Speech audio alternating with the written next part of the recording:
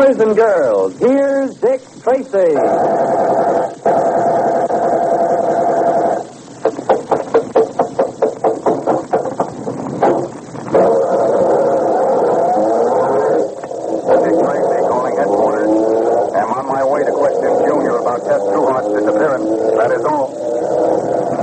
Presenting Detective Inspector Dick Tracy, protector of law and order. When the theft of a large order of industrial diamonds was discovered, Dick's only clue was an ordinary-looking lapel pin in the shape of two intertwined hearts. When noticing the same design in the tattoo on a dead man's shoulder, Dick soon learned through the Federal Bureau that the theft was the work of Nazi fifth columnists. And Tess Trueheart recognized the lapel pin as the badge of an apparently harmless social club about which she once wrote a feature article. She agreed with Dick that the club was probably a false front for Nazi activities. But when Dick had verified this, he learned that Tess had disappeared. Actually, she's the unwilling guest of the Nazi ringleader, Brinker von Ludwig. But Dick doesn't know that. While he frantically searches for Tess, von Ludwig and his hatchet-faced female assistant, Hedwig, are huddled over a secret shortwave radio. There, Brinker. Is that not our ship? Mine, Hedwig. It's a long wavelength. You should let Dolman do this. He is a radio expert. It's also extremely curious. I can manage. Yeah, well, but the less we use this radio, the better. Wait, I think... No, it's just a routine weather report. Suppose something has happened to the ship. Now, what could happen to it, Hedwig? Suppose the Atlantic Patrol has challenged it. Suppose they learn it is not a Swedish merchantman. Why do you always imagine the worst? Because in this way, one is prepared for the worst. But they've already prepared for that. The ship's papers will be in perfect order. Forged, of course, but the Amerikaners will not suspect that. Do not underrate the Americans, Brinker. They make progress for an inch and talk like they've traveled a mile. But they have listening posts. If they intercept their ship's message to you... Let them. The message will be harmless enough. Meaningless, in fact. I wish there was some other way of getting those diamonds back to Germany. This is the best way, I tell you. You say that because it is your way. And may I ask, Fräulein, what is the matter with my way? Matter with it? Do you think Gundel will go to prison for a forgery he did not commit? Gundel is a Dummkopf. He'll never connect the theft of the diamonds with his membership in our club. You are so sure of everything, aren't you? What about this Dick Tracy? Will he not connect it? Let him. I have a sure way of dealing with Inspector Dick Tracy. You mean the girl in there, that reporter? Miss Trueheart, yes. Once he knows the safety depends on it, he will be reasonable, don't worry. You said Fritz Hoffman would be reasonable. How did I know Fritz would be a greedy pig? Imagine demanding $1,000 merely for acquiring diamonds with that forged receipt. And they threatened me. Imagine. I prefer not to when I remember what happened to Fritz. See that you do remember it. See that the same thing doesn't happen to you, Hedwig. They will never find me floating in the river. You need me too much. And stop questioning my judgment, please. I only question keeping the girl here. What else am I to do with her? You got rid of Fritz Hoffman. You mean to... No, Hedwig. The girl will cause trouble, Brinker. Well, how can she locked up in there? She is clever, and so is her friend Dick Tracy. And so am I. If you were really clever, you would take no chances with her. The river is nearby. No, I tell you. As long as we do her no harm, Tracy's hands will be tied. But suppose someone made a mistake. Suppose something did happen to her. Accidentally, of course. Meaning you? I am not infallible like you. I am up to make a mistake anytime. Hedwig, if anything happens to Miss Trueheart, I will hold you personally responsible. Oh, I do not mind. I will be responsible. You will be turned over to the American police on a charge of murder. And suppose I should tell them everything. No, you would never do that. You're too good a Nazi. Yes, but I could. The girl is younger than you, prettier than you. You're jealous, Hedwig, eh? See that you give me no cause to be jealous, Brinker. You know that I do. What was all that? Quiet. I think this is our man. How can you make any sense? Listen, Mrs. Foxwood, all right. Get a pencil of this. Right by your hand. Yes. Well, are you sure? Positive. What did they say? Here. Weather heavy. Expect reports early. Rather heavy. But this means nothing, Brinker. You think so, eh? Good. Now I'll reply.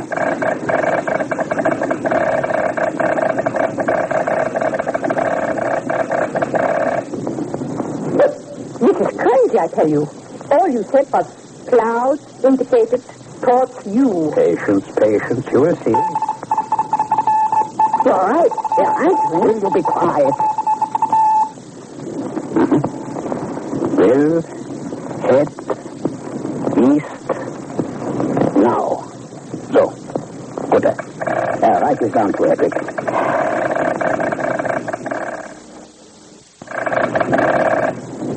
I got it, but it makes no sense. It is not supposed to. I'll tell you a reply here.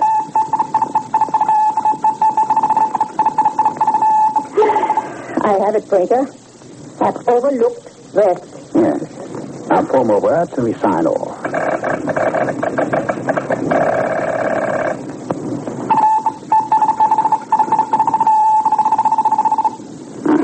Good enough. Everything exactly as I planned it. Brinker, you must either explain to me or provide me with a straitjacket. Oh, poor Hedrick. It is so simple when one knows. Simple? Their first message said, weather heavy, expect report early. You replied, clouds indicated towards you. And then they said, we'll head east now. Yes, it is crazy. Oh, no. You simply take the first letter of every word. The words themselves mean nothing. Only the first letters. Oh, I see. Then weather heavy, expect reports early means W-H-E-R-E. Where? Exactly. And my reply, clouds indicated towards you. C-I-T-Y. City. What's the next one? They said, will head east now. W-H-E-N. You see? Where? City. Then? All right. You said no obstacles on north. N-O-O. Noon. Then you said have overlooked west. H-O-W. How? And my last message told them. Weather abating in time. W-A-I-T. Now, you see how simple it is? You read their messages and I'll give you my answer. All right, there. City. Then. Noon. How? Wait. Very clever of you, Brinker. And the beauty of it is, it sounds so harmless to anyone else. I will send Felix in a speedboat to fetch the ship's captain at noon tomorrow. And when he comes? I will deliver the diamonds, and we will celebrate the handsome profit. So, what do you think of my way now, eh? I will show you at the dance tonight. You haven't forgotten the annual, I hope. Don't worry. You know, I think this social club has just about served its purpose, Hedrick. After tonight's dance, I think we will disband it. I find that lately it is more of a hindrance than a help. And especially with Gundel around. I think it would be better if we simply dropped out of the fight. Now, Junior, you were the last person to see Tess before she disappeared. Gee, Dick, I did my darndest to find out what was on her mind. Because you know women. Yeah, sometimes I wonder. She didn't say a thing, huh? Yeah, she was flying all over the place, getting her suitcase packed. Did you help her do that? Yeah, some. What'd she pack? Oh, the usual junk girls travel with. Lipstick. What clothes, I mean? Well, she was wearing... I know what she was wearing. I talked to her in her office. What did she pack? Well, she took that blue thing. You know, the one with all that lacy stuff An on evening dress, you mean? Oh, that's what you call it. The one she wore when you took her to the United Nations ball. Well, go on. She took an evening gown. Yeah. And, oh, sure, the satin slippers that go with it. Mm-hmm. Did she say anything about that lapel pin, the 2 hearts? Gee, Dick, I don't think so. All she kept saying was, boy, what a break. What a story. What a break. Yeah, when I talked to her earlier, she showed me the article she wrote about this phony social club. Then she comes home and packs a party dress and... Why, sure, that's got to be it. What? Let me get out that phone. No, you've gone haywire. Not me, Junior. Tess was heading for that club. They're holding their annual dance tonight, and that's why she took a party dress. Why, it's got to be. Hello? Excuse, please. What time is the dance tonight, Fräulein? It will begin at 10 o'clock. Dankeschön. Thank you. Should I wear my tuxedo, please? If you expect to get in, you had better. Jawohl, Fräulein. Gee, Dick, I didn't know you could spout German. Don't look now, Junior, but I can. Now, let's see. By the time I get hold of Pat Patton and get home and change into my tuxedo... Why, she going to wear a monkey suit? Well, got to, Junior. And Pat, too? Well, sure. They won't let us into the dance without them. Boy, I'd like to be there to see that. Well, just so Tess is there to see it is all I care about. Boy, oh, boy, the things a cop has to go through. You're not kidding, Junior. You're at least getting dressed up to meet Tess, but poor Pat hasn't even got a date. No, you're wrong. Pat's got the same date I have. You mean with Tess? Nope. The two of us have a very heavy date, Junior, with a killer. Now, hand me that phone again so I can call Pat and break the news to him. I am worried, Brinker. What? Again? Now what is it? This dance tonight. It's open to the general public. Of course. What of it? The general public might include Dick Tracy. Let him come. If he's looking from his true heart, he won't find her. But he'll find a great deal more than he is looking for. If he thinks he knows what trouble is now, wait until he crosses my... Detective Inspector Dick Tracy will be back tomorrow, same time, same station, with more exciting adventures. Be sure to listen. This is Don Gardner speaking.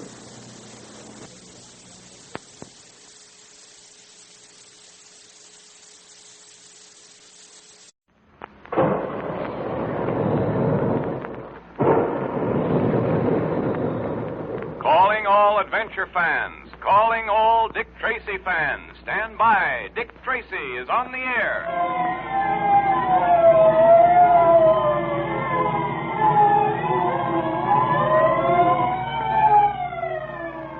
The makers of Quaker Puffed Wheat and Quaker Puffed Rice, those two delicious, nourishing cereals that are shot from guns, now bring you another thrilling Dick Tracy detective adventure.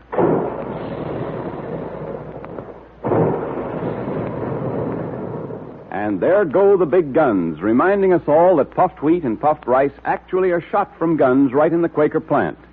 Nourishing grains of sun-ripened wheat and rice are loaded into the guns, and then they're exploded to 8 times their normal size. That's what makes puffed wheat and puffed rice so specially easy to digest, so that you get their trigger-fast food energy much more quickly and easily. And that's important if you want to think fast and act fast like Dick Tracy does. And if you're a loyal Dick Tracy fan and friend, check up on the pantry at least twice a week to make sure there's always some puffed wheat or puffed rice there. Look to see at the end of today's program, and if there isn't one of those famous red and blue packages in the pantry now, ask Mother to order some from the grocer's. She's sure to be glad when you remind her of something so specially good for breakfast. And then you and Mother and Dad can join the thousands of happy families who enjoy Quaker Puffed Wheat or Quaker Puffed Rice every day. And be sure you have your pencil and paper ready for today's secret messages. Get them now. When Dick Tracy closed the case involving the Baron and the substratosphere airplane plans, he paid a visit to Scotland Yard, and here the great detective found a new mystery. Dryden Small, the well-known Egyptologist, was returning to America with certain treasures which he had discovered in the ancient tomb of Tutankhamun. Small had reason to believe that someone was trying to kill him, and Tracy was asked to protect him on the voyage to America. Sitting in Small's cabin the first night out, Dick and Pat were startled to see a strange face peering in at their window. Mr. Tracy. What's the matter, Small? What's wrong? Look, there at the window. The man with the yellow face. So what? Dick, great Scott, look. That awful face at the window. It's gone now. Come on, Pat. We've got to find out who it is. Yes, and why are we standing through that window? Oh, don't leave me alone. Don't leave me alone. We'll be back in a moment. Here, through this door, Pat. That'll bring us out on deck.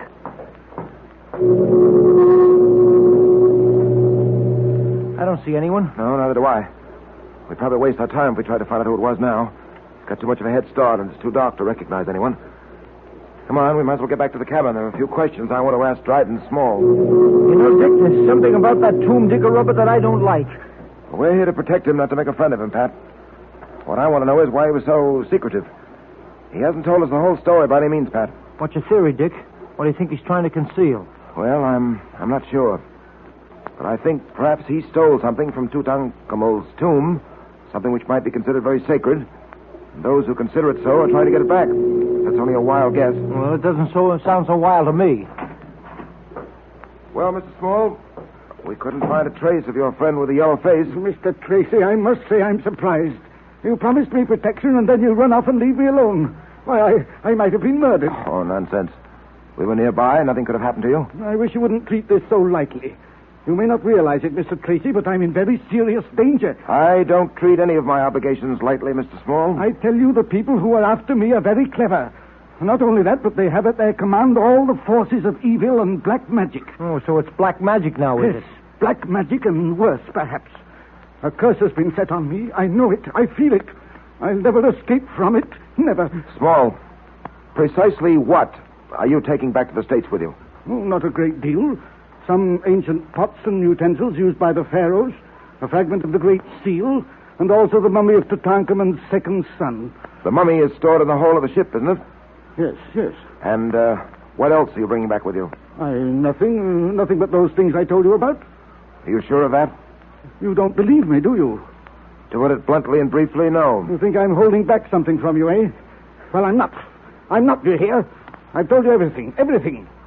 I don't know why they want to get me any more than you do. But I know they're after me, and you've got to help me. I'm not so sure of that. I'm not so sure that I'm not going to rid myself completely of all responsibility in this case. What? What do you mean? I'll take the trouble to explain for the last time. When you go to a detective and ask his protection, you've got to tell that detective just what you're afraid of and what he's got to protect you against. Now, Mr. Small, don't withhold any information from me, because in this case, too, it may mean the difference between life and death. I've told you everything. I swear it. Who is the man in the yellow face? I don't know. I don't know any more about him than you do. From the way you spoke of him, you've seen him before. The man with the yellow face, you said. Do you know him, Small? Have you seen him before? Yes, I have. You were right all the time, Dick. He was holding something back. Where did you see him before? Several times in Cairo and once in London. I don't understand it. I'm not sure I know how to explain it. But it seems I saw him every time I received one of those scarabs. Those scarabs which mean death and destruction for those who receive them. The only time I saw him in London was at the theater. The usher handed me a program as I came in. When I opened it, there, folded in between its leaves, was one of the scarabs. At that very moment, I happened to look up at the boxes. And looking down at me was the man with the yellow face. What else do you know of the man with the yellow face? Well, that's all. I don't believe you, Mr. Small. You know who he is, and you know what he wants. I tell you... Now, let me warn you once again. If anything happens to you, you'll have only yourself to blame. Because when you had the chance, you wouldn't tell us everything you know. And now, shall we go down to dinner?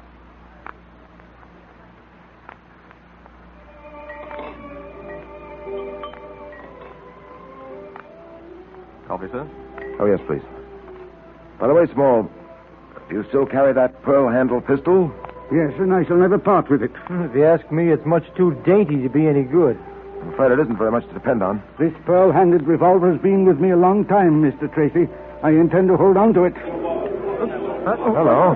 The lights have gone out. Dynamo must have failed or something. Certainly pitch black in here. Tracy! Tracy! In the name of heaven! Small, where are you? He's struggling with someone. Help, Tracy, help! If I can get my hands on whoever it is that... Got him. Give me a hand here, Pat. It's so dark, can't see a thing. I've got hold of someone. Can't see who it is. There go the lights. They're on again. Small.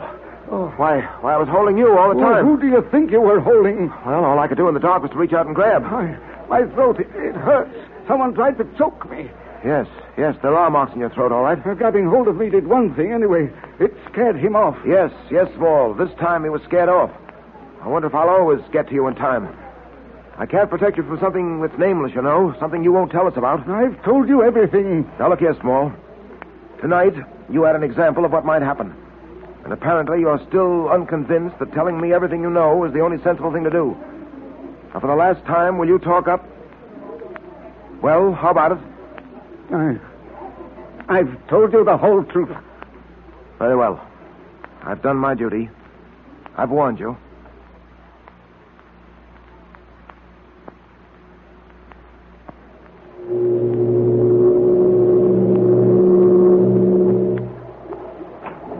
Hiya, Dick. Oh, hello, Pat. Where you been? Walking about on deck? Yeah. Isn't it a beautiful night? Yes, I suppose it is. Hey, met a girl strolling about on deck. Miss Foster, her name is. Oh, boy, what a girl. She's swell platinum hair and... Say, what's the matter with you? Huh? Oh, nothing. You got something on your mind. Yes, Pat. His name is Dryden Small. Where is our friend Small? Or should I say our small friend? In there. Asleep? Reading in bed, I think. Pat, I'm more than ever convinced that he's keeping something from us. Hey, Dick, maybe the guy's on the level. Maybe we're just imagining things. Maybe someone is trying to get hold of some of the things he took from Tutankhamun's tomb. Small says they're very valuable. They're valuable, all right. That's one part of his story, I believe. But whatever the man with the yellow face is after, there's more than just a few trinkets taken from Tutankhamun's tomb. Well, I wouldn't spend too much time worrying about it. Our job is to see that Dryden Small reaches America safely. Once he puts foot on American soil, our job is done. No, Pat. I'm afraid it isn't as simple as all that. Well, why do you say that, Dick? I've been telling Dryden Small that unless he tells me everything, I'm going to give up all responsibility for his safety. Of course, I'm not going to do that. Either while he's on this boat or after he lands. But if he doesn't cooperate, why should you bother with him? I've got to stay with Dryden Small until I'm sure that he's out of harm's way. We've had to protect uncooperative people before. You know, Dick, there's something about this whole business that gives me the creeps. Oh, it's not as bad as all that, Pat. When we were chasing Max Gold or the Baron, we had something we could get our hands on. But what have we got here? Nothing but a face seen at the window. A figure that strikes in the dark. Yeah, Dick, I don't like it. Well, I'm not exactly delighted myself, Pat. But we policemen have to learn one thing. Not to turn away when there's an unpleasant job to do. Doing the things we like to do is simple. It's doing the things we don't like to do that proves whether or not we're men, capable of holding down a man-sized job. I guess you're right as usual. And I'm glad you jacked me up. Oh, look, Dick. It's my turn to sit up with Small tonight, but I was thinking that maybe... Yes, Pat? Well, you know, the girl I met on deck, Miss Foster... I said I'd meet her in the ballroom for a few dances at 10:30, and, well, I sort of wondered if... All right, Pat. Go ahead. How will you get back? Thanks, Dick. I won't be very late. Tracy. Huh? What is it, Small? Come into my bedroom one moment. There's something I want to show you. What's the matter with you, man? Come. He sure looks funny to me, Dick. All right, come along, Pat. In here. Look. The wall above my bed. Holy mackerel, Dick. Look. Someone's writing a message on the wall. Look, it's being written right before our eyes. You see it, too? I thought I was going crazy. It's an invisible hand writing something on the wall. I can't escape it, and you can't help me. This thing is too big for us. It's too powerful. Oh, the saints preserve us. No, take it easy, you two. Let's see what the invisible hand is writing. There, it's evidently finished. Yes. And look what it is written. Your hour is at hand. Your end is near. The black pearl of Osiris must shine again. Yes. And look, there on the floor. It's another scarab, Tracy. Another scarab.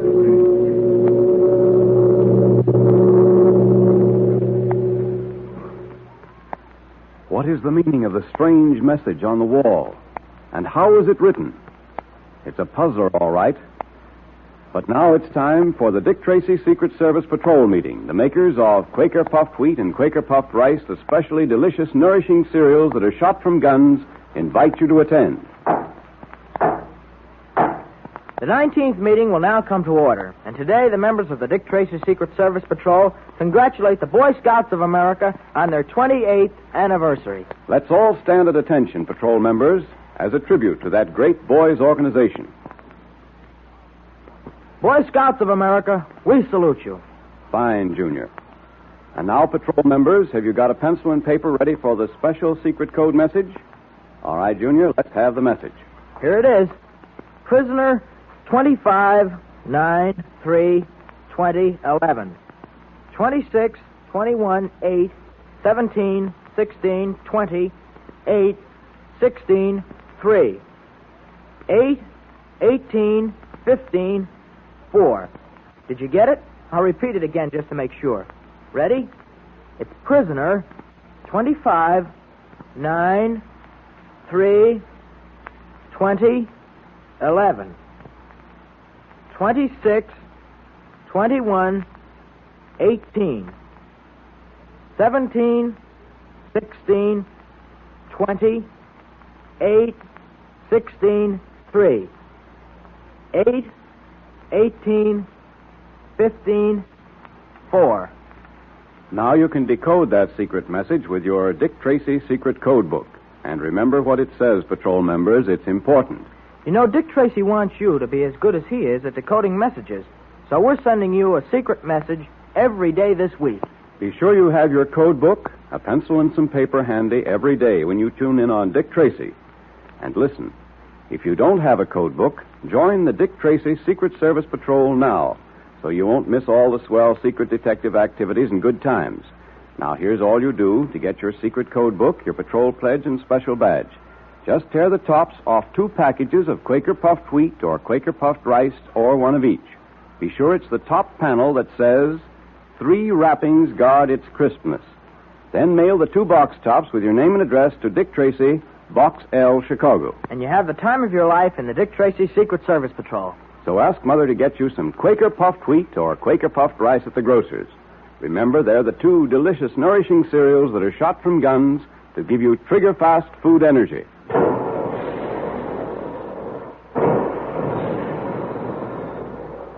Calling all adventure fans. Calling all Dick Tracy fans. Stand by for another exciting Dick Tracy adventure tomorrow at this same time. That is all.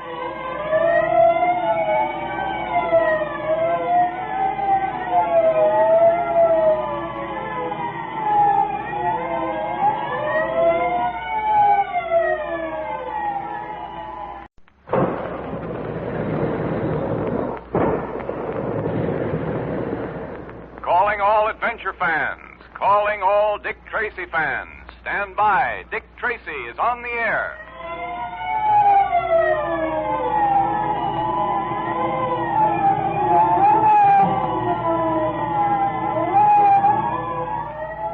The makers of Quaker Puffed Wheat and Quaker Puffed Rice, the 2 tempting, delicious, nourishing cereals that are shot from guns, now bring you another thrilling Dick Tracy detective adventure.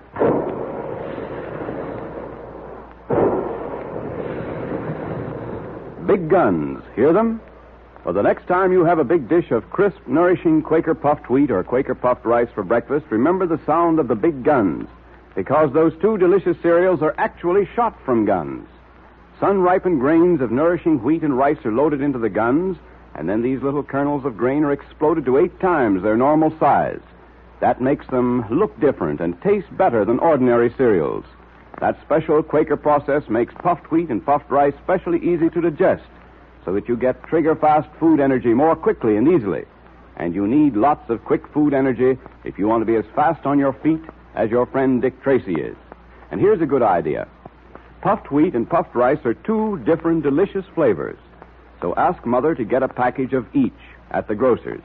And then you and Mother and Dad can have Quaker Puffed Wheat for breakfast one morning and Quaker Puffed Rice the next. That really gives you variety, doesn't it? So look in the pantry today to see if one of those famous red and blue packages is there now. If it's Quaker Puffed Wheat, ask Mother to get a package of Quaker Puffed Rice. And if it's Quaker Puffed Rice, ask her to get some Quaker Puffed Wheat. And then you have both for a delightful change that thousands of wide-awake boys, girls, and grown-ups enjoy every day. And remember, fellows and girls, there's another secret code message at the end of the program today. So be sure you have your pencil, paper, and code book ready. Dick Tracy has been trying to protect Dryden Small, a well-known Egyptologist, from dark forces which seek his death. Small has received strange warnings, and several times his life has been attempted unsuccessfully due to the daring efforts of Dick Tracy. Both Dick and Pat are convinced that Small has kept from them the real reason for these mysterious attacks. In our last episode, we heard how a strange message, seemingly written by an invisible hand, had appeared on the wall above Small's bed.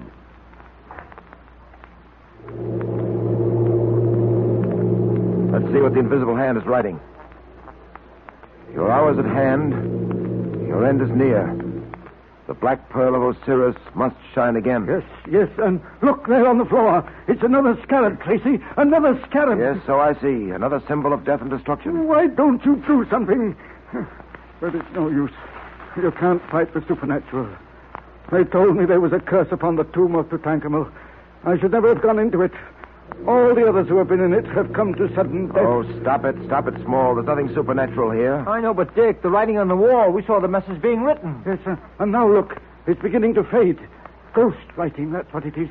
The handwriting of a ghost. Oh, come, Small, pull yourself together. This isn't the work of a ghost. The man with the yellow face, whoever he may be, paid a visit to this cabin in our absence. How do you know he was here? Why, it's simple enough. The scarab on the floor, he left it there. The handwriting on the wall. He put it there. No. He might have put the scarab there, but the handwriting, that couldn't have been done by anybody human. We saw the message being written, and there was no one here. Of course there wasn't. The message was written before we got here. We saw it when we turned on the bed lamp. I don't get it, Dick. Pat, put your hand over that lamp, about 6 inches away. All right.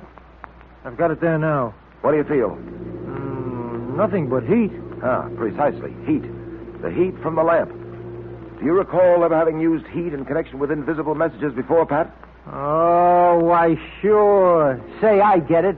This message was written in invisible ink and couldn't be seen until the heat of the lamp brought it out on the wall. Go to the head of the class, Pat. That's exactly what happened here. The man with the yellow face wrote his message in invisible ink.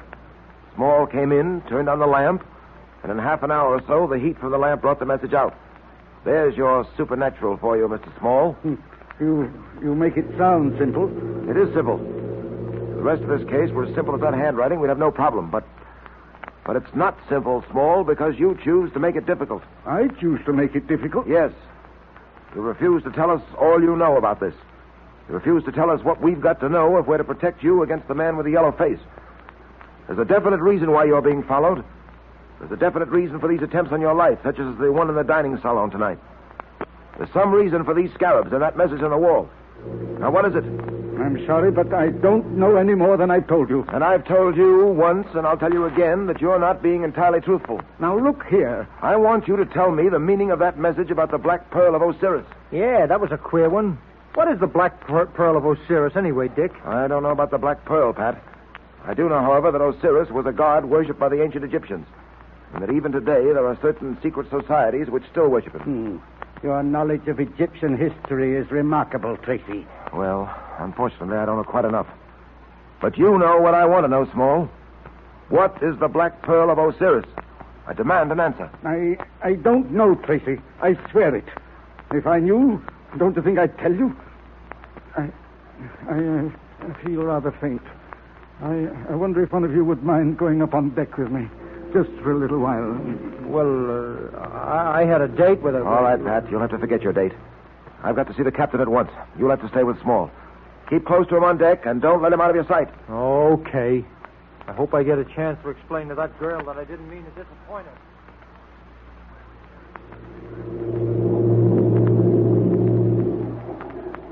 You feel better now, Small? Yes. Yes, Mr. Patton. The air is doing me good. Looks like we're going to have a fog. You can see wisps of it floating past the binnacle light up there. Yes. You know, Small, you really ought to come clean with Tracy. Patton. Yeah? That man leaning against the rail. He just looked this way, and his face. Well, what about his face? I'm not sure, but it looked yellow. Now, take it easy. Don't start getting jittery. Don't begin seeing a yellow face in every passenger on this ship. Look, he's moving away from the rail. He's disappearing into the fog.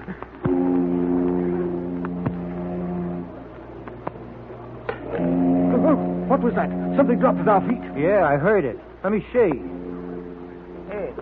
Hey, here it is. What? Why, say, it looks like a scarab. A scarab? Patton, it's another warning. That was the man with the yellow face. Yeah, we'd better get down and get to your cabin. I'll get in touch with Tracy. No. Not back to the cabin. I'm afraid to go there. Let's stay in the open. Okay, but I better get Tracy here as quick as I can. Come on over by the light. What are you going to do? Well, Dick's in the captain's cabin. I'm going to send him a message. A message in code.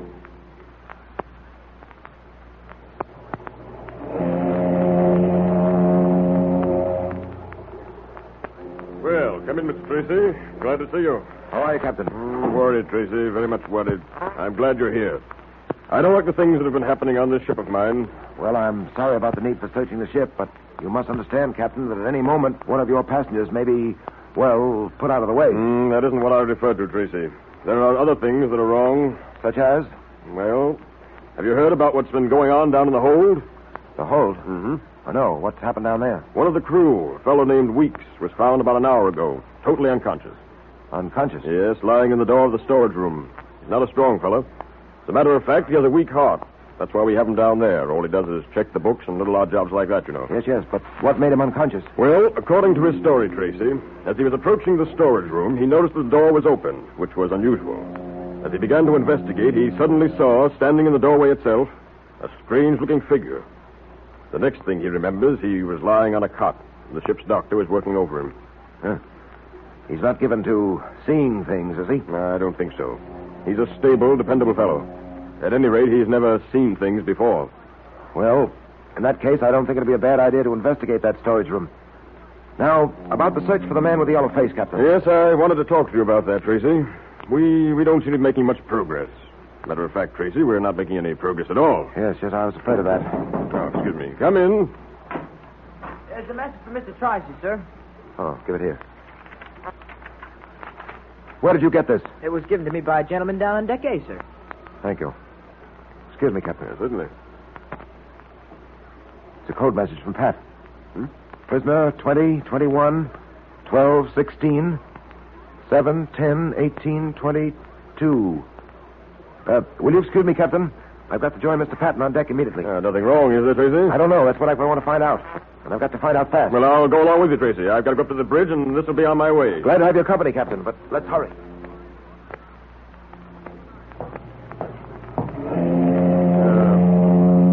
We can take this companionway here, Tracy. It leads down to Deck A. Fine.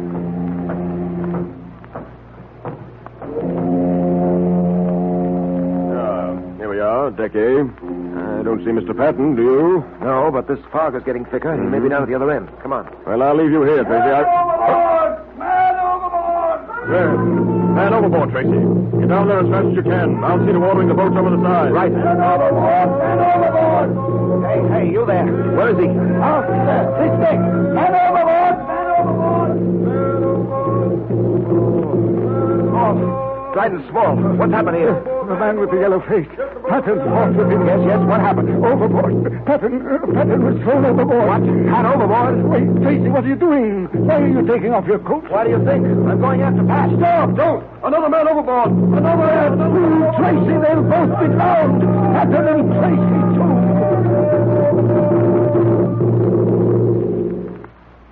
Will Dick save Pat? Or has the detective's friend been swallowed up by the black waters and the night? Dick will save him if anyone can. But now the makers of Quaker Puffed Wheat and Quaker Puffed Rice, those two popular, delicious, quick energy-giving cereals that are shot from guns, invite you to attend another meeting of the Dick Tracy Secret Service Patrol. Here comes Dick Tracy, Jr. now. The 20th meeting will now come to order, patrol members. And let's be sure we all have pencils and paper ready to take down today's secret code message. Are you going to give Dick Tracy's friends the message that Pat sent Dick today, or have you a special secret patrol message, Junior? Oh, both, Mr. Quakerman. First, I'm going to repeat the message that Pat sent to Dick Tracy. Good. Are you ready, patrol members? Here it is. Prisoner 20, 21, 12, 16. 7, 10, 18, 20, 2. Once more, Junior, to make sure everyone got it. All right, Mr. Quakerman. It's prisoner 20, 21, 12, 16. 7, 10, 18, 20, 2. Fine. And now what's the special patrol message, Junior? Here it is. Are you all ready? It's Buffalo. 21, 12, 14, 10, 12, 4. 10, 20, 13, 3, 6, 10, 20, 13, 3, 21. 1, 8, 14, 5. Better repeat that one, too, Junior, I think. Okay. Ready, everyone? It's Buffalo. 21, 12, 14, 10, 12, 4. 10, 20, 13, 3. 6, 10, 20, 13, 3, 21. 1, 8, 14, 5. Well, that sounds very important, Junior. It is. It's a special order for patrol members. But how about the fellows and girls who aren't members and can't decode the messages? Well, we can't very well give away the patrol secret. Of course not. I can't imagine any real wide-awake boy or girl not joining, can you? Not unless they don't know how to join on the Dick Tracy Secret Service Patrol. So maybe you better tell them, just in case there are some fellas and girls listening in for the first time. Good idea. Well, here's how you can join the patrol and get the secret code, the patrol pledge, and the membership badge so you don't miss any of the fun. Just tear the tops off 2 packages of Quaker puffed wheat or Quaker puffed rice, or one of each. Put them in an envelope with your name and address printed on a plain piece of paper and mail them to Dick Tracy, Box L, Chicago. Then you get in on all the secret detective activities, too. And Dick Tracy sends you a secret code book, a patrol pledge, and a special badge, all free. Tell Mother how those nourishing, delicious cereals are shot from guns to make them specially easy to digest. So ask her to get you some Quaker puffed wheat or Quaker puffed rice at the grocer's.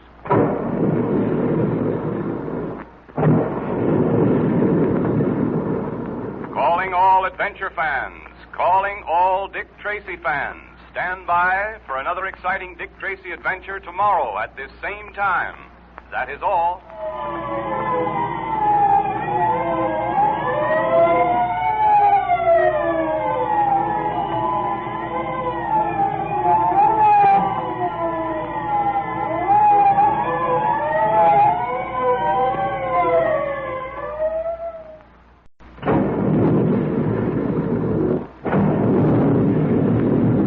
Calling all adventure fans. Calling all Dick Tracy fans. Stand by. Dick Tracy is on the air.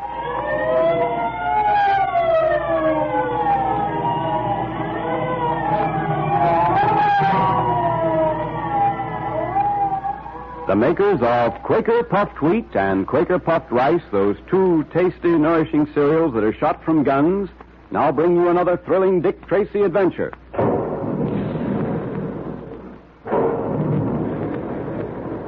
And there's the sound of the big guns in the Quaker plant, where they're making puffed wheat and puffed rice for the thousands of happy families who enjoy something specially good for breakfast every day. You know, breakfast is a very important meal. It follows the longest stretch between meals and comes just before you start your active day. That calls for lots of real food energy, and that in turn calls for nourishing puffed wheat and puffed rice. That's why they're shot from guns. A special Quaker process explodes each grain of wheat and rice to 8 times its normal size. The tiny, hard-to-digest food cells are unlocked for you so that you can use their trigger-fast food energy easily and quickly. So have Quaker puffed wheat or Quaker puffed rice for breakfast often. Try them turnabout. Puffed wheat one day, puffed rice the next. You know, there's a good idea for you to tell Mother about. She's always trying to give you and Dad something different that you really enjoy and that's especially good for you, too. Well, with Quaker puffed wheat and Quaker puffed rice, you have 2 delicious flavors for a taste variety that the whole family goes for. So tell Mother about it and ask her to get some Quaker puffed wheat and Quaker puffed rice at the grocer's. And then you can change flavors every day and still be getting the trigger-fast food energy you need to be as quick in thought and action as Dick Tracy is. And remember, patrol members, there's another secret code message for you at the end of today's program. So be sure you have your pencil, paper, and secret code book ready. An unknown assailant called the Man with the Yellow Face has threatened the life of the well-known Egyptologist Dryden Small. Yesterday, we heard how Dick had received a code message from Pat, who was walking on Deck A with Dryden Small. As Dick and the ship's captain hurried to Deck A, someone cried, "Man overboard!" It seems Pat, fighting hand-to-hand with the Man with the Yellow Face, had been thrown overboard. The brave and courageous detective leaped over the side after his friend. Will he save him, or will he, too, meet death in the black waters of the ocean? Get lifeboat 4 over the side. All right, sir. Station 4. Station 4. Yes, it's just winning enough to pass. Hey, what? Come along, man. We've got to get that lifeboat over the side at once. It's being lowered now, sir. Good, good. Come along, come along. Easy them out there. Steady. Keep a level as she lowers. Watch the men, smartly. There are 2 men overboard. Faces He's down, sir. cover those blocks far enough. Man the oarsmen. Good luck, men. Good luck. You've got to bring them back.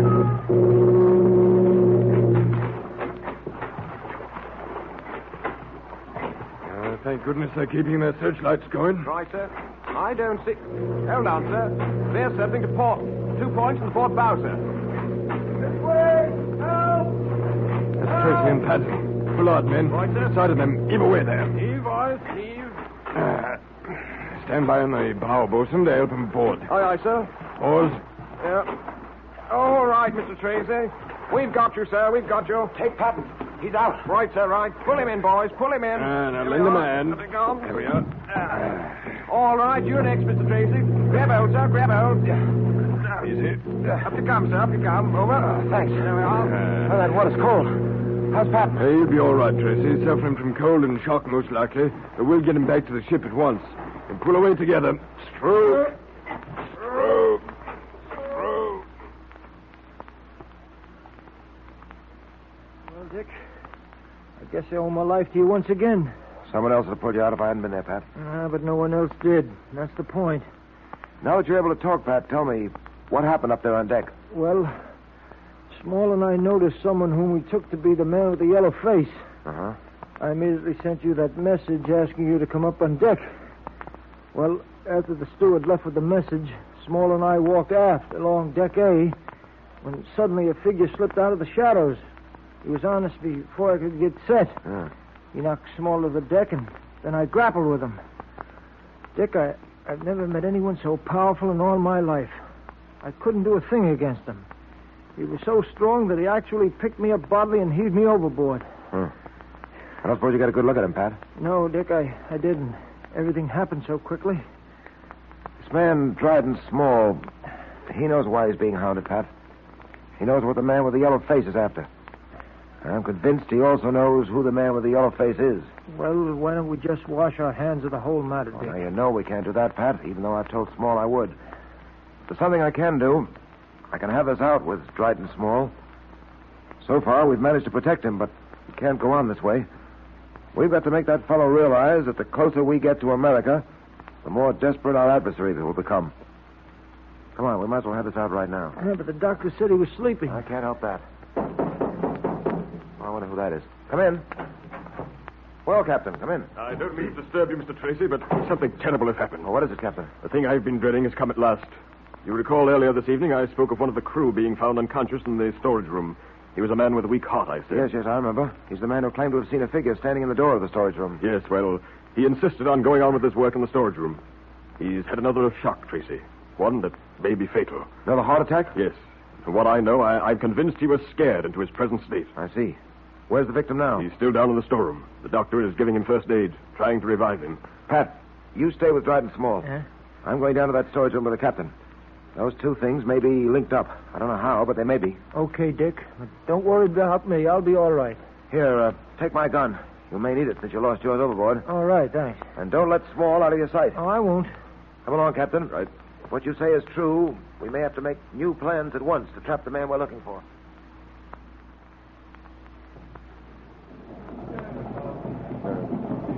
Well, Doctor? He's still in a deep coma, Captain. I haven't been able to do a thing for him. I'm afraid he must be taken to the ship's hospital. Oh, very well, Doctor, very well. I've already sent for a stretcher. Splendid. Give him the best of care.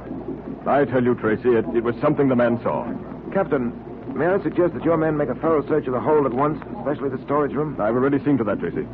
What you told me this evening about the strange apparition this man saw may certainly have something to do with this. Perhaps it was the man with the yellow face. By the way, what's that thing over there? That? That's the mummy case Dryden Small is bringing back to America. I believe it contains the mummy of Tutankhamun's second son. Frankly, Tracy, I'd feel much happier if Tutankhamun never had a second son. Yes. A mummified passenger isn't altogether pleasant. What I'm worried about is the effect of all this on the crew, Tracy. They talk a great deal. Too much, perhaps. Rumors get around, you know. Before you know it, your ship has a bad name. I don't like it. I can well understand that. Ah, here comes the mate. Have you found anything? No, nothing, sir, not a thing. The men are still going over everything, though, just to be sure. Ah, thank you. Well, Tracy, there doesn't seem to be much either of us can do here. Would you care to join me in my cabin? A little coffee, perhaps? Some sandwiches? Yes, I'd enjoy it very much. But I feel the most important place for me to be right now is back in Dryden Small's cabin. All right, I'll have the coffee sent there.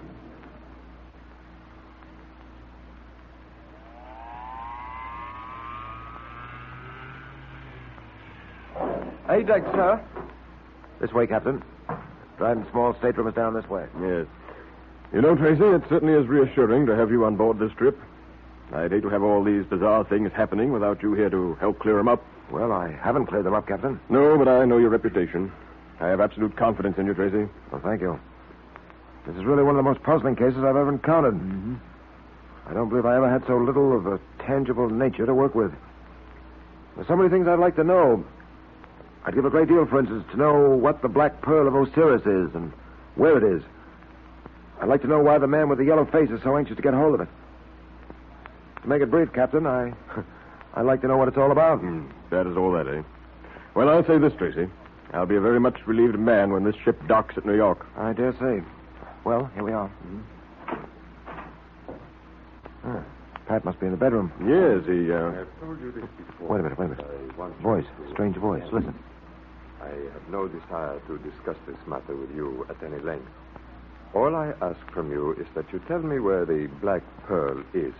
The Black Pearl of Osiris. I don't know, I tell you. I don't even know what you're talking about. Your friend, Adam Small, practiced the same deception. He, too, pretended ignorance of the Black Pearl of Osiris. You see what has happened to him.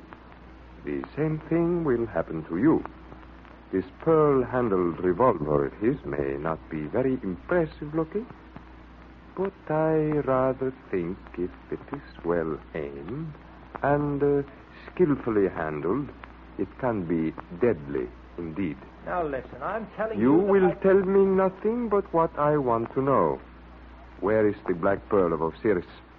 Answer, you white devil, or it will be the worse for you. Great heavens, Tracy. What's going on in there? It's evident that Pat's on the spot. I've never heard that voice before, but I'll bet it's the man with the yellow face. What can we do? Have you a gun? No, I haven't. Neither have I. I gave mine to Patton. I can get one, though. No, there's no time. We've got to work quickly. But you can't do anything against that man without a gun. Time grows short, my friend. Answer me quickly. I refuse to waste further words with you. Now listen, I'm telling you the truth. Why should I lie to you? I don't know where the Black Pearl you're talking about is. This little pearl-handled revolver is about to speak. I do not think you would care to hear its voice. No, I tell you, you've got me all wrong. I don't know any more about that Black Pearl than you do, or Tracy does. We tried to get Dryden Small to tell us, but he wouldn't. Very well, my friend. I see you are not only stubborn, but reckless of your life. And so it becomes necessary for anything to... What are you going to do? Pull a bluff, Captain. Pull a bluff. Kill you. And believe me, my friend, you could have avoided it if you had wanted to. However, you forced my hand. And so... Dick! Dick! There you are. Drop that gun or I'll drop you. Who is the man with the yellow face? And will Tracy succeed in bluffing him? What is the mystery of the Black Pearl of Osiris? We'll soon know. But now the makers of Quaker Puffed Wheat and Quaker Puffed Rice, those two delicious, nourishing cereals that are shot from guns, invite you to attend the meeting of the Dick Tracy Secret Service Patrol. And here's Dick Tracy, Jr., your patrol president now. The 21st meeting will now come to order. And today I have another secret code message for you patrol members. So get your pencil and paper ready, fellows and girls. You know, one reason why we're sending you these secret messages every day is that Dick Tracy wants you to be able to use the code as easily and as quickly as he does. That's important. And that's why you should send at least one code message to every patrol member you know every day. That's the way to get good at it, and it's a lot of fun. But now, get ready for today's secret message from Dick Tracy. Here it is. It's football. 10, 11, 7, 17, 11, 26. 17, 9, 12, 25. 5, 17, 6, 15. 11, 25, 13, 3, 26. Did you get it? Repeat it, Junior, to make sure. Okay. Here you are. It's football. 10, 11, 7, 17, 11, 26. 17, 9, 12, 25. 5, 17, 6, 15. 11, 25, 13, 3, 26. And remember, fellows and girls, that's a real message from Dick Tracy to you. Follow those instructions because something very important is about to happen. And if you or any of your friends are missing all the fun we're having, tell them how to join the patrol right away. You know, you just mail 2 Quaker Puffed Wheat or Quaker Puffed Rice box tops, or one of each with your name and address, to Dick Tracy, Box L, Chicago. Then you're a full-fledged member. You get the secret code book, the Dick Tracy pledge, and the patrol member's badge. And don't forget to form your own active Dick Tracy patrol. It tells you how to in the secret code book. And then you're a patrol leader, and Dick Tracy sends you the special patrol leader's badge to wear with your regular badge. And say, patrol members, have you been promoted to the rank of sergeant or lieutenant yet? It's a real honor to wear one of those officers' badges, you know. Look it up in your code book and start now to win your promotion. Show Dick Tracy the kind of stuff you're made of.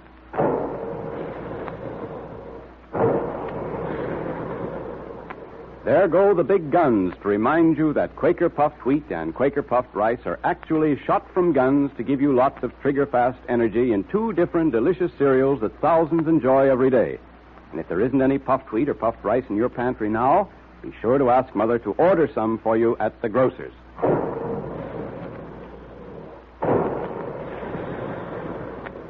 Calling all adventure fans, calling all Dick Tracy fans. Stand by for another exciting Dick Tracy adventure tomorrow at this same time. That is all.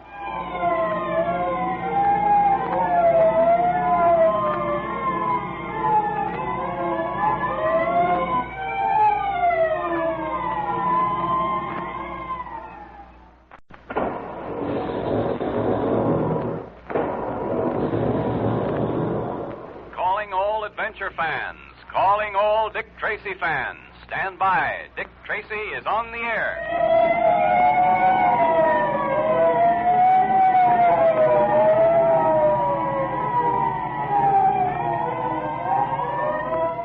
The makers of Quaker puffed wheat and Quaker puffed rice, the two tempting, delicious, nourishing cereals that are shot from guns, now bring you another thrilling Dick Tracy detective adventure.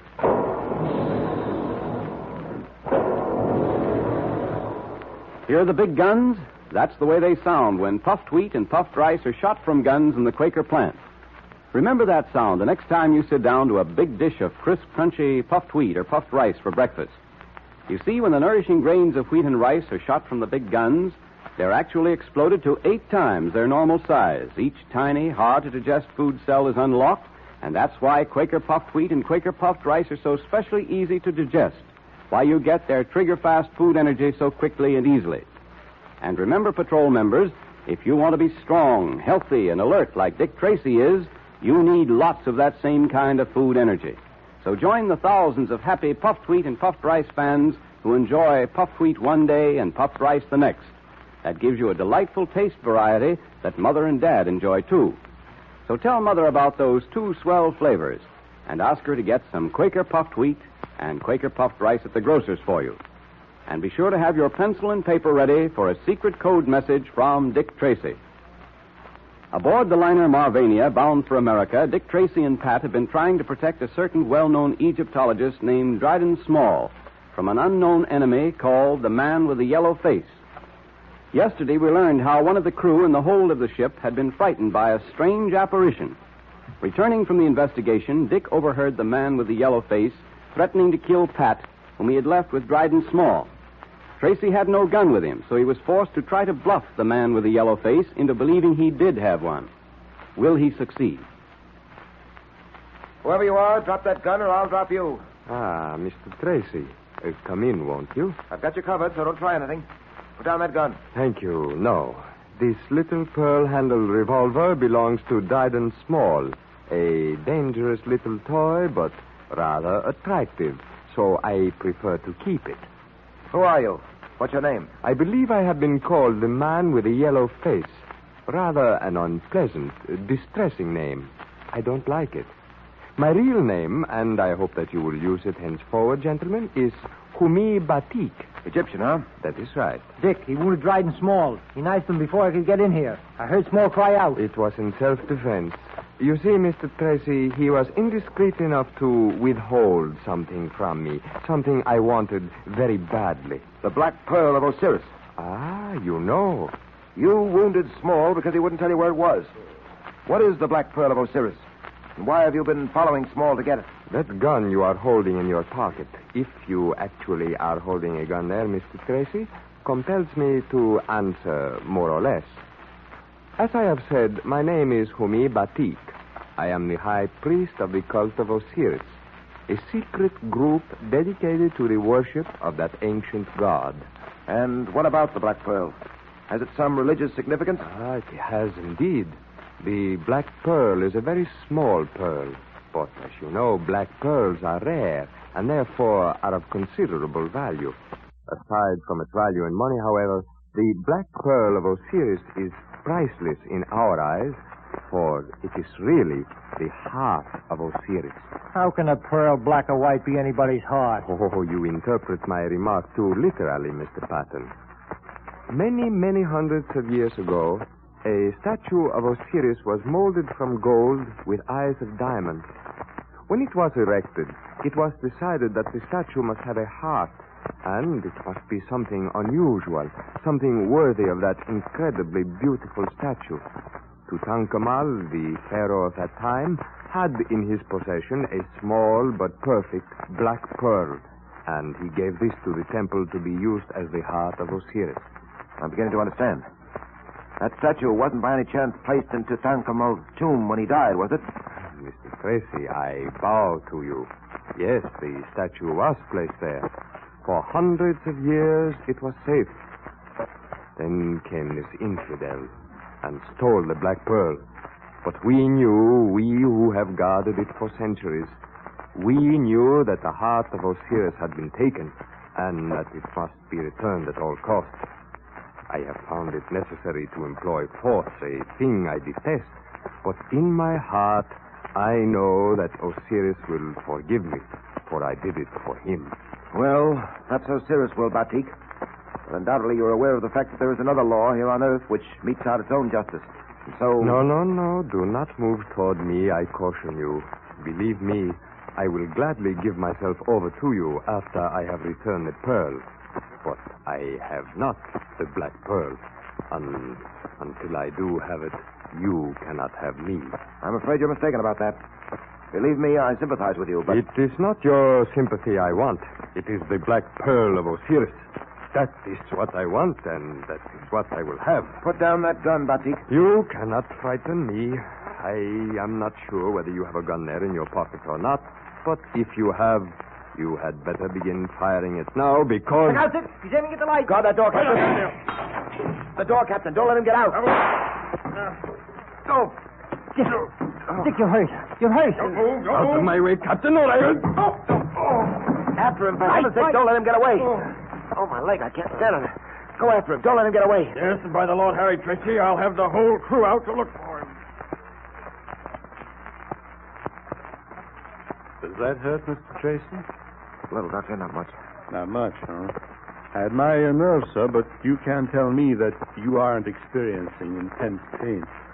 I've probed for bullets before. Well, you have to get it out, don't you? Yes, but I'm not so sure that I can.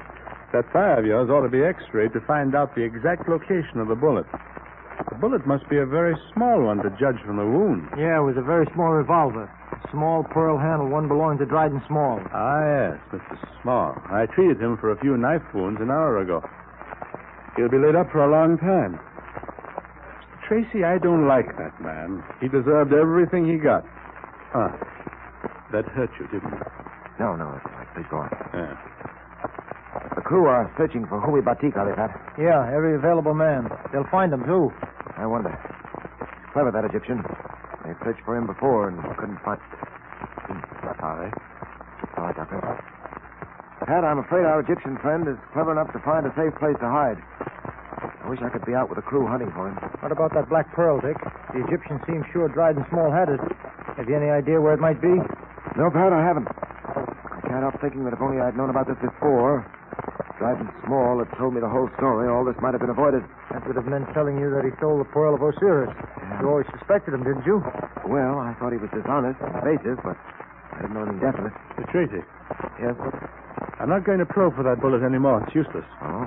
You have to wait until we dock tomorrow, go to a doctor immediately, and have it x-rayed. Unfortunately, we have no facilities for x-ray on board. I see. All right, Doctor, I'll do that. I'll bandage it up. I think you'll be able to get around. All right. Thank you, Doctor. Thanks very much. No luck as yet, Captain? Oh, none, Tracy, none. My men are searching the boat, but there doesn't seem to be much chance of finding Mr. Batik. As you say, he's probably chosen the one place where we wouldn't think of looking. Yes. The one place where we wouldn't think of looking. I wonder what that might be. If I knew, I could save the crew a lot of trouble. But I can promise you this, Tracy. He won't get off the boat when we dock tomorrow without being caught. I'll see to that. Yes? I wonder, Captain. I wonder.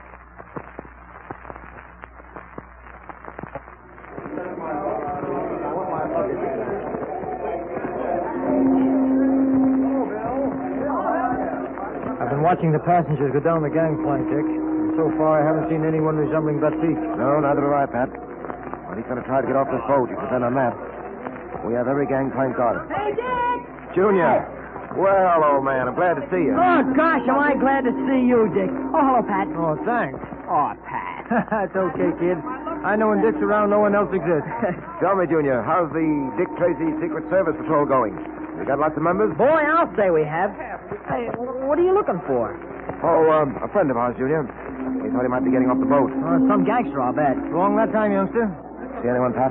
No, I just thought for a minute that it isn't him. Say, who are you looking for anyway? An Egyptian named Humi Batik.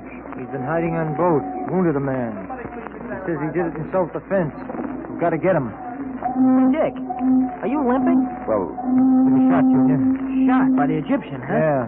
Say, Dick, is it bad? no, it's all right, Junior. Oh, Captain. Hello there, Tracy. Any luck? No, none as yet. Well, I hope he hasn't got past us. But I don't see how he could. I've got men stationed all over the place. Humi Batik isn't hard to recognize with that yellow face of his. There are two things that puzzle me, Captain. Eh?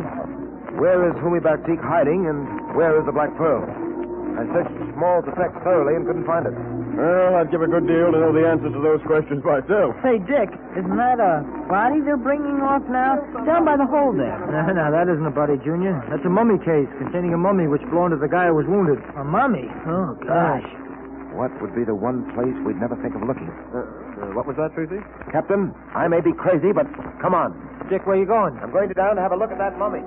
But, Dick, you don't actually think he'd be in there, do you? I don't know, Pat. The one place we haven't looked for him.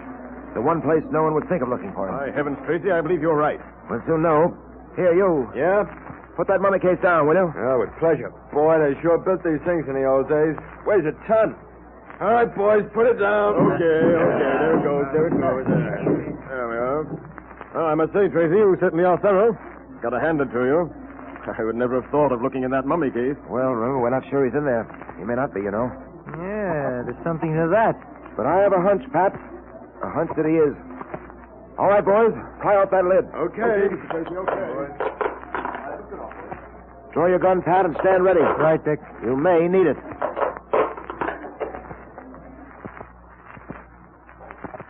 Is Humi Batik concealed in the mummy case? And supposing he is, where is the Black Pearl? A big surprise awaits us, a surprise you won't want to miss for anything.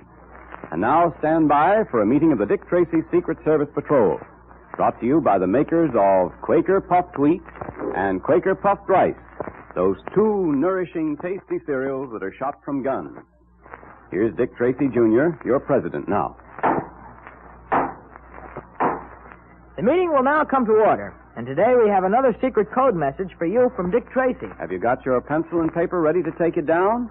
If not, get them right now so you won't miss Dick's secret message. While you're getting your pencil and paper, I want to report a lot of new promotions to the ranks of sergeant and lieutenant. Congratulations, officers of the Dick Tracy Secret Service Patrol.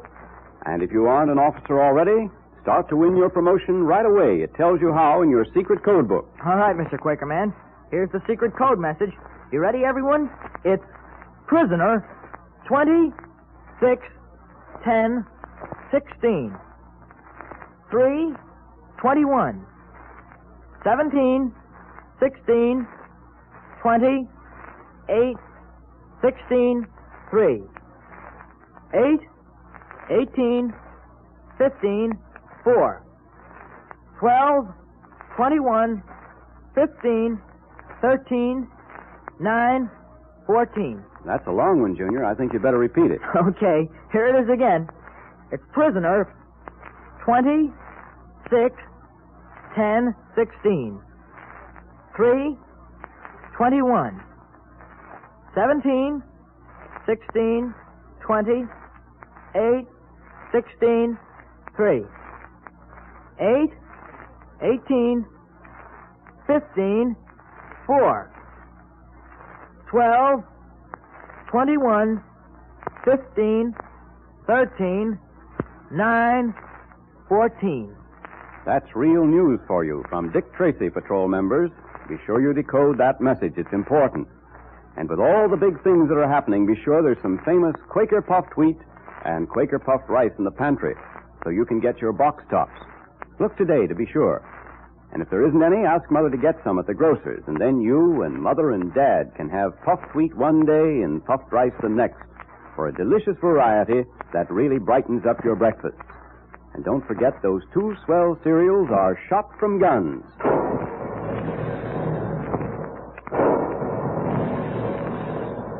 Calling all adventure fans, calling all Dick Tracy fans. Stand by for another exciting Dick Tracy adventure next Monday at this same time. That is all.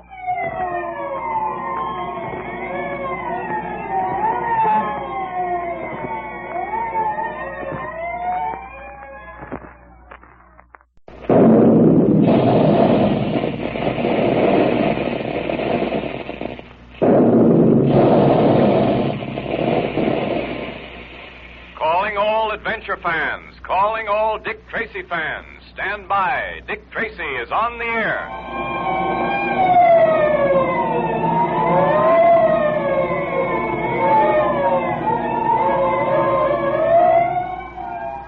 Once again, the makers of Quaker puffed wheat and Quaker puffed rice, those two nourishing, delicious cereals that are shot from guns, bring you another thrilling Dick Tracy adventure.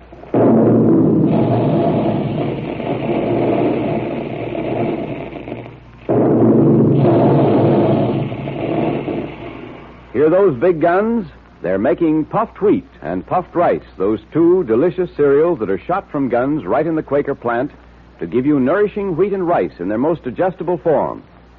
The wholesome, sun-ripened grains are actually exploded to 8 times their normal size, and that makes them especially easy to digest, so thousands of boys and girls and grown-ups the country over can get the trigger-fast food energy they need to be as alert and strong as Dick Tracy is, quickly and easily.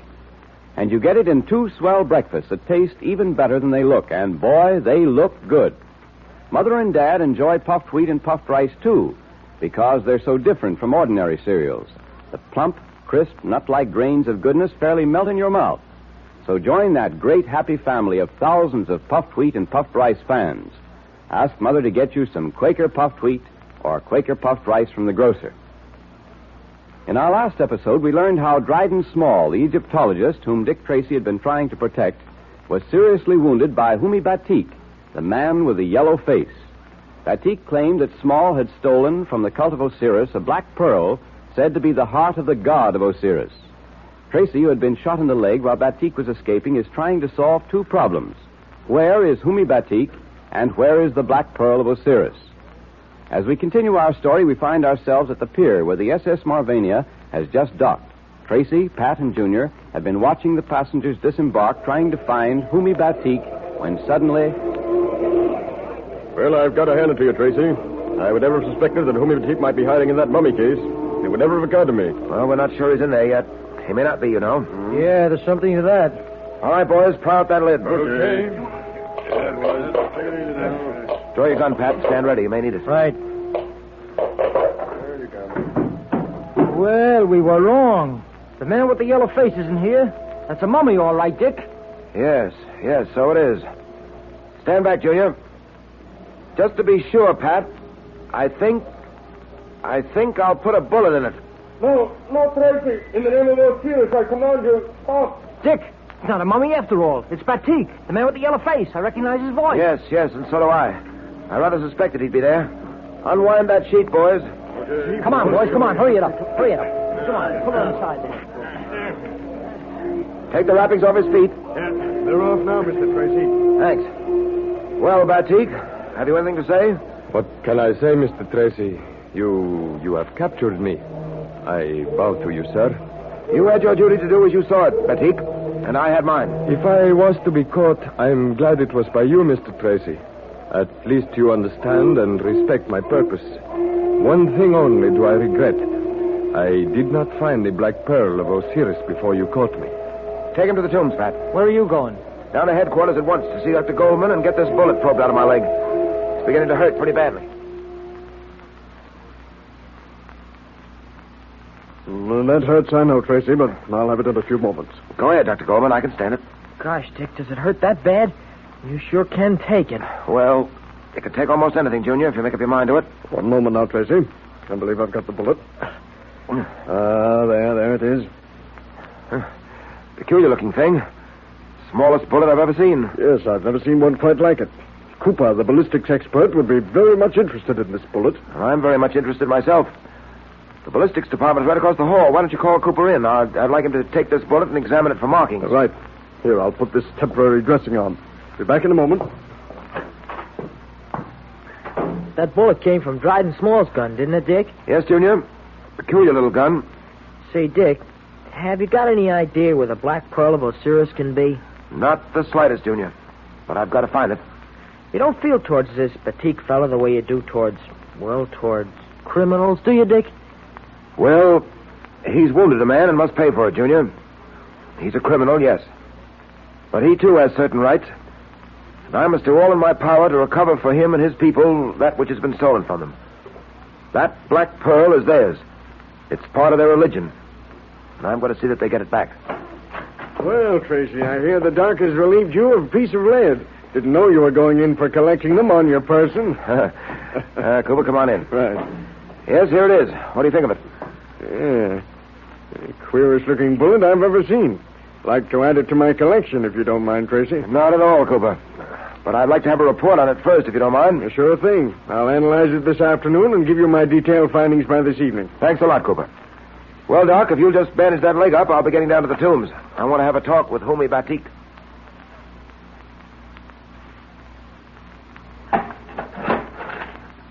Batik's in cell 4, down this way, Mr. Tracy. Thank you. Come on, Junior. Yeah, right behind you, Dick. Hey, someone here to see you, Batik. I have no wish to see anyone. It's Tracy Batik. Oh, Tracy, welcome. I'm afraid I cannot offer you a great deal in the way of comfort. Oh, that's quite all right. Comfort's a small matter. I do not believe I have met the young man with you. Oh, this is Junior. How do you do? How do you do, sir? I am glad to see, Mr. Tracy, that your leg has not been seriously injured. I have worried about it. You see, I am not really a criminal. I detest force in any shape, but it was necessary. Well, fortunately, that pearl-handled revolver belonging to Dryden Small was a toy and nothing more. Ah, yes, Small. How is he, Mr. Tracy? I had been worried about even him. He's in the hospital. He's been placed under arrest and be removed to prison as soon as possible. And what of me, Mr. Tracy? Well, Batik, a board of inquiry is investigating your case now. Much as I understand your motives for what you did, despite the fact you say it was in self-defense, the machine of the law must take its course. I understand perfectly. I do not care what happens to me, so long as I know the Black Pearl of Osiris is safe. Have you found it as yet? Not as yet. But since it was stolen from you, it's my duty to find it and return it if I can. The question is, once I've found the pearl, how can I return it to Egypt? I'm afraid you may not be in a position to take it yourself. Quite right. However, there is a representative of the cult of Osiris here in America. He has been to visit me, and he is taking care of matters for me. Once the Black Pearl is found, he will carry it back to Egypt and to Osiris. I see.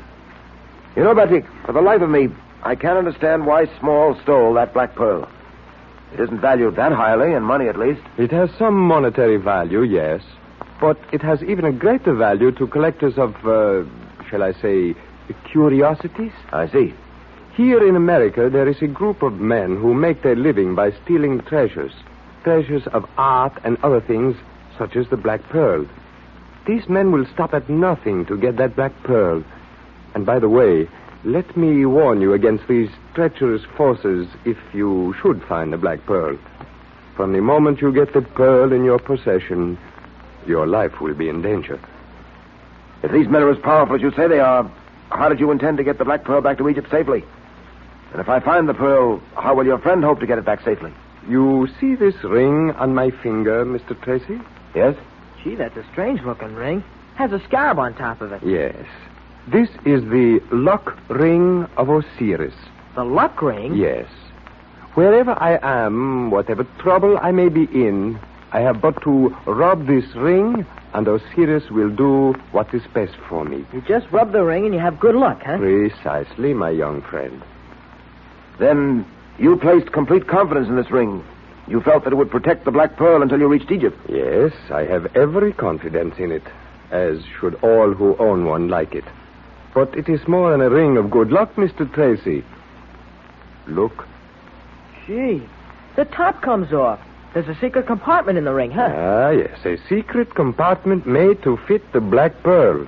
I intended to put the pearl in there, seal the ring, and carry it back with me to Egypt in that manner. Well, that would have been a very clever hiding place. Few people would suspect that fascinating ring contained a secret compartment. Boy, I'd like to have a ring like that. I could carry secret messages in it and everything. After you find the pearl, you will have to keep it with you a few days. A friend of mine will come to you for it. And so, here is my ring. Take it. Keep it with you always. I can only say thank you, Batik. I will continue the search for the Black Pearl. And I have a feeling I'm going to find it. And it's my hope that in a short time you will be able to return once again to your own country, to Egypt, and to Osiris. That is most kind of you, Mr. Tracy. Excuse me, Mr. Tracy. Yes? There's a phone call for you, sir. Oh, I'll be right there. Well, Batik, I'll see you again soon. And thank you for the Ring of Osiris. Remember the secret compartment. Remember also that wherever you are, whatever trouble you are in, you have a great friend in Osiris. A great friend worthy of great faith and capable of bringing you good luck at all times. Thanks again. Coming, Junior? Yeah, sure. Gee, that sure is a swell ring. This phone? Yes, Mr. Tracy. Thanks. Hello? Hello, Tracy. Oh, hello, Cooper. What is it? Tracy, come down here to the ballistics bureau as fast as you can. But what is it? What's happened? Tracy, that bullet they took out of your leg is the most amazing bullet I've ever seen, in more ways than one. I can't talk on the phone, but for heaven's sake, get down here as fast as you can. What is Cooper of the Ballistics Bureau so excited about? Why does he want Dick Tracy to come down as fast as he can? Strange adventures await the great detective and his friends. But now it's time for the Dick Tracy Secret Service Patrol meeting. And the makers of Quaker Puffed Wheat and Quaker Puffed Rice, those specially delicious, nourishing cereals, invite you to attend. Here's Dick Tracy, Jr., your patrol president now. The meeting will now come to order. Say, wasn't that some ring that Homi Batik gave to Dick? Boy, it has lots of lucky symbols on it. And you should see the secret compartment in it. Dick will be always able to use that ring, won't he? You bet. He can carry secret messages in the hidden compartment. Boy, I wish I had a ring like that. Well, let's get down to business now, Junior. All right. I almost forgot. I'm so excited about that ring. But today, Dick Tracy sends his congratulations to all the patrol members who were promoted to the rank of sergeant this week. Dick wants every boy and girl in the patrol to win promotion to the rank of sergeant. So if you haven't started to yet, look in your secret code book and see how you can be appointed a sergeant so you can wear the big special sergeant's badge, too. But let's not forget, Junior, that Dick Tracy wants every real red-blooded American boy and girl to join the Dick Tracy Secret Service Patrol first. So if you aren't a member now, join right away and show Dick Tracy that you're with him and for him. It's so easy. You just tear off the tops of 2 packages of Quaker Puffed Wheat or Quaker Puffed Rice, or one of each, and then put them in an envelope with your name and address printed on a plain piece of paper and mail them to Dick Tracy, Box L, Chicago. Then you're a full-fledged member of the Dick Tracy Secret Service Patrol, and you get your secret code book, your patrol pledge, and your member's badge, all free. So send your 2 Quaker Puffed Wheat or Quaker Puffed Rice box tops to Dick Tracy, Box L, Chicago, fellas and girls. And remember, send the top of the package that says, 3 wrappings guard its Christmas.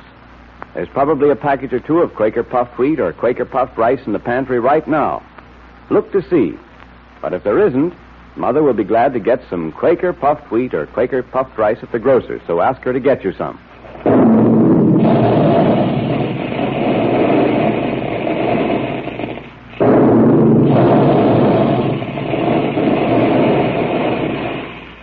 Tell Mother how Quaker puffed wheat and Quaker puffed rice are shot from guns to make them especially easy to digest, so that you get their trigger-fast food energy more quickly and easily. Ask her to get some for you.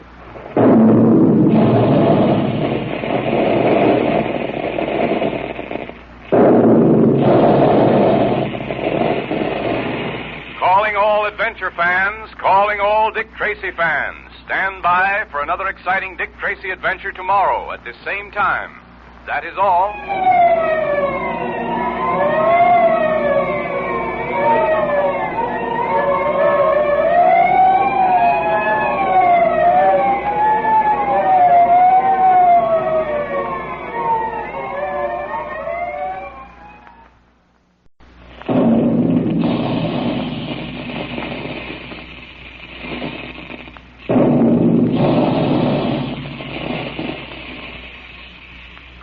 Adventure fans, calling all Dick Tracy fans. Stand by. Dick Tracy is on the air.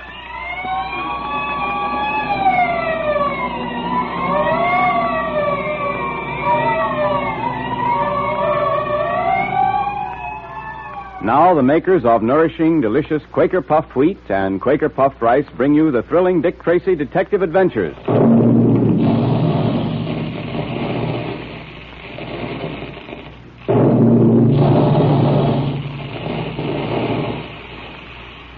There go the guns. That's the sound that means lots of delicious, nourishing breakfasts for thousands of wide-awake boys and girls and grown-ups every day. That's the sound you hear when puffed wheat and puffed rice are shot from special guns in the Quaker plant to give you wheat and rice in their most digestible form. The grains are actually exploded to 8 times their size. Each tiny, hard-to-digest food cell is unlocked, made specially easy to digest. And that's important, because the easier your food digests, the quicker you get the food energy you need to make you alert in thought and action like Dick Tracy. So tell Mother about that special Quaker process and ask her to get you some Quaker puffed wheat or Quaker puffed rice at the grocer's. Dick Tracy, in search of a black pearl belonging to the Egyptian cult of Osiris, was given a ring containing a secret compartment by Umi Batik, a member of the cult. Batik, whom Tracy had captured, told him that if he found the black pearl, to conceal it in the ring. In our last episode, Dick received a call from Cooper of the Ballistics Bureau, who had been examining a bullet which the doctor had taken from Tracy's leg. It seems that the bullet was peculiar in more ways than one. Will Tracy find the black pearl of Osiris? And what has Cooper discovered about the bullet that makes it so interesting?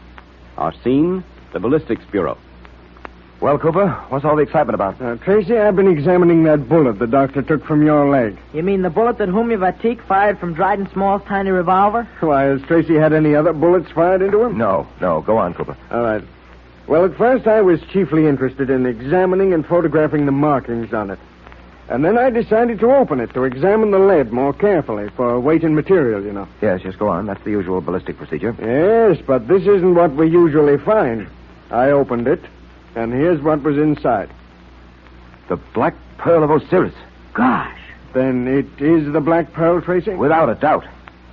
Well, this is the most amazing thing that's happened to me in a long time. You were carrying the black pearl around with you in that bullet and didn't know it. Yes. And now I understand why Dryden Small kept that pearl-handled revolver near him at all times. Because one of the bullets contained the black pearl of Osiris. Well, there it is. Now, don't forget you promised to let me keep the bullet for my collection. And that still goes. You can keep the bullet. All right. But I'll take the black pearl. I've got to see that this black pearl gets into the hands of the people it rightfully belongs to. You talk as if that's going to be a hard job. It is, Cooper. Because there are others who also want to get this pearl. By this time, they know that Dryden Small is confined to the hospital, that the black pearl is in the hands of another person. It won't take them long to find out that I am that other person. And then I believe the fun will start. Well, what are you going to do with the thing? For the time being, until I contact the people it belongs to, I'm going to hold on to it. Watch. I take the top off this ring, and there you see a secret compartment into which I can place the black pearl. Gosh, Dick, I can't get over that ring. It's a beauty. Now then, I'll put the top on again, and there we are. The black pearl is now reasonably safe until I can put it into the hands of the proper person. That's a very attractive-looking ring, Tracy. I've never seen one like it before. It's more than just attractive. It's a mysterious ring, given to Dick by Humi Batik. Batik claims it will bring good luck to you whenever you need it. Yes, I wonder what adventures and troubles will follow in the wake of this black pearl now that I have got it. Well, what do you mean? Well, Cooper, there's a group of men who make their living stealing art treasures. And this black pearl is one of them. These men sell these treasures to wealthy but dishonest collectors. Dryden Small is one of their agents. They know by now that Small is temporarily out of the picture. Why, at this very moment, they're probably plotting just how to get it.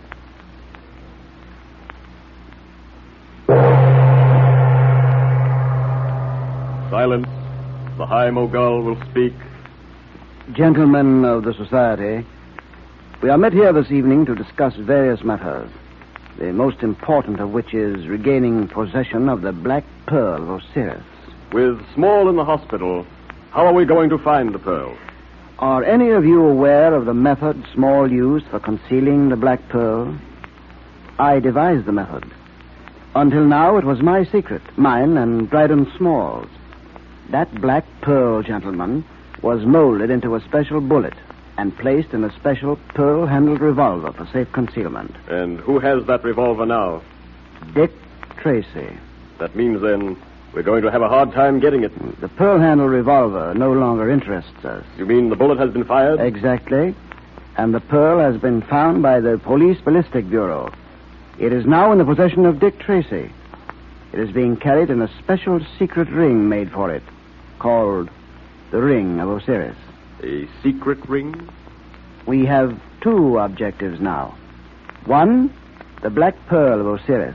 The other, the secret Ring of Osiris. I would like to have it in my possession. And how are you going to get it, Mogul? Well, we number among us, as you know, a gentleman from Madagascar. Will you step forward, Remo? I am yours to command, High Mogul.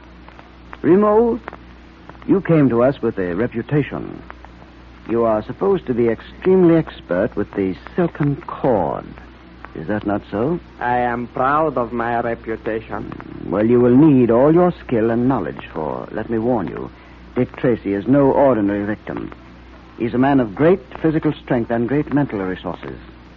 Perhaps he will prove too powerful and clever for you. No one escapes the silken cord of death. How will you go about your work, Remo? I shall bide my time.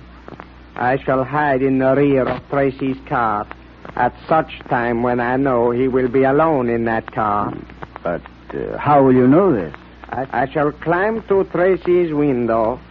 I shall keep close check upon Tracy from there. Listen to his conversation. Find out when he is going to use the car alone. And then, High Mogul, I shall conceal myself in the back seat. At the right moment, I will leap upon Dick Tracy. Then we can depend on you? Have no doubt of that. I have never failed. Once the silken cord has fallen, Tracy will be no more. Oh,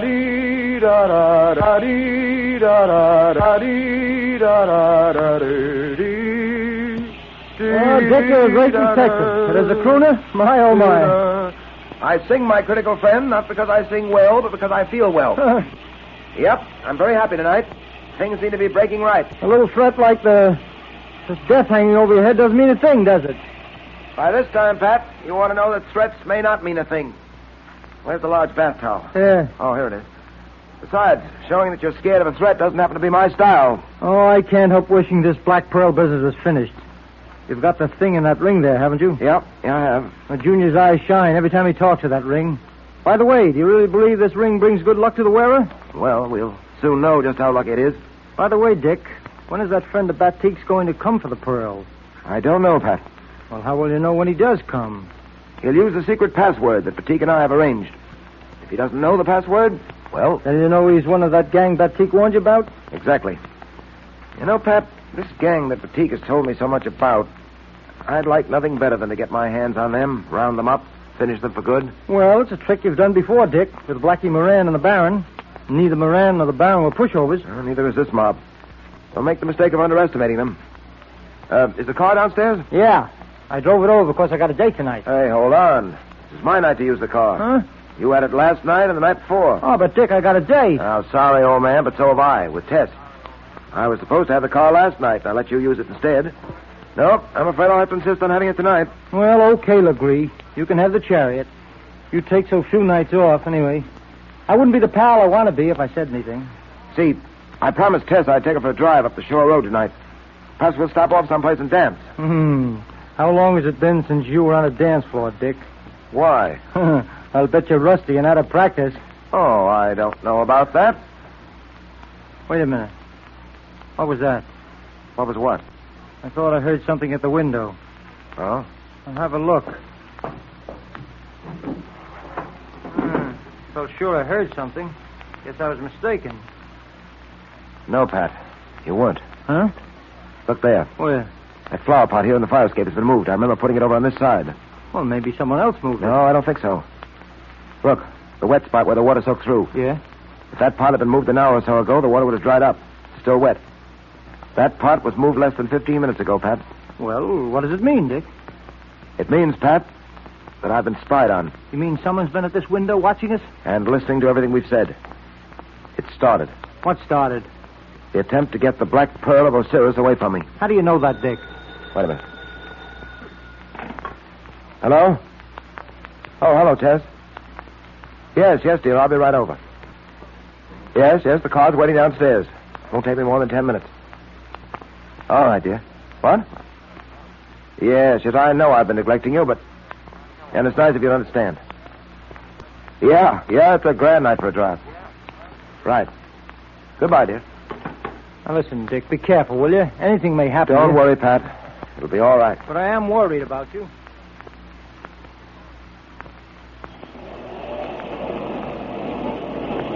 Well, there's the chariot waiting for you. It's all yours, Dick. Sorry I've got to deprive you of it, Pat. Can I drop you anywhere? No, I'll walk. It's not far from Irene's house. See you tomorrow, Dick. Take care of yourself, will you? I've always managed to. Good night, Pat. All right.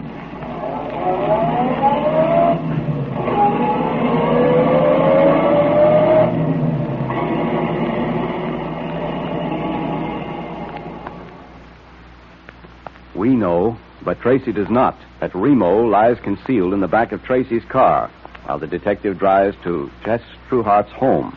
Will Remo succeed in his devilish scheme? Tracy is on the spot. Well, let's hope the secret ring of Osiris will really guard the pearl for Tracy, because he'll certainly need luck to escape this time. And now for our Dick Tracy Secret Service Patrol meeting, which the makers of tasty, nourishing Quaker Puffed Wheat and Quaker Puffed Rice invite every active, alert boy and girl to attend. So stand by, because here's Dick Tracy, Jr. now. The meeting will now come to order, and today we have a special announcement for you from Dick Tracy. Yes. Dick has asked us to tell you patrol members that he has a big surprise for you. And he's going to tell you all about it on Friday. He won't even tell me now. Nor me. But if Dick has something up his sleeve for all the patrol members, you can be sure it's well worthwhile waiting a few days for. And that's another thing, fellas and girls. If you haven't joined the Dick Tracy Secret Service Patrol yet, do it right away, before Dick Tracy springs his big surprise. Yes, indeed. And listen, patrol members, if any of your friends haven't joined yet, tell them to join now, so they won't miss all the fun. Why don't you tell everyone how to join the patrol, Mr. Quaker Man? Just in case some of the fellas and girls don't know.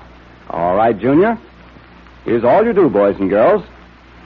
Just tear the tops off 2 packages of Quaker Puffed Wheat or Quaker Puffed Rice, or one of each. Then mail the 2 box tops with your name and address printed on a plain piece of paper to Dick Tracy, Box L, Chicago. Remember the address. It's Dick Tracy, Box L, Chicago. Right. And listen, patrol members, if I were you, I would start saving Quaker Puffed Wheat and Quaker Puffed Rice box tops right now. You'll be mighty glad you did when Dick Tracy tells us what his big surprise is. As soon as one of those famous red and blue packages of Quaker Puffed Wheat or Quaker Puffed Rice is empty, tear off the top and save it. Be sure it's the top panel that says, 3 wrappings guard its crispness. Look in the pantry today to see if there's some there now. If not, ask Mother to get you some Quaker Puffed Wheat and Quaker Puffed Rice at the grocer's.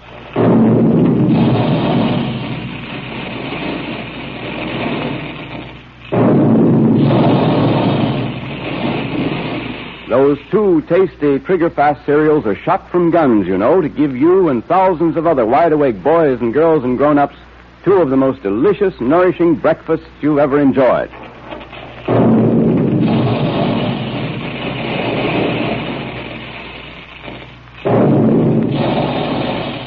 Calling all adventure fans, calling all Dick Tracy fans. Stand by for another exciting Dick Tracy adventure tomorrow at this same time.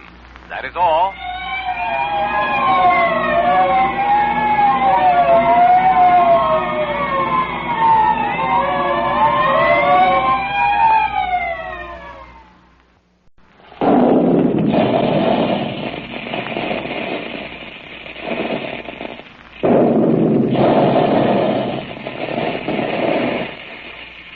Calling all adventure fans, calling all Dick Tracy fans. Stand by. Dick Tracy is on the air.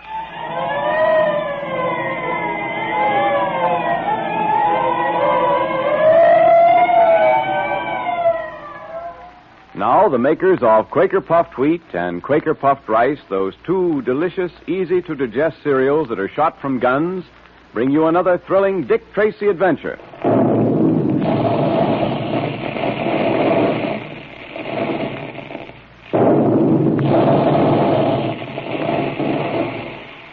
Hear that? Well, that's what we mean when we say shot from guns. Nourishing grains of wheat and rice are actually loaded into special guns in the Quaker plant. And then the guns are fired and each grain is exploded to 8 times its normal size.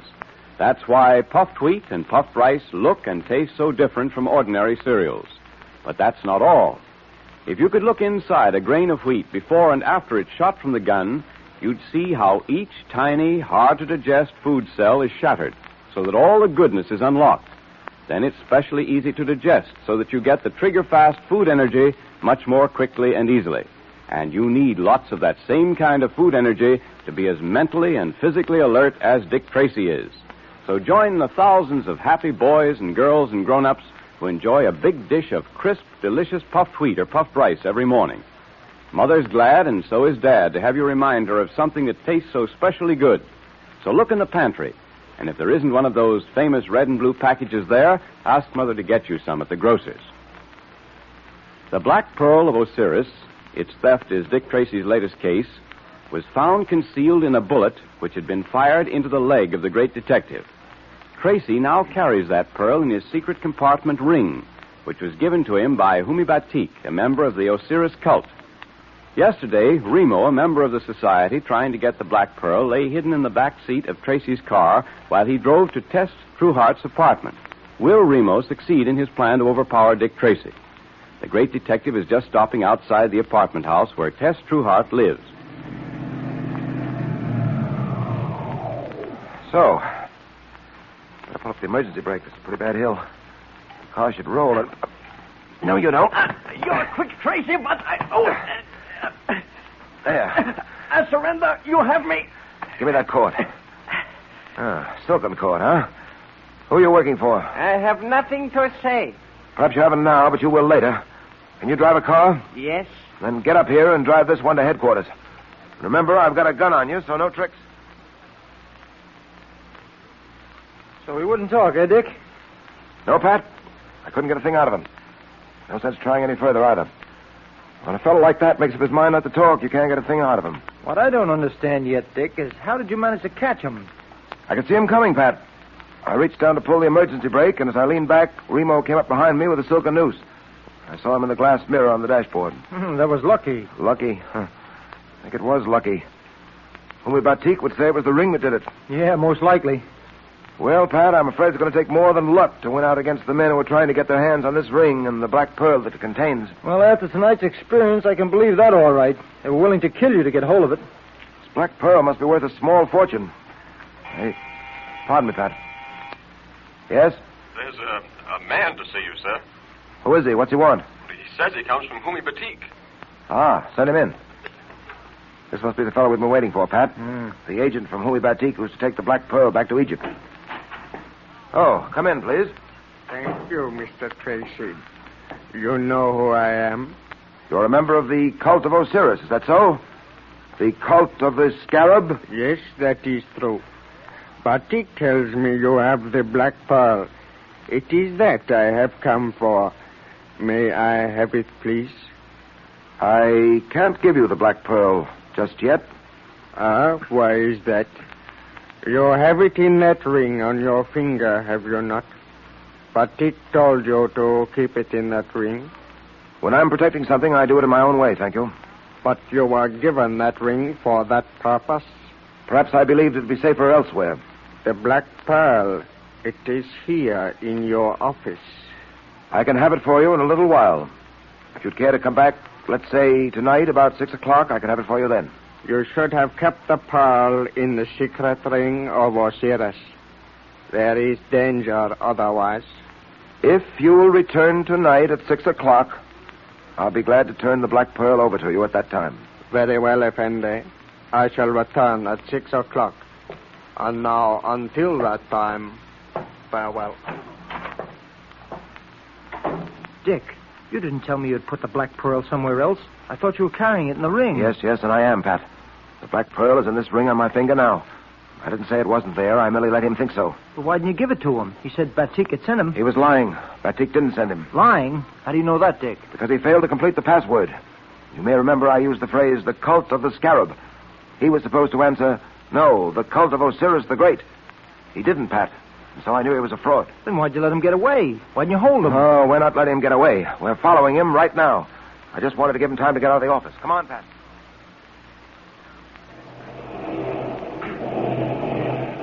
He's getting into that cab. Yeah, a taxi. Where to, mister? Follow that cab up ahead. Keep it a safe distance. I don't want them to know we're following. Hey, wait a minute. I don't want to get mixed up in no kind of trouble. I'm Dick Tracy. My badge. Dick Tracy? Holy smoke. Okay, sir, anything you say.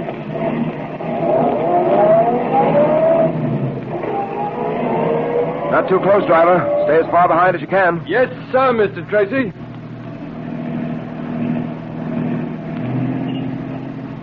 Traffic's pretty thick, Mr. Tracy. Well, don't lose that cab, whatever you do. Nope. She stopped up ahead for a red light. Traffic sure is heavy today. I can just see the top of her. Don't lose her. Hang on to her. Don't worry, I won't lose her.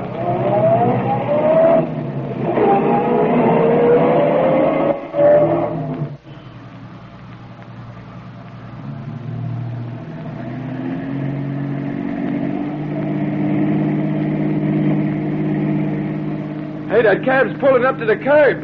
Hey, that's funny, Dick. What is? Well, this is the ritziest section of town. Yes, I know. Stop here, driver. Okay. Look, Dick.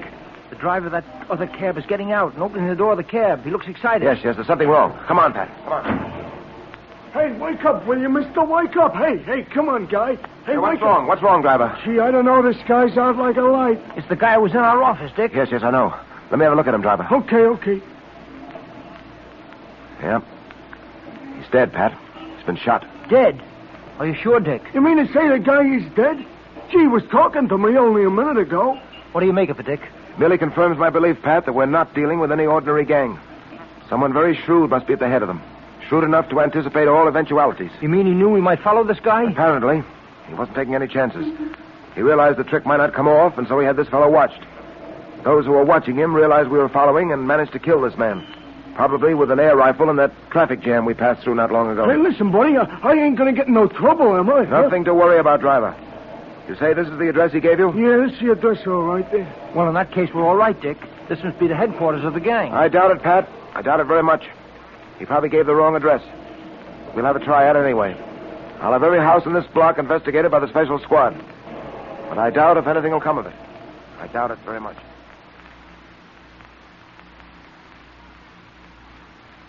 Mr. Tracy, welcome. Welcome to my very poor abode. Hello, Batik. Well, you won't be in this very poor abode long. The Board of Inquiry is working overtime on your case. You have been very kind, Mr. Tracy. The blessings of Osiris be upon you. Thank you, Batik. By the way, you might be interested to know that an agent of the society tried to get the pearl. Oh, the fiends. They will stop at nothing. I am so glad I gave you that ring. You are carrying the black pearl with you, of course? Yes, it's right here in this ring. I would like to see it, if I may. Oh, certainly. I'll take the top of the ring off and... There. Osiris be praised. How wonderful to have the Black Pearl in our possession once again. Oh, Mr. Tracy, how can I thank you? How can I put into words my gratitude? Don't bother, Batik. I'm only doing what I promised to do. Tell me, when will your agent call on me for the Black Pearl? Oh, very soon. He is busy on other matters at the moment. The way must be made clear for carrying the Black Pearl back to Egypt. When that has been done, he will come to you. Also, he is engaged on another matter. A matter of great importance to the young man, Junior. Junior? It is obvious you think highly of that youngster, that you have the highest regard for him. Oh, that's true enough. I shall have a surprise for your young friend in a few days, I hope. I am sure he will be very pleased. Well, you can't tell me about it now, I suppose. Well... Don't. I think I can guess. Well, Batik, I must leave you now. Depend on it, the Black Pearl is safe in my keeping, and I shall guard it carefully. Farewell, my friend, and many thanks to you for all your kindness.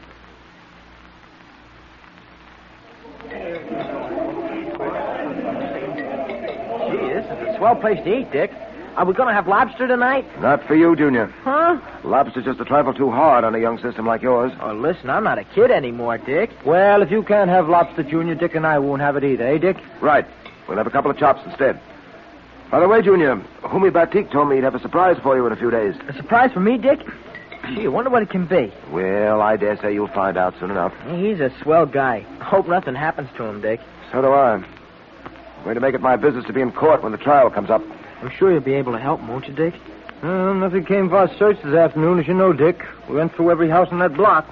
Rather suspected you wouldn't find anything. I was sure that fellow had given the wrong address. Well, let's forget about the Black Pearl and everything else for the next hour and enjoy our dinner. Or can we forget? What do you mean, Dick? I mean we're being watched, Pat. Huh? 4 different tables around us. Certain shady-looking gentry have not taken their eyes off us. Don't look up now. No, but what do you think we ought to do? Trying to formulate a plan. They're undoubtedly after the ring and the Black Pearl. We're surrounded, Pat. I can see that now. Well, we've got to do something, Dick. I'll say. Get ready for trouble, Pat. We're going to have plenty of it when we try to leave this restaurant. Surrounded by agents of the man who is trying to gain the Black Pearl for himself, Dick Tracy, Pat, and Junior are in a pretty bad spot. Will they escape? Well, let us hope so. But now it's time for our Dick Tracy Secret Service patrol meeting, which the members of Tempting, Tasty, Nourishing Quaker Puffed Wheat and Quaker Puffed Rice especially invite you to attend. All right, Junior, we're ready. The meeting will now come to order. Say, Junior, has Dick Tracy told you what his big surprise is? No, Mr. Quaker Man. I've tried to guess, but Dick says no to everything I can think of. Same here, but I know it's something really swell from the way he talks about it. It's for all the patrol members, too. Boy, I can hardly wait. Well, you won't have to wait long, Junior. And we ought to be sure that every wide-awake boy and girl joins the patrol before Dick springs his big surprise on Friday. That's right. And you patrol members ought to make sure that all your friends join, too, so they don't miss all our fun. Good idea. And be sure to tell them how to join the Dick Tracy Secret Service Patrol. You remember you send 2 Quaker Puffed Wheat or Quaker Puffed Rice box tops, or one of each with your name and address, to Dick Tracy, Box L, Chicago. Isn't that easy? Then Dick Tracy sends you the secret code book, the patrol pledge, and member's badge, all free. So if you aren't a member now, send your 2 Quaker Puffed Wheat or Quaker Puffed Rice box tops to Dick Tracy, Box L, Chicago, right away. Look to see if there's some Quaker Puffed Wheat or Quaker Puffed Rice in the pantry right now. And as soon as your packages are empty, tear off the tops and save them for the big surprise Dick Tracy is planning for you. Remember, it's the top panel that says, 3 wrappings guard its crispness. And that's right. Those famous red and blue packages are triple sealed to keep the tempting, nourishing grains of Quaker Puffed Wheat and Quaker Puffed Rice crisp, plump, and fresh as can be for you. And if you don't see any Quaker Puffed Wheat or Quaker Puffed Rice in the pantry now, remind Mother to get some for you at the grocer's.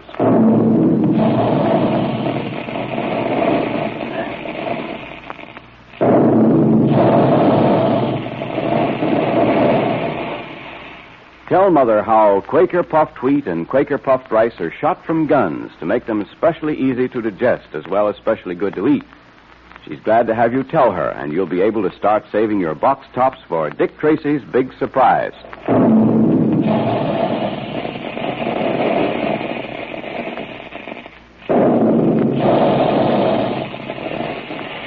Calling all adventure fans, calling all Dick Tracy fans. Stand by for another exciting Dick Tracy adventure tomorrow at this same time. That is all.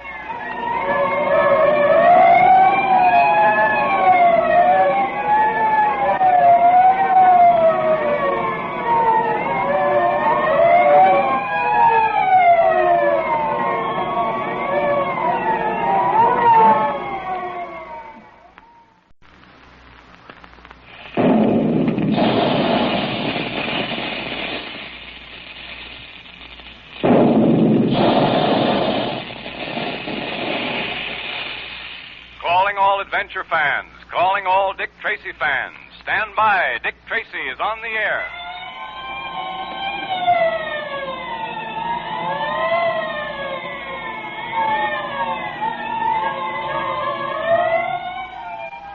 The makers of Quaker Puffed Wheat and Quaker Puffed Rice, those delicious, nourishing cereals that are shot from guns, bring you another thrilling Dick Tracy adventure.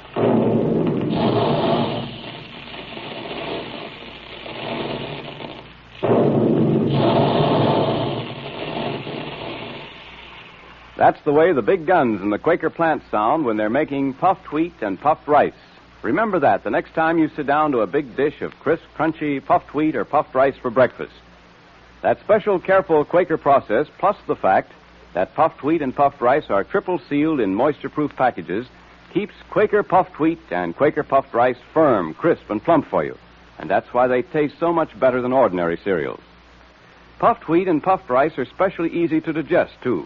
Each grain of sun-ripened wheat or rice is actually exploded to 8 times its normal size when it's shot from the guns. Each tiny food cell is unlocked so that you get all the trigger-fast food energy quickly and easily. It's the kind of energy that helps make you strong, healthy, and alert like Dick Tracy. So join the thousands of happy puffed wheat and puffed rice fans, and if there isn't one of those famous red and blue packages in the pantry now, be sure to remind Mother to ask the grocer for some Quaker puffed wheat or Quaker puffed rice. And remember, there'll be a secret code message today, so have your pencil and paper ready. The Black Pearl of Osiris, belonging to an Egyptian society dedicated to the worship of the ancient god Osiris, is desired by a band of thieves and murderers. Dick Tracy has concealed the pearl in the secret compartment of a mysterious ring given to him by Humibatik of the cult of Osiris, who told Dick it would bring him good luck. In our last episode, we heard how Dick, Pat, and Junior, while dining in a restaurant, suddenly realized they were surrounded by henchmen of the murderous band. I've noticed, Pat, that we're being watched.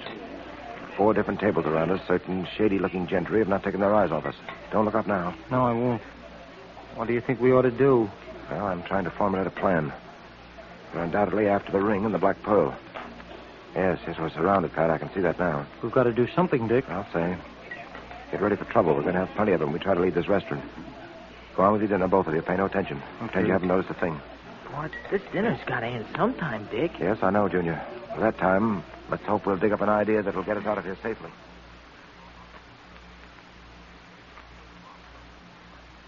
That was good coffee. Finished, Pat? Yeah, I'm finished. I'll tell you one thing, though. I certainly didn't enjoy my dinner the way you evidently did. I didn't get much fun out of this food either. Gosh, Dick, I don't know how you do it. We're surrounded on all sides by these men, and you calmly eat your dinner. And enjoys it, too. Well, why not? Nothing could have happened until we were finished, ready to go. Look, Dick, 5 or 6 of those guys are going outside. Yeah, they see we're through with dinner, and that we'll be going out any moment. Well, shall we go? Into the hands of that welcoming committee out there? Could we have some more coffee? I really feel like having another cup. Pat, it'll keep you awake tonight. Unless I'm mistaken, you'll have plenty to perk you up in a few minutes. Gee, Dick, aren't you worried at all? Well, I'm trying not to be. If you try hard enough, you know. Here, I'll take the checks. Come along. Cashier's down this way. $2.25 out of 5. Here's your change, sir. Thank you. Hey, look. Those guys at the other tables are following us out, sort of nonchalantly. Not a very good way of showing nonchalance, is it? Just have your gun ready. Junior, I've taught you how to stay out of harm's way if anything happens. See that you do it. No, not me. I'm going to stick to you, Dick. You'll do as I say. All right, now. There's the door to the street. Let's get going.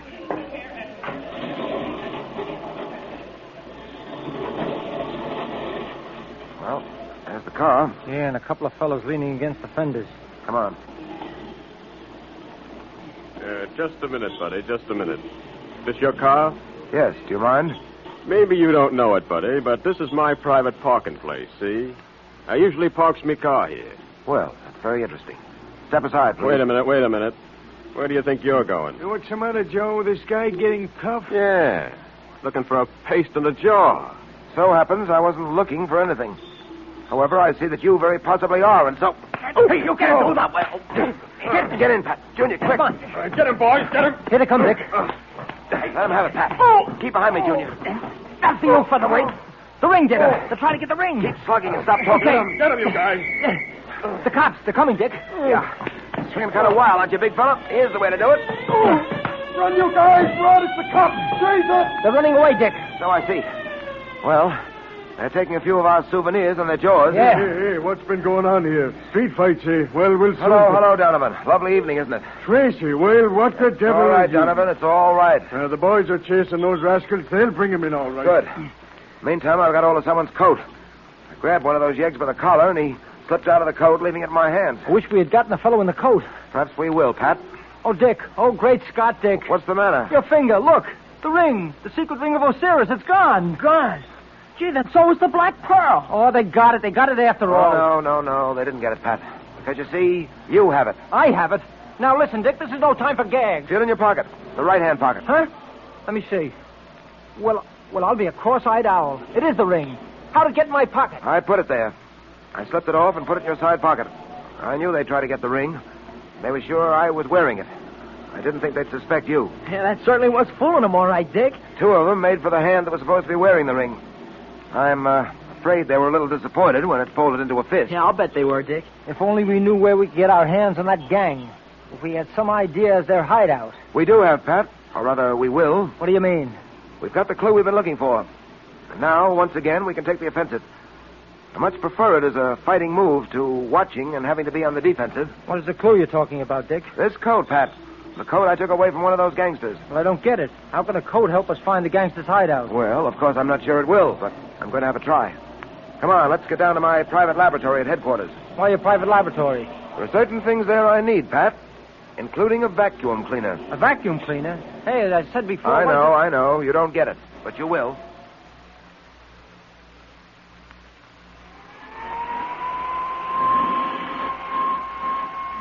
Say, Dick, what's the point of going over that coat with a hand vacuum? Yeah, come on, let us in on it, will you, Dick? Why all the little piles of dirt you put on the table?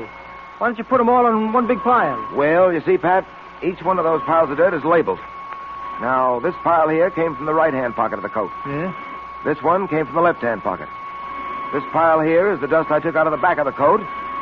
And when I empty this dust bag, this little pile will be the dust from the sleeves. All of which adds up to what? Well, Pat, you know that there's more to being a detective than hand-to-hand encounters with criminals. There are times when the fight against crime is carried on not by guns and forces, but science and skill. Some of the most brilliant wars against crime are fought and won in scientific laboratories. Now, I said that this code would lead us to the gang's hideout, and it's going to do just that. Yeah, now, let's see. Hand me that microscope, will you, Junior? Sure I will. Here you are, Dick. Thanks. Now we'll examine each of these little piles separately. Yeah. Have a look, Patrick. Okay. Well, what do you see? Well, you got me. All I see are some particles of black stuff that look like hair, and some gray dust that gleams a little bit, and some more gray stuff that seems sort of dull, and some colored particles of, well, it might be cloth. Is that all, Pat? Yeah, I think so. What else is there to see? Here, let me have a look, Pat. Well, Pat, you'll have to learn to identify things like that at first glance. Took me several years of study, but it was worth it. Tracing the origin of these little particles, being able to build up the story they have to tell is indispensable to a detective. Now, let me demonstrate. Go ahead, I'm waiting. Those black particles that look like hair, Pat, they're really horsehair. I'll test them later, but I'm sure of it without testing them. All right, horsehair. So what? Those gray particles that gleam in the light, they're particles of emery dust from machines, Pat. Machines. Horsehair and emery dust. Come on. Now, these gray particles that don't gleam are particles of felt. Gray felt. Gray felt. I'm still listening. And those other little pieces of dust, the colored pieces, are particles of vari-colored cloth. You see, Pat, your clothes pick up and retain the dust that is in the air about you.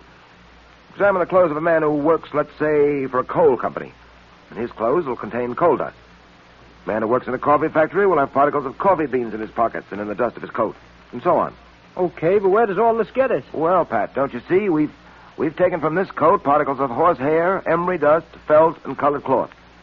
Now all we've got to do is to decide what industry uses these articles. In other words, what's made out of them. Put them all together and they spell zero for me. Well, as I figured out, Pat, the one product in which these particles will be found exclusively, including the horsehair, would be mattresses. Mattresses, eh? Oh, say, that's right. I should have thought of that. Now what? Where do we go from here? Well, don't you get it, Pat?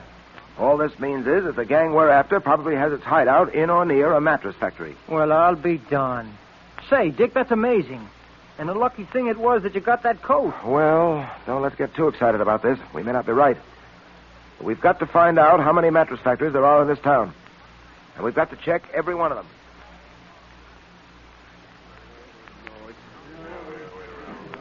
But it's getting pretty late, Tracy. How long do you intend to stay at headquarters and keep these men here? We'll have to wait until I hear from Pat.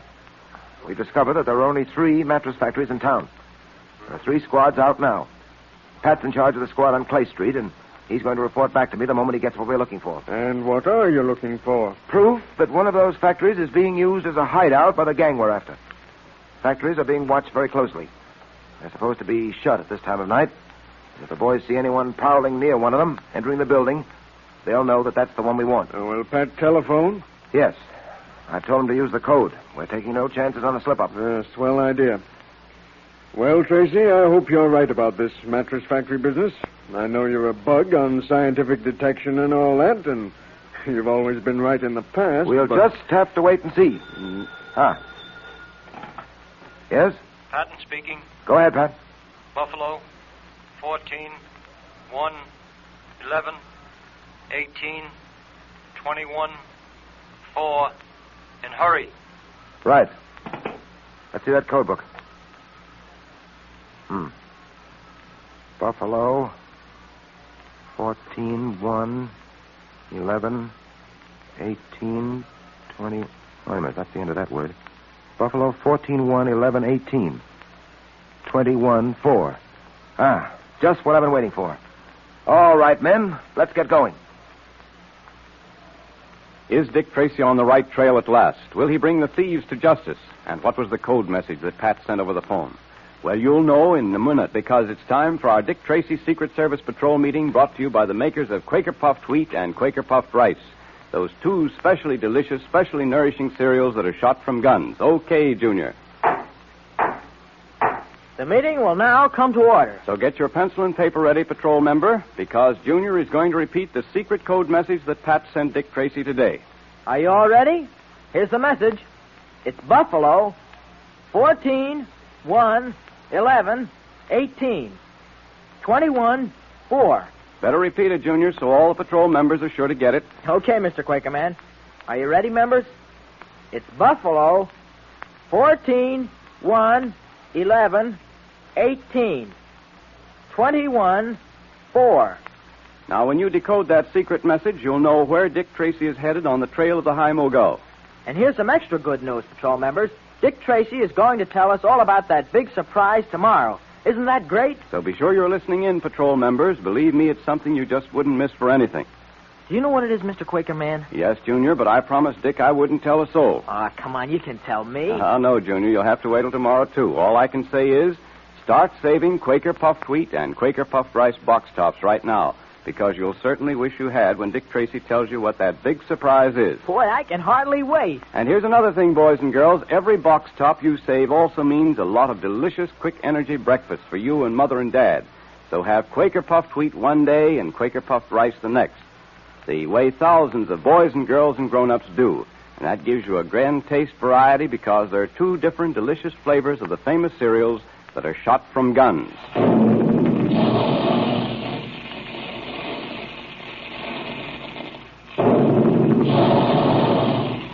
There go the big guns now to remind you to have your delicious, nourishing puffed wheat and puffed rice breakfast regularly, so that you get lots of that same kind of trigger-fast food energy that keeps Dick Tracy so alert. So look in the pantry to make sure there's some there, and if there isn't, ask Mother to get some Quaker puffed wheat and Quaker puffed rice at the grocer's. And be sure to save the box tops.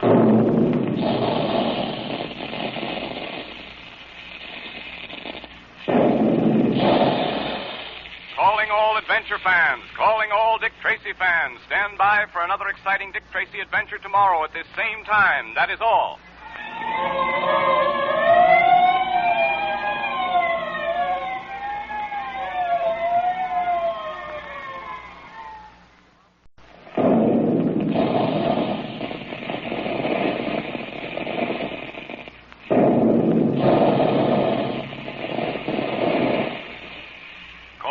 Adventure fans, calling all Dick Tracy fans. Stand by. Dick Tracy is on the air.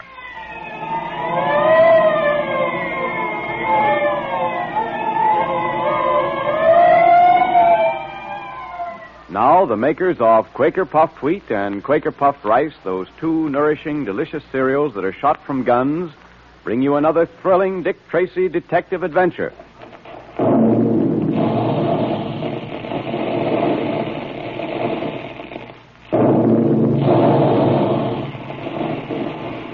Big guns. That's the way they sound when they're making puffed wheat and puffed rice. It's a special Quaker process that makes it possible for you alert boys and girls and all your friends to enjoy nourishing wheat and rice every day in this most digestible, most delicious form. Quaker puffed wheat and Quaker puffed rice are two swell, different flavors, you know. So you can have puffed wheat one day, then puffed rice the next, for a delightful change. When the nourishing grains of wheat and rice are shot from the Quaker guns, the grains are actually exploded to 8 times their normal size. They're plump and crisp and nut-like, as different as day and night from ordinary cereals. Shooting them from guns makes Quaker puffed wheat and Quaker puffed rice specially easy to digest, too, which means that you get the food energy you need to be as quick-thinking and fast-acting as Dick Tracy is, much more quickly and easily. So for a real treat that you and Mother and Dad all enjoy for breakfast, ask Mother to get some Quaker puffed wheat or Quaker puffed rice at the grocery store. The Black Pearl of Osiris, which Dick Tracy once safely returned to Egypt, is concealed in the secret compartment of a special ring given to Tracy by Humi Batik, a member of the cult of Osiris. In a hand-to-hand encounter with members of a secret gang who were trying to get the pearl, Dick ripped the coat from the back of one of his assailants. In our last episode, Dick examined the dust taken from the coat with a vacuum cleaner, and thereby narrowed the search for the gang's headquarters. Pat, heading a searching party, telephoned and gave Dick a message in code. What was in that message? What's the news, Pat? You were right about a mattress factory being a hideout for these gangsters. We watched all 3 of them, and it just happened that I was watching the right one. 6 men have gone into that dark building over there in the past half hour, Dick. 2 more went in since I called you on the phone. Good. Sounds like the place we want. Where are your men? One moment. Here they come out of doorways and alleys. All right, boys. Yeah, all right. We're ready now. Yeah. Higgins, Yep. take 4 men and go around and guard the back of that factory. Okay. Jones, Yep. you take another 4 and stay out here in front. Right. The rest of you men come with me. What are you going to do, Dick? A surprise raid. Walk in and nab 'em, Pat. All right, boy, I'm with you. And I hope we nail the big shots. All right, then. Let's go. Come on, man. Come on.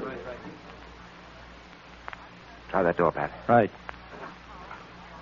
It's unlocked, Dick. Good. It's a dim light burning at the top of those stairs. Come on, you men. All right.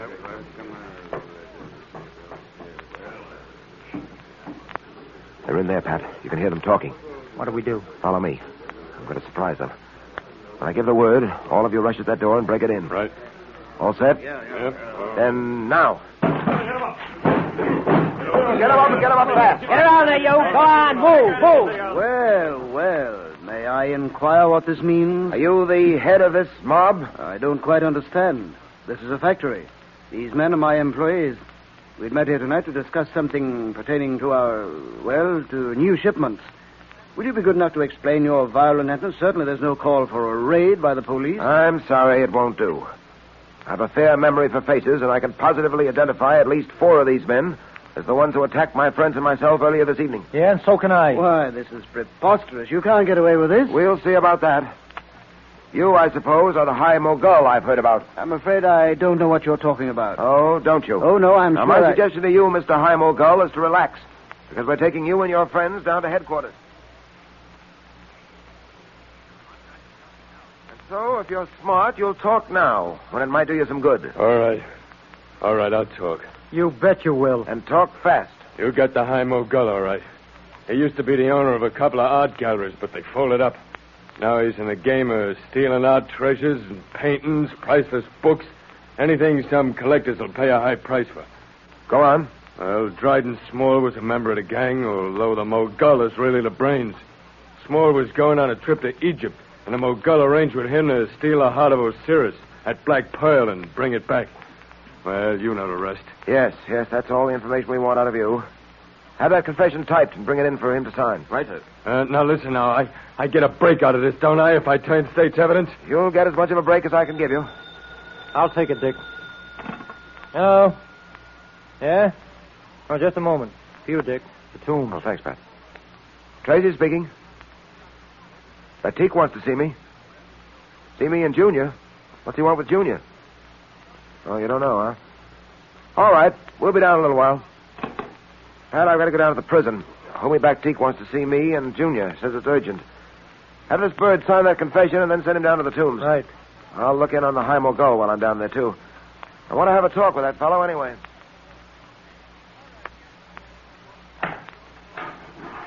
And as I was telling you, Mr. Tracy, this High Mogul fellow has been very quiet.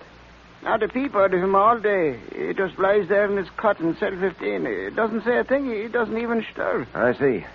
All right, I'll go in to see him after I finish with Batik. Yes, sir. Yes, here. Batik's cell is right down this way. What do you think Humi Batik wants with me, Dick? I don't know, Junior. We'll soon find out. Well, here you are, sir. Well, Batik. Oh, do come in, Mr. Tracy and Junior. I am Hello. very happy to see you both. What's on your mind? I understand that you have captured the High Mogul. Yes, he won't worry us any longer, Batik. I wish I felt as certain about that as you seem to feel, Mr. Tracy. The Mogul, you know, is an extraordinarily clever man. I don't doubt it. We'll keep our eyes open, you can depend on that. Batik, when are you going to send your agent to me, the man who's to carry back the Black Pearl of Osiris? Oh, he will come soon. He has at last made the way clear, I believe, for the safe transportation of the Black Pearl. Yes, he will come to you shortly. Say, Mr. Batik, what about me? Didn't you say you had a surprise for me? Yes, I have. And I was just about to discuss it with you. Earlier this week, I gave to your great and good friend, Dick Tracy, a special ring which contained a secret compartment for carrying the Black Pearl of Osiris. Do you know the legend of that ring? Well, no, I don't. Neither do I, Batik, and I think I'd like to hear it. Oh, you shall, my friend. Many hundreds of years ago, there lived in the city of Fezzan in the province of Libya a certain prince named Bani Suef. He was a great man, this prince. But alas, there came a time when the young prince was wounded on the field of battle, dangerously wounded. Gee. His father's heart was full of sorrow, for he feared that his son might die, and death seemed very close. Then one night, the Pharaoh, his father, was awakened from his sleep by a vision of Osiris the Great. Osiris gave to the Pharaoh a ring in which there was a secret compartment. And in this compartment was some fluid that looked like water, but was not water. And Osiris said, "Take that fluid from out of the ring and anoint your son with it, and he will be well." And then he disappeared. Did he get well?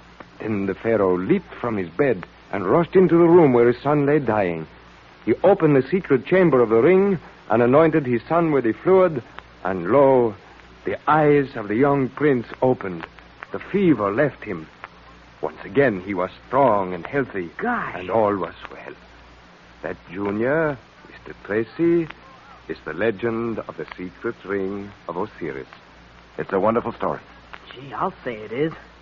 But, you didn't call us down here just to hear a legend. Oh, no. Earlier this week, when I gave the secret ring to you, Mr. Tracy, I could not help noticing the eyes of your young friend, Junior, as he studied the ring. They were wide with eagerness. He said that he would like to have a ring just like it. And so, as a small token of my gratitude to you, Dick Tracy, I wish to present this to your young friend. Wow. It's a ring. A secret ring of Osiris. Yes, we have had it made especially for you, just like the Ring of Osiris. And it is all for you, Junior. We have made one special change. We know how greatly you admire Dick Tracy. So your ring bears the likeness of Dick Tracy on it. We thought you would prefer it that way. Oh, boy, I'll say I do. Gee, it's wonderful. So wear it always, and I am sure it will bring you good luck. I certainly will. Gee, thanks. Thanks a lot. Gee, Dick, isn't it a beauty? And that secret compartment. I can make good use of that for carrying secret messages and things. Gee, Mr. Batik, you... Oh, gee, you're swell. I'm glad it brings you happiness, my young friend. Gee, Dick, now I've got a ring just like yours, except that it's got your picture on it, and that makes it better than yours. Oh, boy. Batik, I certainly appreciate this thoughtfulness on your part. And Junior, I'm glad... Oh, Mr. Tracy. Yes, Keeper, what is it? Will you please come with me? I think something's happened to that high-mogul guy. What? Wait here for me, Junior. You say you think something's happened to him? Mm-hmm. Yes, look, he looks dead. There, here's his cell door. Remember I told you he was very quiet all day long? Well, I went in to have a look at him, and, well, here you are. See for yourself. No pulse. He is dead. I wonder who could have done this. It must have been a heart attack. Yes, probably. But the medical examiner will undoubtedly be able to tell us exactly what happened.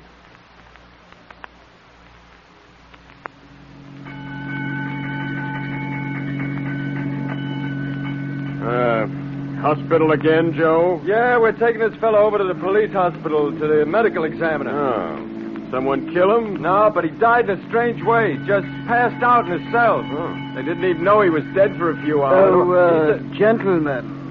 Holy mackerel. It's the dead guy. He's talking. I am not dead, my friend. At least I am sufficiently alive to keep you covered with a gun. You'd better do what I say. And I warn you, do it quickly.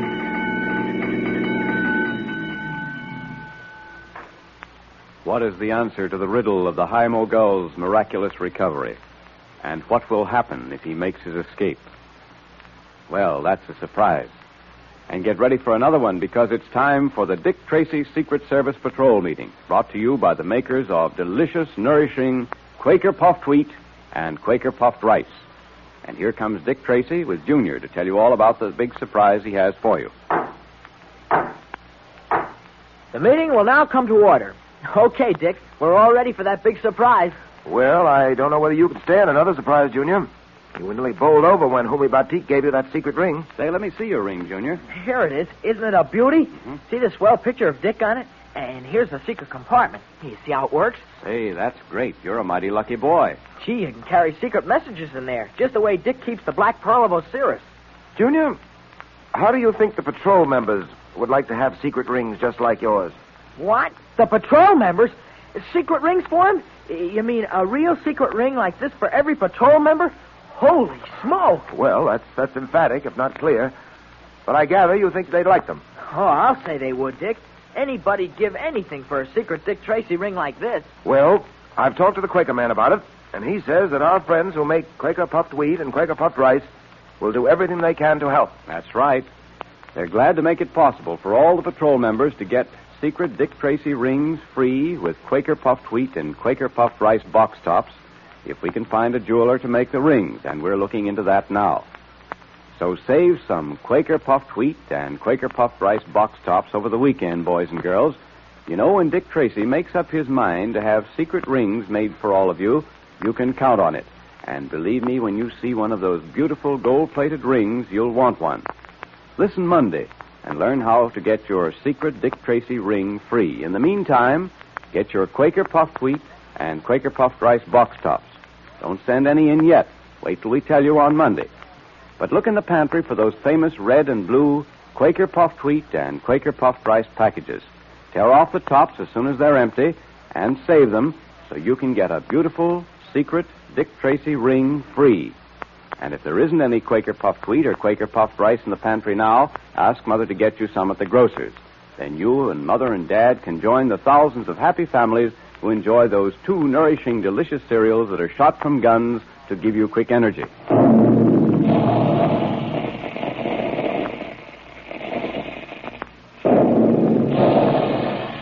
Calling all adventure fans, calling all Dick Tracy fans. Stand by for another exciting Dick Tracy adventure Monday at this same time. That is all.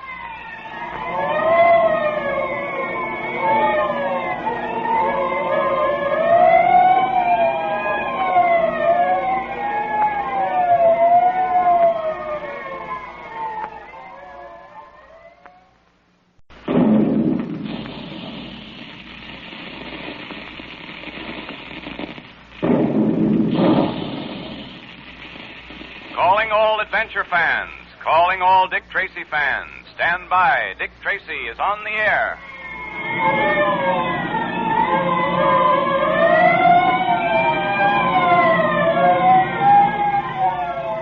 The makers of Quaker Puffed Wheat and Quaker Puffed Rice, those specially digestible, delicious cereals that are shot from guns, now bring you another gripping Dick Tracy adventure.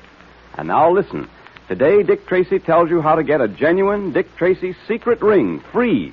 Think of it. A beautiful gold-plated ring with a special secret compartment, just like the one Homi Batik gave Junior. Remember? Well, now you can wear one, too. And it doesn't cost you a cent. So be sure you're listening in at the end of the program to hear how to get your secret Dick Tracy ring free. Dick's a great fellow, isn't he? Have you noticed how fast his mind works? Like lightning. And what a great athlete he is, just full of trigger-fast energy. And I don't know of a better, more enjoyable way to get lots of the same kind of food energy than to have a big bowl of delicious Quaker puffed wheat or Quaker puffed rice for breakfast, the way thousands of active, athletic boys and girls and grown-ups do every day. Those 2 nourishing, delicious cereals are shot from guns.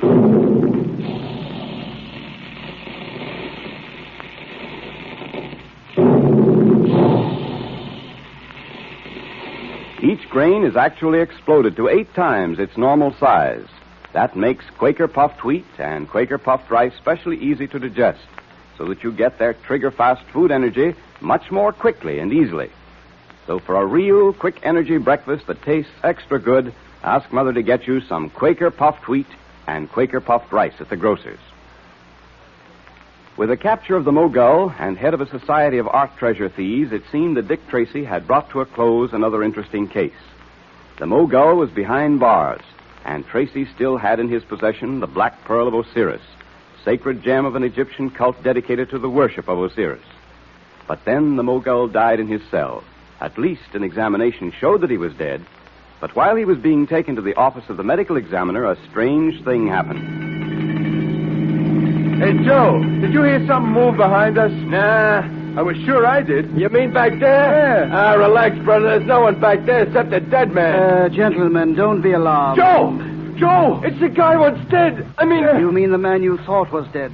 I'm very much alive, and so is this gun in my hand. Hey, what are you going to do to us? You'll follow orders, nothing. Now keep driving until we get out into the country. Anything you say, buddy. He was dead, and now he's alive. I have never been dead, my friends. I was merely in a cataleptic trance. A cataleptic trance. You see, I am able to hypnotize myself as well as others. It is a known fact that expert hypnotists can cut a person or themselves into a trance which very much resembles death. The yogis and swamis of India make quite a practice of it. But the whole prison was sure you was dead. There's something funny about all this. You do not believe me? Perhaps you'd like me to try it on you? Oh, no. Don't do that. I believe you, all right. I sure do, brother. I sure do.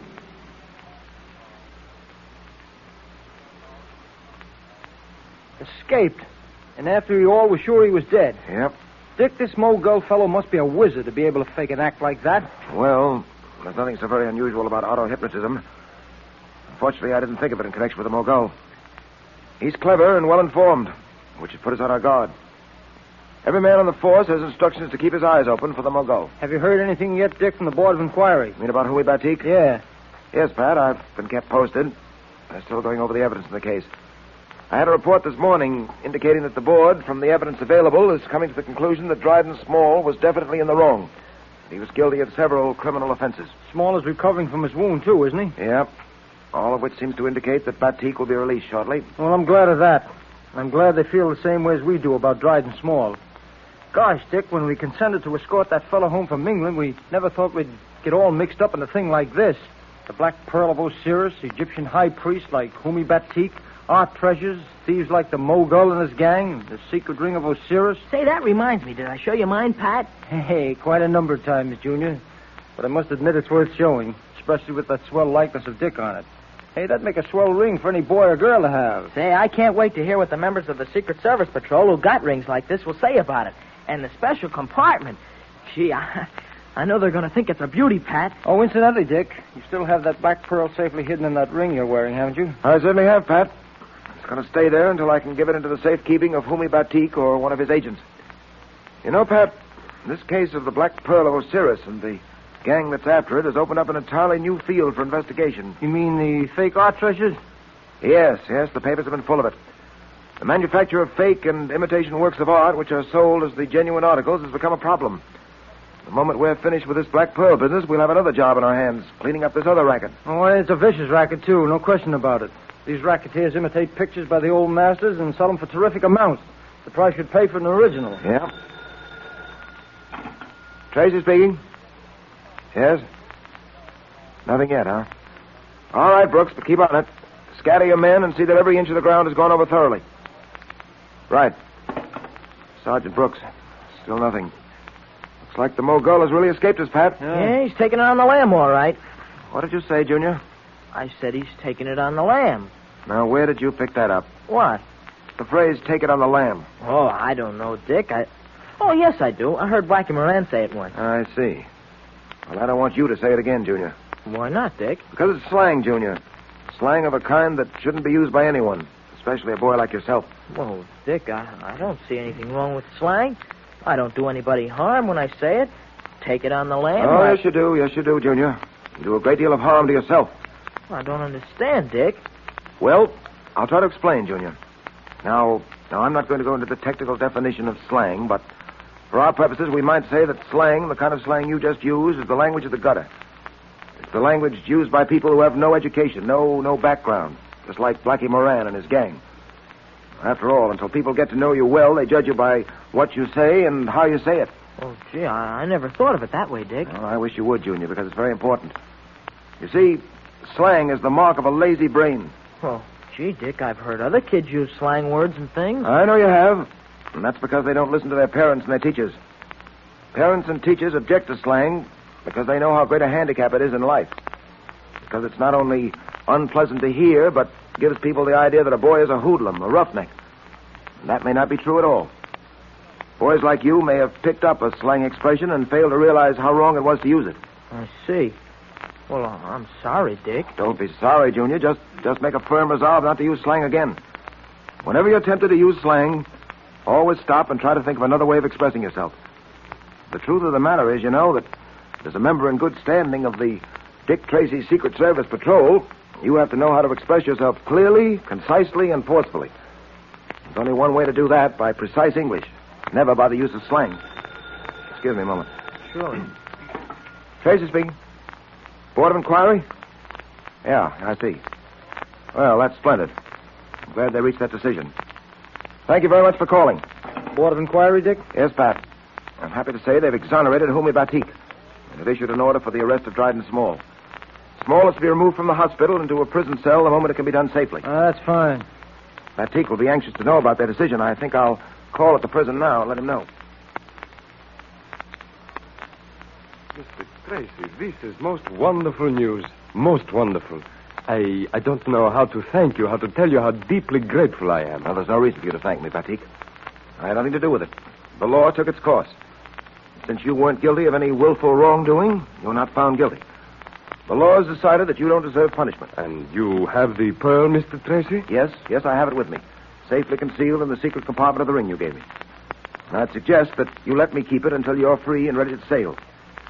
At the moment, my chief concern is to get you and the Black Pearl out of this country safely. And after that, what then? After that, my problem will be to capture the Mogul and put him where he belongs.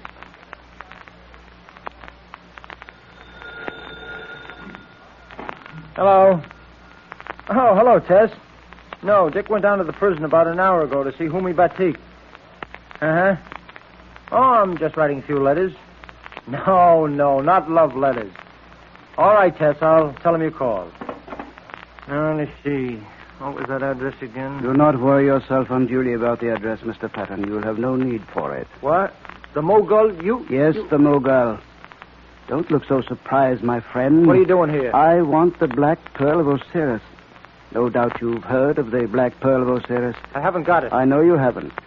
But you will get it for me. Me? How can I get it for you? I know where the Black Pearl is, Mr. Patton. And I'm not so sure you don't. It is concealed in the ring which Tracy wears on his middle finger. The ring given to him by Humi Batik.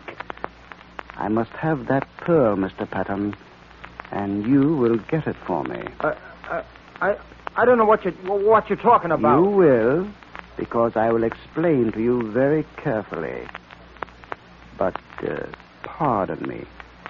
Don't you feel just a trifle sleepy, Mr. Patton? Why, Of course you do.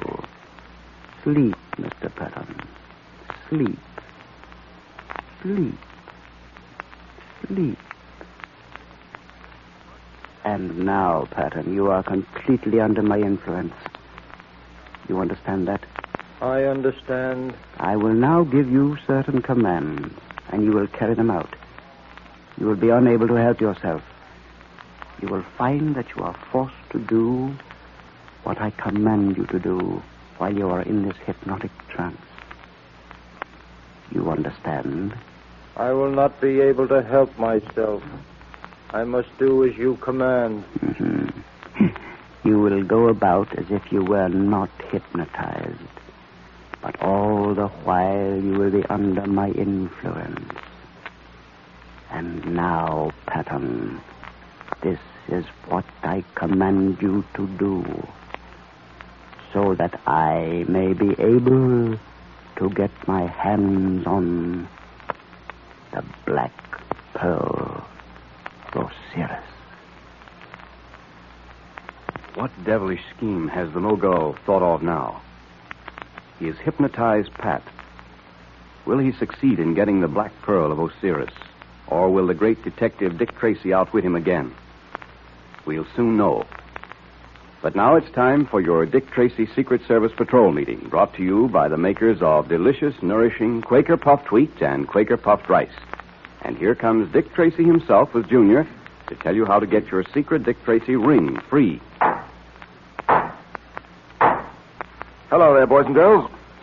Last Friday, we told you we were trying to get secret Dick Tracy rings for all of you, just like the one Humi Batik gave to Junior. Well, we've succeeded. Gosh, 3 cheers, Dick. And we've arranged with the jeweler to make the rings for you. Say, will they be gold-plated just like mine with your picture on them, Dick? And all those lucky signs? Of course, Junior. Yeah, but you can see for yourself. Here's one of the rings now. Boy, it's exactly like mine. Here, you see, Mr. Quaker Man? Say, isn't that a beauty? And look here, it's adjustable. You can make it fit any size finger. Gee, that's a great idea. Because this is one ring you'll always want to wear. Well, mine's got a secret compartment just like yours, too, Junior. Listen, boys and girls, here's the best news of all. To get one of these beautiful gold-plated Dick Tracy secret rings free, you just mail 5 Quaker Puffed Wheat or 5 Quaker Puffed Rice box tops, or some of each, with your name and address printed on a plain piece of paper to Dick Tracy, Box L, Chicago. And you get your Dick Tracy secret ring free. Isn't that great? And that's not all. Tess Trueheart went to the jeweler's with us, and she fell in love with a very good-looking gold-plated bangle bracelet. The charms show Dick Tracy, Jr., and Lucky Four-Leaf Clover. Listen, girls, be the first in your crowd to wear a smart, gold-plated Dick Tracy bracelet, as well as a beautiful Dick Tracy secret ring. It's free, too. You just send 5 Quaker Puffed Wheat or Quaker Puffed Rice box tops for your Dick Tracy bracelet to Dick Tracy, Box L, Chicago. Be sure to write whether you want the Dick Tracy secret ring or the Dick Tracy bangle bracelet or both. And remember, send 5 Quaker Puffed Wheat or Quaker Puffed Rice box tops for each one to Dick Tracy, Box L, Chicago. Now, don't wait, because those secret rings will go like hotcakes. As soon as a package of Quaker puffed wheat or Quaker puffed rice is empty, tear off the top and save it. And be sure to ask Mother to get you some Quaker puffed wheat and Quaker puffed rice at the grocer's so you can get your Dick Tracy secret ring soon.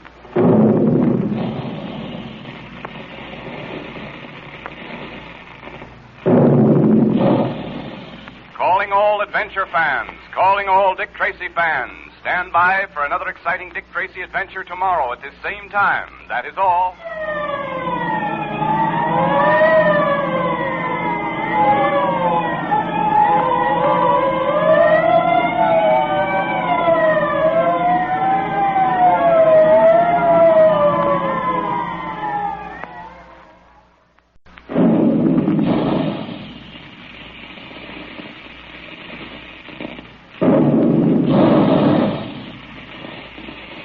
Calling all adventure fans, calling all Dick Tracy fans. Stand by. Dick Tracy is on the air.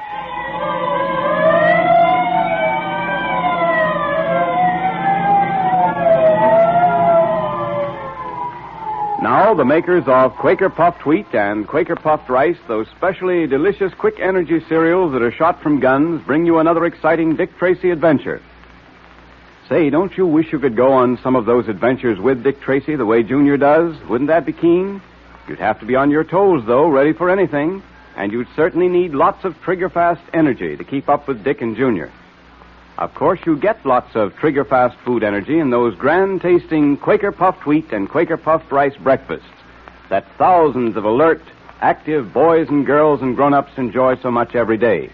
Because those two delicious cereals are shot from guns.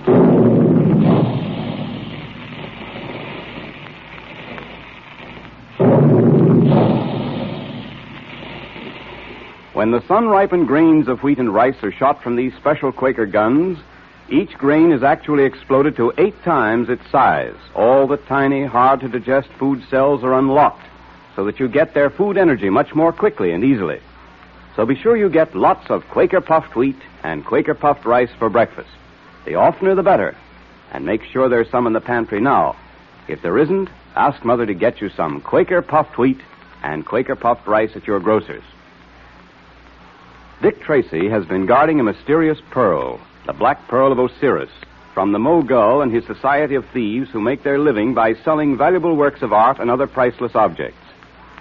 In our last episode, we heard how a board of inquiry had cleared Humi Batik, an Egyptian worshiper of the Black Pearl, and had condemned Dryden Small, a collector of Egyptian relics and member of the Mogul's gang.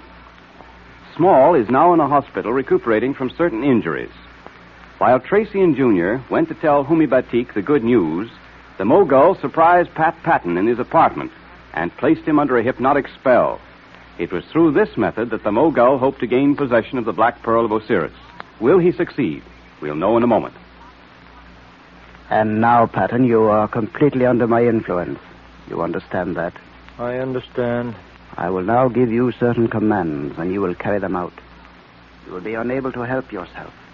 You will find that you are forced to do what I command you to do while you're in this hypnotic trance. You understand? I will not be able to help myself. I must do as you command. You will go about as if you were not hypnotized, but all the while you will be under my influence. And now, Patton, this is what I command you to do, so that I may be able to gain possession of the Black Pearl of Osiris. When Dick Tracy comes back, you will be seated at this desk writing letters, as if nothing had happened. Then, after a few moments of idle conversation, you will say to Dick Tracy... Oh, hello, Dick. I'm still writing my letters. Yeah, so I see. Using my best stationery, too. Did you see Humi Batik? Yes, Pat. He was very happy when I told him the news. Have there been any calls? Any word about the Mogul? No, none at all. Are you sure? Oh, yes, I'm sure, Dick. Why do you ask that? No reason at all. Say, Pat, you should have been there when we told Mr. Batik about the Board of Inquiry. Dick's got everything all planned, too. He's going to send them... I'll tell Pat about my plans later, Junior. You better get ready for bed. Oh, Dick, it's early yet. Not that early. Good night, Junior. Oh, gee, you're always treating me like a kid, Dick. You going to turn in early, Dick? No, I don't think so, Pat. I think I'll drop in at headquarters for a little while to see how things are going. Maybe some news on the Mogul. I'm afraid I can't get much rest while the Mogul is still at large. No, I suppose not. As long as he's still after the Black Pearl. Oh, that ring you're wearing, Dick. You've still got the Black Pearl concealed in it, huh? That's right. Well, Dick, I was thinking it might be a good idea to let me have the ring for a while. No, Pat, I wouldn't part with that ring under any circumstances. Why do you want it? Well, Dick, the Mogul's loose, and he knows you're carrying the Black Pearl in that ring. There have been several attempts to get the ring away from you. You know that. Well, there may be other attempts, too. And it seems to me it'd be better if I carry the ring for a while. Just in case anything happened to you. Yes, I see, Pat. One moment, I want to step inside and see what Junior's getting ready for bed. Be back in a moment. What's the matter with me? Why do I want that ring? I didn't give him the right reason. There's another reason, but I don't know what it is. There's something wrong, but what I don't know, Yes, he's getting ready for bed, all right. Now, about that ring, Pat. Yes, the ring. Dick, don't you see my point? This fellow, the Mogul, will stop at nothing, not even another attempt to try to get it away from you. Don't you think that pearl would be much safer in my possession? Yes, I think your point's very well taken, Pat. As you say, it is possible that another attack may be made on me. Another attempt to get the pearl. The Mogul wouldn't be apt to suspect that you're carrying it. Here you are. Put the ring on your finger, Pat, and never take it off for an instant. Oh, I won't, Dick. I won't. Excuse me.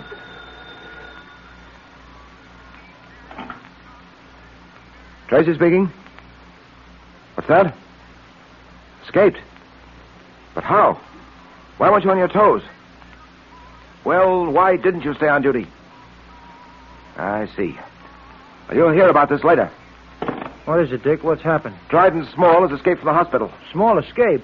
But how? He was guarded, wasn't he? Yes, but Fielding, the man on duty, decided to step out for a smoke. Small was sleeping, he said. At least he thought he was sleeping. When Fielding got back, Small was gone, escaped through the window and down the fire escape. Don't you think you'd better get down to headquarters? No time for that. I'll have to issue orders from here. Give me that phone. Here.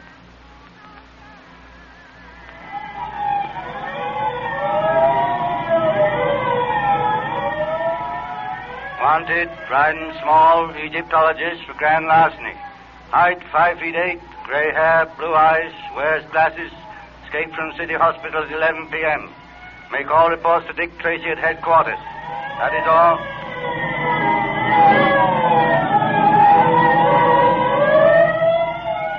Calling all cars, calling all cars. Be on the lookout for a man answering this description. Height 5 feet 8, gray hair, blue eyes, wearing tortoiseshell glasses. All police cars in vicinity of City Hospital keep a double watch for this man. Escaped from City Hospital at 11 o'clock tonight. Wanted for grand larceny. That is all.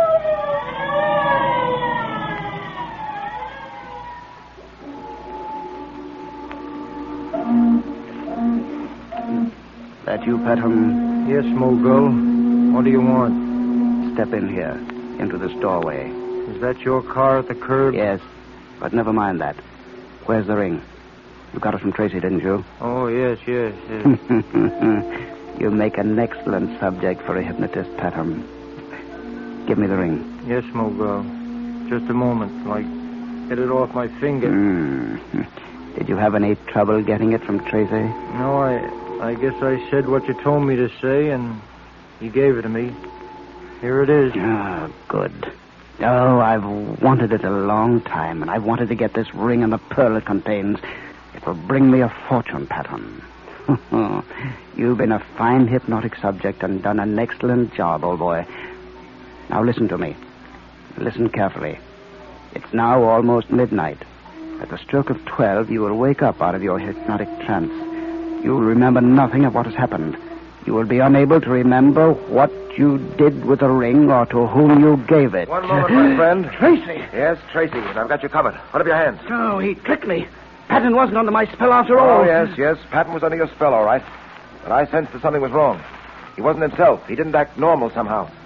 I gave him the ring, all right, but I decided to follow him here even so, because Dryden Small escaped. I am needed at headquarters. Small has escaped. Yes.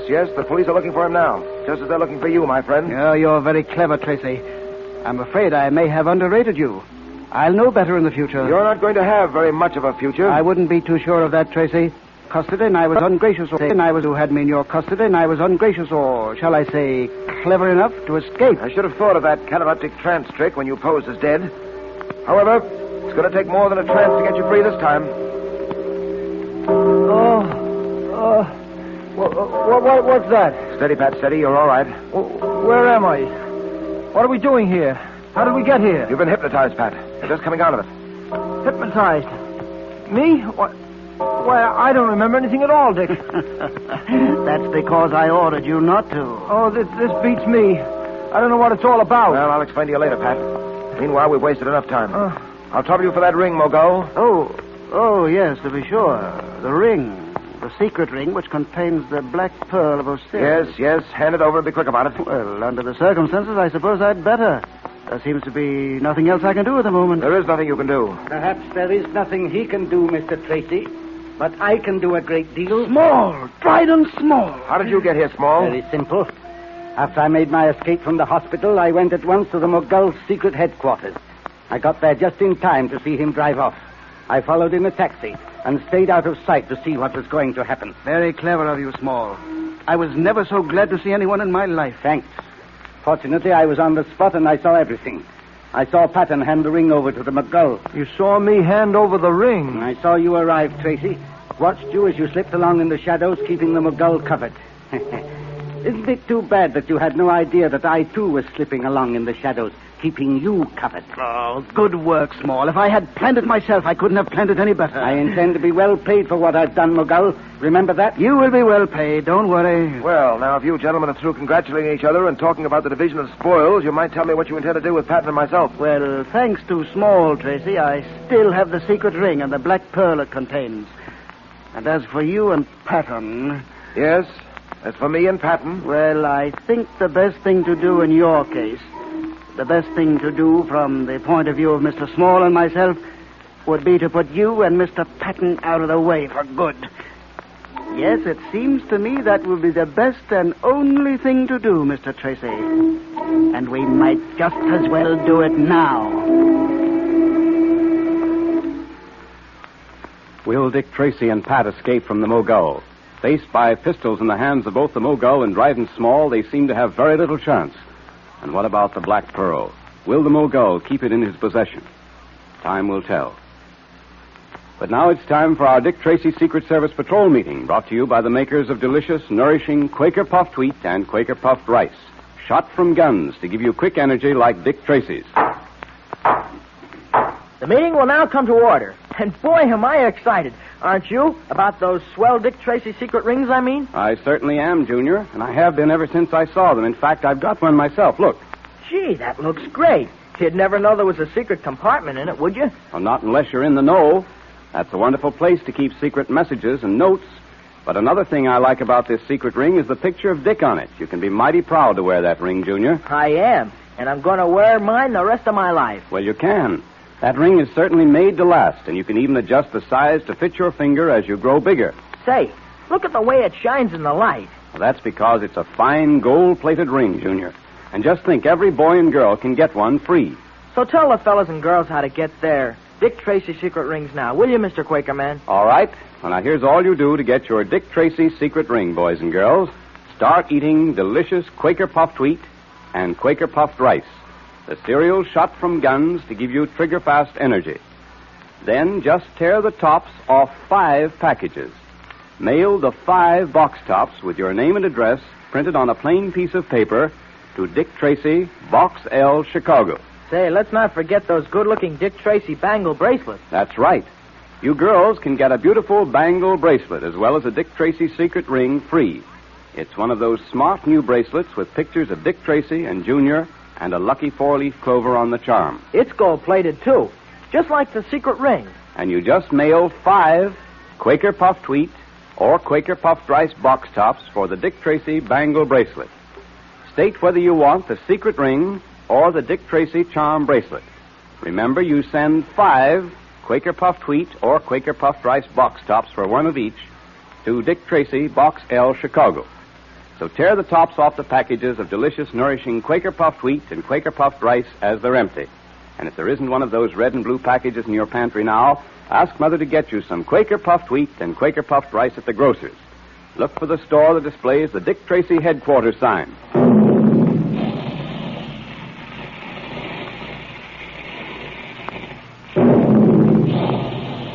Calling all adventure fans, calling all Dick Tracy fans. Stand by for another exciting Dick Tracy adventure tomorrow at this time. That is all.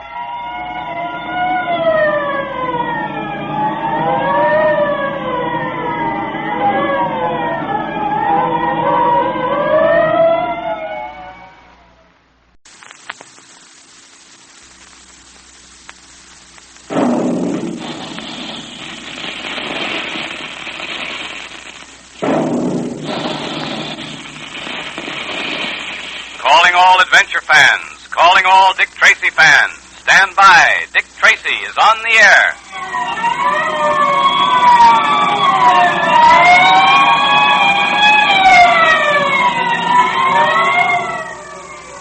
Now, the makers of Quaker puffed wheat and Quaker puffed rice, those specially delicious quick energy cereals that are shot from guns, bring you another thrilling Dick Tracy adventure.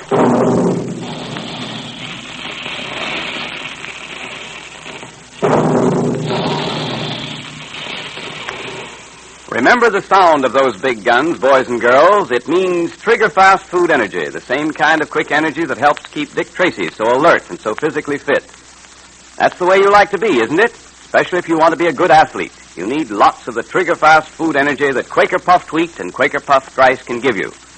Those two delicious cereals are especially easy to digest because they're shot from guns. And that's why thousands of active, athletic boys, girls, and grown-ups have Quaker puffed wheat or Quaker puffed rice for breakfast every day. So ask Mother to get you some of those delicious quick energy cereals from the grocer. Dick Tracy has been guarding the Black Pearl of Osiris, a relic which belongs to a religious Egyptian cult. Tracy has kept the pearl in the secret compartment of a ring given to him by Humi Batik, a high priest of the cult. While the police were searching for the Mogul, the head of a society of art thieves who want the pearl, the Mogul visited Pat Patton and hypnotized him. Pat, under the Mogul's spell, succeeded in getting the ring from Tracy. But the great detective knew something was wrong. He followed Pat and confronted the Mogul as Pat was giving him the ring. Unknown to Tracy, he too had been followed by Dryden Small, a henchman of the Mogul's. And as our last episode closed, Tracy and Pat were trapped, helpless in the hands of these two arch criminals. I think the best thing to do in your case, Tracy, the best thing to do from the point of view of Mr. Small and myself would be to put you and Mr. Patton out of the way for good. Yes, it seems to me that would be the best and only thing to do, Tracy. And we might as well do it now. Wait a minute. You can't do that, Mogul. And why not, Small? We've got these two just where we want them. We might as well get rid of them now. That's all right for you to say. You've got one murder on your hands now, and they can't hang you twice. But it's different with me. I may be in trouble with the police, but I'm not wanted for murder. And that's what this would let me in for. You're showing good sense at last, Small. That's enough, Tracy. Small, I'll handle this. That'll let you out. And now, Tracy... You forget I've got a gun, Mogul. Don't think I'm worried about Tracy, do you? But I am worried about myself. We've got the pearl and the ring, and that's what we're after. We're not going to kill Tracy and Patton. Oh, you're a fool, Small, a cowardly fool. Perhaps not so much of a fool as you think. Larceny is one thing, murder's another. Your car's standing at the curb. You've got the ring and the pearl. Let that be enough. Well, I see it will have to be. All right, Tracy. Patton, just stand where you are. Don't move. I'll trouble you both for your gun. What about it, Dick? We've got to get him up, Pat. All right. Small, get into the car and get it started while I keep these two covered. You're lucky, Tracy. If Small hadn't come along, you'd be dead by this time. You forget. Small hadn't come along, I have you by this time. All right. Now, don't move. One false move and I'll put a bullet into you. Goodbye, Tracy. This is the last time we'll meet. I hope.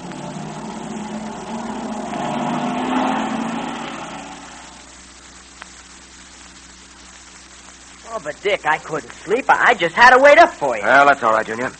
Go back to bed now and get some sleep. Say, they caught Dryden Small and the Mogul yet? No, Junior, they haven't. We almost had one of them tonight. If it hadn't been for the other. Hey, you've been guarding that black pearl for weeks. Now that it's gone, well, it doesn't seem to bother you at all. It doesn't, Pat. Because the Black Pearl is still safe. What? What was that? Junior, let me have your secret ring a minute. You mean the Black Pearl is The Black Pearl is in Junior's ring, Pat. Here's the ring, Pat. Yeah. You see? Oh, Dick, that's marvelous. Dick, you think of everything, don't you? When I spoke to you earlier this evening, I sensed there was something wrong with you, Pat. That you weren't yourself, that something had happened to you. I don't know whether you remember that before I gave you the ring, I stepped into the bedroom to see if Junior was getting ready for bed. No, I don't remember, Dick. Just as the Mo girl said, I don't remember a thing that happened. Well, it was then that I changed the pearl from my ring into Junior's. The Mogul and Dryden Small have the secret ring, Pat. But they haven't got the Black Pearl. And is that good news? Dick, you don't know what a load this takes off my mind.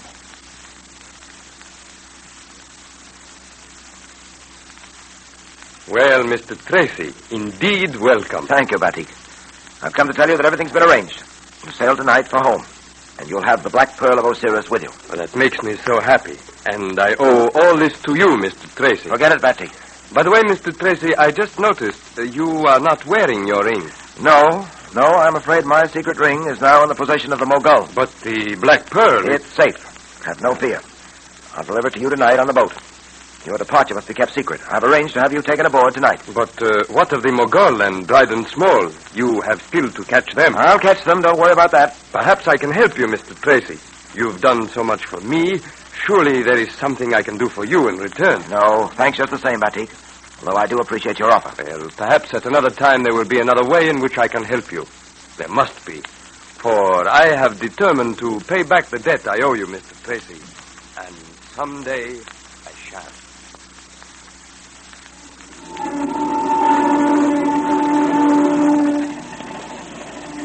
Ready to sail, Captain? Any moment now, Mr. Tracy. Good.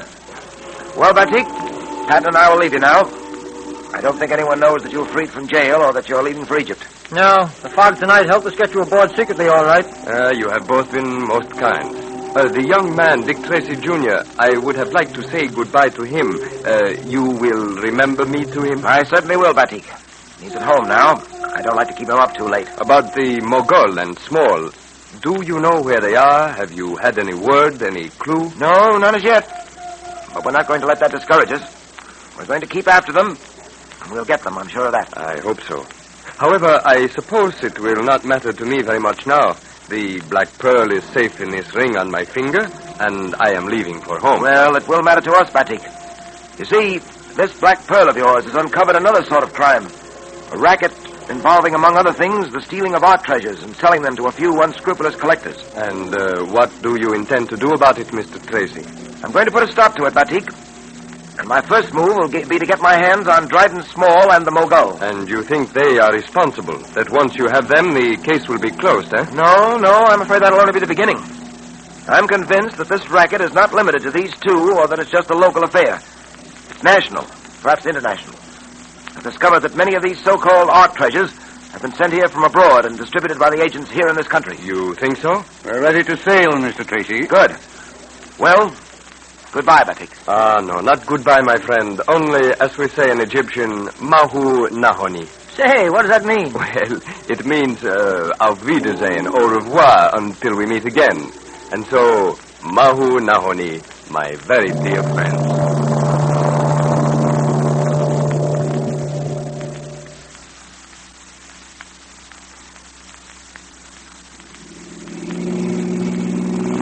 You know, Dick, I'm going to miss that fellow Batik. I was getting to like him very much. Yes, so was I, Pat. I'm very glad things have turned out nicely for him. Batik's job is finished now. He's taking the Pearl of Osiris back to his people.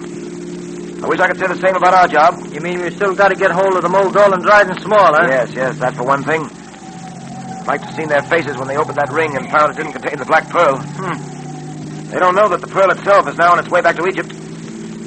Unless I miss my guess, Pat, they're wondering at this moment where the pearl is. Planning to find out. Get it. Gosh, they certainly are a very slippery pair and managed to cover their tracks well. The boys have been unable to get one lead or clue as to their whereabouts. What I'd like to know is, who's behind the Mogul? Who's the real power behind the throne? Don't look at me. I can't even begin to guess, Dick. Are you sure there's someone else? Oh, yes, quite sure, Pat. Of course, I've nothing to go on, nothing concrete and tangible, but you and I have been in this business long enough, Pat, to know the signs. And I think the signs definitely point to agents higher up. All of which means no rest for the weary, huh? Don't we ever get a break, Dick? Must the new case come right on the heels of an old one? Well, isn't there such a thing as a vacation, or shouldn't I ask? Well, you can ask, all right. No harm in that. But until crime takes a holiday or a vacation, we'll have to stay right on the job. Policemen, Pat, can't be clock watchers or punch time cards. That's right. Well, here we are. Let's go upstairs and get to bed. That'll be a few hours vacation, anyway. Well, I've been routed out of bed before, Dick. So there isn't always a vacation either. Open the door quietly, Pat. I don't want to waken Junior. Okay.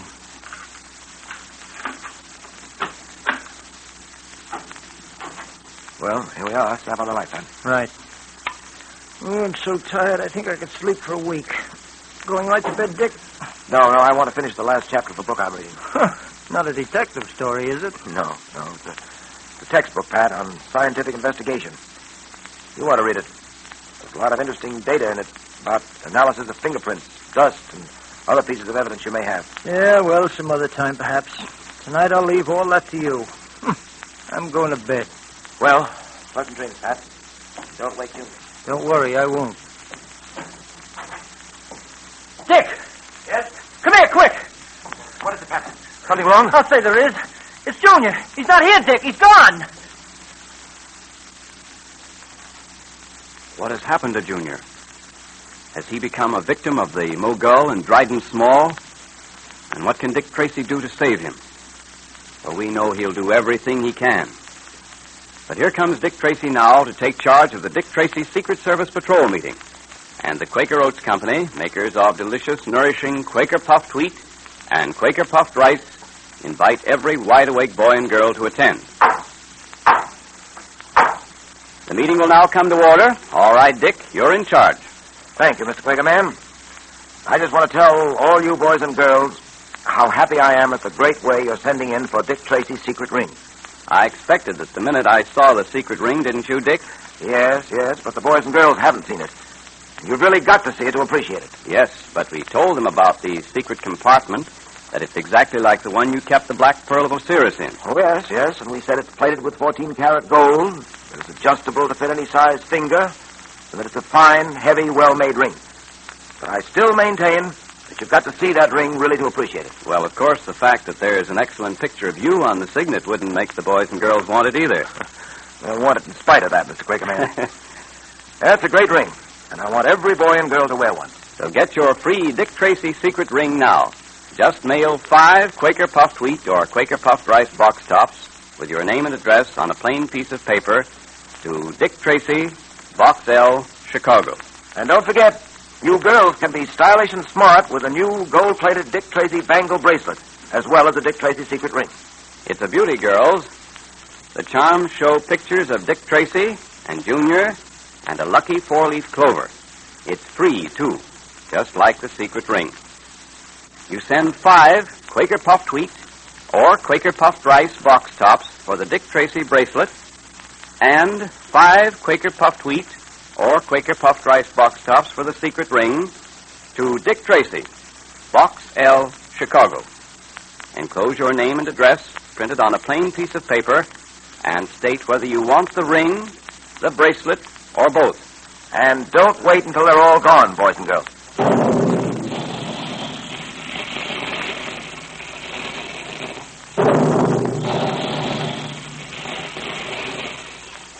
Look in the pantry to see if there's a package of delicious, quick-energy Quaker puffed wheat or Quaker puffed rice there now. Tear off the box top as soon as it's empty. And if there isn't any, ask Mother to get you some Quaker puffed wheat and Quaker puffed rice from the grocer. Look for the store that displays the Dick Tracy Headquarters sign. Remember, there'll be a secret code message in tomorrow's adventure, so be sure to have your pencil and paper ready when you tune in on Dick Tracy.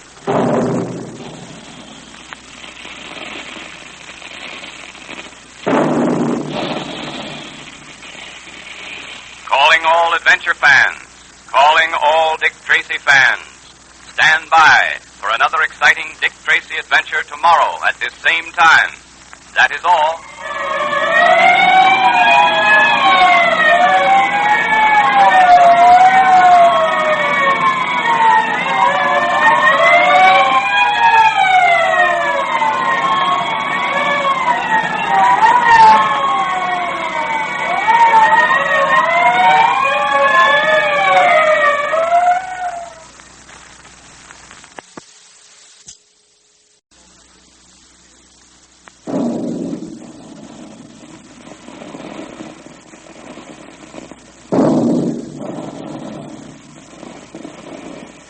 Calling all adventure fans. Calling all Dick Tracy fans. Stand by. Dick Tracy is on the air.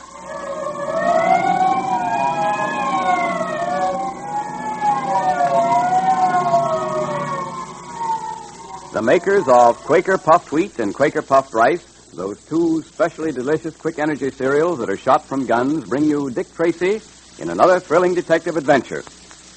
Have you noticed how specially good you feel, how full of life you are after a hearty, tasty breakfast of Quaker Puffed Wheat or Quaker Puffed Rice? Well, that's because you're able to use the trigger-fast food energy of Quaker Puffed Wheat and Quaker Puffed Rice so soon after you eat them. You see, those two delicious cereals are actually shot from guns right in the Quaker plant. Just picture all those big guns being loaded with lots of nourishing, sun-ripened wheat and rice, then fired.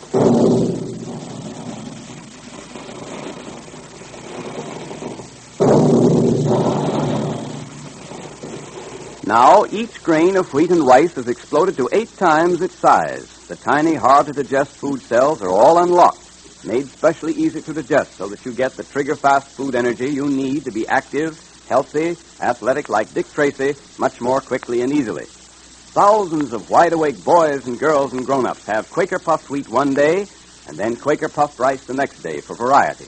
Try it. Ask Mother to get you a package of Quaker Puffed Wheat and Quaker Puffed Rice at the grocer's. And look for the store that displays the Dick Tracy headquarters sign. And be sure you have a pencil and paper ready for the secret code message in today's adventure. In our last episode, we heard how Batik, the Egyptian high priest of the cult of Osiris, had been released from jail and had secretly set sail for his native land, carrying with him the Black Pearl of Osiris. Dick and Pat were there to see him off. And meanwhile, the Mogul, head of a society of art thieves who want the Black Pearl, and Dryden Small, his henchman, managed to evade the police. Returning to their apartment after seeing Batik underway, Tracy sat down to read a while, and Pat decided to go to bed. Pat walked into the bedroom, turned on the light, and discovered that Junior was missing. I'll say there's something wrong, Dick. It's Junior. He's not here. He's gone. What? Gone? Yeah. Let's see. Bed's been slept in. Look there, Pat. What? That chair's been knocked over. There's been a struggle here. But who could have... Oh, Dick, what do you think? I think that the Mogul and Dryden Small came here to find the Black Pearl. Failing to find it, they took Junior with them when they left. Oh, but why? Why did they take Junior? Well, Pat, they intend to use Junior to force me to give up the pearl. They don't know that the pearl is now on its way back to Egypt with Batik. Oh, we certainly succeeded in keeping Batik's departure secret. Too much of a secret, if you ask me, if it's going to endanger Junior. We had no way of knowing that, Pat. Well, there don't seem to be any clues. If only we knew where they'd taken him. Oh, we've got to work fast, Dick. Pat, it's just possible that the Mogul may be using one of his old hideouts. One of those we've already uncovered. Come on. Oh, but Dick, they wouldn't be likely to do a thing like that? Yes, they would. For the very reason that we might think they wouldn't dare and neglect to investigate. Come on. You're going to talk, my young friend, or it'll be the worse for you. You'd better tell us all you know. I tell you, I don't know where the Black Pearl is. You sure you don't know? Yes, I'm sure. And if I knew, I wouldn't tell you. Why, you impertinent young... Let me handle this, Small. Now, look here. We're not playing. We're serious. We intend to get that Black Pearl, and we're going to stop at nothing. Do you know what I mean when I say that? I don't know where the Black Pearl is. Maybe he really doesn't know. But Tracy must know. Maybe you ought to stop questioning the boy and go to work on Tracy. All right, maybe we'll do just that. Untie the kid's hands. Now, young man, we have a little job for you to do. What kind of a job are you talking about? You're going to write a note for your friend Tracy. You're going to tell him it will be a very good idea for him to turn over the Black Pearl to us. That unless he does... Well, I think you understand me. Yeah, I think I do. But I'm not going to write that note. So you don't need to bother to untie my hands. You'll write that note, my young friend. And it might be a good idea to write it before I lose my patience. There. His hands are untied. Yeah. Bring him over here to the desk and sit him down. All right, boy, come on. Now, here's some pen and paper. Write as I tell you. Dear Dick, I'm held prisoner. Dick, I am held prisoner. Prisoner? Yeah, go on. Prisoner by the Mogul and Dryden Small. By the Mogul and Dryden Small. They are forcing me to write this note. Forcing me to write this note. The Black Pearl must be turned over to the Mogul at once. Black Pearl Turned over. Once. If it is not, I'm told it will go badly with me. It's not. Told it will go badly with me. Now sign it. There. It's signed. Just one moment. Let me see that note. I wrote it just as you told me to. But these numbers you've written between some of the words, what do they mean? Those numbers? Why, well, it's the code, obviously. After the word prisoner, there's a number. And there are numbers following along after every word. He's written them very small, so we wouldn't see them too easy. This is a code, isn't it, my friend? Yes, it's a code, all right. I thought I could get a message through to Tracy, but I couldn't get away with it. You're too clever for me to fool you. Perhaps he's not as bright as we thought he was, Small. Trying to pull an obvious trick like that on us. Now, don't try any more tricks or you'll be sorry. Now, my young friend, you'll write this note to Mr. Tracy once again. This time without numbers.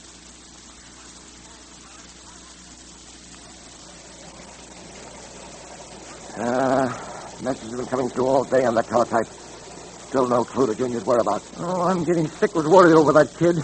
We don't hear something soon, Oh, steady, Pat, steady. That's not helping, Junior. I'm just as anxious about him as you are, but it'd be a mistake for us to get panicky. We've got to keep ourselves under control.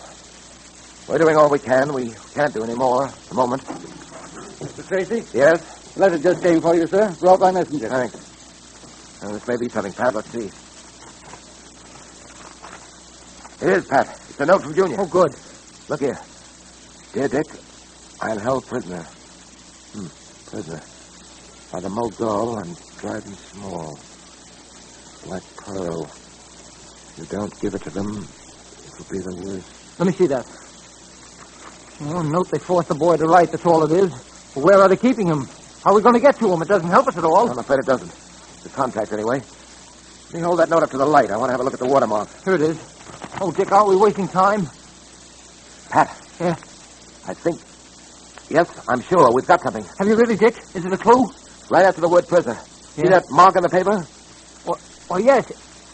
It's as if someone has written something very hard on a piece of paper lying on top of that one. And the impression of lines came through the paper and were traced on that sheet, too. Yes, Pat, that's exactly what happened. Don't you see? Junior tried to send us a message in code. He must have. But they discovered it, probably destroyed the top sheet, and forced him to rewrite the note on the next sheet of paper. Quick, give me the fingerprint powder. What do you want with that? If it'll bring out fingerprints, it'll bring out those marks on the paper. It's a message in code, Pat. We've got to find out what it is. Oh, Dick, I hope you're right. Here's the fingerprint powder. All right, dust it over the paper. Quick. Right. There you are. Now then, blow it away. Look, Pat, look. I was right. Numbers between each word. Right. Now let me see.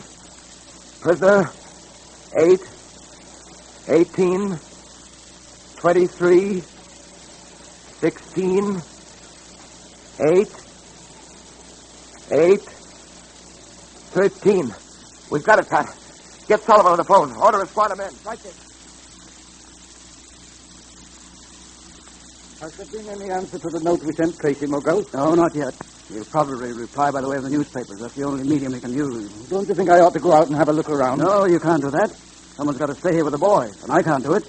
I've got an appointment myself in 15 minutes. With whom? With number 1. Number 1? You're surprised, eh? Number 1 arrived from Europe this morning. He'll want an explanation about the Black Pearl. Well, I'm going now. Well, I'll go down with you and pick up the paper. No, you can't leave the boy alone in here. Besides, there's no use looking for the paper yet. Tracy couldn't get an ad in the paper till tomorrow morning. Oh, I can't sit here alone playing with my thumbs. The papers will help me pass the time. The boy will be all right until I get back. He's tied up and gagged, isn't he? All right. Come on. But you'd better get back here as quickly as you can. I will. And, oh, yes, don't forget to give my regards to number 1.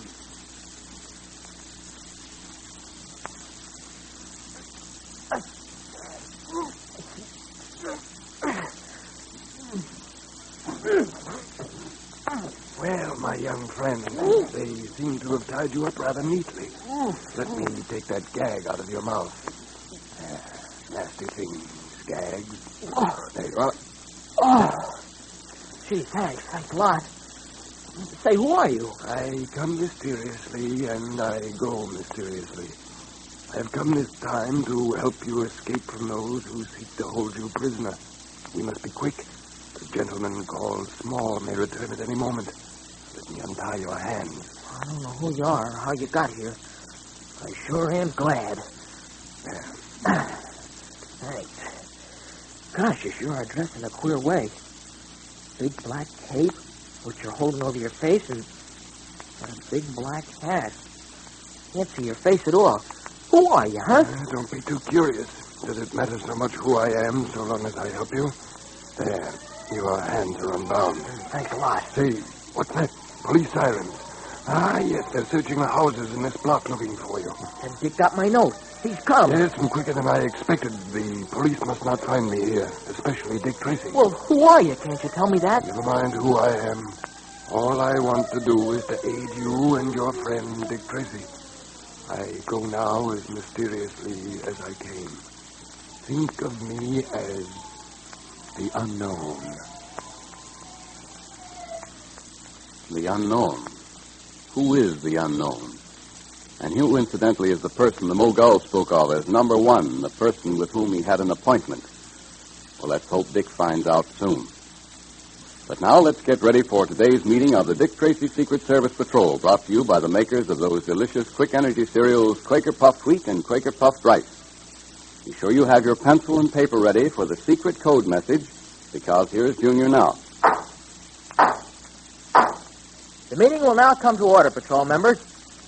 Dick Tracy wants you to be expert at decoding messages, too. So I'm going to repeat today's message for you to decode. All right, Junior, let's have it. Okay, here it is. Prisoner, 8, 18, 23, 16, 8. 8, 13. I'll repeat that once more. Are you ready? It's prisoner, 8, 18, 23, 16, 8. 8, 13. Now you can decode that with your secret Dick Tracy code book. And by the way, I want to tell you that if you want a Dick Tracy secret ring like Junior's, you better send for it right away. They're going like hotcakes. I don't wonder, Mr. Quakerman. It sure is a wonderful ring, isn't it? It certainly is, and the fellows and girls are mighty lucky to get beautiful, heavy, gold-plated Dick Tracy secret rings free. And with a secret compartment that you can keep secret messages in, too. Boy, I'm glad I've got one. It's something to have a good picture of Dick Tracy, too, like the one on the ring. I'll say it is. So don't wait till it's too late, fellows and girls. Act now. Get your 5 Quaker Puffed Wheat or Quaker Puffed Rice box tops and mail them to Dick Tracy, Boxdale, Chicago, right away. And remember, you can get a swell Dick Tracy bangle bracelet, too. That's right. It's gold-plated, too, like the ring. And there are pictures of Dick Tracy and Junior and a lucky 4-leaf clover on the charms. It's the very latest, smartest things, girls. So mail 5 Quaker Puffed Wheat or Quaker Puffed Rice box tops for a Dick Tracy bangle bracelet or for a Dick Tracy secret ring to Dick Tracy, Boxdale, Chicago. Now, if you want both the secret ring and the bracelet, send 10 Quaker Puffed Wheat or Quaker Puffed Rice box tops. Enclose your name and address printed on a plain piece of paper and state whether you want the ring, the bracelet, or both.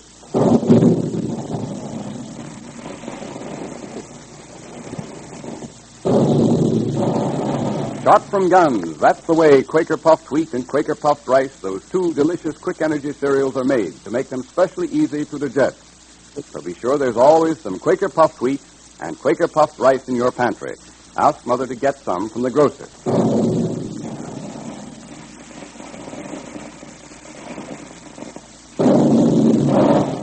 Calling all adventure fans, calling all Dick Tracy fans. Stand by for another exciting Dick Tracy adventure tomorrow at this same time. That is all.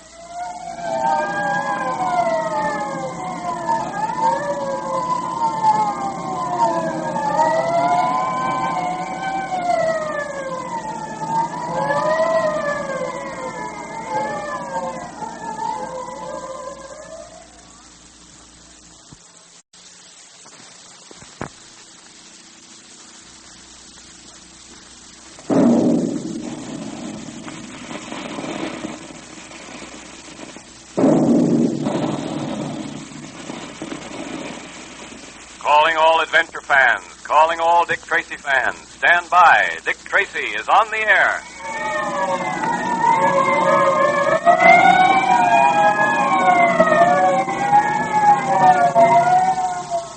Now, the makers of Quaker Puffed Wheat and Quaker Puffed Rice, those two specially delicious quick energy cereals that are shot from guns, bring you another thrilling Dick Tracy adventure. Are you good at games, one of the best in your crowd? Or do you get left out of a lot of fun because you can't keep up with the rest of the crowd? Well, Dick Tracy wants you to be one of the best, one of those lucky boys or girls who's just as alive with trigger-fast energy as Dick Tracy is himself. And I know you want to be, too.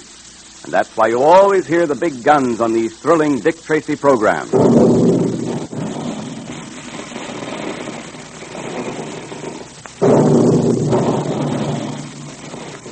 They remind you to get the trigger-fast food energy you need from hearty, tempting breakfasts of Quaker Puffed Wheat and Quaker Puffed Rice every day. Those two delicious cereals really are shot from big guns, not just to make them look different and taste better than ordinary cereals, but to make them specially easy to digest, so that thousands of active boys and girls and grown-ups get lots of trigger-fast food energy every day in breakfast that tastes extra good. And remember, Mother's always glad, and so is Dad, when there's a big dish of crisp, delicious Quaker Puffed Wheat or Quaker Puffed Rice for breakfast. So be sure to ask Mother to get some for all of you from the grocer. Yesterday, we heard how Junior had been taken prisoner by the Mogul and Dryden Small, members of a society of art thieves. Junior communicated with Dick Tracy through the special code. Tracy and his men arrived at the scene where Junior was held captive. But another person arrived first, a man wearing a large black hat and a large black cape with which he covered his face. This unknown person freed Junior and assured him that his only desire was to help him and Tracy. You are free to go. Now I must leave you. Say, wait a minute. Dick will want to thank you for what you've done. Don't go. No, I must. The police mustn't find me here, especially Dick Tracy. I don't understand. You've done me a good turn. Why should you be afraid of the police?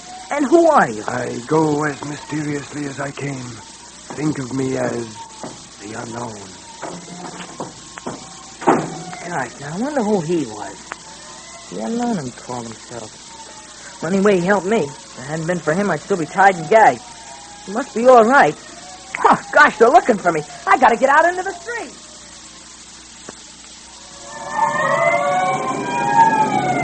Hey, Dick! Dick! Junior, are you all right, boy? Yeah, sure, I'm fine, Dick. Thank heaven. You got my message, didn't you? Yes, we got your message. That's how we got here. Well, so you found him, Dick. Hello, Pat. Hello, Junior. Talk about being pleased to see anybody. I'm certainly pleased to see you, boy. Tell me, how did you get away from Small and the Mogul? Oh, they left the places for a while, and they had me tied and gagged in another room. Well, I was trying to get free, see, when the door opened up. And in comes this fella dressed in a big black cape with a black hat and a wide brim. He untied me and set me free. What did he look like, Junior? Well, I don't know, Dick. He kept his face concealed behind the black cape. He said he was afraid to meet the police and that he had to go as mysteriously as he came. Those are his exact words. And he also said we could call him the Unknown. The Unknown? Uh-huh. Does it make sense to you, Dick? No, not yet, I must confess. Well, if it hadn't been for him, I wouldn't have been able to get away. Oh, and Dick, before I forget it. Yeah? I could overhear a little of what Small and the Mogul were talking about in the next room. And I heard the Mogul say something about number 1 being in town. Number 1, huh? Uh-huh. Pat, that convinces me I'm right. About what? About there being someone behind the Mogul. A power at the head of the ring of art treasure thieves. Number 1 must be that power. Well, I hope you're right. But I wouldn't know whether you were or not. This thing is getting too deep for me. What was number 1, the Mogul, Dryden Small, and now this Unknown. Dick, does it make sense to you? Well, it's going to make sense by the time I'm through.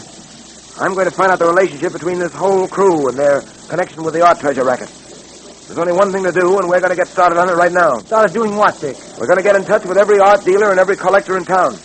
We're going to find out where they've been buying their merchandise and from whom. It's going to mean a lot of detail work and a lot of digging. But we're not going to let that discourage us. We're going to dig until we unearth the crooks and the power behind them.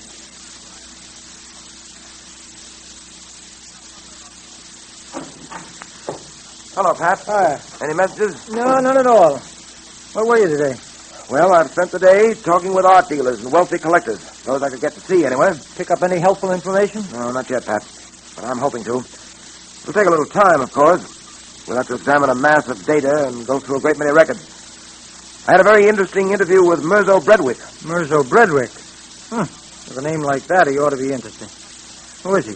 Mirzo Bredwick, Pat, is one of the world's leading recognized authorities on art. He's not only an authority on original works of art, but he possesses a remarkable knowledge of imitations that have been made and sold in the past few years. He promised to let me have a look at his files and to offer me his full cooperation. His assistance ought to prove invaluable. Oh, I should think it would. Any further reports on the Mogul and Dryden Small? No, some of the boys waited for them for several hours near the house in which they kept Junior, but they didn't show up. It's too bad we had to rush that place. If we'd been able to make a quiet raid, we wouldn't have warned them and frightened them off. Well, Junior's safety was all that mattered. That moment, it was more important to rescue him than it was to trap Small and the Mogul. Hey, you seem to have something on your mind, Dick. Yes, I have. You know, Pat, I can't get this unknown who freed Junior out of my mind. Well, Junior's description of him does make him out rather a queer bird. And the things he did and the things he said don't fit somehow. I mean, on one hand, he helps Junior escape from the Mogul and Dryden Small and tells Junior that all he wants to do is to help us. And then he runs away the moment he knows the police are on the scene. Yes, that is inconsistent, isn't it? Wanting to help the police and at the same time obviously in fear of them. The unknown seems to know us, and I have a feeling that we know him. I'm going to be rather shocked when we find out who he is. If we find out who he is. Can you make a guess as to who he is, Dick? Too bad Junior couldn't get a look at his face. I haven't enough information at the moment to make a very accurate guess, so I won't make any. The unknown, number one, all this mystery. This business of hunting people whose identity you don't know.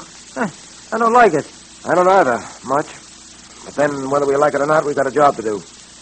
Unless I miss my guess, it's not going to be an easy job.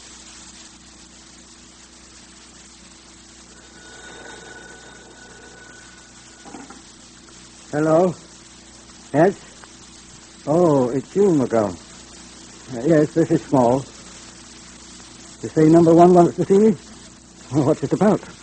It's not about that black pearl, is it? Because it wasn't my fault, you know. What? Oh, it's about something else. All right. Where do I go? I see. Number one sending the chauffeur to pick me up. All right. He knows enough to be careful, doesn't he? The people are combing the city for us. All right. I wonder what number one wants to see me about. Number girl said it wasn't about the black pearl. What? I wonder who that could be. That chauffeur couldn't have got here that quickly. That's the knock, all right. Must be the chauffeur. No one else would know the signal. Just a moment. Coming. What? Good evening, Dryden Small. What? I startled you? Who are you? You may call me the Unknown. The Unknown? How do you know the signal? What do you want? I want you. Well, I've done nothing. Nothing, I tell you. Why do you turn so deathly white? Why do you tremble so? Is it possible that you are afraid of me? Take that cape away from your face. Let me see who you are. Never mind about that. You wouldn't know me anyway. I see you were preparing to go out. Excellent.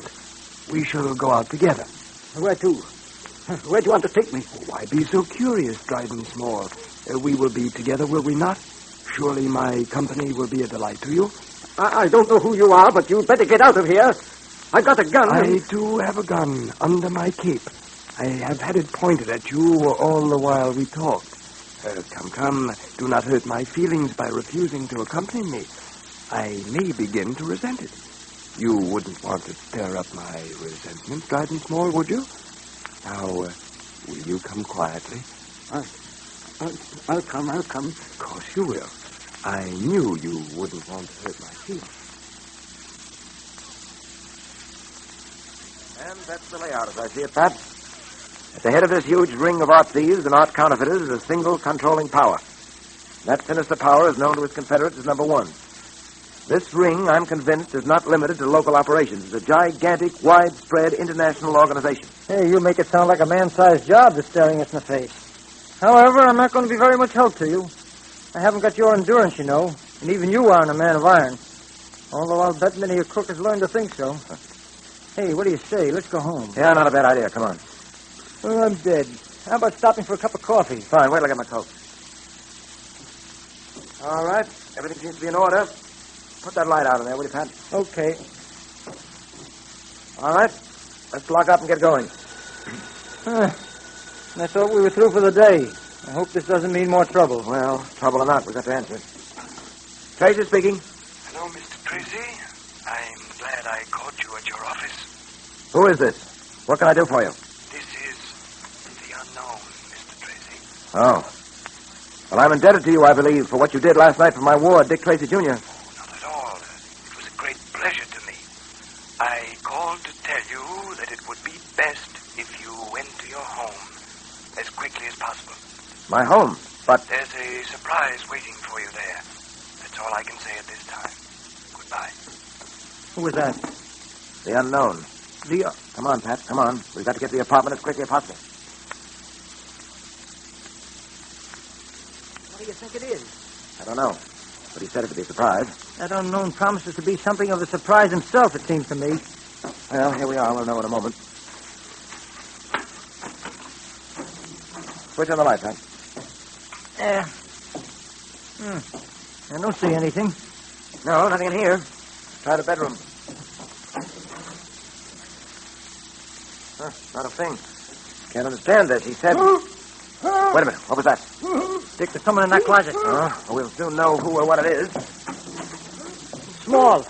Trident Small, bound and gagged. Yes. There's a note pinned to his coat. What's it say? It says, Pat, with the compliments of the unknown.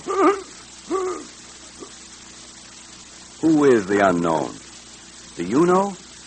And why does he help the police and yet run away from them? Who is number one? There are a lot of things we don't know yet. But now let's stand by for your Dick Tracy Secret Service Patrol meeting, brought to you again by the makers of Quaker Puffed Wheat and Quaker Puffed Rice, those delicious cereals that are shot from guns to give you quick energy like Dick Tracy. All right, Junior. The meeting will now come to order, patrol members. And the first thing I want to say is this.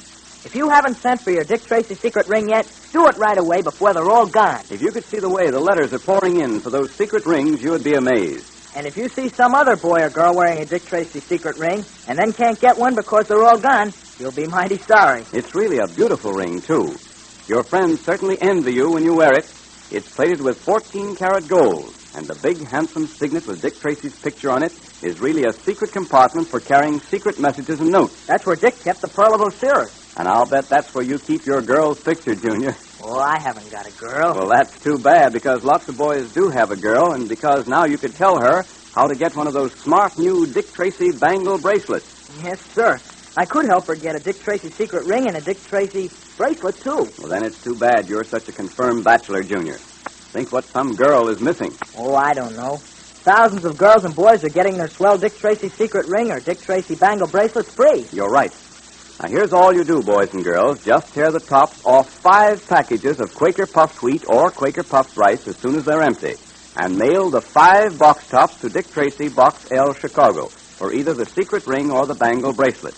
Enclose your name and address printed on a plain piece of paper, and be sure to state whether you want the Dick Tracy secret ring or the Dick Tracy bracelet or both. But be sure to send 5 Quaker Puffed Wheat or Quaker Puffed Rice box tops for each one to Dick Tracy, Box L, Chicago. Those big guns are busy making delicious, nourishing Quaker Puffed Wheat and Quaker Puffed Rice for you.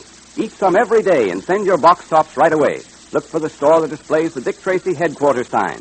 Ask Mother to get you some Quaker Puffed Wheat and Quaker Puffed Rice from the grocer.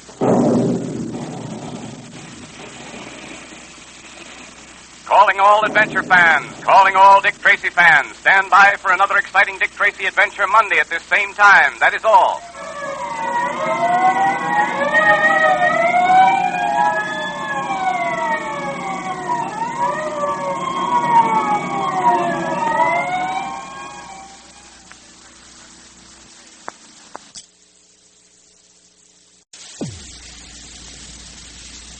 And now, Dick Tracy.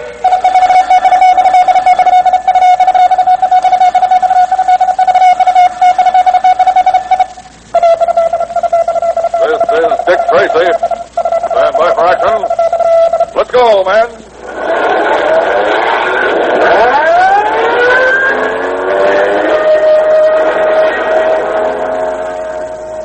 Yes, Yes, it's Dick Tracy, protector of law and order.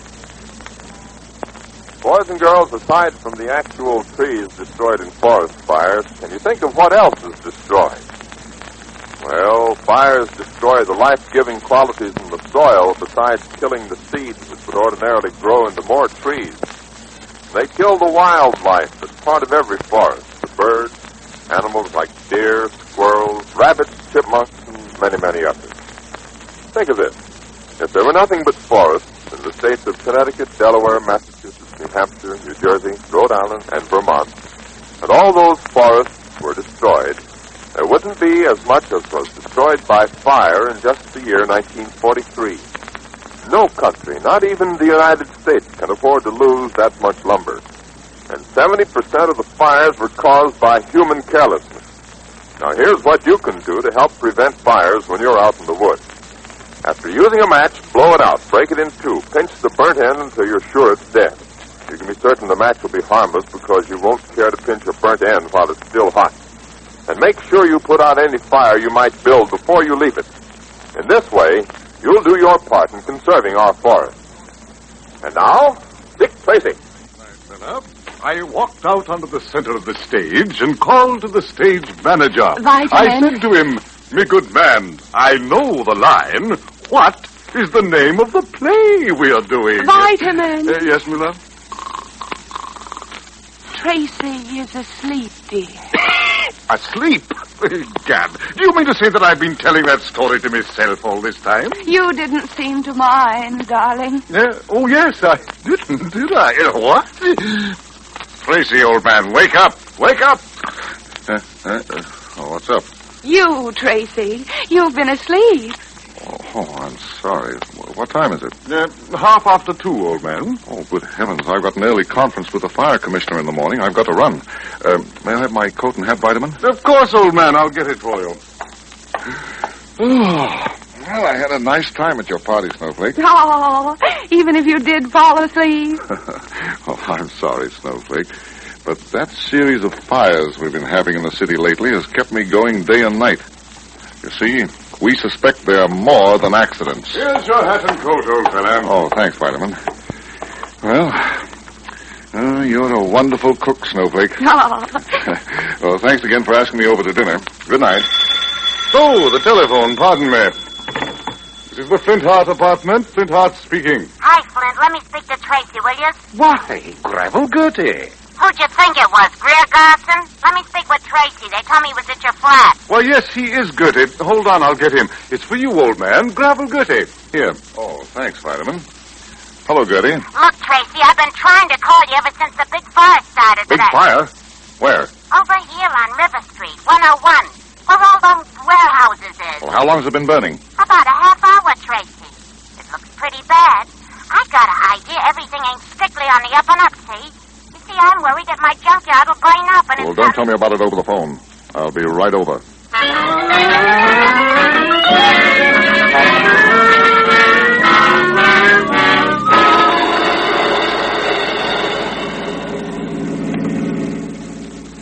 Yes, I know there have been a great many fires down in the warehouse district, old man.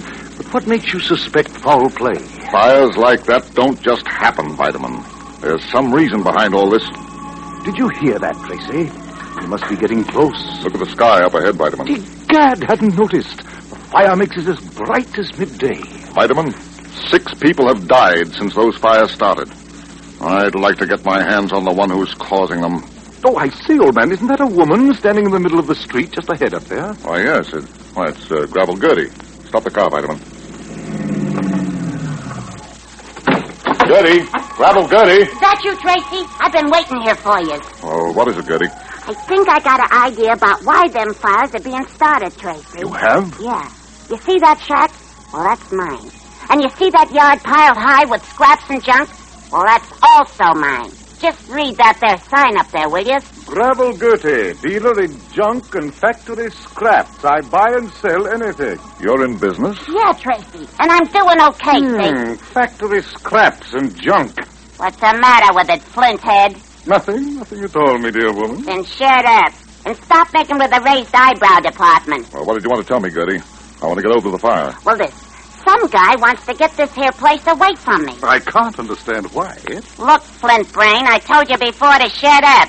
Now you're going to do it, or will I have to give you a hit in the head? Sorry. Well, come on, Gertie. Tell us the story. Well, this here guy comes around about a month ago, and he asked me if I want to sell my lease.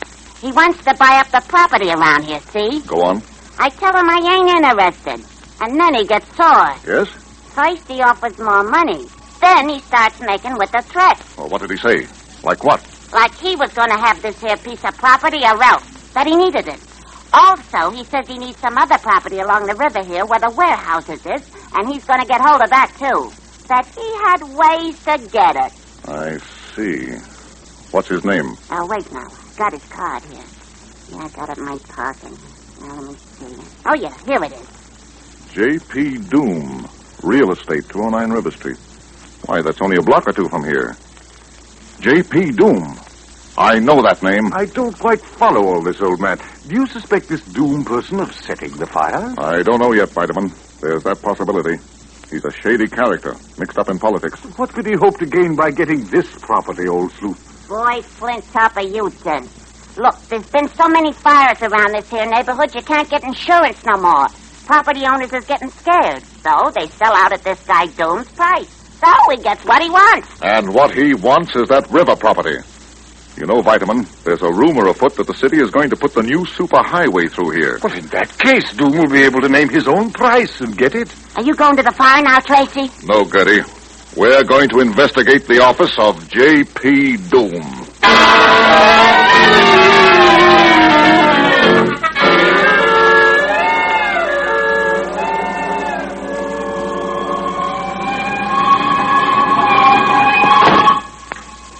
Come away from that window, Hotfoot. Stop watching that fire. Not watching? It's beautiful. Beautiful. And it's mine. I made it. You know, Doom, I think he enjoys watching them fires. We make more than the money you pay us to make them. Listen, you. I don't want to hear you say that. Well, why not? It's true, ain't it? Don't say it. Suppose someone were to hear you. At 3 o'clock in the morning in your office? Why, there ain't nobody in this here building at this hour. Just the same, don't say it. They'll never stop it. It'll burn and burn and burn until there's nothing left. Listen, Hotfoot, you should never have come back here to my office. Suppose you've been seen. Nobody ever sees me make my fires, Doom. I am an artist. The fires don't start till Gimmick and I are out of the neighborhood at least 1 hour. Yeah. I gotta hand that to you, Hotfoot. You got the alibi angle worked out fine. That's because I'm smart. Smart. Well, Doom, what next? What do we burn tomorrow night? Nothing. Nothing? But you... We're laying low for a few weeks. The police have been snooping around this district like a pack of bloodhounds. They'll never catch me. I'm too clever for them. No, look, Hotfoot. I think Doom's right. Take it easy for a while till the heat's on. Don't forget, Tracy's working on this case. Tracy. I'd like to match wits with Dick Tracy. Yeah? Well, I wouldn't. Someone knocked. Yeah. How did anyone know we was here? The light's out. Not the light from my fire. It lights up the whole city.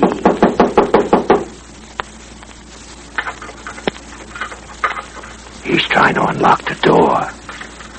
Who's there? Open up in there. Go in the other office. You can slip out the other door after he comes in here. Close the door quietly. Right. Come on. All right, I'm coming.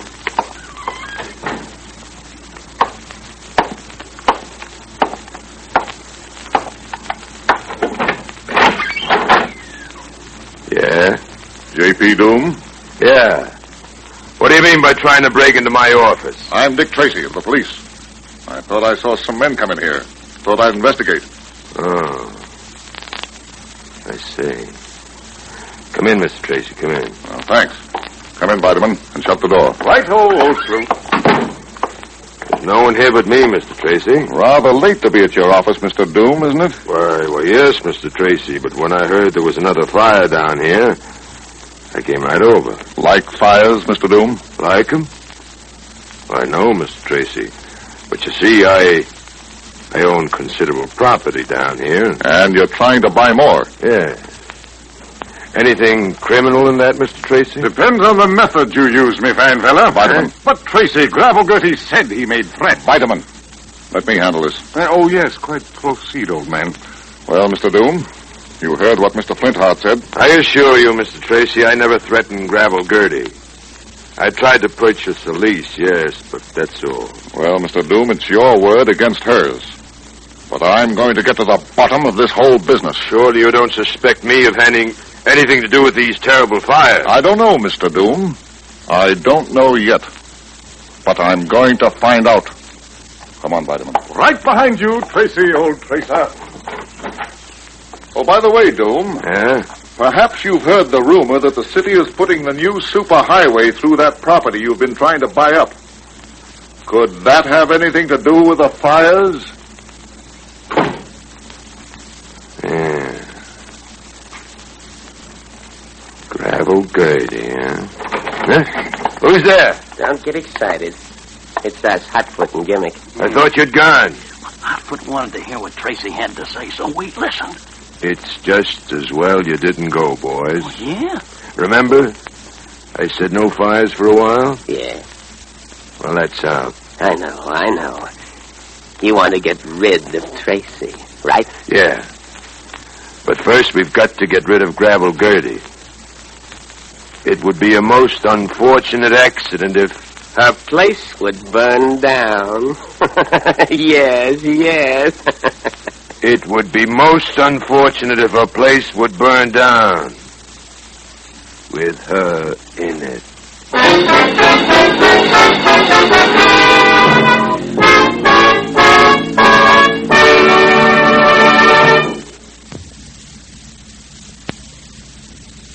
Let's return to Dick Tracy and the case of the Firebug Murders.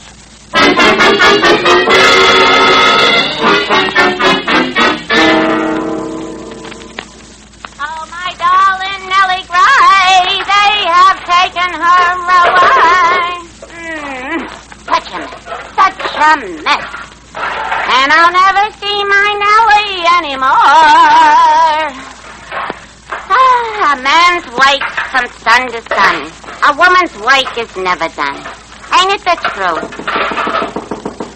Now, who can that be? At this time of night, too. Well, don't get in an uproar. I'm coming. Oh, hello, Gertie. Well, Snowflake. Come on in, dearie. Come in. I wasn't expecting no visitors. You see, I was just about ready to hit the hay. Ain't this shack a mess? Gertie, have you seen Vitamin this evening? Vitamin? No. Him and Tracy was here last night, but Then you haven't seen him. Not tonight, I ain't. Tracy was around the neighborhood this afternoon. I'm looking around, but your husband wasn't with him. Oh, dear. Well, what's the matter, dearie? Worried? Went out after lunch to see his agent, he said. And here it is 11 o'clock at night, and I haven't heard a word from him. Now, ain't that just like a man? Well, what made you think he was here? He told me that he and Tracy had been here to see you last night. And you think he's with Tracy tonight, huh? I don't know, Gertie. I don't know. I tried to reach Tracy, but he wasn't at his office. Hey, maybe that's them now. Just a minute, dearie. Yeah? Hello, Gertie. Remember me? Oh, remember? How could I forget my best customer? Come in. Come on in, Gimmick. Yeah. Now, what can I do for you two, gents? The regular order? 15 pounds of magnesia scrap? Yeah, Gordy. That's right, huh, Hotfoot? No, Gimmick. We want a double order tonight. Double? Yeah. Okay. I got at least a ton of that stuff. Bought it from that small parts factory. Oh, I beg your pardon. This is Mrs. Flintheart. This is two customers of mine, Hotfoot and Gimmick. How do you do? How do you do? I'll get the scraps for you. I got them back here. Did you say Flintheart? Yes. Do you know my husband? No, Mrs. Flintheart. We don't know him, Mrs. Flintheart, but, as a matter of fact, we nearly met him last night. Didn't we, Gimmick? Yeah. Yeah, he was with Tracy. Oh, you haven't seen him this evening? No, lady, we ain't seen him, but we'd like to. Oh, fine gents you are, letting a lady lug a heavy box like this without trying to help her. Oh, sorry, Gertie. Here, let Gimmick take that. Yes. Too late now. Well, there you saw it. 30 pounds of magnesia scrap. Now, that'll be, let me see now, 25 cents a pound. 4 goes into 15. Carry the 1. $6.35. Okay, Gertie. Give her the money, Gimmick. Say, by the way, what do you use this here stuff for? We treat this with special chemicals to set fires. Oh, sure, to set fires. Why didn't I know? What? Sure, Gertie. We set all the fires in this neighborhood. Oh. Why, you dirty so-and-sos. I'm going out and call Dick Tracy on the payphone and tell him. He ain't gonna go out and leave this here shack, Gertie. He's got a gun. That's right. Okay, Gimmick. Tie him up. Oh, you ain't going to get away with this when I tell Dick Tracy. You're not going to tell anyone anything again, Gertie. Because we're going to shut you up forever. Oh.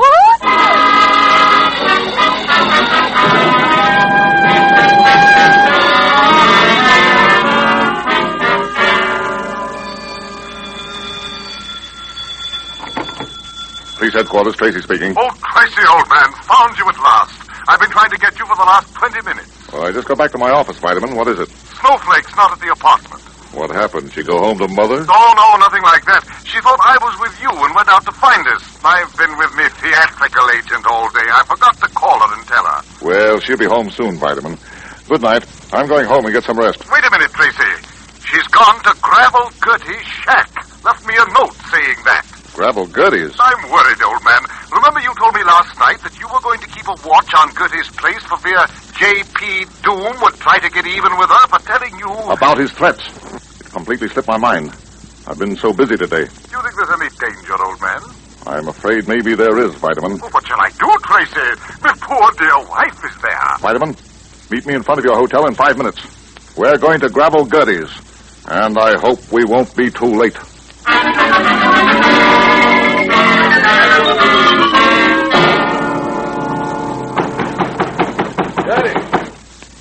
Gertie! Open up! There's no answer, old sleuth. Do you think she's home? Well, there seems to be some sort of light inside. I can't see anything through the window. It's too sooty. Well, stand back, Vitamin. I'm going to crack that door open. Once more ought to do the trick. Well, I don't see... Good heavens! Look, Tracy, Snowflake and Gertie bound and gagged. Oh, my darling little wife. Get the gags off them, Vitamin. I'll put that candle out. We didn't get here a minute too soon. Those magnesium scraps would have caught fire and then... Dear me, love, now you can speak. Oh, Vitamin. Oh, yes, take the gag out of Gertie's mouth, Vitamin, darling. Oh, yes, of course, me love. There. Tracy, them rats was trying to kill us. They tied us up, then they was going to... Wait a minute, Gertie, wait a minute. Not so fast. Who tied you up and who wanted to kill you? Them 2 rats, Hotfoot and Gimmick. They come in here and then they started... Then they what, Gertie? Oh. Reach, Tracy. That's them, Tracy. No, don't turn around, Tracy. Just stand there and keep your hands up. That's right. Okay, Gimmick. Looks like we got 'em all. Yeah, Doom won't have nothing to worry about now. You see, Tracy, we were waiting across the street to see whether the women would be able to escape. Then we saw you and Flintheart drive up, and we couldn't pass up that golden opportunity, could we? So it is J.P. Doom, eh? That's right, Tracy. But now you'll never be able to bother him again. Or us either. Get his gun, Gimmick. Right, Hotfoot. Oh, sure. Now, you... He's got hold of me, Hotfoot. We'll stop that. Oh, Tracy. Tracy, he's down. Oh, dear. Tracy thought he'd try something, did he? Okay, Gimmick. Now tie them all up good. Yeah. You want the gags again? No gags. They can yell all they want to now. It will all be over very soon. No one will hear them.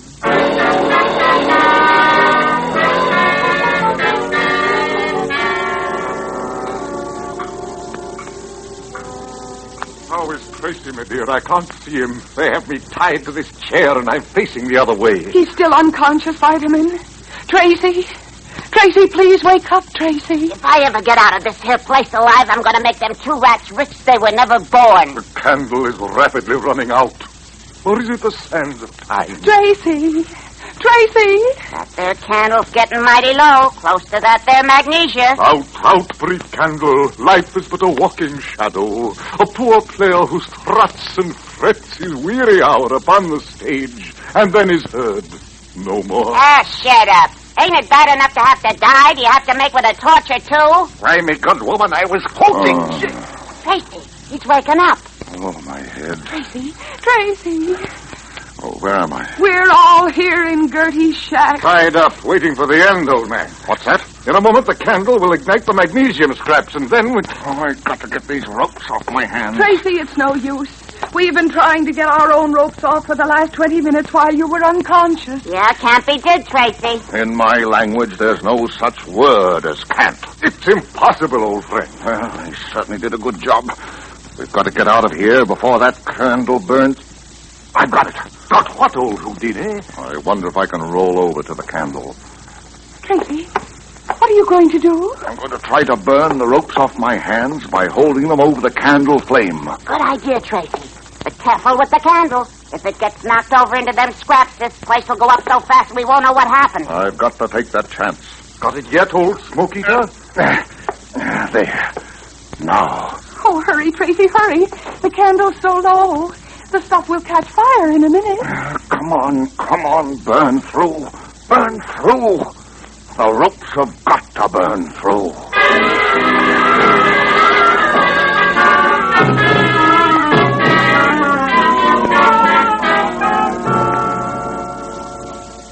Why doesn't it burn? Why doesn't it burn? I thought you said the shack would burn down in about 20 minutes. What's taking so long? It will. Don't be impatient. It should go up in about 30 seconds. Come over here to the back window of the office and see it happen. No.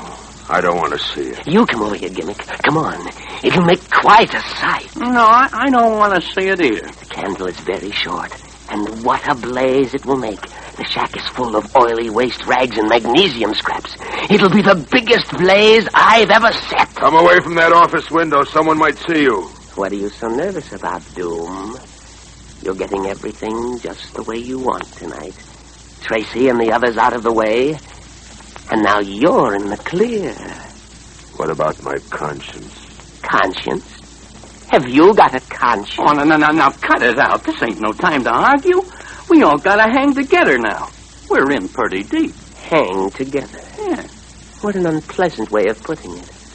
But don't think you can get rid of us, J.P. We're going to stick around. Hey, gosh, look at the sky. Huh? It's all lit up. The shack's caught fire. Yes. Come on, let's watch it from the window. Yeah. Hey, look at it burn. Well, that's the end of Dick Tracy, boys. He'll never bother us again. All right. Hey, Tracy. All of you. Tracy. Keep your hands up, Doom. You too, Hotfoot. Come on in, Vitamin. Right, old fire eater. Take their guns away while I keep them covered. Yes, Tracy, old man. What are you laughing at, Hotfoot? I just remembered something, Tracy. Something very funny. You can take your hand out of your coat pocket. You haven't got a gun. We took it away from you. Gad, discovered. Now, you get your hands up, Tracy. I'm boss now. Tracy, he's got your gun. Hey, Hotfoot, he grabbed a chair. Look out! There he goes. Why, you... What? Oh! Down and one to go. Stop. I give up. Okay, Mr. Dome. Okay. Vitamin? Yes, old slugger. What a battle, old man. Hotfoot and Gimmick out in 2 punches. What a battle. All right, get on the phone, Vitamin. Call headquarters. Tell them to send a trap over here to pick up 3 rats. Righto! We did it again, didn't we, old gumshoe? Yes, I guess we did, Vitamin. The next time these boys come in contact with anything hot, it'll be the chair in the death house of the state prison.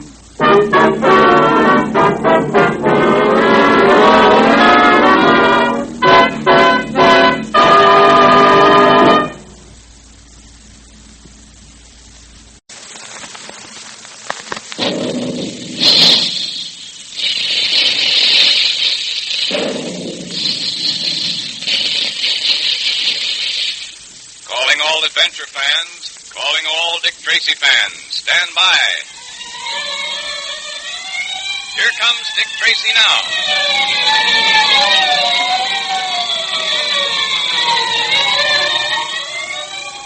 This electrically transcribed series of thrilling Dick Tracy detective adventures is brought to you by Quaker Puffed Wheat and Quaker Puffed Rice, those specially delicious, nourishing cereals that give you trigger-fast food energy because they're shot from guns.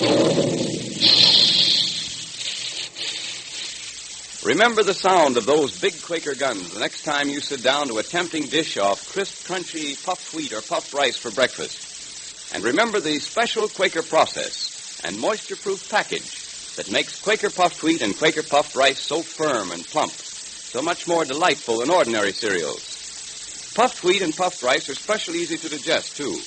Each grain of sun-ripened wheat or rice is actually exploded to 8 times its normal size as it's shot from the guns. Each tiny, hard-to-digest food cell is unlocked, but all its quick food energy, all its goodness, is retained and released to you much more quickly and easily. So join the thousands of happy, healthy, puffed wheat and puffed rice fans tomorrow morning. Enjoy the tasty, nut-like flavors of those 2 swell cereals. Eat puffed wheat one morning and then puffed rice the next. Ask Mother to get a package of each from the grocer displaying the Dick Tracy Secret Service Patrol Headquarters sign right away. The notorious outlaw of the great Northwest, Vernon Kyle, has terrorized the inhabitants of the town of Pitchblend in the Yukon into sharing their mines with him. Kyle planned to force the miners to ship their pitchblende ore, containing radium, to Peel River by way of his airplane instead of dog sled, obliging them to pay very highly for the privilege. Dick Tracy's arrival inspired the downtrodden miners to refuse. Naturally, Kyle's next move is to do away with Dick Tracy.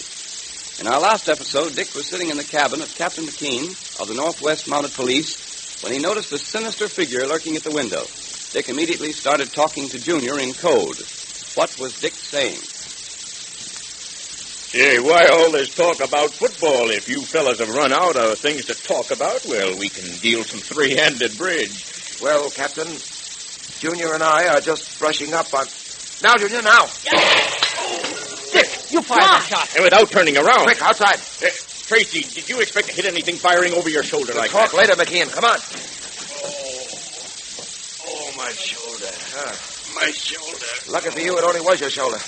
The next time you try to shoot someone through a window, my friend, don't make the mistake of letting your target see you first. Tracy, I don't get all this. Who is this man? McKean, our wounded friend here was sent by Vernon Kyle with instructions to kill me, which he tried to do by shooting at me through the window.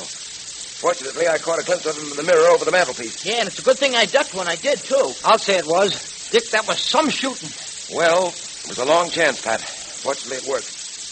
Well, my friend, what have you got to say for yourself? I wasn't going to shoot you. I swear I wasn't. Oh, no, of course not.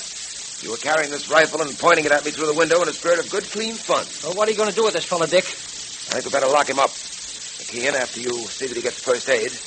Not that he's badly hurt. I wouldn't be surprised if he were one of the men who ganged up an old man Weir. Trying to kill someone by shooting from behind, as he tried to do me, or ganging up on a defenseless old man like Weir. They're the sort of dirty work that go together. Well, there's no thanks to these rats that old man Weir's going to be all right. By the way, Tracy, Weir said he wanted to see you. Wants to have a talk with you. Good. I'll go along to the doctor's with you then. Come along, Pat.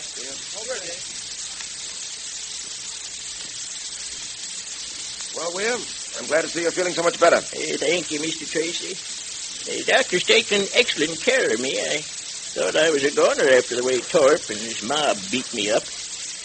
Well, I think I can go back to my shack tonight. Tell me, I understand you got Torp. Did you get the others who helped him beat me up? Yes, we arrested Torp, all right, but our friend Kyle was afraid Torp might be indiscreet enough to talk. So he took the precaution of silencing him forever. You mean Kyle actually... I mean that while Torp was in jail, Kyle had him put out of the way. Do you realize what Kyle's doing in this town? Do you realize that he's about ruined us miners? Well, first he forced us to turn over 50% of our claims to him. 50% for doing nothing. Absolutely nothing. And now I hear he's going to try and force us to ship the stuff by airplane, his airplane, and charge us another 40%. Well, I'm afraid Kyle isn't going to find that so easy. I spoke to the miners this afternoon. They're not going to use Kyle's airplane. For once, they're going to fight back. and we're going to help. Tomorrow, they're going to take the first shipment to Peel River by dog sled, in the old way. They're going to have a mounted escort in case Kyle attempts to hijack or attack them. Oh, that's splendid, sir. That's the first piece of good news I've heard in months. But if they're leaving tomorrow, I'd better get back to my claim and get my pitchblend ready for shipment. My stuff might as well go along with him. Yes, you're right, Weir. Before you go, let me give you one word of advice. I know how you feel about Kyle. I know how you all feel. But don't try to take the law into your own hands. Kyle is going to discover that no man can, merely by brute force and wanton killing, ruin the lives and destinies of other human beings. He's going to find out that neither the human beings up here nor the precious radium they dig out of the earth belong to him. Remember that, Weir. Remember that. Yes, Mr. Tracy. I'll remember it.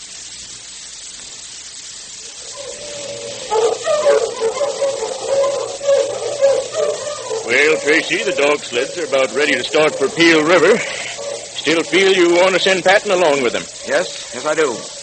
We've agreed, haven't we, McKean, that Vernon Kyle will make some sort of attempt at stopping these dog sleds before they get to Peel River? Well, there's hardly any doubt of that. But I'm sending along a mounted escort, headed by Remington. Yes, I know. But you don't object to Patton going along, too, do you? No, certainly not. You see, he'll be my personal representative on the trip, since I made certain promises to the miners. I understand perfectly, Tracy. You don't have to explain. Well, Dick, looks as if we're about ready to start. Yes, Pat. Another few moments at the most. Gee, Dick, can't I go along, too? Boy, I'd give anything to ride all the way to Peel River in one of those dog sleds. I know you would, Junior. But I'm afraid this trip isn't going to be a pleasure jaunt. There may be trouble. I'd rather you stayed here with me. Well, all right, Dick. Anything you say. Tracy, look. There's Vernon Kyle. He's coming over toward us now. Yeah, I see him. It'll be an interesting interview. Very interesting indeed. Well, if he starts anything, I'm going to let him have it right from the ground. Oh, easy, Pat. Let me handle it. Well, if it isn't the famous Mr. Tracy, huh? What are you doing? Giving the miners your blessing before you send them out into the great beyond? Kyle, to put it bluntly, and that's the only way I'll put it to you, you're not welcome here. Oh, I'm not welcome, Tracy. I'm welcome everywhere. I run this town, and every place I go, I'm welcome. I think you've just about worn your welcome thin, Kyle. Is that so? Well, let me tell you something, Tracy. Hold on. You can say your piece without poking me in the chest with that riding whip of yours. Now, get this, Tracy. Whether you like it or not, I run this town and the people in it. In the first place, I don't like it. In the second place, you're not running this town any longer. Now, listen, those miners may think they're saving money by shipping their stuff through to Peel River by dog sled, but they're not. They're going to find it's a lot more expensive. Huh. Your anxiety to save money for them is very touching.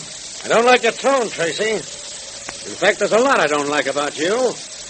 That goes for you, too, Patton. Don't tap my arm with that riding whip again, Kyle. Oh, you mean like this? Why not, Patton? Oh, that's why, Kyle. Pat. Oh, I'm sorry, Dick. I know you asked me not to, but I just had to get one poke at that guy. I've got to admit it was a pleasure. So it was a pleasure, was it, Patton? Yeah. Well, you'll be sorry for this. On your way, you drugstore cowboy. I think your business with us is over, don't you, Kyle? Well, we'll be meeting again. That goes for you, too, Patton. I'm going. But before I go, you better take a tip from me. Get those miners to change their minds. Tell them to ship their stuff out by plane. My plane, Tracy. Because if they don't... Yeah, if they don't? I'll be seeing you around, Tracy. I'll be seeing you around. I should have hit him again just to make sure. Take it easy, Pat. Sorry you hit him the first time. But after what he... Shouldn't have lost your head, Pat. Nothing was gained by that. It relieved my feelings. Well, as a policeman, you're supposed to keep your feelings under control. Remember that. Well, okay, Dick. I'm sorry. Mr. Tracy, the dog teams are all ready to start. All right. Now listen to me, you men. You're going to take these sleds through the Peel River. Don't let anything stop you. You know as well as I do that there'll be an attempt to stop you. You've got to prove to yourselves that you can do it. That you have the right to transport your pitchblend any way you want to. And that means without the help of Vernon Kyle and his airplane. Get going now, and good luck to you. Come on, Dick. I'll see you in a few days. Take care of yourself, Fred. Keep an eye on those dog sleds for me. Don't worry, we'll be all right. So long, Junior. So long, McKean.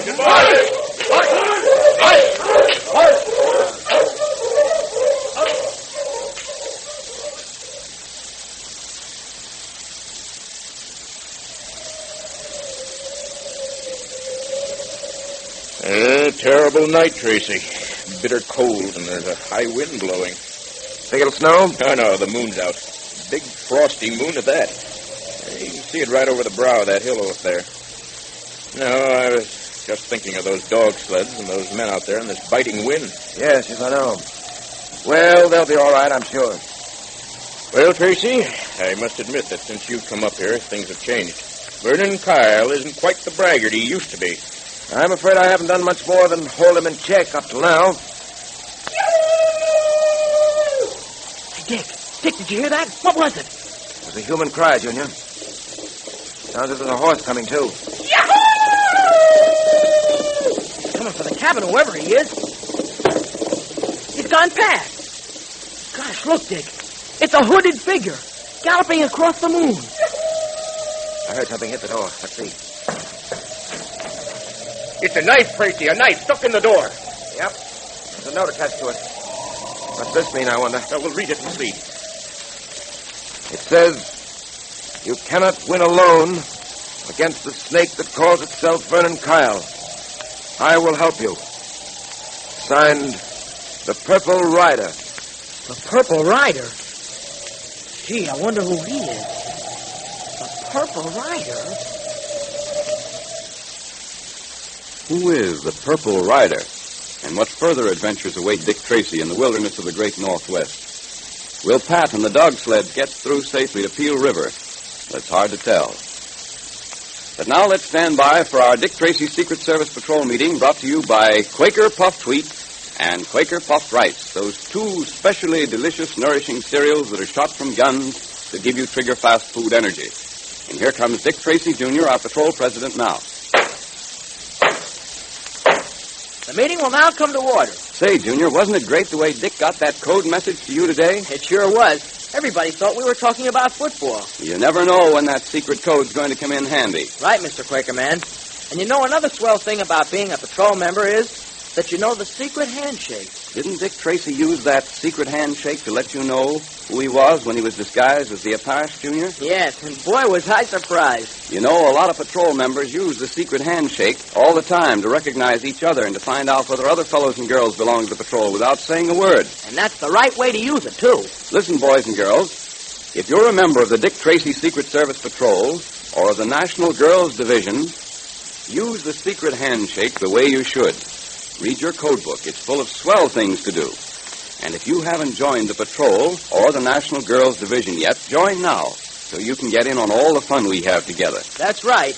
Dick Tracy wants you to be in the patrol. It's easy to join.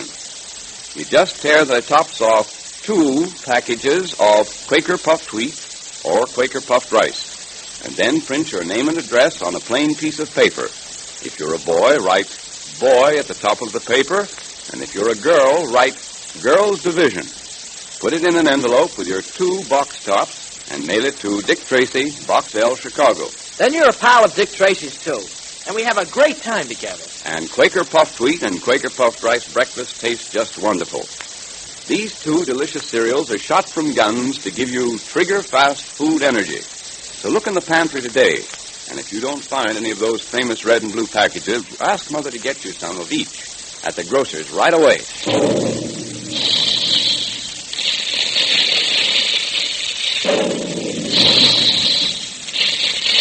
Calling all adventure fans, calling all Dick Tracy fans. Stand by for another exciting electrically transcribed Dick Tracy adventure tomorrow at this same time. There goes Dick Tracy now. That is all.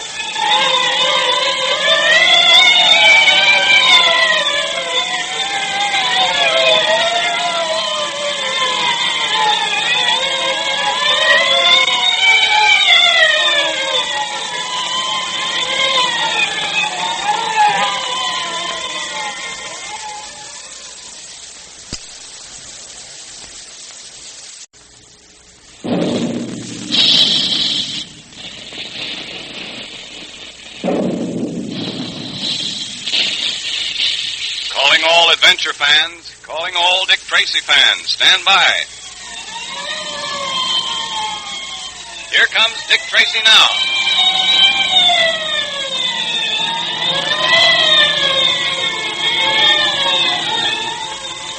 Quaker Puffed Wheat and Quaker Puffed Rice, those specially delicious, refreshing cereals that are shot from guns to give you lots of trigger-fast food energy, now bring you another electrically transcribed episode in this new series of thrilling Dick Tracy adventures. Listen to that big gun. That's the sound you hear all day long at the Quaker plants, where Quaker Puffed Wheat and Quaker Puffed Rice are made. It's actually shot from guns, you know. Now, that may seem a strange way to make cereals as delicious and refreshing as puffed wheat and puffed rice are, but there's a reason. When nourishing grains of wheat and rice are shot from these special Quaker guns, they're exploded to 8 times their normal size, and that gives puffed wheat and puffed rice those tempting, different flavors that thousands of boys and girls and grown-ups enjoy so much. It makes them special easy to digest, too, so that you get their trigger-fast food energy quickly and easily. And remember, you need lots of that same kind of quick energy every day to be as alert and physically fit as Dick Tracy is. And here's another thing. The best way you can show Dick Tracy you're enjoying his swell adventures is to ask Mother to give you puffed wheat for breakfast one day and then puffed rice the next. That way you let Dick know you're with him and for him. And you have a delightful breakfast change the whole family enjoys. So ask Mother now to get you Quaker Puffed Wheat and Quaker Puffed Rice from the grocer who displays the Dick Tracy Secret Service Patrol headquarters sign right away. The inhabitants of Pitchblend, a mining town in the Canadian Northwest, live in terror of Vernon Kyle and his lawless gang. Already robbed of half their minds, the townspeople find courage in Dick Tracy's arrival to refuse Kyle's latest demand that their Pitchblend ore, which contains radium, be transported by his plane at an exorbitant charge rather than by dog sled. Despite Kyle's threats, the dog teams guarded by Pat Patton and some mounted police are en route to Peel River. Meanwhile, at Mountie headquarters, Tracy, Captain McKean, and Junior hear a weird cry in the night as a mysterious horseman gallops on by the wind, leaving his note at their door. You cannot win alone against the snake that calls itself Vernon Kyle. I will help you. And it's signed the Purple Rider. Purple Rider? Gee, I wonder who he is. Yeah, I can still see him. It's a hooded rider galloping across the moon. Oh, there he's gone now, over the brow of that hill. Well, Tracy, what does this mean? What do you make of it? Well, offhand, McKean, I'd say that the miners hereabout are not the only ones who have a grievance against Vernon Kyle. Seems to be someone else. Someone, I might add, with an obvious leaning toward theatrical effect. Well, what do you think this Purple Rider plans to do? Oh, as to that, McKean, your guess is as good as mine. We can only wait and see. A Purple Rider? Christ, it sort of makes me feel, I don't know, sort of creepy, Dick. Well, Junior, I should say that's the effect it's intended to produce, especially in our friend Vernon Kyle. Might be that the Purple Rider hopes to scare Kyle into leaving town, but of course that's just a guess. Nevertheless, whatever the reasons of the Purple Rider happen to be, he's definitely acting outside the law, and it'll be our job to capture him now as well as Vernon Kyle. Yes, Captain. You're quite right about that. Quite right. Hey, Kyle, the jaw of yours is swelling up like a balloon. You sure you don't want some ice or something to put on it? When I want anything, I'll ask for it. Oh. I think that fool Patton broke a tooth when he hit me this afternoon. I'll get him for that, I swear I will. Yeah, well, how about those dog sleds and the fellows are driving them? They're the ones we ought to get right now. Don't you think I knew it? Yeah, but what are you going to do about it? I'm going to kill 2 birds with 1 stone. What do you mean? It's simple. I said I'd get Patton, and I said I'd stop those dog sleds. Well, the boys are on their way to Dead Man's Pass right now. They'll get there before the dog sleds do. And it's going to be just too bad for Patton and the rest of them. You're going to shoot them up a little, eh? Don't be a fool. Think I want to find myself at the end of a rope? Oh, no. Tracy knows I'm out to get those dog sleds, and he heard me say I'd get Patton. Well, I'm going to do both those things, all right. But I'm going to do it so that Tracy won't be able to pin anything on me. Yeah, but how are you going to do it? Boys, they got their orders. Well, aren't you going to let me in on it? You talk too much. Oh, now listen, Rand. I can keep my mouth shut. Let me in on it, will you? I don't like this guy Patton or Tracy for that matter any more than you do. Not a chance. What time is it? 8 o'clock. Why? Baldy was supposed to be here by 7:30, and he ain't showed up yet. Have a look outside. Maybe he's at the bar. Okay. Jumping coyotes, look at this. What is it? Why, well, I'll be hanged if it isn't a knife stuck in the door with a note attached to it. A knife with a note? Let me see it quick. Here you are. You will never see Baldy again. He is the first. Signed the Purple Rider. What the? Jumping Jenny Wren. Hey, what does it mean? You can see what's written here, can't you? It says we'll never see Baldy again. He's the first. What does that mean, at first? Well, it must mean that somebody else will be the second, Kyle. Hey, I don't like this. Say, who is this Purple Rider? You ever hear of him before? No, but I wouldn't be surprised to hear that Tracy's behind this. Yeah, the more I think of it, the more I'm sure. He's trying to frighten us out of town. Well, he won't get away with it, I tell you. He won't get away with it.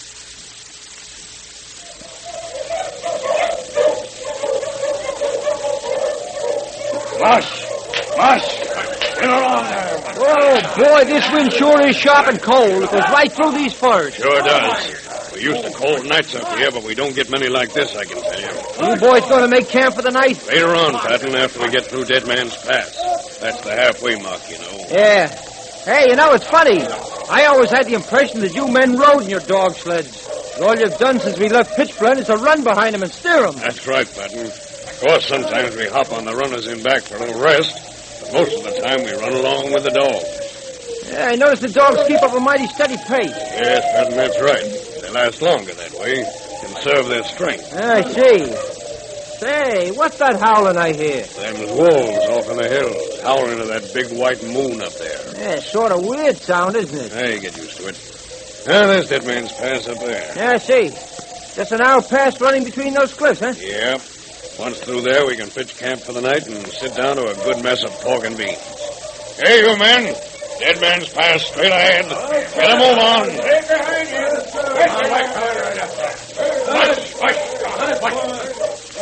Well, we're coming into Dead Man's Pass now. Say, look at those cliffs of snow and ice towering about us on both sides there. That's so on the other. Yep. Gosh, they're beautiful. Especially with the moon shining on them. Yeah, another 5 minutes and we'll be through. And then for that pork and beans. Oh, I could do with a mess of pork. Hey, what's that? The snow. It's coming down. It's a snowslide. The snowslide. Run for your lives. Run, you fools. Run!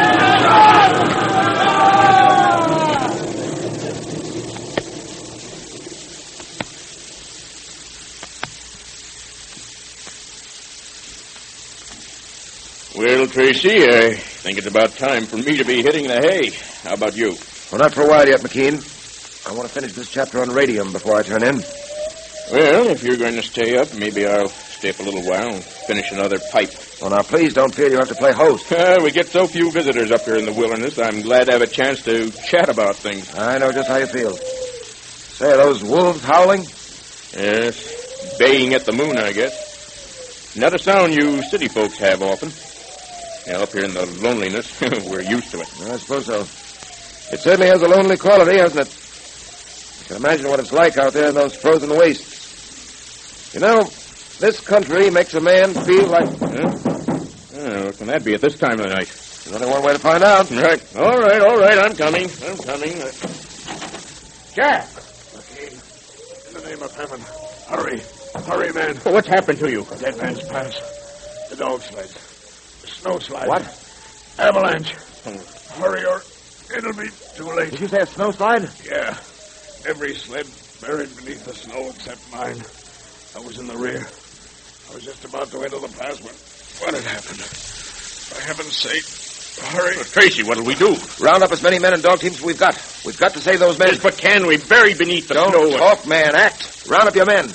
Get every dog sled available. And as many shovels as you can find. We've got to save those men, and we've got to start at once if we're to do it.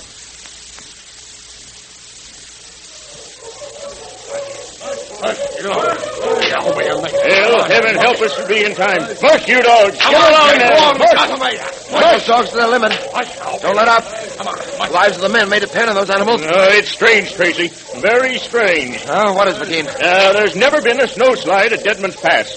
They can't figure out what could have caused one at this time. And one just as those men were passing through, too. Well, the fact that there's never been one before, and this one happened just as the men were passing through, those aren't meaningless, unrelated facts. What do you mean? I mean, McKean, that pass was exploded. I know it sounds like a wild guess, but I have a strong hunch. Dynamite was used to move that snow at precisely the right moment to trap those dog sleds. You think Vernon Kyle did it, eh? Yes, sir. I'm quite certain that Vernon Kyle is mixed up in this. But I'm not as certain that we'll be able to prove it. He didn't want that dog sled party to get through. He also wanted to get back at Patton. He's chosen the one method by which he could accomplish his plans and cover his tracks at the same time. Well, if he's responsible, we'll find some way of getting him. I hope so. Keep them moving, McKean. Get along there.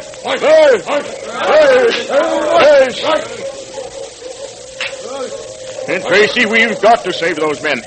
I feel a sense of personal responsibility, and I'm sure you do. For they've got families, many of them, and if they should die... Don't think about it. Keep moving. Hurry, you men. Keep up with us here. Jumping coyotes, we're doing the best we can. Hey, Tracy, look. There's Deadman's Pass ahead. Yes. Look at that mound of snow. We're going to have our hands full digging them out of there. Well, we've got to save them. We've got to. And we will, McKean, if it's humanly possible. All right, men. Pull up. We're here now. All right, pull the sleds over to the side. And get those shovels and get busy. Even if they're buried under all that snow, they haven't got a chance. Yeah, that's what I say. What are you men talking about? There's one chance in a million to save those men. We've got to take it. We've got to dig until we collapse. Now get in there and start. Every second counts. Okay, Mr. Tracy. Get going, boys. Snow's hard. Come on.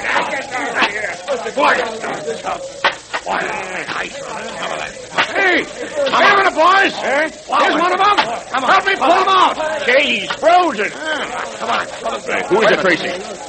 Pat, speak to me, old man. Speak to me. He's finished, if you ask me. Don't stand around, you men. Keep on digging. There are others in there. Get them out. Keep digging, do you hear? Keep digging. Come on, boys. Keep on. Come on. Keep going. Pat, old boy. Tracy, is he... I don't know, McKean. I don't know. Come on. Is Pat Patton alive or dead? And what will happen next in this drama of the forces of law against the forces of evil? We'll soon know. But now it's time for our Dick Tracy Secret Service Patrol meeting, and all you boys and girls are invited to attend by Quaker Puffed Wheat and Quaker Puffed Rice, those two specially delicious, refreshing cereals that are shot from guns to give you trigger-fast food energy. All right, Junior, we're ready. The meeting will now come to order. And today, Miss Tess Trueheart has a special message for you. Yes, Miss Trueheart wants to congratulate all the girls on the way they're getting their friends to join the National Girls Division of the Dick Tracy Secret Service Patrol. And Dick Tracy sends congratulations to the fellas, too. You're doing a swell job. Dick and Tess want me to remind you all to be sure to sign your patrol pledge in the presence of your mother when you get it. That's very important. You know, the patrol pledge really does mean a lot. That pledge has been a lasting bond between Dick Tracy, Pat, and me through all our adventures together. Just like the Three Musketeers, eh, Junior? Yes, sir. All for one and one for all. And Dick would like to know that every real red-blooded boy and girl in the country has signed that same pledge that means so much to us. Hear that, fellows and girls? If you've signed your pledge, you know how much that means. But if you haven't joined the patrol yet, send for your membership now. Get your secret code book, your patrol pledge, an official badge, free. Now, here's all you do. Just send 2 Quaker Puffed Wheat or Quaker Puffed Rice box tops with your name and address printed on a plain piece of paper to Dick Tracy, Box L, Chicago. And on this piece of paper, where you print your name and address, also print Girls Division if you're a girl, or if you're a boy, just print the word boy.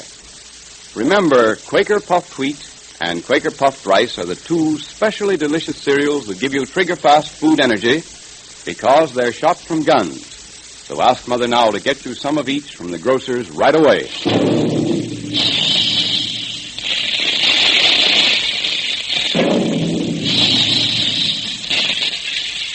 Calling all adventure fans, calling all Dick Tracy fans. Stand by for another exciting electrically transcribed Dick Tracy adventure tomorrow at this same time. There goes Dick Tracy now. That is all.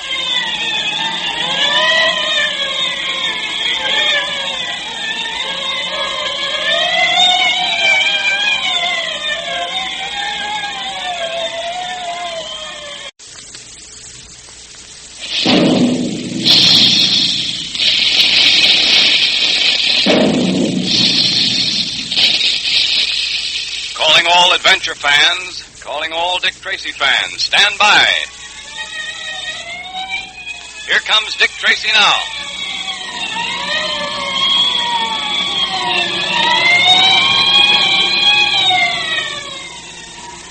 Yes, it's time for Dick Tracy in another electrically transcribed episode of his thrilling detective adventures, brought to you by Quaker Puffed Wheat and Quaker Puffed Rice, the specially delicious, nourishing cereals that are shot from guns to give you trigger-fast food energy.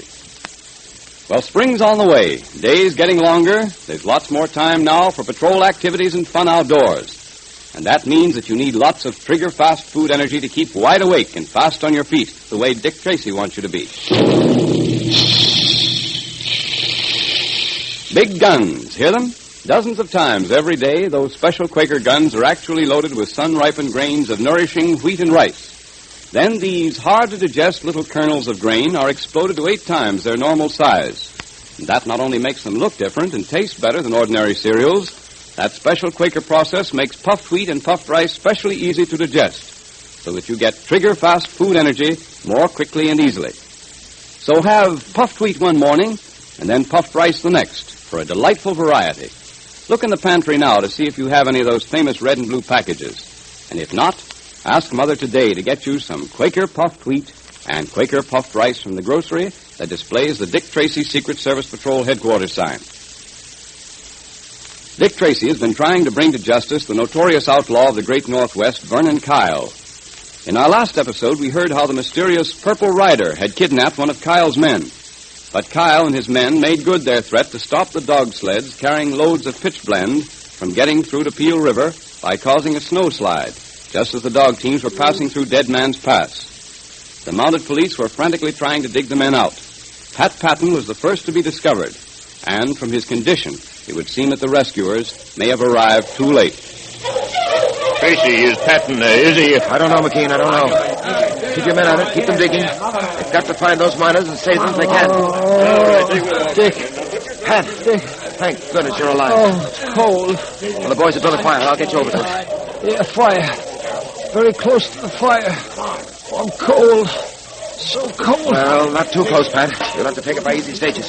Come on now. There we are. Well, I was afraid it was all over with you, Pat. Oh, I thought so too, Dick. How about the others? They're digging for them, Pat. Here's another one! Good. Bring him over here to the fire, McKean.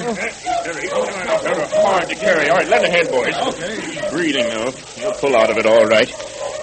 God's been good to us tonight, Tracy. Yes, we have much to be grateful for. Keep the boys at it, McKean. They're doing the best they can, Tracy. They've dug through to the sleds, and it won't be long before they have all of them out. We arrived just in time, Tracy. A few minutes later, and it might have been all over with these men. Let me get close to that fire, Dick. All right, Pat, easy does it. Not too close. Gosh, Dick, it was awful. I thought we were finished when the snow caved in on us. It happened so fast. We couldn't run. We were trapped. Yeah, I know. Well, there's one man who won't be so happy to see you survive this snowslide, and that's Vernon Kyle. Do you think Kyle was behind all this? I'm sure of it, Pat. That snowslide was timed too nicely. Having it happen just at the precise moment it did wasn't a coincidence, Pat. Tell me, did you hear sounds like explosives going off? I'm not sure, but I think so. As I said, it all happened so fast. Yes, exactly. Much faster than ordinary snowslide, because dynamite started it. We've got to get Kyle for this, if for nothing else. We'll get him. The Purple Rider doesn't get him first. The Purple Rider? What are you talking about? Well, the Purple Rider, Pat, is a man who seems to share our dislike for Kyle. A fellow, apparently, who's decided to take the law into his own hands. We had a note from him tonight saying that he was going to help us put Kyle out of the way. What do you know about that? Have you any idea who the Purple Rider is, Dick? No, Pat, I haven't. All I do know is that he's a man with a flair for showmanship, wears a purple hood and goes in for a mystery atmosphere. But this much is certain. Whoever he is, we'll have to do what we can to stop him. Stop him? But if he wants to help us, Dick... I know. His intentions may be all right, Pat, but his methods are wrong. If we sanction what he's trying to do, we're sanctioning mob rule. Doesn't make any difference whether it's just one individual taking the law into his own hands or 20. No, Pat, our job up here is twice as big now as it was before. We've got to bring Kyle to justice, and we've got to stop the Purple Rider as well. Tracy. Always Tracy. Everywhere I turn, he's there. This is the last time that fella's going to cross me. Oh, now take it easy. Shut up. I know what I'm doing. What's the matter with you guys, anyway? You put guys out of the way before. Why can't you take care of Tracy? His life isn't charmed. First one of you fools misses out on a good chance to put Tracy out of the way and lets Tracy shoot him through the window. Then there's this Purple Rider. Well, I know one thing. Tracy's behind that Purple Rider.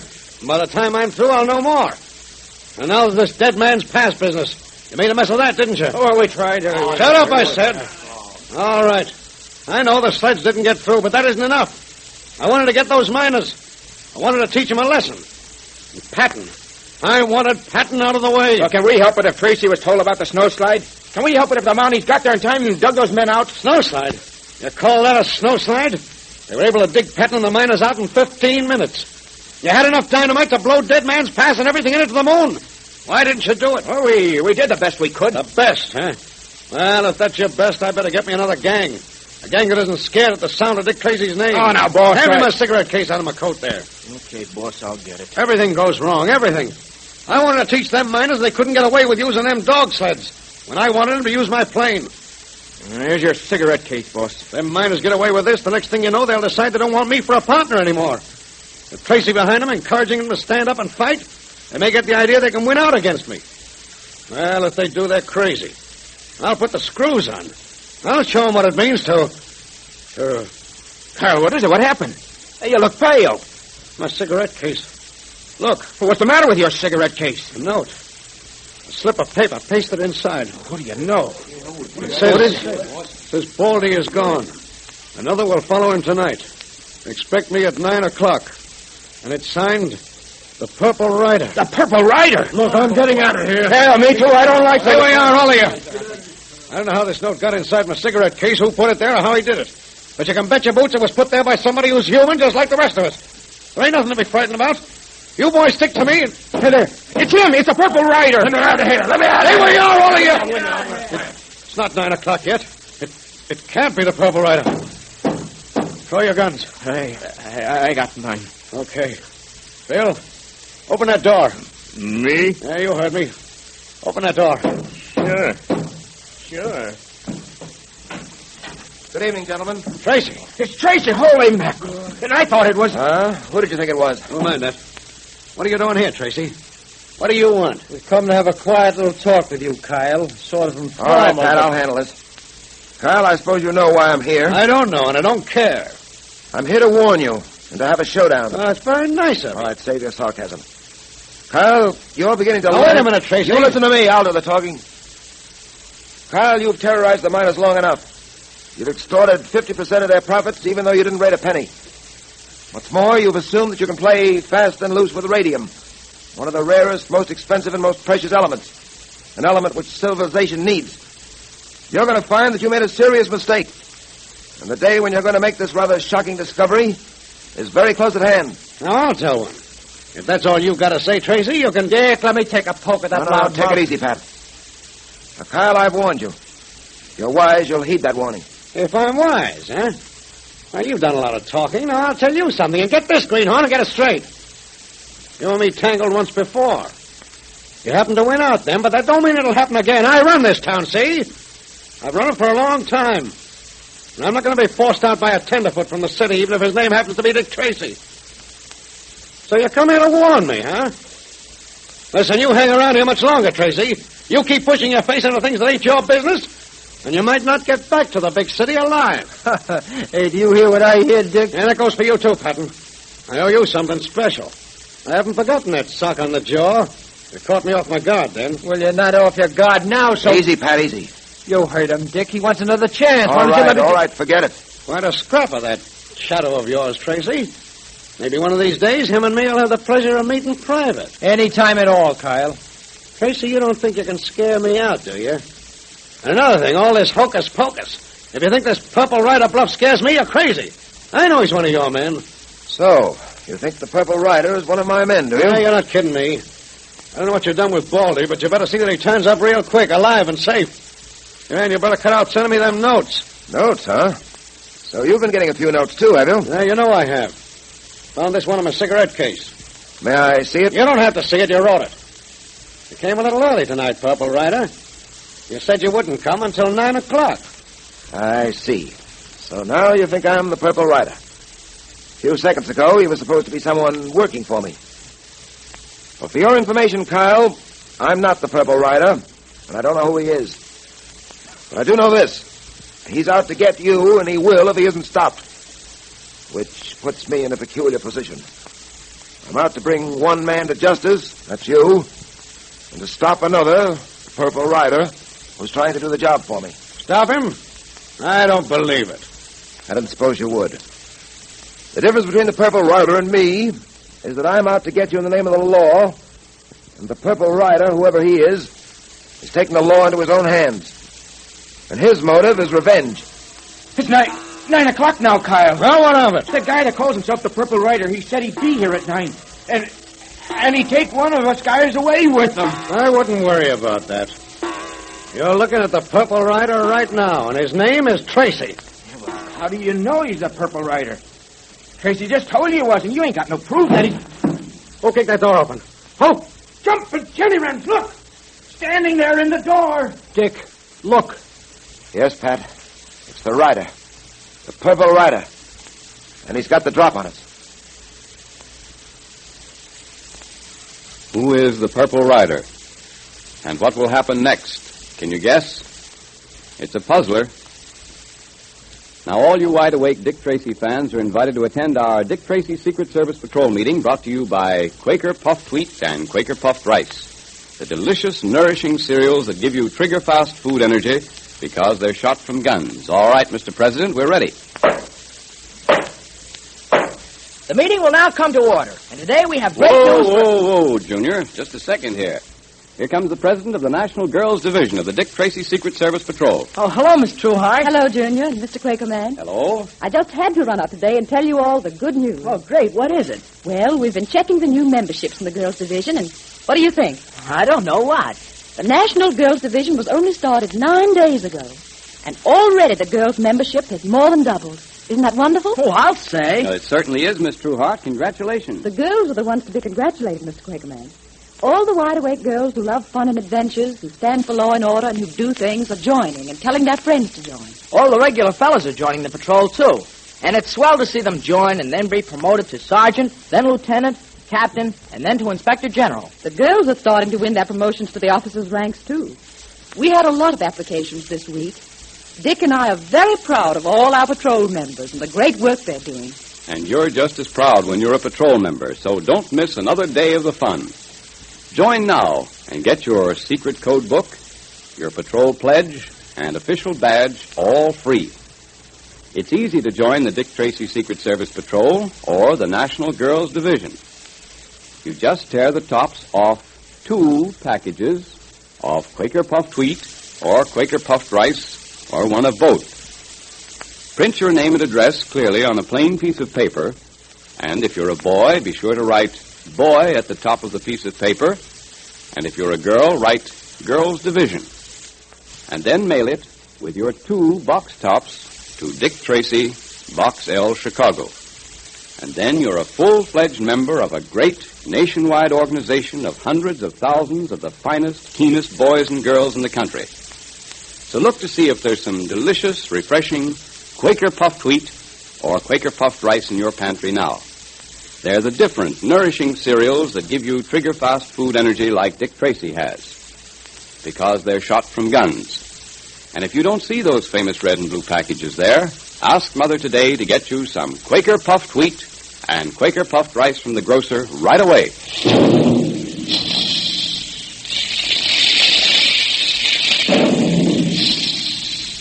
Calling all adventure fans, calling all Dick Tracy fans. Stand by for another exciting electrically transcribed Dick Tracy adventure tomorrow at this same time. There goes Dick Tracy now. That is all.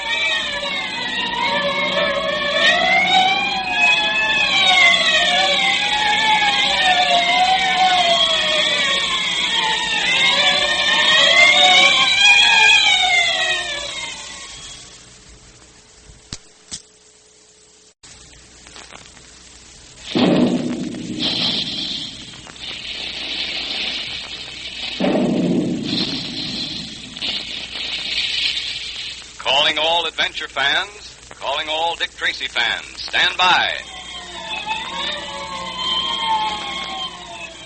Here comes Dick Tracy now.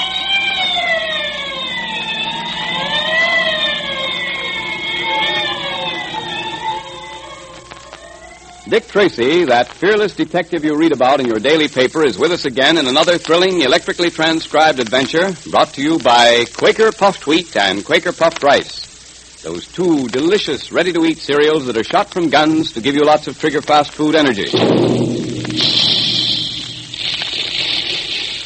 That's the sound you hear when the big Quaker guns are making puffed wheat and puffed rice. By this special Quaker process, the hard little kernels of sun-ripened wheat and rice are exploded into plump, crisp, delicious Quaker puffed wheat and Quaker puffed rice, 8 times the original size. That's why they look and taste so different from ordinary cereals, and why they're so specially good for you. All the tiny, hard-to-digest food cells are exploded, unlocked, so that you get their quick energy much more easily. So to get lots of trigger-fast energy, to help make you quick thinking and quick acting like Dick Tracy wants you to be, have a big dish of delicious, refreshing puffed wheat one day, and then puffed rice the next. Look in the pantry right now to make sure Mother has some of those famous red and blue packages there. And if you don't see any, ask her to get some of each for you right away from the grocer displaying the Dick Tracy Secret Service Patrol headquarters sign. And now for Dick Tracy. In our last episode, we heard how Pat and the miners who were dog sledding to Peel River were rescued from the snowslide which buried them, a snowslide caused by Vernon Kyle. After rescuing Pat and the others, Tracy went to Kyle's headquarters to have a showdown with the outlaw. But before Tracy arrived, Kyle received a note from a man calling himself the Purple Rider and threatening to appear at 9 o'clock that evening. Promptly on the stroke of 9, the door of Kyle's headquarters was kicked open, and there stood the Purple Rider. Listen. Dick, look. Yes, Pat? It's the Rider. The Purple Rider. And he's got the drop on us. Yes, Tracy, I've got the drop on you. 2 guns, my friends, and they'll go to work if any one of you makes one wrong move. Tracy, I didn't believe you when you said you weren't the Purple Rider. I see I was wrong. Well, there are lots of other things you're wrong about, Kyle. Tracy, you have something there. So, Vernon Kyle, you fool, you thought Tracy was the Purple Rider. Where's Baldy? What'd you do with him? I told you in my last note you'd never see Baldy again. You never will. And that note you found in your cigarette case. I told you I'd be here promptly at 9 tonight, and I'd take another of your men with me. It's exactly 9 o'clock, Vernon Kyle. Who are you? Take off that purple hood. Never mind who I am. All you need to know is that I'm not a friend of yours. You'd know me, Vernon Kyle, if you could see my face. We've met before. What are you going to do? What do you want? Vernon Kyle, I want to see you tortured as you've tortured others. I'm going to make you pay. Pay separately for every sin you've committed against mankind. First, I'm going to deprive you of your men, one by one. I'm going to remove this gang that's done your dirty work for you and protected you. One by one, Vernon Kyle, I shall take them with me. Then, Vernon Kyle, when you're all alone, I shall come for you. You can't stop me, and you can't escape me, and you can't harm me. I can see you're a little worried, Kyle. Don't try that, Mr. Tracy. You're pretty sharp, Purple Rider. I thought I saw my chance. I intend no harm to you, Tracy. Yes, I know. You implied as much in your note. Well, I appreciate your motives. I'm grateful for the fact that you're trying to help me. But you're not going about it the right way. You've taken the law into your own hands, and I can't permit that. You have no choice, Mr. Tracy. Perhaps not. But you might as well know now that I'm going to do all in my power to stop you. You must do your duty as you see it, Mr. Tracy. And I have my duty as I see it. I'm going to rid the world of such people as Vernon Kyle and his outlaws. I said that people. I meant Vernon. The world will be a better place without him, and you must agree to that, Mr. Tracy. Yes, I know, but... Then we have no quarrel that I can see. We both agree that Vernon Kyle and his men must be put out of the way. We only disagree in the manner of doing it. You can't get away with this. Whoever you are, I'll get you for it. Stop blustering, Kyle. You. What's your name? Me? Yes, you. Everybody calls me Bill. Well, Bill, how would you like to go where Baldy went to? Where did Baldy go to? You'll find out, Bill. And now, you're coming with me. No, listen. For the love of Pete, be reasonable. Bill, I can name many occasions when someone begged you for mercy, and you didn't give it. someone who wanted to go on living as much as you do, but whose life served a better and more useful purpose. Say goodbye to your friends. You'll never see them again. You men, stop him. Don't let him get away with this. We'll see you lift your head. Nor will you. You men, take a look at Kyle now. Take a good look at the man you've been working for, and you'll begin to see Mr. Kyle in his real colors. Rather a bright yellow, I'd call it. All right, Bill, move. Listen, Move! Yeah, sure. Goodbye, gentlemen. I will call again very soon, Vernon Kyle, for another of your men. Farewell. Farewell. Look out, Pat. Let me go after him. Don't be a fool, Dick, and surely get out of my way, Pat.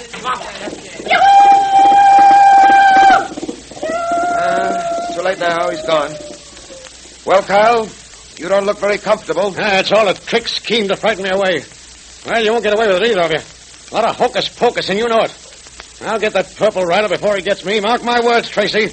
I'll get him before he gets me. I wouldn't be too sure of that, Kyle. Any word from Bill or Baldy yet, Kyle? No, not yet. Looks like the Purple Rider meant what he said, all right. We'll never see him again. Baldy or Bill. Who do you think will be next? Stop that kind of talk. I tell you, Tracy's behind that Purple Rider trying to scare us into leaving town. Well, he's going to find out we don't scare that easy. What are you going to do? Tracy thinks he's got me buffaloed. Well, we'll see about that. He's having this Purple Rider pick us off one by one. We won't just sit around waiting to be picked off.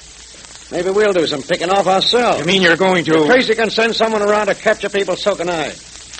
Capturing Tracy may be too great a risk. Besides, he don't scare easy.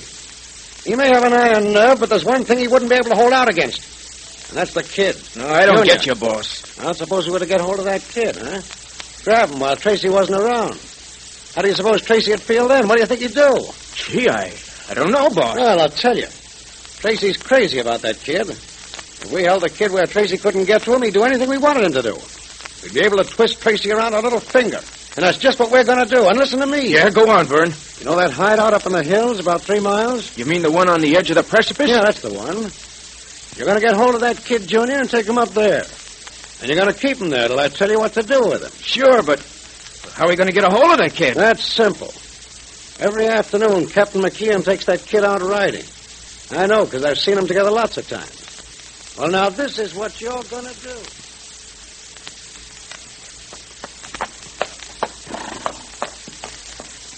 Oh, gee, Captain McKeon, it certainly is great up here in the mountains. Yeah, isn't it, though? Junior, the man who first saw this and said it was God's country, knew what he was talking about. He must have been a city man who came up here and saw these hills and the open prairies and compared them with what he had come from. Why, you can breathe out here. Well, there are lots of things about the city I like, too. Oh, yes, I suppose there are things a fella can like there, but... Here, look off down there. What a view, huh? The whole town of Pitchblend lying before you. Yeah. Those are the Pitchblend deposits over there, aren't they, Captain? Yeah, that's right. Say, tell me, Captain McKeon, who first discovered radium? Why, as near as I know, it was first discovered by a Polish scientist, a woman named Curie, Madame Curie. Well, she and her husband worked years searching for radium, and they finally discovered it in the substance called pitchblende. Well, they discovered another substance in pitchblende, too, but you don't hear much about it, and yet it's just as important and just as rare. Well, what is that, Captain? Oh, it's a substance called polonium. Madame Curie called it that after her native land, Poland. Oh. Yeah, there was a woman for you, Junior. Probably one of the greatest that ever lived. She and her husband worked night and day for many years before they isolated radium, as they called it. Gee, they must have made lots of money with their discovery. No, they didn't.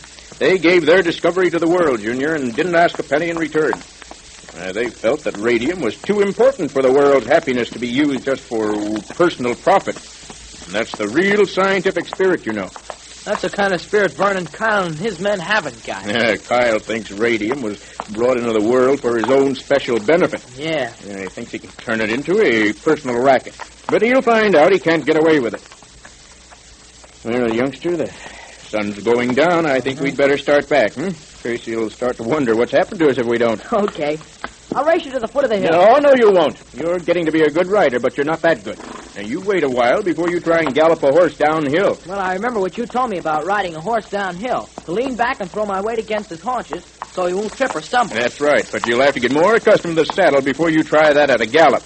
Why, I remember when I was a boy about your age, Say, Captain, what was that? sounded like shooting. Why, it is shooting. Gosh! There's trouble over there, Junior. I've got to see what it is. I'll come with you, Captain. No, wait here. There's shooting going on, and I don't want anything to happen to you. But, Captain, I'll be all right. You stay here. Dick Tracy would skin me alive if he knew I exposed you to danger. Oh, all I'll right. be back in a moment. Come on, get up, Bob. Come on. Gee, the way Captain McKean and Dick treat me, you'd think I was a kid or something. Gee, I wonder what's going on over there. I wonder who these men on horseback are. They're coming over here. You're Dick Tracy, Jr., ain't you? Yeah, what about it? All right, boys, bring him along. Hey, now, wait a minute. Kid. What's the idea, You'll fellas? find out, kid. You'll find out. Just come quiet, that's all. Say, listen, what do you think you're trying to do, huh? You're going to be tough, huh? Well, I'll soon change that. All right, come on, are you? You're not going to take me without a fight. Come on. I got him, boys. We got his arms. Grab him, the rest of you. Come on now. You won't keep me long. Not when Dick finds out All about right, this. boys, all right, let's get going. That Mountie will be back any minute. Anyway, we've got what we came for. Come on, girl, come on.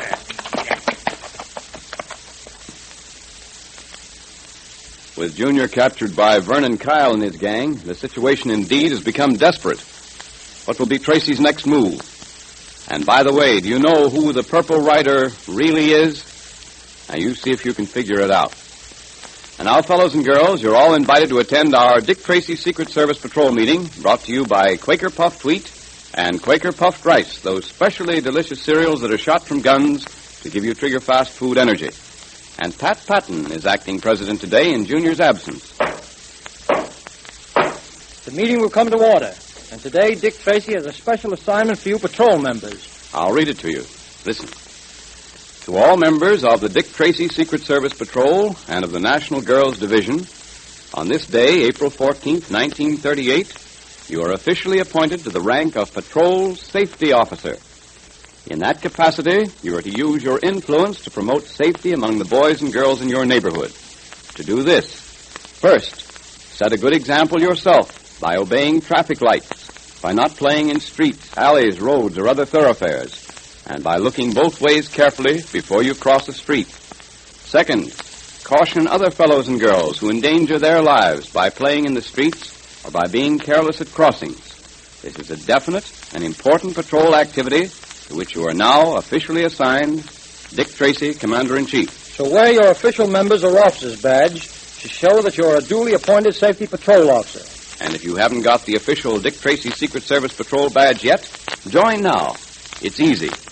You just send 2 Quaker Puffed Wheat or Quaker Puffed Rice box tops with your name and address printed on a plain piece of paper to Dick Tracy, Box L, Chicago. If you're a boy, be sure to write the word boy at the top of the page.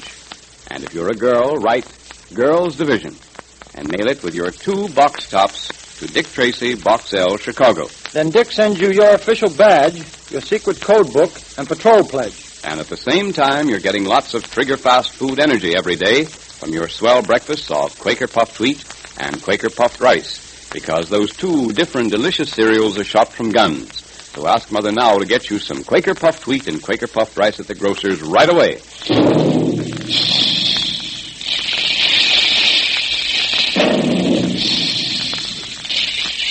Calling all adventure fans, calling all Dick Tracy fans. Stand by for another exciting electrically transcribed Dick Tracy adventure tomorrow at the same time. There goes Dick Tracy now. That is all.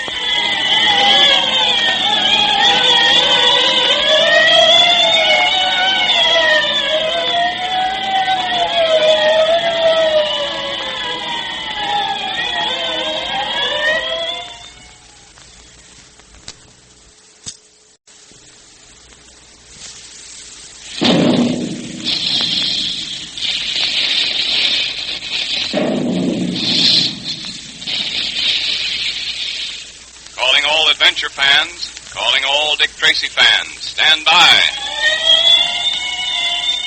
Here comes Dick Tracy now.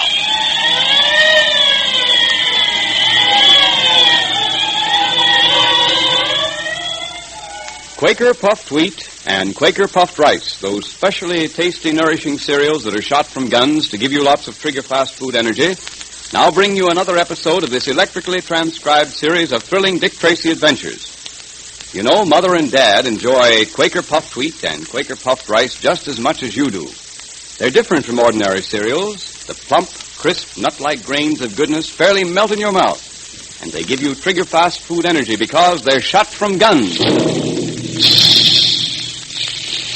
Every time the sound of those special guns is heard at the Quaker plants, nourishing, sun-ripened kernels of wheat and rice are being exploded into plump, delicious grains of puffed wheat and puffed rice, 8 times their original size. That makes them easy to digest, because all the tiny, hard-to-digest food cells are shattered and locked, and you get the quick energy and goodness of the wheat and rice more quickly and easily. So join the thousands of happy, healthy families who are puffed wheat and puffed rice fans.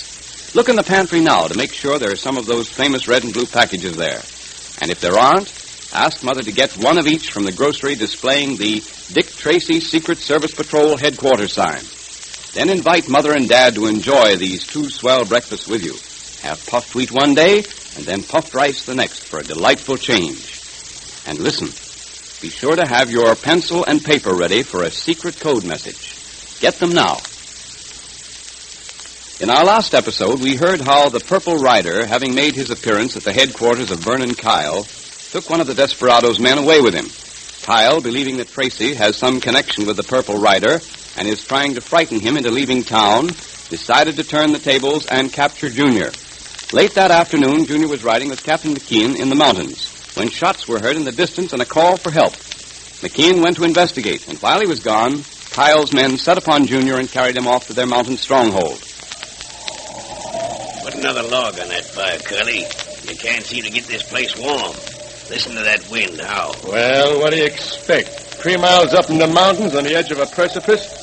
Why'd the boss have to pick us for this job? I don't like it. I ain't crazy about it myself, Curly. It's a long, hard ride back to Pitchblend. Yeah, and we won't be making it in a hurry. We gotta stay here with the kid till we hear from the boss. Yeah. Here, it's about time we shoved that kid up into the attic.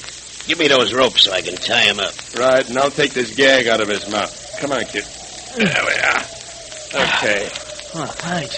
Thanks a lot. Say, listen, where is this place, and why have you brought me here? Come here by the window. Now, you see through the trees way down below us there, about 3 miles? Uh-huh. You see those little houses? Yeah? Well, that's Pitchblend. And the reason we brought you here? Well, maybe it's because we don't want you to be lonesome. Well, what are you going to do with me? That's up to the boss, kid. We follow his orders. Oh, I think I see it now. You're working for Vernon Kyle. He's the boss. He had you capture me to get back at Dick Tracy and force Dick to do what he wants him to do. Pretty bright kid, ain't he? Hey, he's got it figured right. Well, here's those ropes. Come on, buddy. Sorry, kid, we gotta tie you up and put you in the attic. Oh, no, you don't. You're Come not on, going to do it. naughty. We had to suck you once, and we'll do it again. Yeah. And besides, why do you have to make this job tougher for us than it is already? Ain't you got no consideration, kid? Sure. Curly's right. Put yourself in our place. This ain't anything personal, you know. You ain't a bad kid. We're just following orders, that's all. Now hold still or else. Oh, okay. Guess you guys win. Go ahead and tie me up. Now you're acting sensible. Hey, don't tie those ropes too tight, Curly. We don't want to hurt the kid, and he's going to be tied up for a good long time. Well, thanks. Think nothing of it, kid. We're that kind of guys, see? Okay. There we are. I guess these ropes will hold now. Good. And now, kid, we'll put you up in the attic till supper time. That'll be in about 2 hours. We'll see that you get your grub. Don't worry. Oh, I don't think I'll feel like eating. Oh, you'll have an appetite in 2 hours. Sure. Wait till you start smelling the ham and beans and stuff. Wait a minute, Butch. I got to open this trapdoor. Right. Okay, in with you, kid. Now, push you. Now you just lay on the floor there and be quiet. We'll bring you down for supper when the time comes. Well, good they didn't tie those ropes too tight. Hey, Dick once showed me a trick of tightening your muscles and then relaxing them. I think this is the way it works. Gee, it does work, too. Get my hands loose now. There. what am I going to do? What's the best thing to do? Can't go down there with them. Maybe I can get out on the roof. Gee, I kicked up against something. Looks like a piece of glass. There it is. Piece of old mirror. Holy mackerel. I wonder if I can do it.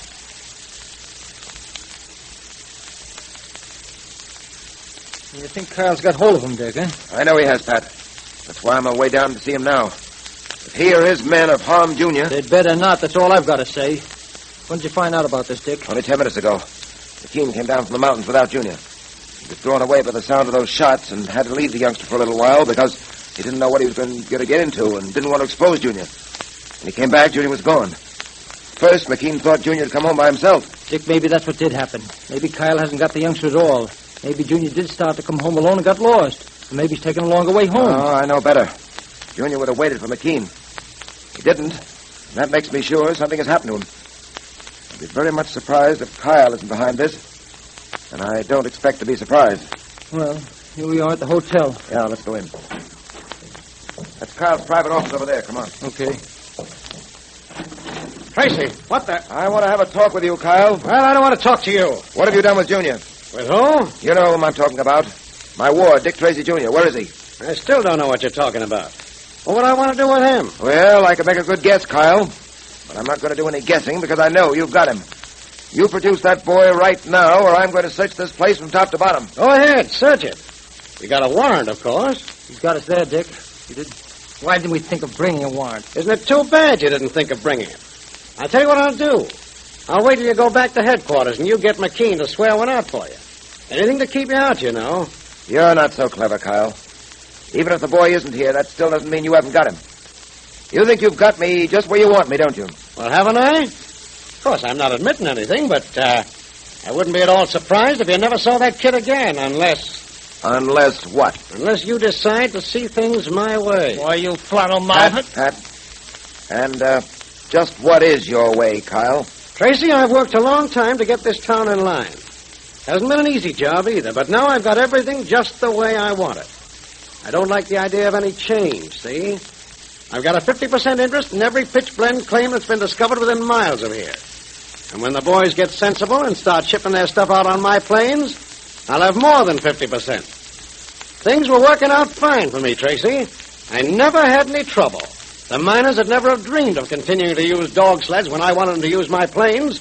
If you hadn't come along and given them ideas... Well, get to the point, Kyle. I'm coming to it, Patton. Stop giving the boys ideas, Tracy. Forget all your nice plans for interfering with my business. Call off the dogs. Send back Baldy and Bill. And one more thing. Yeah, it's kind of important, too. Get out of town yourself. If you're smart, Tracy, you'll do what I say. And suppose I don't do what you say? You never know. Something might happen to that kid of yours. I see. You would try this way of getting back at me. I'll admit it's a way I find hardest to fight. Well, you hold the winning hand, Kyle. There doesn't seem to be much I can do. I'd like a little time to think it over. Sure, Tracy, sure. All the time you want. Come on, Pat. I'd just like to take one more poke at him.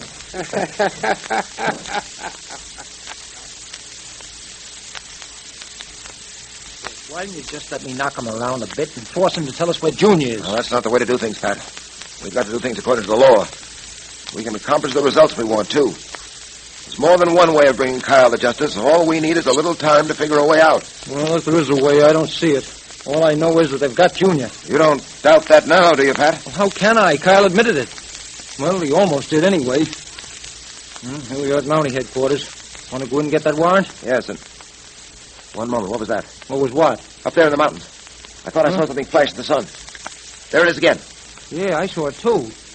Look, there it comes again. Say, it almost looks like dots and dashes. It is, Pat. It's code. Code? Someone is signaling with a mirror. A mirror reflecting the rays of the sun. And, Pat, it might be Junior. Holy mackerel. It is, Pat. It is Junior. I recognize the code. How, Dick? Is there a special code? Yes. We've often talked about it. I decided that in a case like this, we'd use the Buffalo code. Quick, take this down. Okay, shoot. Here come the flashes again now. 4, 10, 11, 26, 26, 12. 15. Got it. Go on. 20. 13. Yeah. 14. 11. 6. 20. 13. Is that all? Wait a minute. No, here come some more flashes. 7. 8. 10. 10. 18. Got all that? Yeah. What's it say? Holy mackerel, Dick. It says That kid's awful quiet up there in the attic, Kylie. Yeah, I was just thinking about that. I'll just have a look up there to be sure he's okay. Yeah, go ahead. Hey, jumping catfish, the kid's gone. You're crazy. We've been here all the time. He couldn't have got away. The trapdoor to the roof is open. He got out that But way. he must still be up there. Come on, get that ladder onto that roof. Okay, now take it easy. There he is on the edge of the roof by the precipice. What are you doing with that mirror, kid? Wouldn't you like to know? Yeah, we would like to know. We're going to find out. Stay away from me. You come near me and I'll... You what? I'll jump. That's what I'll do. We can't let the kid do that, Butch. Don't worry, he won't. He hasn't got the nerve. You get him from that side, Curly, and I'll get him from this side. Oh. You come up here and I'll jump. I swear I'll jump. Then you better jump, kid, because we're coming, and we're coming pronto. Junior is in a desperate situation. It doesn't seem possible that Dick will arrive in time to save him. And what was the code message Junior sent to Dick? We'll repeat it for you in a minute, because it's time for our Dick Tracy Secret Service Patrol meeting, brought to you by Quaker Puffed Wheat and Quaker Puffed Rice. Those crisp, tasty, refreshing cereals that are shot from guns to give you lots of trigger-fast food energy. And here comes Pat Patton now to take charge as acting patrol president. The meeting will now come to order. So get your pencil and paper ready for that secret code message that Junior sent to Dick Tracy. It's certainly a good thing that Junior knows the Dick Tracy secret code and the Morse code, so that he could flash that secret message to Dick. All you patrol members should be able to use both codes. They're in your secret code book. Right. And now let's have that secret message, Pat. Okay. It's Buffalo, 4, 10, 11, 26, 26, 12, 15, 20, 13, 14, 11, 6, 20, 13, 7, 8, 10, 10, 18. Now all you patrol members can decode that message as soon as the meeting is over. And if you haven't got a Dick Tracy secret code book, join the patrol right away. Then Dick sends you one, and you're in the know, too. It's easy to join the Dick Tracy Secret Service Patrol or the National Girls Division, and it's barrels of fun when you do. So tear off the tops of 2 Quaker Puffed Wheat or Quaker Puffed Rice packages. Then print your name and address on a plain piece of paper. If you're a boy, print the word boy at the top. And if you're a girl, print Girls Division. Put the paper in an envelope with your 2 Quaker Puffed Wheat or Quaker Puffed Rice box tops and mail it to Dick Tracy, Box L, Chicago. Join now, fellows and girls. Get your secret code book, patrol pledge, and official badge.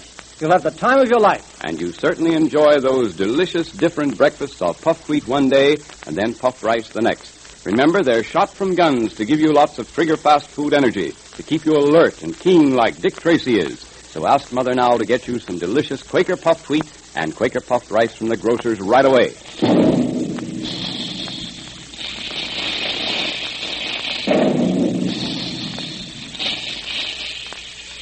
Calling all adventure fans, calling all Dick Tracy fans, stand by for another exciting electrically transcribed Dick Tracy adventure Monday at this same time. There goes Dick Tracy now, that is all.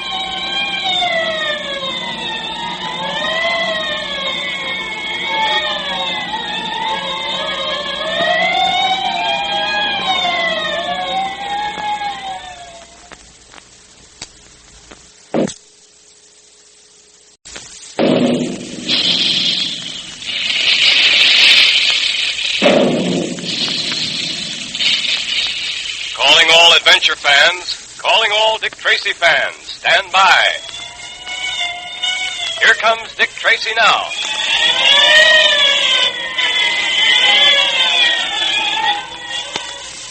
This electrically transcribed series of thrilling Dick Tracy adventures is brought to you by Quaker Puffed Wheat and Quaker Puffed Rice. Those 2 specially delicious digestible cereals that are shot from guns to give you lots of trigger-fast food energy. And all you puffed wheat and puffed rice fans know how true that is. Those two swell cereals certainly do give you lots of the nourishment and energy you need to be keen, alert, and athletic like Dick Tracy.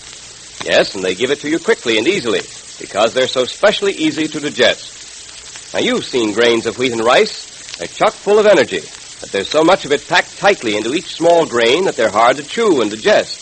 So it isn't much fun to eat the natural grains, but it takes a long time to get their food energy. That's why Quaker shoots them from the big guns.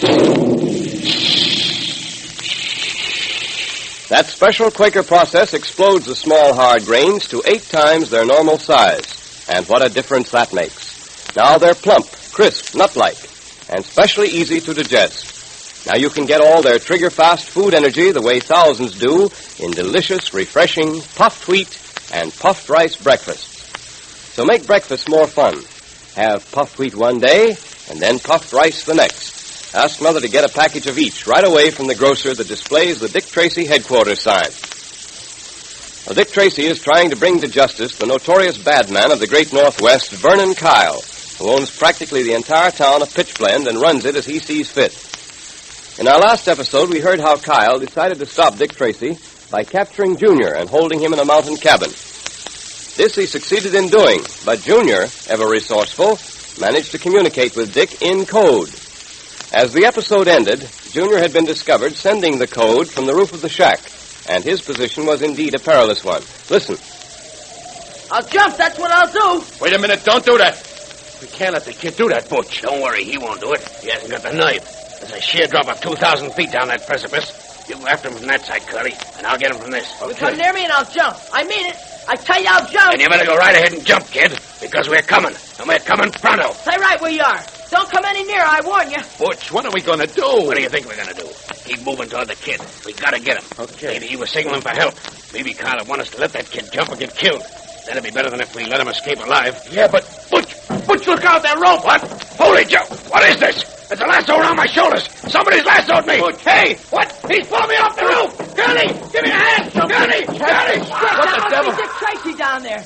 Gee, he got my code message. He's come to rescue me. Yeah? Well, if it is Dick Tracy, he's not going to get me. Oh, you talk too soon. The rope's got you now, just the way it got Butch. And there's nothing you can do about it. You down there, stop pulling on that lasso.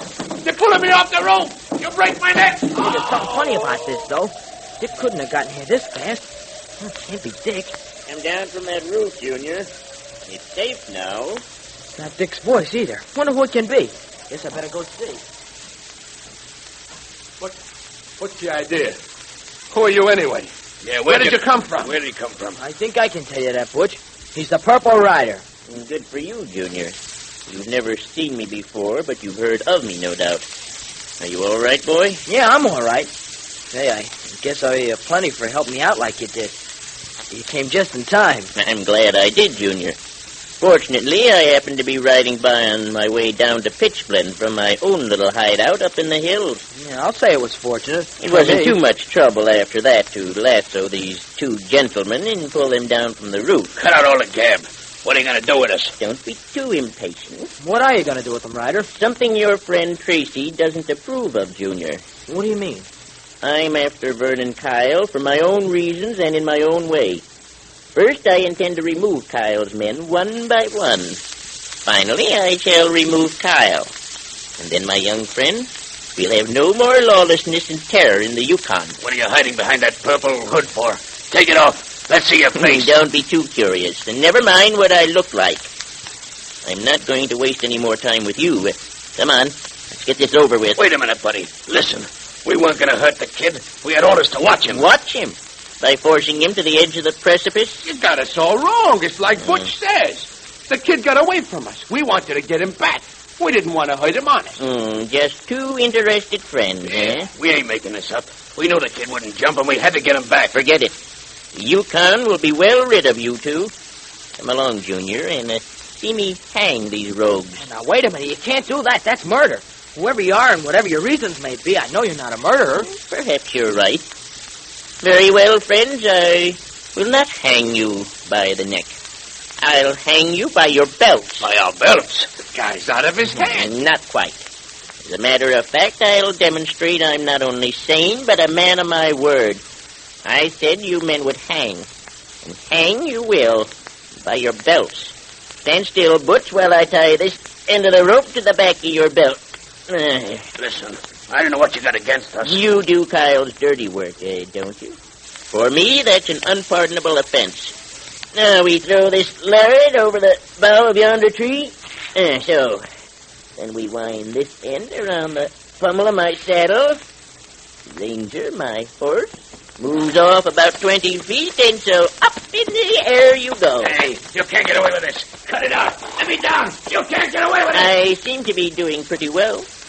And now, Curly, you're next. Hey, listen, have a heart. And now we pass the rope through the back of your belt. And so over the limb of that tree, and come on, get up, Ranger. Hey, I'm going up in the air. Let me down.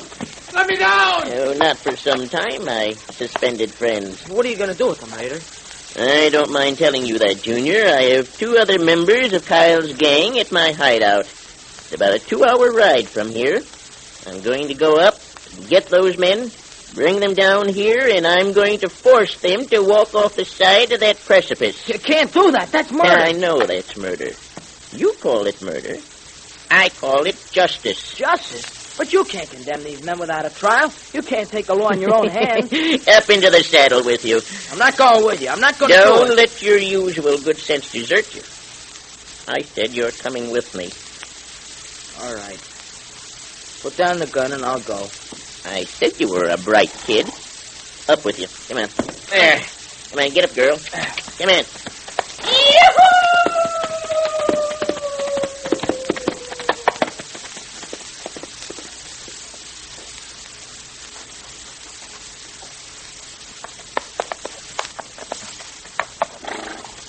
Is this the place we're looking for, Dick?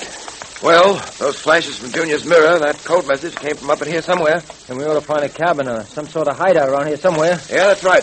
Keep your eye peeled, Pat. That's exactly what I'm doing. I'm positive the boys signaled from this vicinity. Quit your beefing. How was I to know the Purple Rider? Wait a minute, I told you not to chase that kid when he Listen got to that. the precipice. Yeah, come on. Get up, girl. Come on.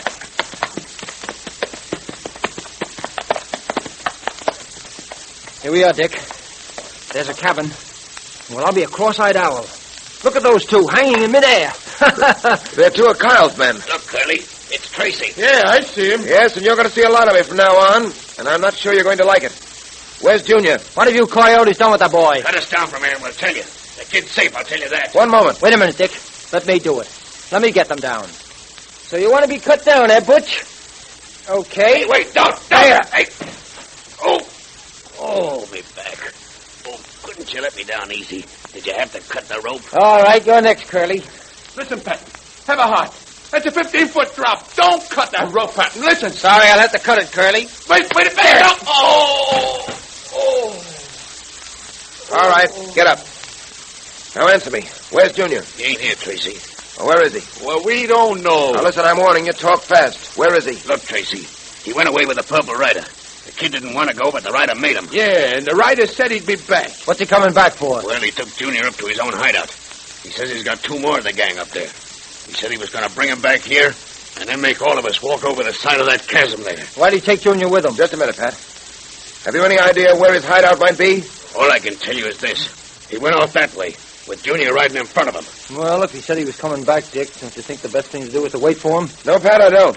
We're right after him. Well, he rescued Junior from these 2. You don't think he'd hurt the boy, do you? No, but he may decide to do away with those men up at his hideout instead of bringing them back here. We've got to stop him from taking the law in his own hands. I've warned the rider, but apparently he's chosen to ignore my warning. Well, what are we going to do with these guys? We can lock them in the cabin here. They'll be safe until we get back. All right, Curly, Butch, get going. Hey, you can't do that. Why can't we? Listen, Tracy. Suppose you don't meet up with the Purple Rider. Suppose he gets back here before you do. You'll have to take your chances on that. Get going.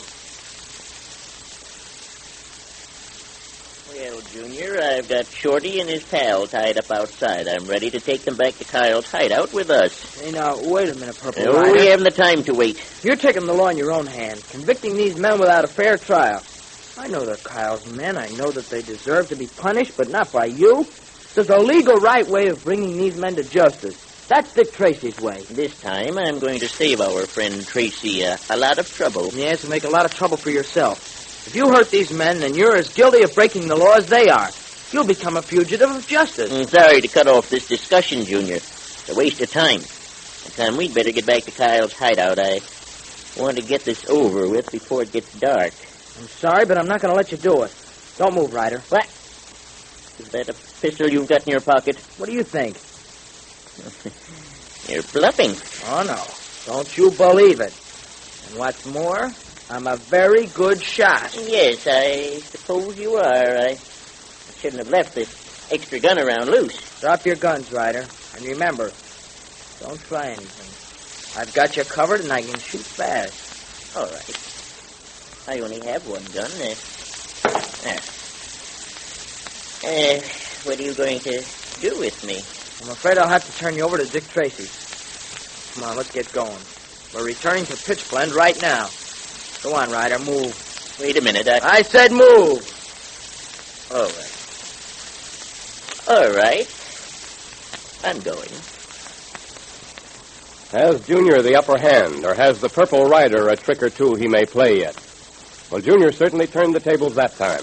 And now he's going to step out of his thrilling adventure to take charge of a very special meeting of the Dick Tracy Secret Service Patrol, brought to you by Quaker Puffed Wheat and Quaker Puffed Rice, the delicious quick-energy cereals that are shot from guns. So stand by, all you boys and girls, because here comes Junior now. The meeting will now come to order, and Dick Tracy has a special assignment for all patrol members. Here, Mr. Quaker Man, will you read it to all the boys and girls, please? Why, certainly, Junior. Attention, patrol members. It says, to all officers and members of the Dick Tracy Secret Service Patrol, Wednesday, April 20th, has been designated Official Patrol Badge Day. On that day, it is the duty of every officer and member of the patrol to wear the badge of the highest rank to which he or she has been appointed for the entire day. Signed, Dick Tracy, Commander-in-Chief. Official Patrol Badge Day. Say, that's a great idea, isn't it? It certainly is, Junior. Now, of course, lots of the patrol members wear their badges every day anyhow. But Dick wants all patrol members to wear their badges on the same day as a symbol of the united strength of this great national organization that stands for law and order. Gee, you wear your badge all day on Wednesday, won't you? And to be sure, all the patrol members you see tomorrow to be sure to wear their badges on Wednesday, too. And we'll make a real showing for Dick Tracy. And if any of the boys and girls aren't members of the Dick Tracy Secret Service Patrol yet, tell them what a great thing it is to be a member. A pal of Dick Tracy's. And tell them how to join, won't you? And if you aren't a member yet, join now. Now listen, you just get 2 Quaker Puffed Wheat or Quaker Puffed Rice box tops, and then print your name and address on a plain piece of paper. Now, if you're a boy, write the word boy. And if you're a girl, write Girls Division at the top of the page.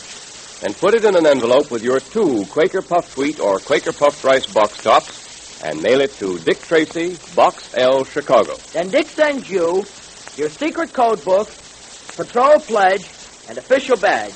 Get yours now. And remember that Quaker Puffed Wheat and Quaker Puffed Rice are the 2 specially good-tasting cereals that give you lots of trigger-fast food energy because they're shot from guns. So enjoy a big dish of puffed wheat one day and then puffed rice the next for a delightful change.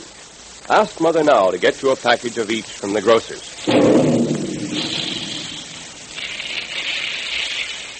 Calling all adventure fans, calling all Dick Tracy fans. Stand by for another exciting electrically transcribed Dick Tracy adventure tomorrow at this same time.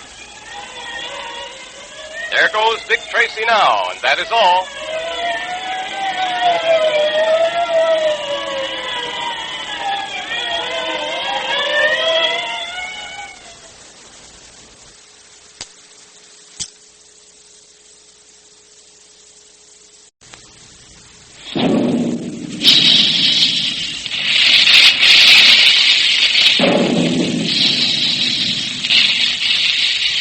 Calling all adventure fans, calling all Dick Tracy fans. Stand by.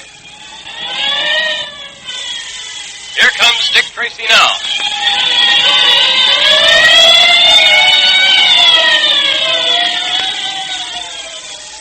This electrically transcribed series of thrilling Dick Tracy adventures is brought to you by Quaker Puffed Wheat and Quaker Puffed Rice. Especially delicious, nourishing cereals that are shot from guns to give you trigger-fast food energy.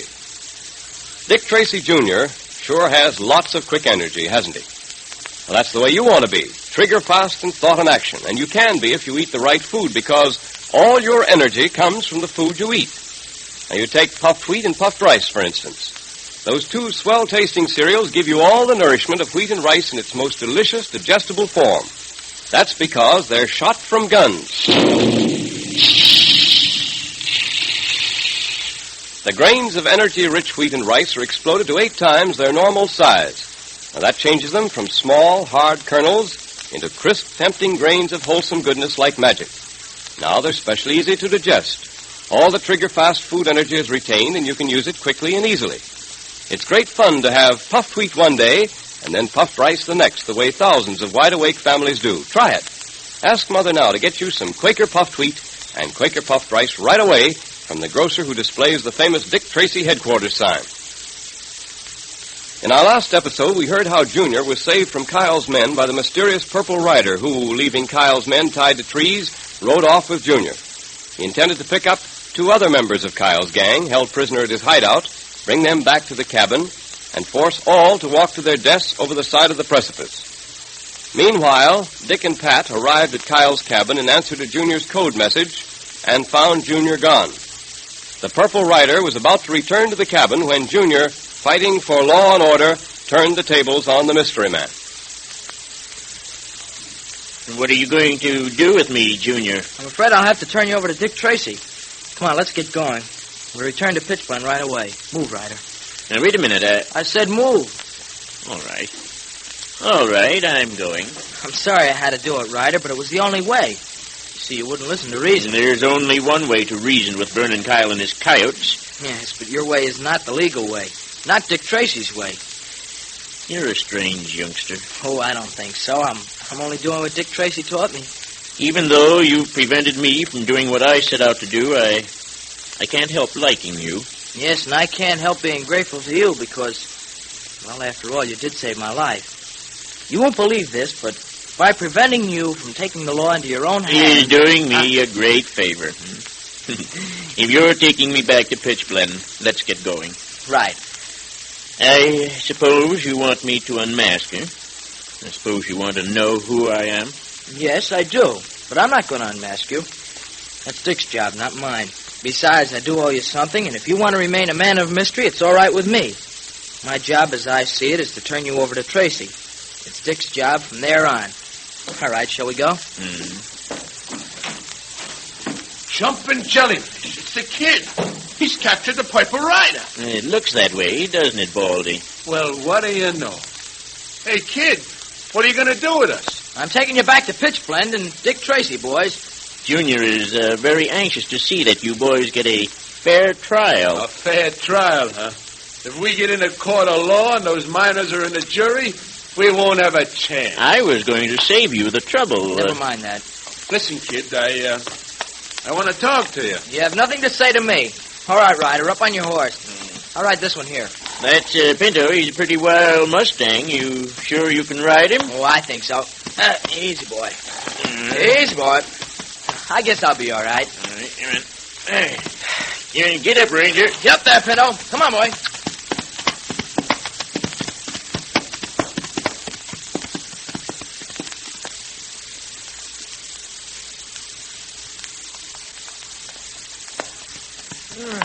Riding up these mountain trails isn't any too easy on these horses, Dick. No, Pat, it isn't. But it's got to be done. Wait a minute. Hold a minute. Rein your horse in. What's up? We can get a good view of the valley and those mountains from here. See any sign of the rider's hideout? I don't see anything. No, neither do I. Not a sign. No smoke, nothing. Guess we'll just have to keep on moving.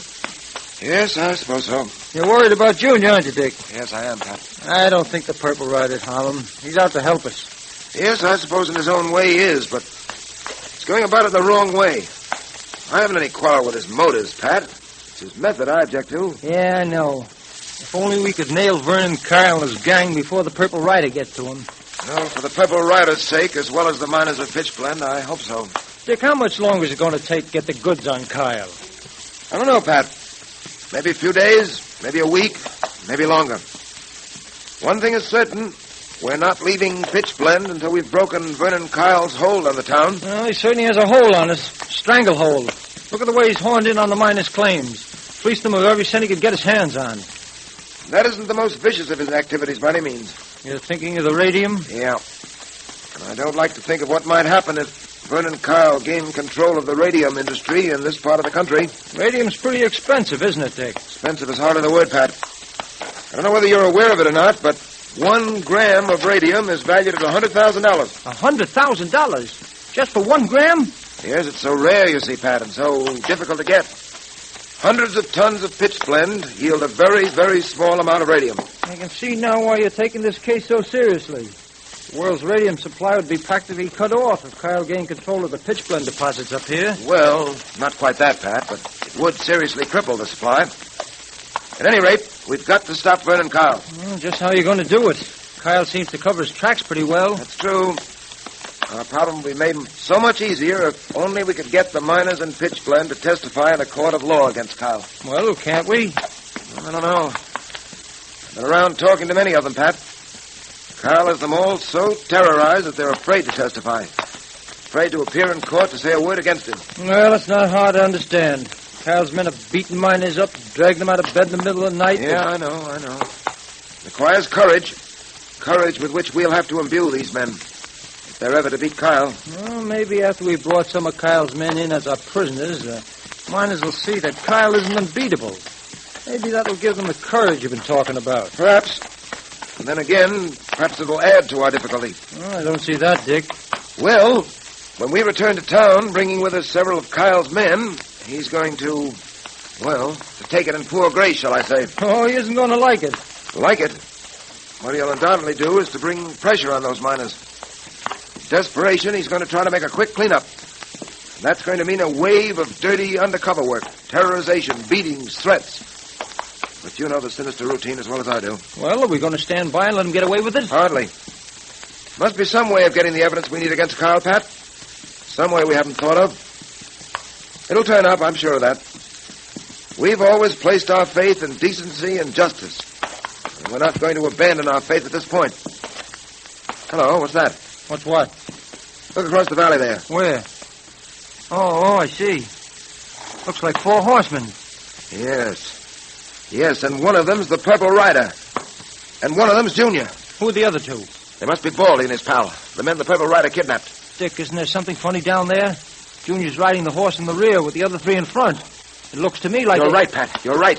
The 3 of them are Junior's prisoners. I wonder what could have happened. Well, we'll soon know. Come on. Let's ride over to meet them. Right. Yeah.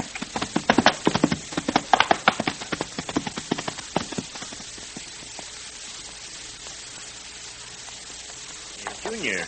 Yes, Ryder? What are you going to do about Butch and Curly? Well, we're going to pick them up and take them back to Pitchblend with us. They can ride with Baldy and his friend there. Hello, Junior! Well, look who... Gosh, it's Dick Tracy. So I see. Hi, Dick. Oh, Pat. Hello, Hi, Junior. What's happened? Looks like you're riding herd on the boys. Yeah, they're all my prisoners. Gee, isn't it swell, Dick? Tracy, your young friend is to be congratulated. He turned the tables on me very neatly. He managed to locate a gun I had lying around. And I didn't say I had a gun, Ryder. What do you mean? Well, it wasn't a gun I was holding in my pocket. Here, look. Well, an old broken stirrup. Yeah, I picked it up outside your cabin. Well, I must say... Junior, I'm proud of you. It looks as if you've not only captured the Purple Rider, but part of Kyle's gang as well. We've got a couple of others waiting back at Kyle's headquarters. Junior, you did a swell job. Oh, thanks, Pat. Boy, wait till we ride into town with a whole bunch of them. Won't everybody be surprised, though, huh? Well, Tracy, we meet again. Yes, and I'm glad of it. I warned you that no matter what your motives were, you had no right to take the law in your own hands, to decide to administer justice in your own way. Well, I'm afraid I have no other choice now but to turn you over to the mounted police. So you're going to turn me over to the police, eh? I am. You've made that unavoidable. However, you'll get every consideration. Meanwhile, I want to know who you are. Yeah, it's about time we found that out. Remove that hood, Ryder. You know who I am, Tracy. Do I? I'm afraid I don't. Come on. Take off that purple hood. I'm afraid I can't do that. In fact, you'll have to catch me first. Dick, he's getting away. No, don't shoot, Pat. We don't want to get him that way. Say, Dick, he's heading for that cliff. He's going to try to jump to the other side. He'll never make it, Dick. Hey, where are you going, Dick? Gotta catch him. He mustn't escape us now. Look at that boy ride. Yeah, look at the purple rider. He's coming to the cliff. Look, he's going to jump his horse. Yeah. He made it by the skin of his teeth. Dick, don't try it. Don't try it. Pat, Dick's going right after him. Dick's going to try and make it, too. There he goes. Pat, he'll get hurt. He'll never make it. Oh, he's made it, Junior. He's made it. Oh, gosh. Hey, Pat, look. Dick's uncoiling his lariat. Yeah.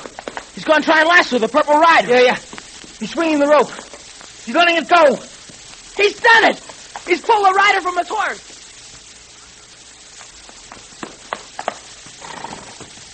All right, Ryder, I've got you. No tricks now. Don't get up till I get off this horse. Hey, you won't get off that horse alive, Tracy. I've got a gun. Your young friend forgot to relieve me of both my guns. I warn you, Ryder. Don't shoot. And I warned you, Tracy, not to interfere with me. You didn't heed that warning, and I've got you covered. The game is up, Tracy. What will Dick do now, covered by the gun of the Purple Rider? Can there be any escape for the great detective? And who is the Purple Rider? Well, see if you can guess.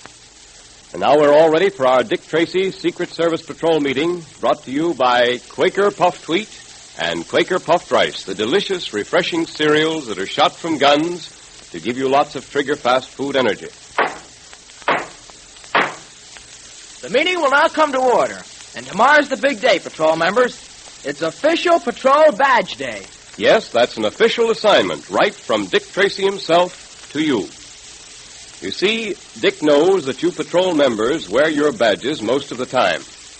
But now that the patrol is a great national organization of the finest boys and girls in the country, Dick wants all the members to be sure to wear their badge on one special day. And that day is tomorrow. Then everyone will realize what a powerful force for law and order your Dick Tracy Secret Service Patrol actually is. So be sure to wear your badge tomorrow.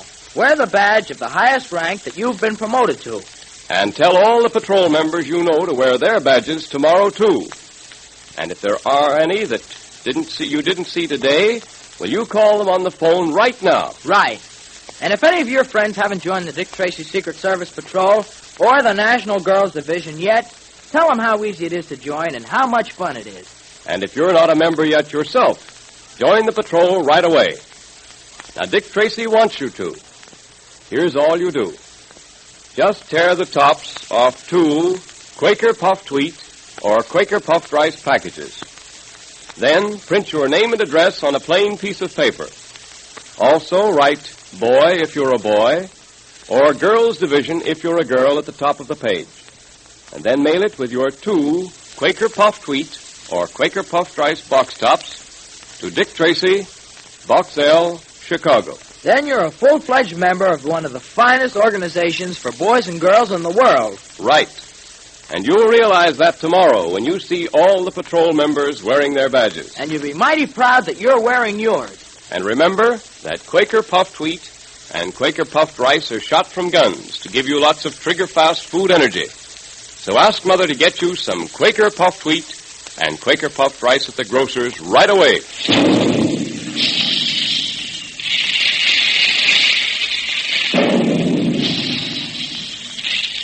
Calling all adventure fans, calling all Dick Tracy fans. Stand by for another exciting, electrically transcribed Dick Tracy adventure tomorrow at this same time. There goes Dick Tracy now, and that is all.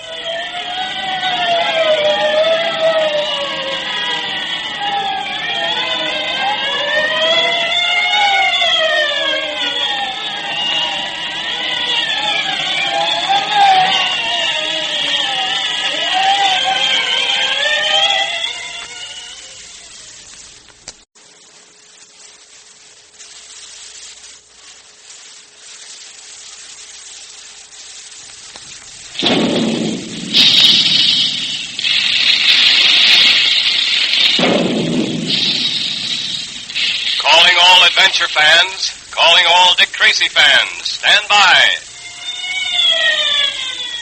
Here comes Dick Tracy now.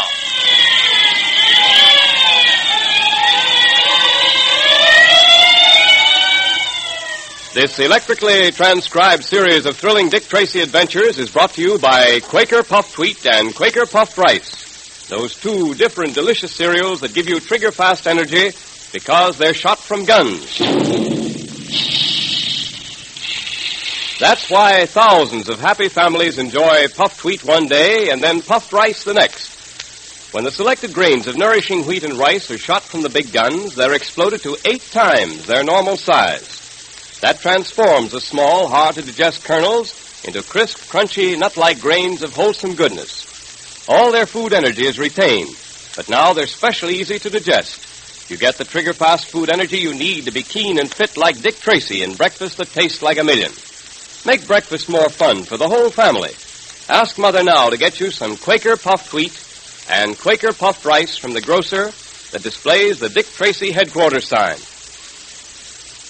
Junior has captured the Purple Rider and is returning to Pitchblend with him and several members of Kyle's gang who are the Rider's prisoners. Meanwhile, Dick Tracy and Pat, en route to the Rider's hideout, meet Junior and his prisoners coming back. When Tracy asked the Purple Rider to unmask himself, the Rider wheeled his horse toward a dangerous cliff, leaped the cliff to the other side with Tracy after him. Dick lassoed the escaping Rider and pulled him from his horse. As Dick rode up to the Rider, the hooded mystery man pulled a gun on the detective and... I warn you, Rider, don't shoot. And I warn you, Tracy, not to interfere with me. You didn't heed that warning. All right, I've got you covered now, and I'm not wasting time. The gun backfired. Well, your hood saved you from a bad wound, I imagine. Here, let's get that hood off you and see what damage has been done. There. Old Man Weir.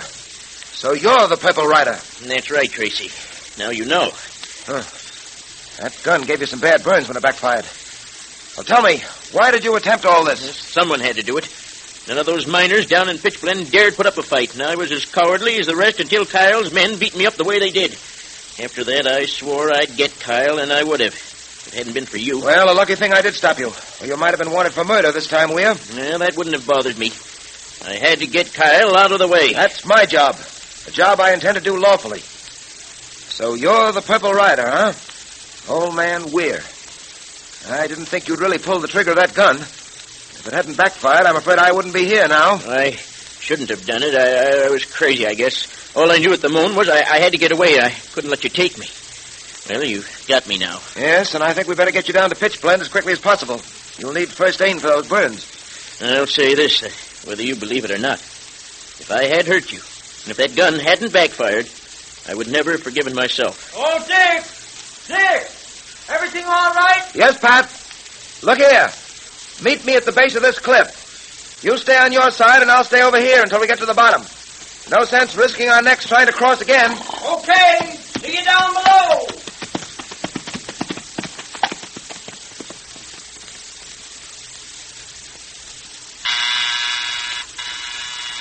One moment, coming. Miss Trueheart? Yes? You don't know me, but may I come in? It's important that I have a word with you. Certainly. Please come in. Thank you. Yes? My name is Shelby, Professor Acton Shelby. Professor Shelby. Yes, Professor? Miss Trueheart, I need your help and the help of your fiancé, Dick Tracy. Well, Mr. Tracy is away now. He's handling a case in Pitchblend in the Yukon. Yes, I know that, and that's why I've come to you. Miss Trueheart, you've got to prevail on Mr. Tracy to come back to the city at once. Perhaps you'd better explain what this is all about, Professor. Miss Trueheart, my life is in danger. Well, just what do you mean? I can't tell you too much now. All I can tell you is that I have invented something of incredible value. And because of that, my life is in danger. You mean there's someone who's trying to take your invention away from you? Yes. Well, who is this person? Miss Trueheart, have you ever heard of the brain? The brain? It's evident that you have not. I will tell you about him. The brain, Miss Trueheart, is as ruthless as he is clever. Diabolically clever.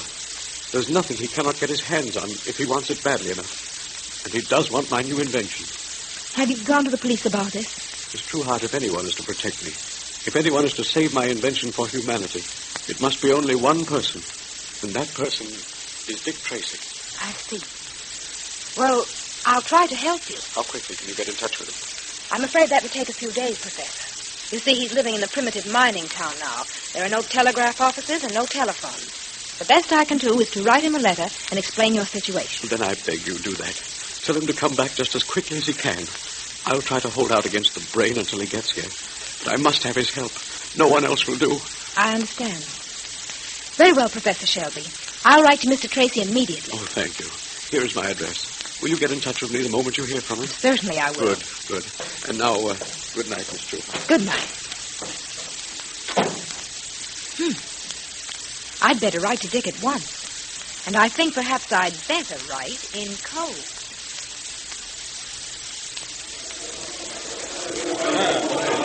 All right, men, quiet, please. Quiet. Boys, I've asked you to meet me here tonight because there are a few things I have to say to you. Go ahead, Mr. Tracy. We're listening. All right, I won't waste words. I've been here in Pitchblend for some time now, and I've been doing all I can to free you from the vicious grip that Vernon Kyle has upon you and this town. But, boys, you haven't done your share. In my work here, I've run into obstacles I never expected to encounter. And many of those obstacles have been put there by you yourselves. Now, hold on, Mr. Tracy. We don't know what you're talking about. We're for you, not against you. Yes, I know that, boys. But you're for me in what I might call a negative way. There's only one way to rid this country of Vernon Kyle. Yeah, what's that, Tracy? You boys must find the courage to stand up in court and testify against him. Kyle has threatened and terrorized you into signing away over 50% of your claims. Those who have offered resistance have been beaten. Several have been killed. And still, we haven't the evidence to convict Kyle. All because you boys here, who can supply that evidence, are afraid to appear in a court of law and tell what you know. Now, I don't like to say this, but to put it bluntly, boys, I think it's because you're afraid. You're right. We are afraid. Sure we are. All right, then. How long is this going to go on? I'm here to help you, to organize ways and means of putting Kyle where he belongs. And make no mistake about it, it can be done. Well, maybe it can, and maybe it can't. I'm afraid you're barking up the wrong tree, Tracy. We've learned our lesson. Say, Dick, do you think it'd be all right if I said something to these men? Certainly, Junior. Man, just a minute. Yeah? My Ward Junior has something he wants to say to you. Well, gee, fellas, it may sound foolish and all, but I just want to tell you what I've been thinking about. Back in the States, I've read about the men of the Yukon. What fearless, courageous fellas they were. Well, gee, I thought they really were something, and, well, I still think they are really something. But, well, they can't all be afraid of just one man. They can't now, can they? It's not just one man. It's a mob. The whole gang. Yeah. Men, do you realize that this boy here is the one who captured the Purple Rider and 4 of Kyle's gang? Having the odds against him didn't worry him. And the odds really aren't against you, if you'll just make up your minds to fight. Captured the Purple Rider? We'll see. Oh, what I did has got nothing to do with it. Yes, it has to. Boys, he kept that rider at bay with nothing but a broken stirrup. Now, we ain't going to let no kid be braver than we are we? Now, that's the way to talk.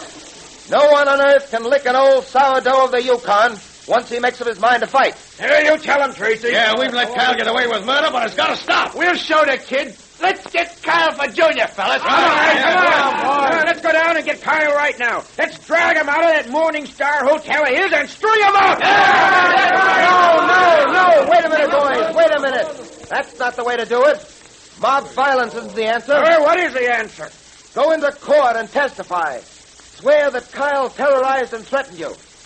Will you do that? You bet we will. Good.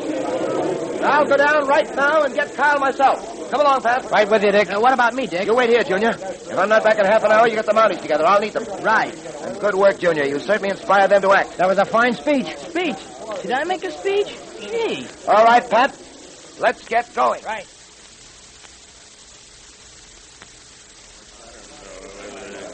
Hey, shut up, you guys. Kyle wants to say something. Boys, we're getting out of Pitchblend. Pulling out? You don't mean it. You don't mean we're pulling stakes and clearing out. Yeah, that's just what I do mean. But you got things sewed up in this town, Kyle. You mean I had them sewed up? This place is getting a little too hot for us, boys. Tracy got you worried, Kyle? Well, he's out to get us. I'm not so sure now that he can't do it.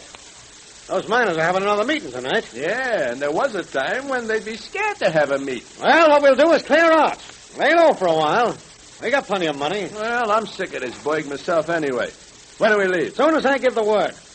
There are a couple of things I want to clear up before we do leave. What kind of thing? Well, for one thing, there's the bank. What about the bank? That's where the miners keep all their money, ain't it? There's a good $50,000 or $60,000 waiting in that bank for the first taker. Yeah, and we're going to take it. You mean a stick-up? I mean a stick-up. We're going to do that tomorrow night. Now, there's one other thing. Yeah? Tracy.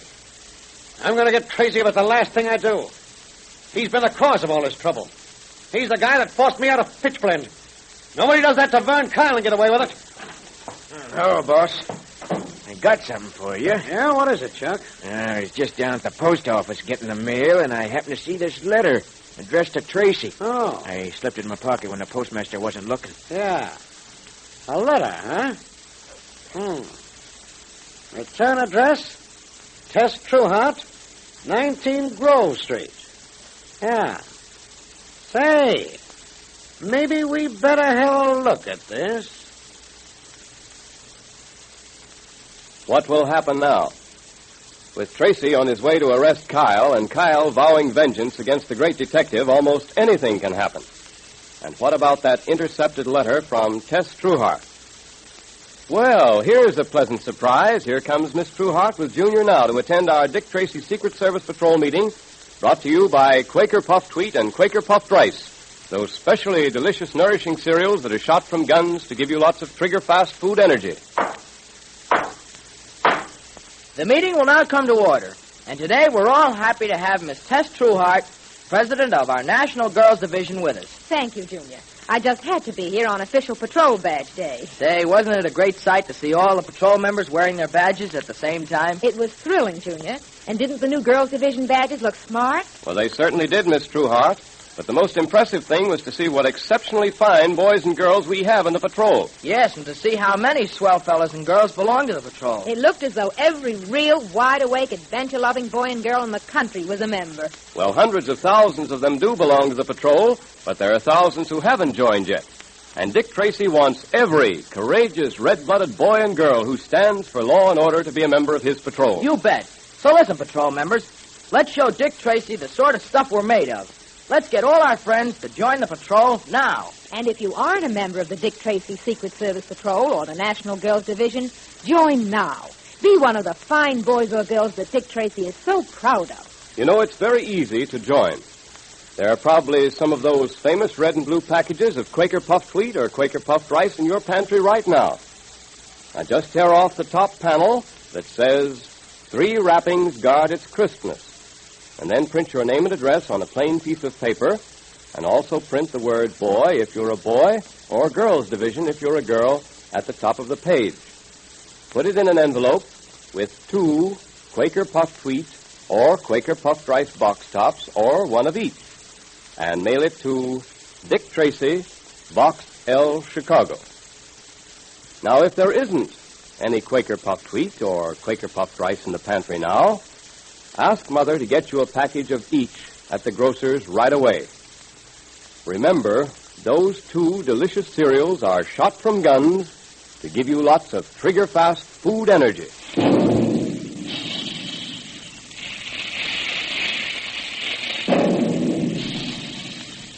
Calling all adventure fans, calling all Dick Tracy fans. Stand by for another exciting electrically transcribed Dick Tracy adventure tomorrow at the same time. There goes Dick Tracy now. That is all.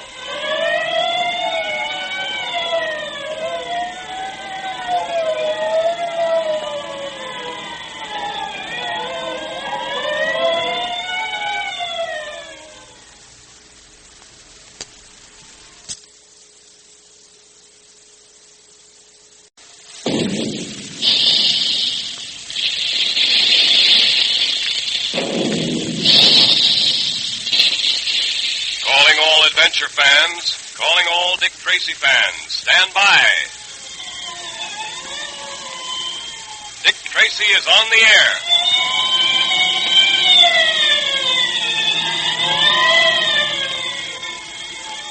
Stand by, everyone, for another thrilling episode in this electrically transcribed series of Dick Tracy detective adventures brought to you by Quaker Puffed Wheat and Quaker Puffed Rice. those two specially delicious, refreshing cereals that are shot from guns to give you lots of trigger-fast food energy. Are you good at sports like baseball, tennis, and all those swell games we play all spring and summer? Are you one of the first to be picked when the fellows and girls choose up sides? Well, I hope so, because it's not much fun to be left out. And one reason why some boys and girls are left out is that while they may be big and have lots of muscle, they're short on food energy. That's why so many thousands of keen, athletic fellows and girls get the trigger-fast food energy they need from hearty breakfasts of crisp, delicious puffed wheat one day and then puffed rice the next. Those two tasty cereals are shot from guns. The energy-packed grains of nourishing wheat and rice are actually exploded to 8 times their normal size. All the tiny, hard-to-digest food cells are unlocked. Now they're especially easy to digest, and you get their quick food energy much more quickly and easily. So be keen, alert, alive like Dick Tracy. Ask Mother now to get you some Quaker puffed wheat and Quaker puffed rice from the grocer that displays the Dick Tracy headquarters sign right away. Well, the battle between Dick Tracy, foremost detective of his time, and Vernon Kyle, bad man of the great Northwest, has indeed become desperate. In our last episode, we heard how Kyle and his men, in a hand-to-hand encounter, overcame Dick and Pat and took them to a secret hideout in the hills. Dick contrived to send a code message to Junior by means of the secret ring. And then as the episode ended, Kyle and his men robbed the local bank and were about to flee to Fairbanks. But not until they had put Dick and Pat out of the way. Listen. Well, I warned you, Tracy, but you wouldn't listen, huh? I told you to keep your nose out of my business, to stay out of Pitchblend. Well, now I'm going to show you that I meant every word I said. Tracy, you haven't got much longer to live. If you got anything to say, you better say it. I have nothing to say. Well, Patton, you've done a lot of talking in your time. Here's your last chance. Got anything to say? Nothing. Only get it over with. Impatient, huh? You're not fooling me. You're not as cool as you pretend to be. I suppose you'd like a few tears and a plea for pity. We're ready, boys. Good. So you're not going to plead for yourself, huh? Well, it's just as well. You'd be wasting your time. Okay, boys. And be gentle with them. Okay, boys. All right, boys. Get on your horses. Dick. Yes, Pat. Well, looks like we'd better say goodbye. Yes, Pat, I'm afraid it is. Goodbye. I guess that message didn't get through to Junior. No, it doesn't look like it. Ready with those horses? All set, boys. Well, so long, Dick. Well, don't give up all hope, Pat. We may still have a chance. All right, you guys. Get going. Move that horse and you're a dead man, friend. Round him up, boys! All right, boys. Get him out. Get over there. Look, it's Junior and the Mounties. Junior! You all right? Yes, we're both all right, thanks to you. Good work, Junior. Drop those guns, Kyle, and you better advise the boys to do the same. All right, boys. All right. You haven't got anything on us anyway. Nothing but just a little matter of catching you in the act of trying to hang Tracy and Patton. But if I'm not mistaken, that black bag contains the money stolen from the Pitchblend Bank last night. Kyle, perhaps you'd better change your mind about our not having anything on you. We've got you just where we want you. Gee, Dick, I was afraid the Mounties wouldn't get here in time. Well, you did get here, Junior, and that's all that matters. I'm always glad to see you, Junior. But this time, well, boy, I'm positively overjoyed. Tracy, you certainly got away with it this time. I warned you a long time ago, Kyle, that the game you were playing was a losing one, but you couldn't get away with it forever. You'll have plenty of time to think things over in jail. All right, boys, take them away. We'll meet again someday, Tracy. When we do, watch out. It'll be a long time before he has a chance to meet anybody except his prison keeper. Well, Dick, now that this case is all over, I guess we'll be getting back to the States, huh? Oh, gee, can't we stay up here for a while just to have some fun? Now that Kyle's out of the way, we can have a I'm swell afraid, time. Junior, we've got to leave right away. That letter Kyle showed me, the letter from Tess, says that we're wanted urgently. We'll leave for Peel River tonight. And in a few days, we'll be back in the city.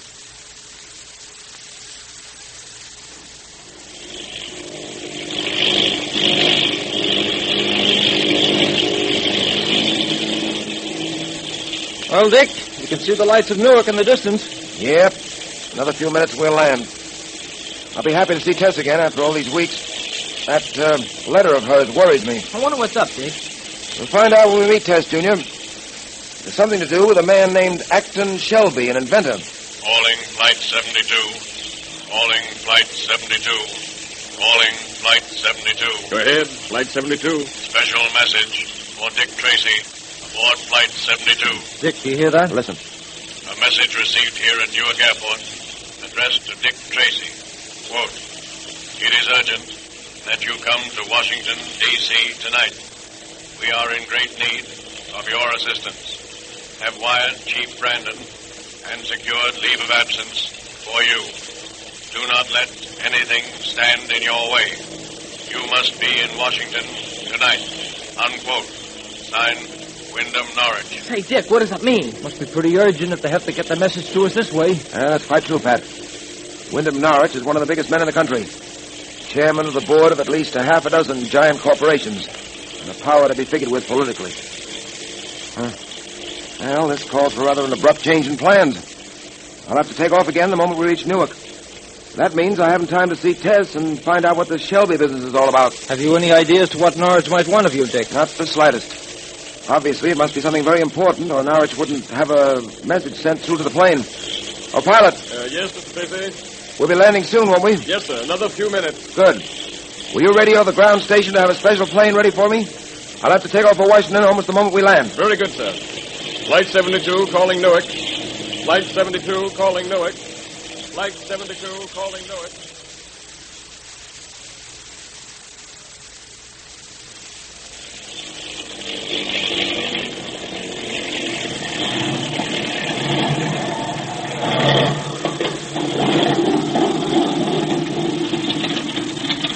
Well, here we are, back at Newark Airport. Yep.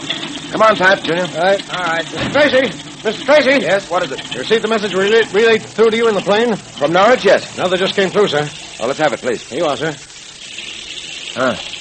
Listen to this, Pat. Proceed with all haste. Also, watch your step. Spies may be watching you. Signed, Wyndham Norwich. Spies? What spies? What is this supposed to mean? Well, we're not going to waste time trying to guess what it means. Is that plane ready for us to take off for Washington? Warming up now, sir. Good. I want to get to a phone, please. This way, Mr. Tracy. Be back in a few moments, Pat. Right. Hello? Hello, Tess? Hello? Oh, Dick. Oh, I'm so glad to hear from you. Is everything all right, Dick? Well, I'm not sure, dear. I've just received an urgent message to come to Washington at once. To Washington? Yes. I'm wanted by Wyndham Norwich. You know him by reputation, of course. Now, listen, Tess. Can this Shelby business wait? Well, how long are you going to be gone? Oh, I haven't any idea. A few days, perhaps weeks. As a matter of fact, I'm completely in the dark as to what this is all about. All I know is it's very important. Well, Acton Shelby is most anxious to get hold of you, Dick. He seems to be in desperate need of your advice and protection. It's something about his invention, an important invention, I gather, and someone called the Brain who's trying to rob him of it. The Brain, huh? Well, if the Brain is involved, Shelby has reason to be uneasy. Where is Shelby now? Why, he left this morning for a meeting with some railroad officials in Chicago. Chief Brandon has given him a bodyguard of 2 policemen. Good. Well, I'm afraid the Shelby business will just have to wait, Tess. This message from Washington is very urgent. Tracy. Excuse me, Tess. Yes, what is it? Your plane's ready to start, sir. All right, be right there. Well, Tess, dear, I've got to go. I'll call you from Washington just as soon as I can. All right, Dick. And if anything comes up on the Shelby business, telephone me long distance. You can get me through Wyndham Norwich. All right, I'll remember. Dick, I don't know what you're going into, but promise me to be careful. Of course, Tess. Goodbye, dear. Bye. All right. I'm ready to go to the plane now. This way, sir.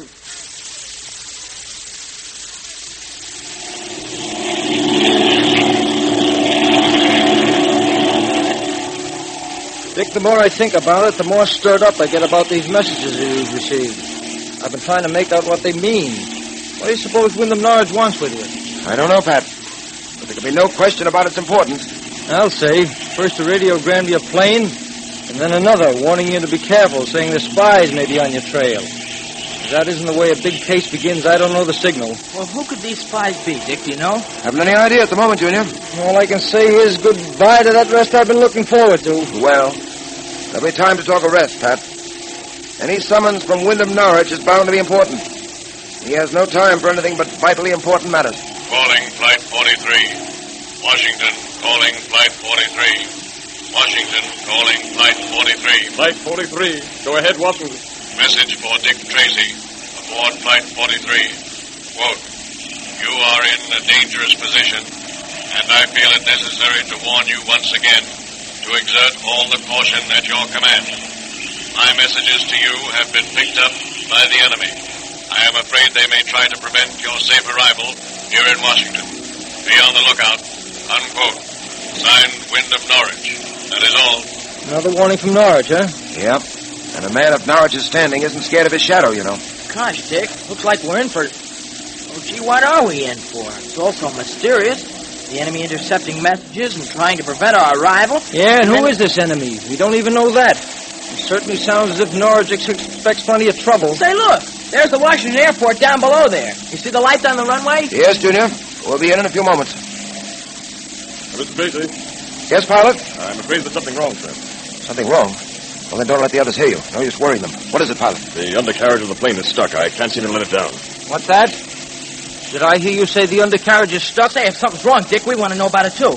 What were you whispering about? Well, it is the undercarriage. What are the details, pilot? I've been trying to lower it for the past 5 minutes. The mechanism is jammed. Well, can't you fix it? Not a chance. Looks like someone has tampered with the wires. Tampered with the wires? It'll take 2 good mechanics and a couple of hours' work to fix this. Huh. Well, it looks as if the enemy, whoever he is, has begun his dirty work early. Well, what do we do? We've got to land, don't we? Gosh, we'll crack up. What can stop us? We've enough gas for about another half hour. We'll have to keep circling around until then. Yeah, and after that, we'll have to land, whether we want to or not. Pilot, radio down to the field to have a fire engine and an ambulance stand by. Right. That's all we can do, sir. Get them there and then land and take our chances.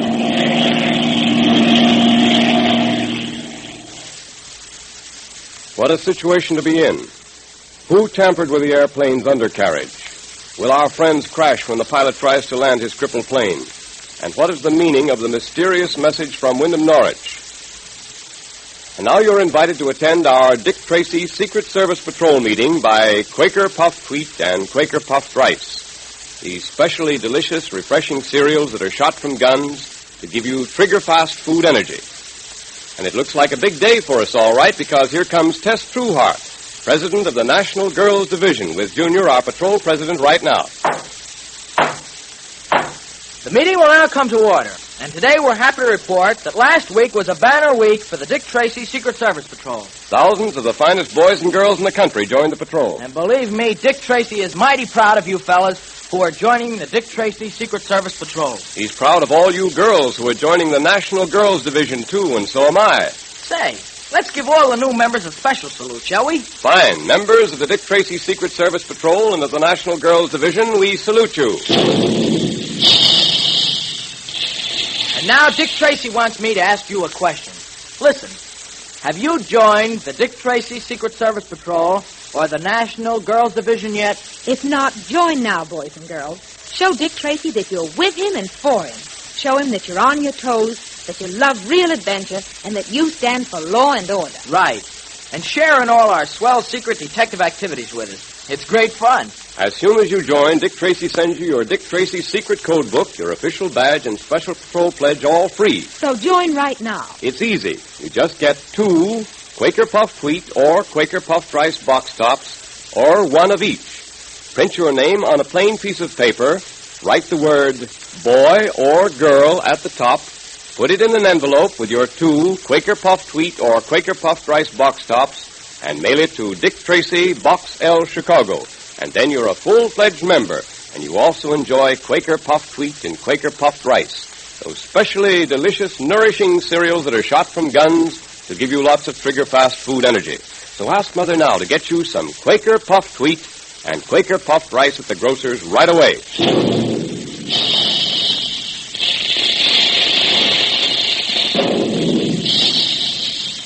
Calling all adventure fans, calling all Dick Tracy fans.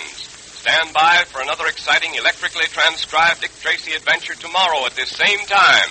That is all.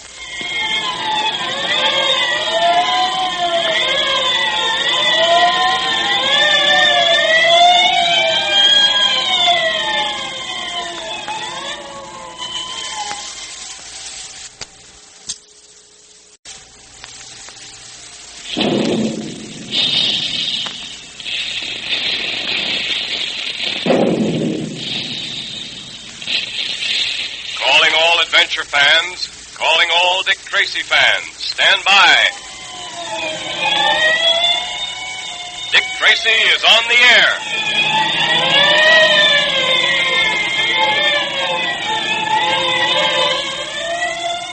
Quaker Puffed Wheat and Quaker Puffed Rice, those two specially delicious, nourishing cereals that are shot from guns to give you trigger-fast food energy, now bring you this electrically transcribed episode of Dick Tracy's Thrilling Adventures. Dick Tracy sure is a live wire, isn't he? On his toes every second, ready for anything. That's because Dick Tracy is alert, athletic, alive. He thinks and acts like lightning. And believe me, that takes lots of trigger-fast food energy. That's why so many thousands of fast-acting, quick-thinking boys, girls, and grown-ups enjoy puffed wheat for breakfast one morning, then puffed rice the next to get a good, wholesome supply of quick food energy every day. You see, Quaker puffed wheat and Quaker puffed rice are shot from guns. That special Quaker process explodes each energy-rich grain of nourishing wheat and rice to 8 times its normal size. All the tiny, hard-to-digest food cells are unlocked for you. It makes them specially easy to digest, so that you get all their trigger-fast food energy quickly and easily in 2 of the tastiest, most flavorful breakfasts ever. So listen, make sure there's some Quaker puffed wheat and Quaker puffed rice in the pantry right now, and if there isn't, ask Mother to get you a package of each right away at the grocery displaying the Dick Tracy headquarters sign. Now for Dick Tracy. Returning to the city from the Yukon, Dick received an urgent message aboard his plane to change his plans and proceed immediately to Washington, D.C. En route to Washington, Dick received 2 radio messages to exercise great caution, for it was believed his arrival in Washington might be hindered by foreign spies. At just that moment, the pilot discovered that the undercarriage of the plane had been tampered with, that it was impossible to lower the landing wheels. Can they land safely? What is the meaning of the mysterious messages Tracy has received? Listen.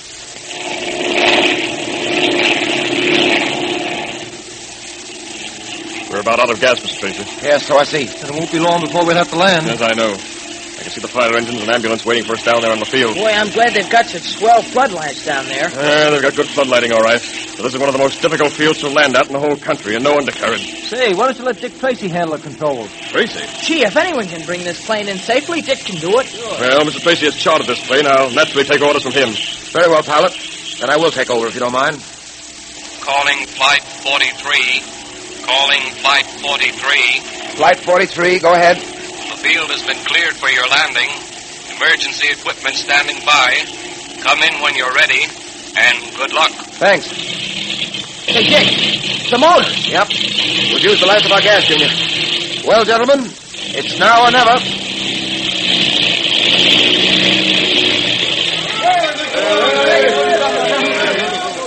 They're still up there, still circling around. Oh, this is awful. They can't stay up much longer. They'll run out of gas.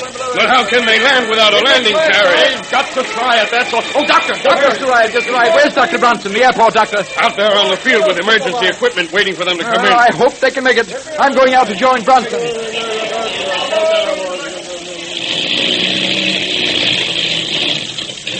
Yes, it's now or never.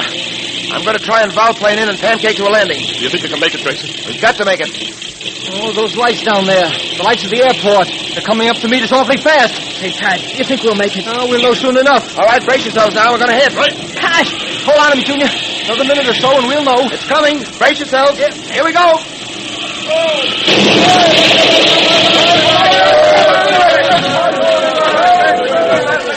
Don't go too close. She may go up in flames. Well, there's no danger of that if they were out of gas. Come on, we've got to get them out of there. Let me through. They may be badly injured. Here we are. The door's pretty badly smashed in. Here, you guys, grab hold and pull. Yeah, Tracy, are you all right? Yes, I'm all right. What about the others? I guess Junior and I are all right, too. How about it, Junior? Yeah, I'm all right, I think. Yeah, I'm sure of it. How's the pilot? He's knocked unconscious, but I think he'll be all right. Oh, boy, talk about close calls. Much too close, Pat. Much too close. Mr. Tracy? Yes. First, I want to congratulate, sir, on your escape. Thank you. We've got to hurry. Hurry? What do you mean? I've been sent by Wyndham Norwich, sir. I'm to drive you to his headquarters at once. There's a high-powered car waiting with a police escort. Oh, fine. All right, Pat, Junior, come along.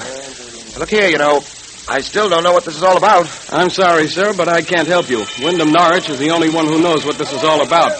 Apparently, though, there are several people who are deeply interested in the matter and also in keeping you out of it. So interested that they even tried to kill you before you got out of that plane. You mean the undercarriage? Yes. No, here's the car, sir. We'll pull down these shades. Gosh, everything is so mysterious. Too mysterious to suit me. A word of caution. I suggest you all slump down in your seats. Why? So as to be less of a target. Oh. It's not at all unlikely that someone may try to get Tracy before we arrive at Norwich's office. You mean someone may try to take a shot at Dick? That's exactly what he does mean, Junior. Oh, but look. Better do as he says, Pat. He knows more about this than we do. Oh, thank you. All right, Ralph, get going. Right, sir.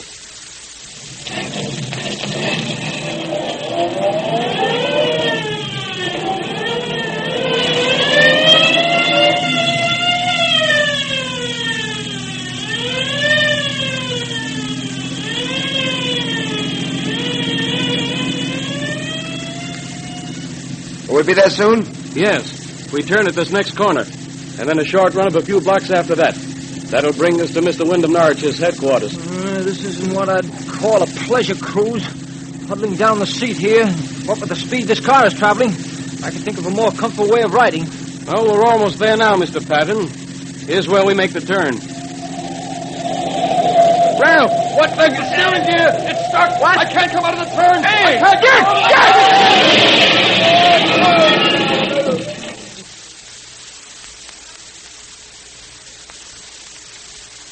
Mr. Norwich will see you now, Mr. Tracy, if you feel up to it, sir.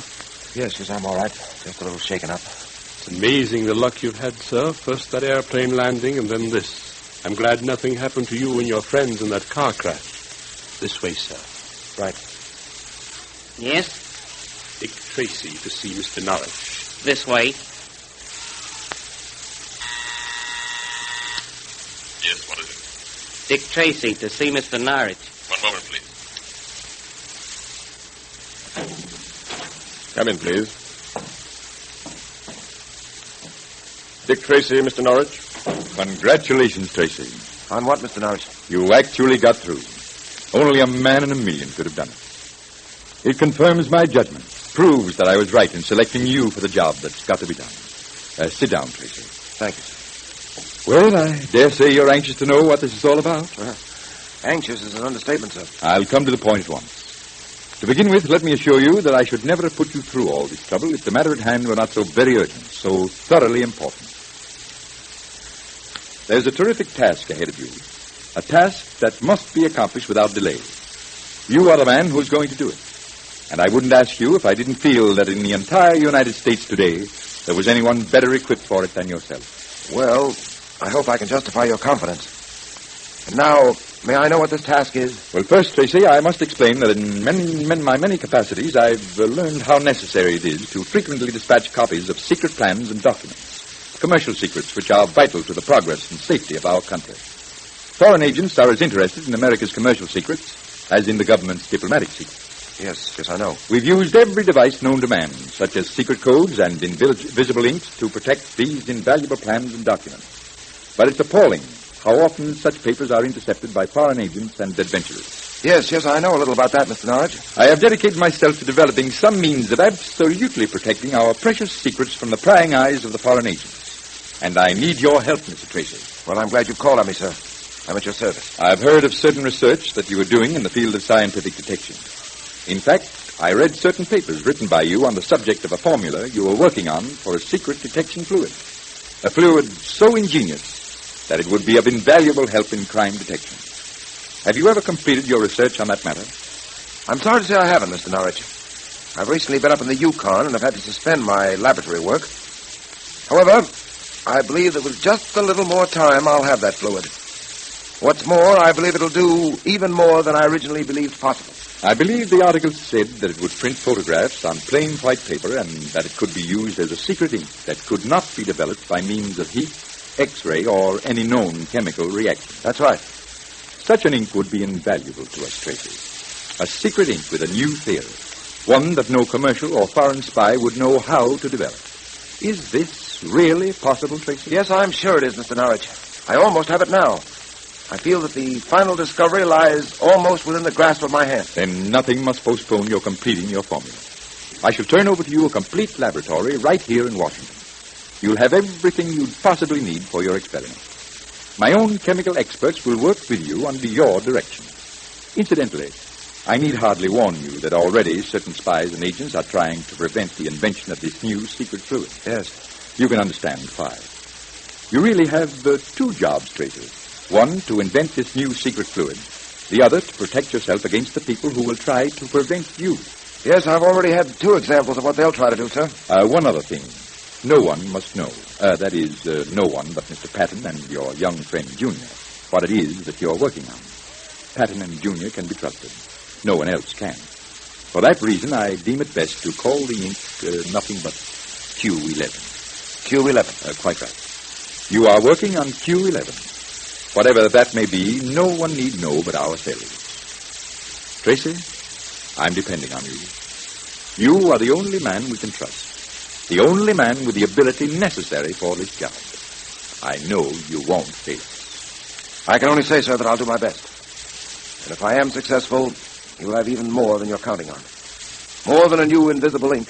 More than a magic photographic developer. The fluid I'm working on can be used to detect whether or not secret documents have been opened and spied on, which is exactly the thing you need. Splendid. Also, it can even be used for developing fingerprints. I'll tell you, sir, its uses will be limitless, if I only succeed as I hope I will. Splendid. Well, good luck, Tracy. You must succeed.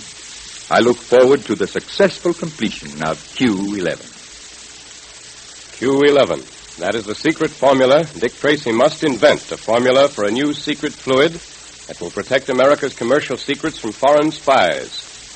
Will Dick succeed in inventing this new ink? And what will be the next move of the spies who are trying to stop him? And now, all you fellows and girls are specially invited to attend our Dick Tracy Secret Service Patrol meeting as guests of Quaker Puffed Wheat and Quaker Puffed Rice, the specially delicious, nourishing cereals that are shot from guns to give you lots of trigger-fast food energy. All right, Junior, we're ready.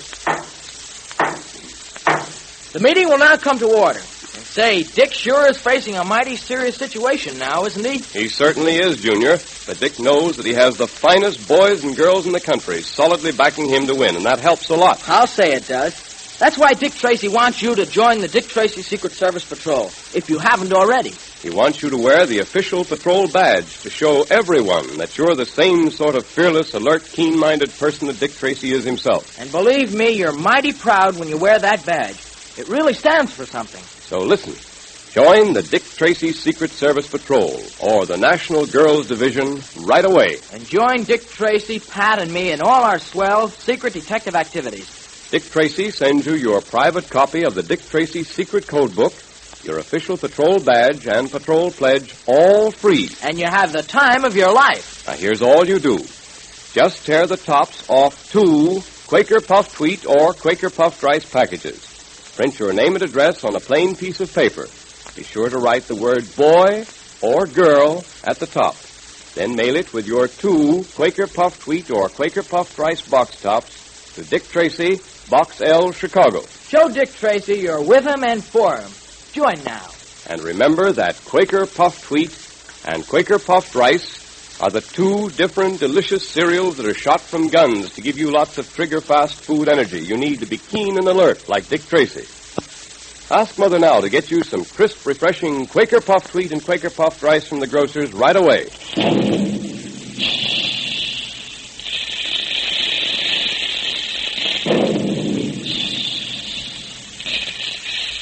Calling all adventure fans, calling all Dick Tracy fans. Stand by for another exciting electrically transcribed Dick Tracy adventure tomorrow at this same time.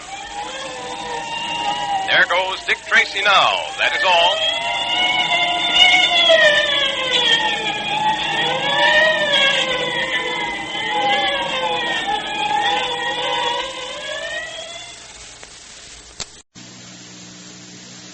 Boys and girls, here's Dick Tracy.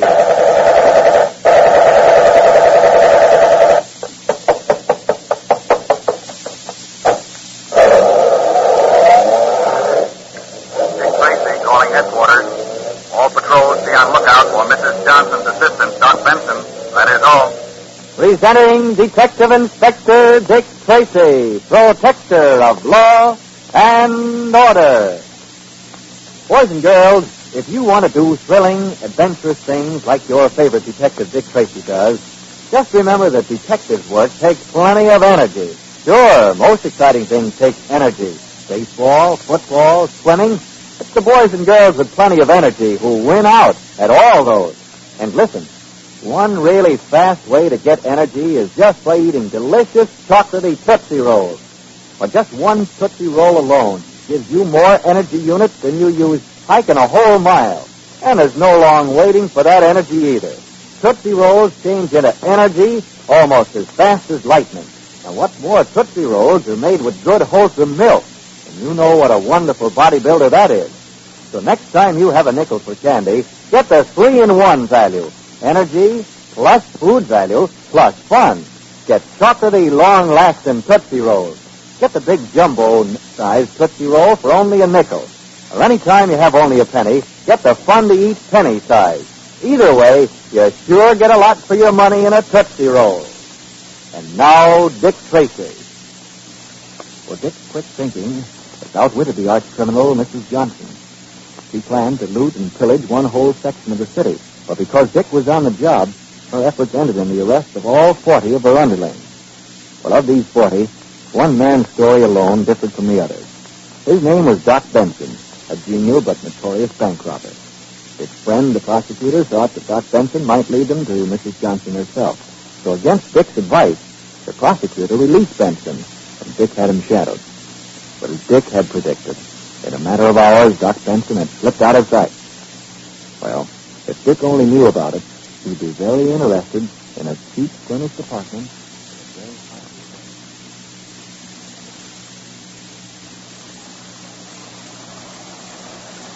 The bath will be ready in a moment, Mrs. Johnson. Thank you, Doris. Shall I answer that? No, I'll get it. Wayne Holt's the only one who knows where we are. Yes? What is it? Did you send for a radio man? Oh, just a moment. At your service, madam. Well, come right in. Well, my dear, we meet again. Doc Benson. How on earth did you talk your way out of the city prison? I didn't even try. The prosecutor himself got the bright idea of releasing me. He thought I'd blaze a trail to your charming self, my dear. You mean they're following me? Not now, they're not. But why should they want to find me? They don't know anything about me. Oh, you're wrong, Mrs. Johnson. May I sit down? Of course, excuse me. That's better. There's a certain detective inspector named Dick Tracy, whom it would be very foolish to underrate. Dick Tracy? He knows about me? That brown-eyed filly who conned herself off on you is an old friend of mine. Is really one of Tracy's closest friends. The girl I took on that Granite Street bank job? Yes.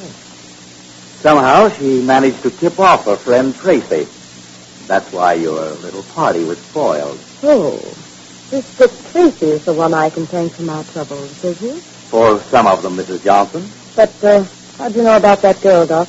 I spent the night with Wayne Holt. He told me. That's how I knew where to find you, too. I see. Then if you're really sure you've taken off the police... I'm positive. I'm as safe here as you are. Perhaps even safer. That's marvelous. You and Wayne and I can take up right where we left off. Yes, almost. So you still have your maid, don't you, Doris? Why on earth do you ask? Do you? Why, she still works for me, Doc. What about her? Where is she? Is she here? Why, as it happens, no. Excellent. What are you building up to? A simple announcement, my dear. Oh? I think our recent experience has shown that woman's place is in the home. Oh, I see. You don't like the way I've handled things. Mishandled, you mean? Does Wayne feel the same way? Wayne is in love with you, Mrs. Johnson, which is another way of saying the boy's a fool. Dear me. What long songs you have. The fact remains that I'm through taking orders from you. You've resented me right from the start, haven't you, Doc? I resent anyone who doesn't know his own limitations. I see. Will you excuse me a moment? Sit right where you are. Why, Doc, Put that gun away. Aren't you being ridiculous? Maybe. But after what I've just told you, I'm not letting you out of my sight. No, I detest violence. You know I don't own a gun. I merely wanted to turn off the water in the bathtub. I don't hear any water. My, how skeptical we are. Open that door and you will.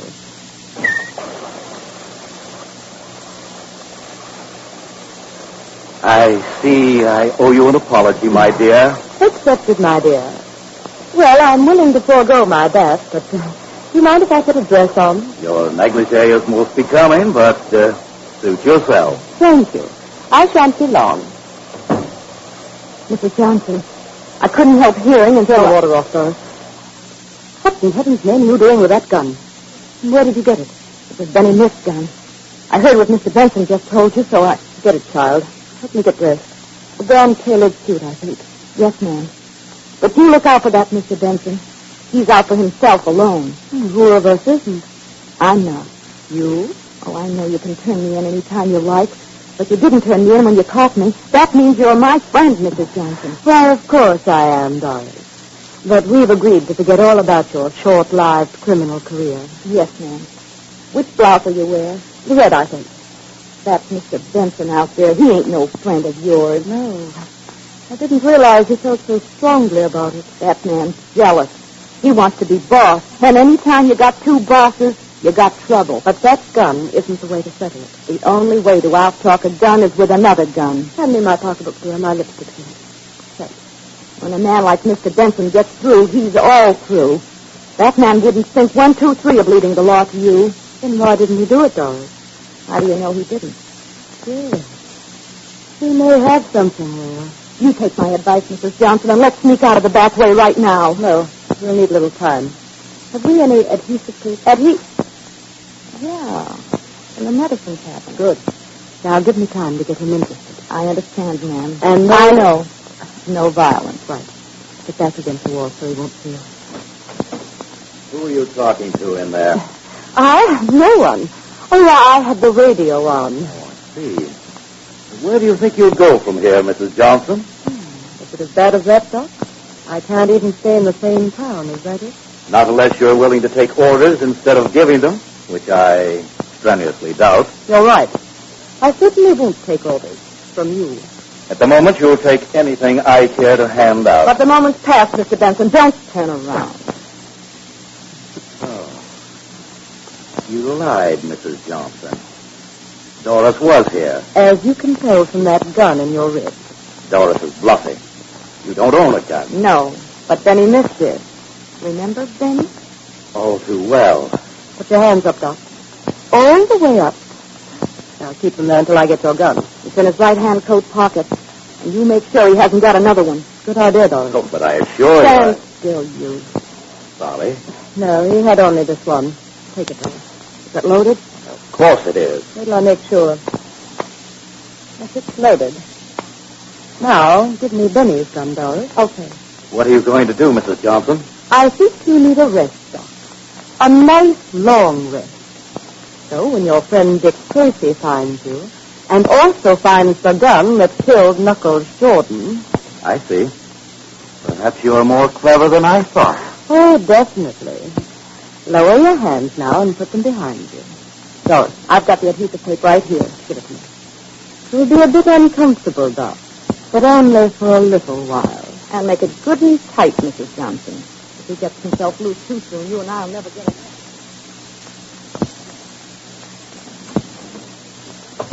Hi, Pat.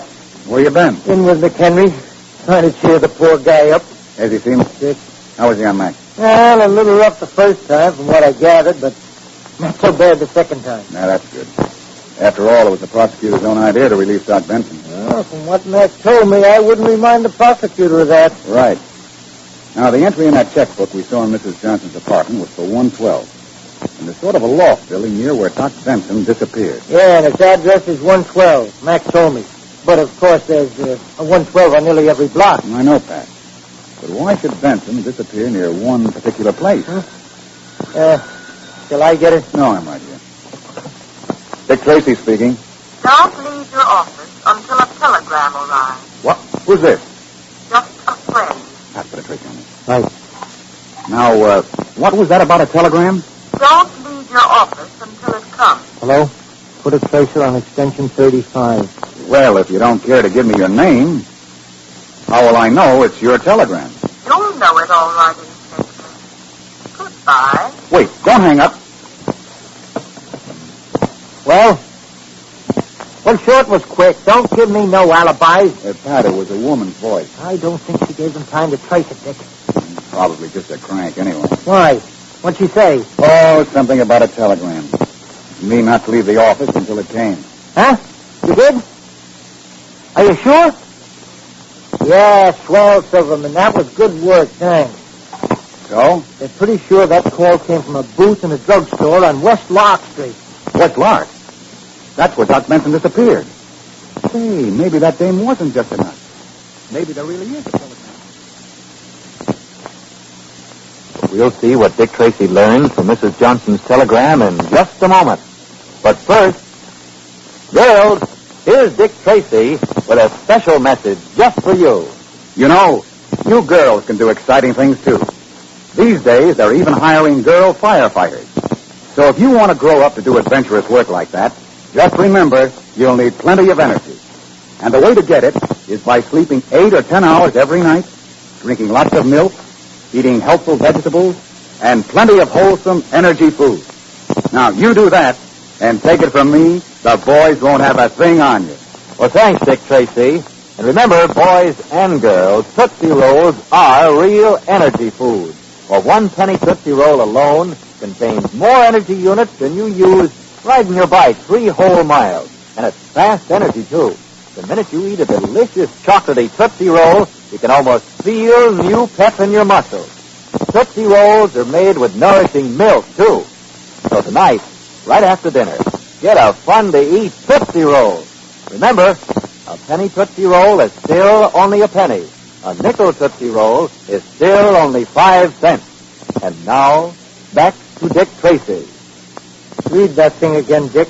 I can't believe it. It sounds too good to be true, doesn't it, Pat? You bet. The doctor and the gun that killed Jordan are waiting for you at 166 West Lark. And it's signed a friend. Doctor. The doctor must mean Doc Benson. Looks like you and I are going to take a look at that place.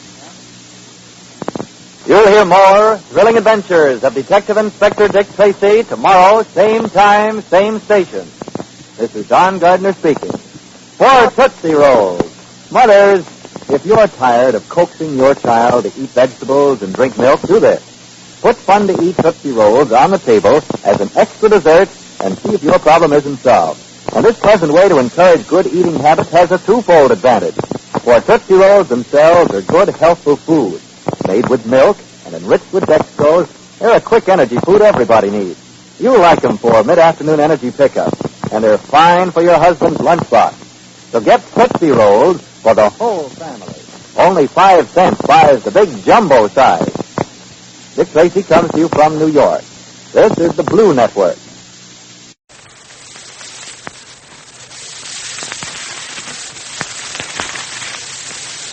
And now, Dick Tracy.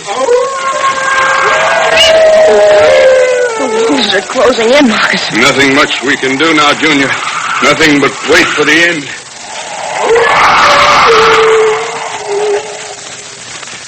This is Dick Tracy, leading a search party on a hunt for Junior and Moccasin Joe in the case of the Hooting Owl. Yes, it's Dick Tracy, protector of law and order. Well, boys and girls, you know what a password is. That's a secret word that soldiers use to get past the sentry and up to the front. Well, here's a password that will get you up to the front in bike races, on the baseball diamond, in all kinds of games. It's energy. You see, the faster you go, the more energy you need. So if you want to win, you have to have lots of energy. And the swellest way I know to get it is just by eating delicious chocolatey Tootsie Rolls. Boy, they're cram jam full of energy. There are more energy units in 1 penny Tootsie Roll than you use circling the bases 36 times, or when you're riding your bike 3 whole miles. And it's fast energy. Why, no sooner do you pop a Tootsie Roll in your mouth than you can practically feel new strength in your muscles. And what's more, Tootsie Rolls are good, wholesome food. They're made with plenty of nourishing bodybuilding milk. So next time you have a penny to spend, or a nickel, well, if you have a nickel, get the big jumbo-sized Tootsie Roll. And don't forget, the long-lasting penny Tootsie Rolls give you a lot for your money, too. A penny Tootsie Roll is still only a penny. A nickel Tootsie Roll is still 5 cents. And now, Dick Tracy. Well, our friends are now in the great Northwest, where they've gone to solve the strange mystery of the Hooting Owl. In our last episode, Moccasin Joe and Junior went on a hunting trip in the mountains.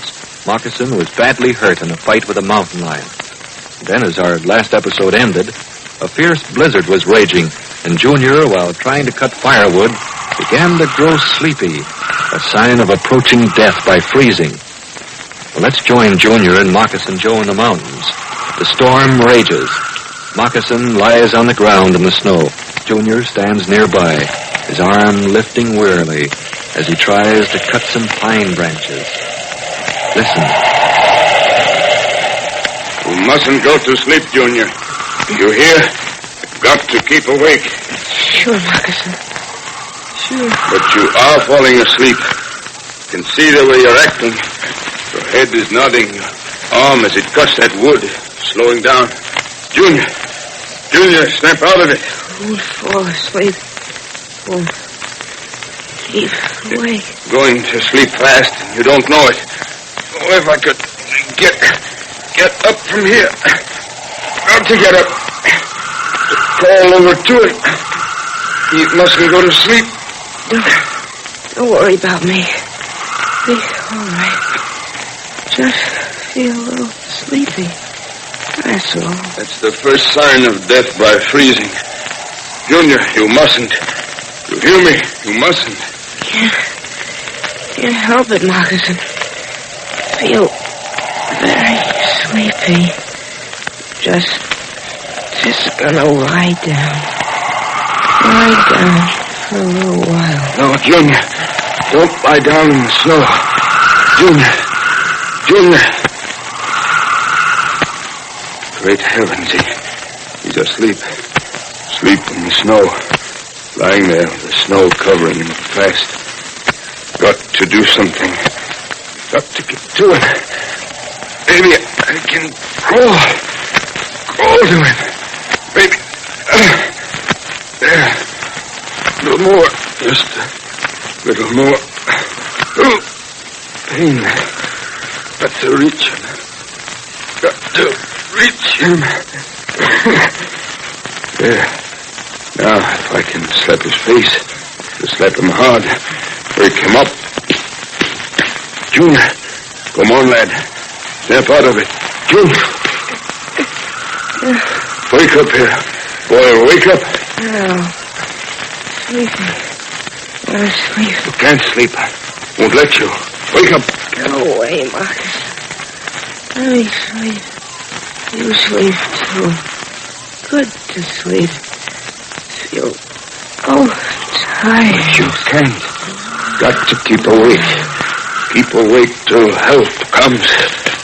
Blast you, wake up. Wake up, you hear? All right, Moccasin. All right. Don't get mad. I didn't mean to make you mad. Not angry with you, boy, but we're in a bad spot. Yes. You're right. If I start to go to sleep, you've got to keep me awake. Okay, Moccasin. Okay. We'd better get that fire started now. There's enough wood to keep it going. All right, I'll do it. Where are the matches? Matches? You had them, Junior. I did. You took them out of my coat pocket, remember? Yeah, I remember. But what did I do with them? Where did I put them? Maybe in one of your pockets. Look, boy, look. We've got to find those matches. Let me see. No, not this one. Moccasin. I haven't got them. You must have them, Junior. You've got to have them. I remember now. I did put them in my pocket, Moccasin. I did put them there. They must have fallen out. Fallen out? The snow has covered them by this time. We've got to find them, Junior. We've got to. Yes, Moccasin. You're right. We've got Finally.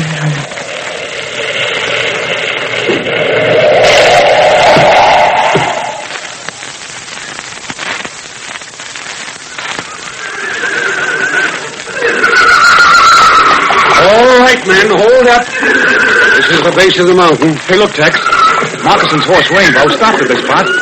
This must be where Junior and Moccasin started in the mountains. No doubt of that, Dick. But great heavens, man, it'll be like looking for a needle in a haystack, with the added danger of getting lost ourselves. Now, we've got a chance at Tex. Oh, of course we do. Now, listen, men. We've got to cover the mountain. The best way to do it is to drive as if we were driving for deer. Driving for deer, Tex? Yes. Out here, when we have deer drives, the men line up in a row, each man about 25 yards from the other. We start through the woods in that line. Each man carries a whistle and signals every 10 minutes to the others, so that the line remains as straight as possible. And that way we cover every inch of territory and have more of a chance of getting game. Oh, I see. Well, let's get started, Tex. Right. Well, spread out, men. Now, you've all got your whistles. You've all done this before. Well, that's all. Let's go. You stay with me, Dick. We'll drive together. All right, Tex. Come on, let's get started. Oh, it's a fierce night. Snowing so bad I can't see them more than 2 feet ahead. There's a good chance of getting lost in these mountains, isn't there? I'm afraid so.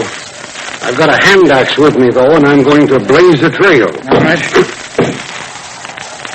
How far can we go through this tangled growth? Just keep going, Dick. Keep your head down. Protect your face as much as possible from the backlash of the branches. Okay. Tex, what do you really think? What are our chances of finding Junior and Moccasin? Not too good, Dick. I'm placing my hopes on the fact that Moccasin Joe is an experienced woodsman. The first thing he'd do, I'm sure, would be to bivouac for the night and make a fire. Now, if we can sight the fire, everything will be all right. But suppose they weren't able to make a fire. I'm not even letting myself think of that. All right, let's go on. All right.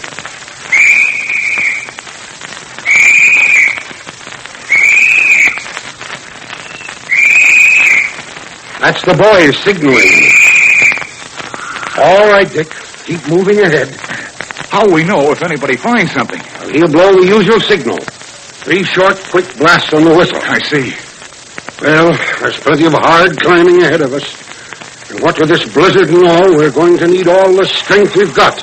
Every last ounce of it. Come on.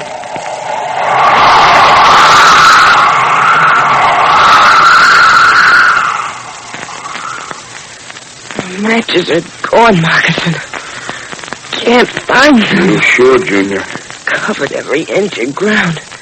They're just not here. If I had a little strength, I'd make a fire Indian fashion. Rub 2 sticks together, but... Maybe I could do it. Show me how. No. Takes practice. Yeah. Lots of practice. Moccasin, what are we gonna do? We're lost, boy. Lost in the blizzard. Can't make the one thing we need. Fire. That means we got very little chance of getting out. Moccasin, you're getting sleepy. Awfully sleepy, Junior. Just as you go to sleep. No, Moccasin, you can't. If you go to sleep, I'll never be able to wake you. You know that. I'll wake up. Don't worry. You just let me sleep.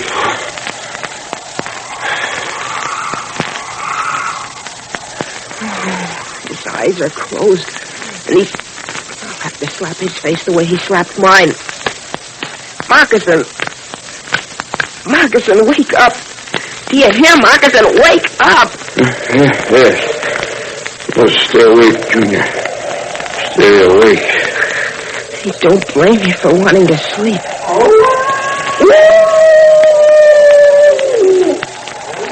What's that? What is it, Moccasin? Wolves. Timber wolves. Wolves?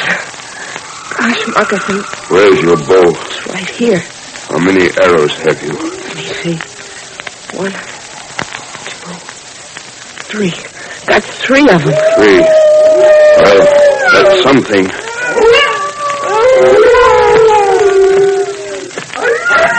The wolves have smelled us, and they're gathering. They found us. They're circling in closer and closer. Be ready for a rush. I'm ready. I think. Junior, quick. Here comes one now. Okay.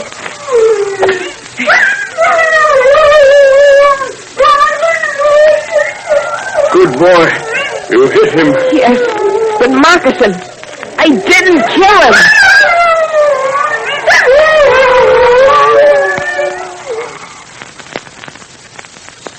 Well, the wolves are closing in, and Moccasin and Junior are short of arrows. Can they hold out until Tracy and Tex find them? Now, in a moment, we'll return to the adventures of Dick Tracy. But first, boys and girls, you know, right about now, you're probably worrying about getting good marks in school.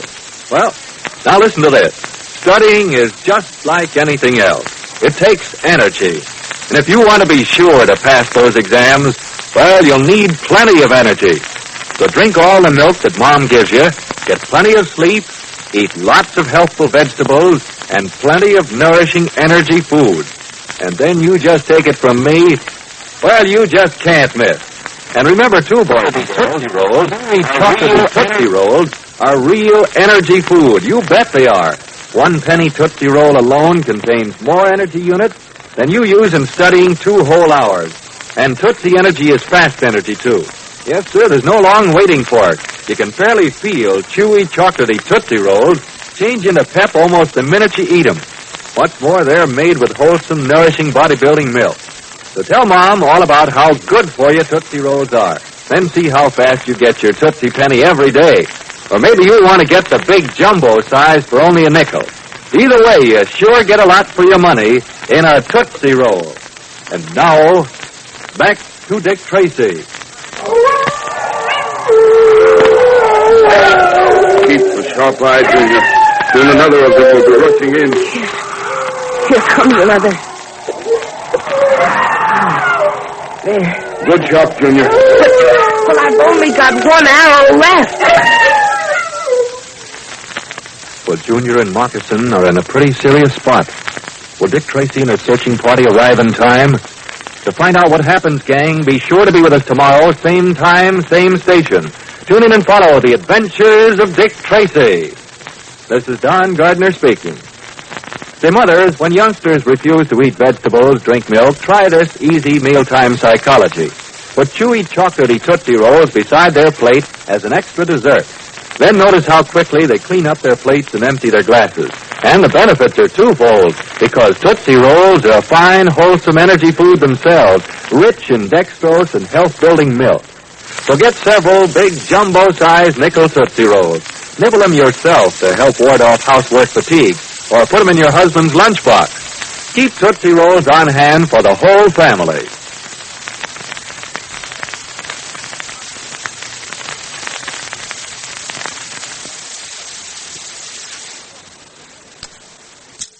Boys and girls, here's Dick Tracy.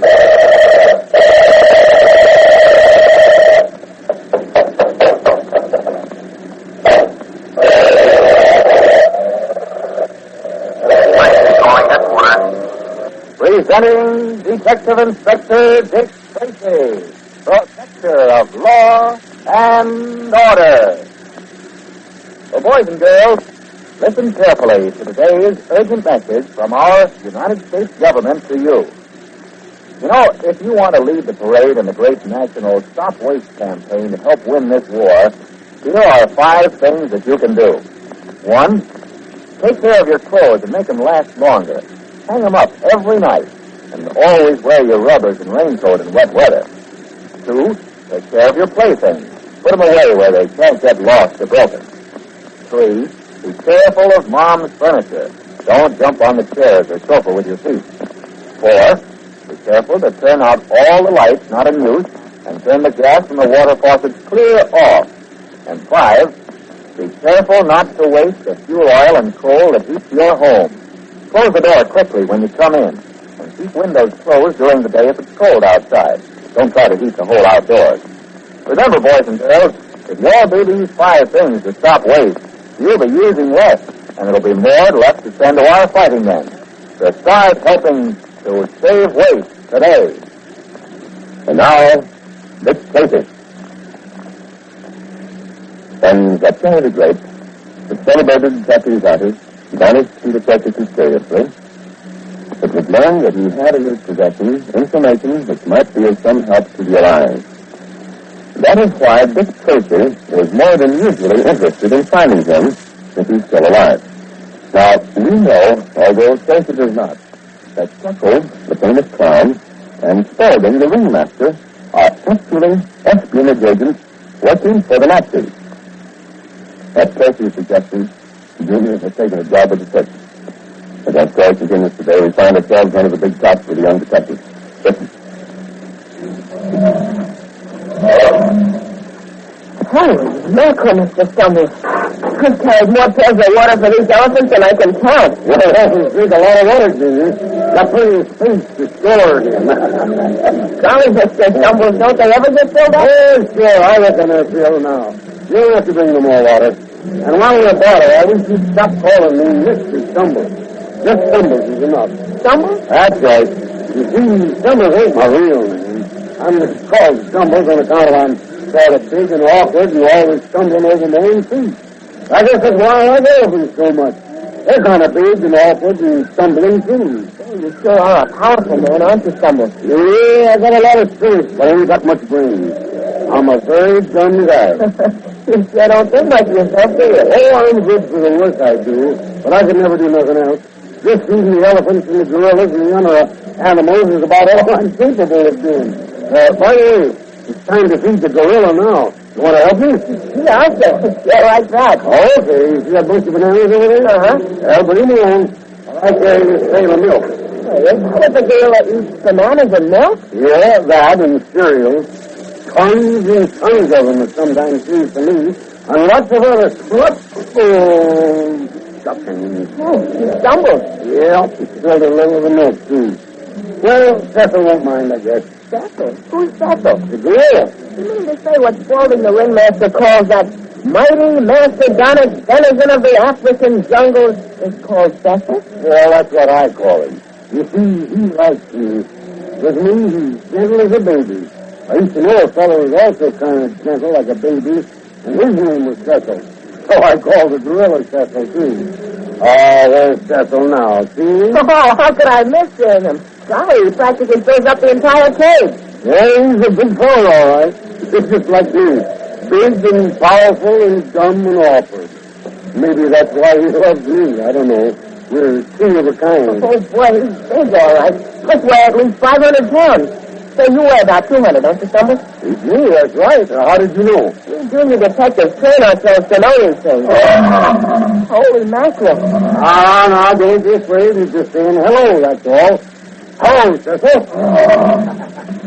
This is a friend of mine named Junior. You two got to get to know each other and be friends. Are you sure he means that for a friendly welcome? Oh, sure.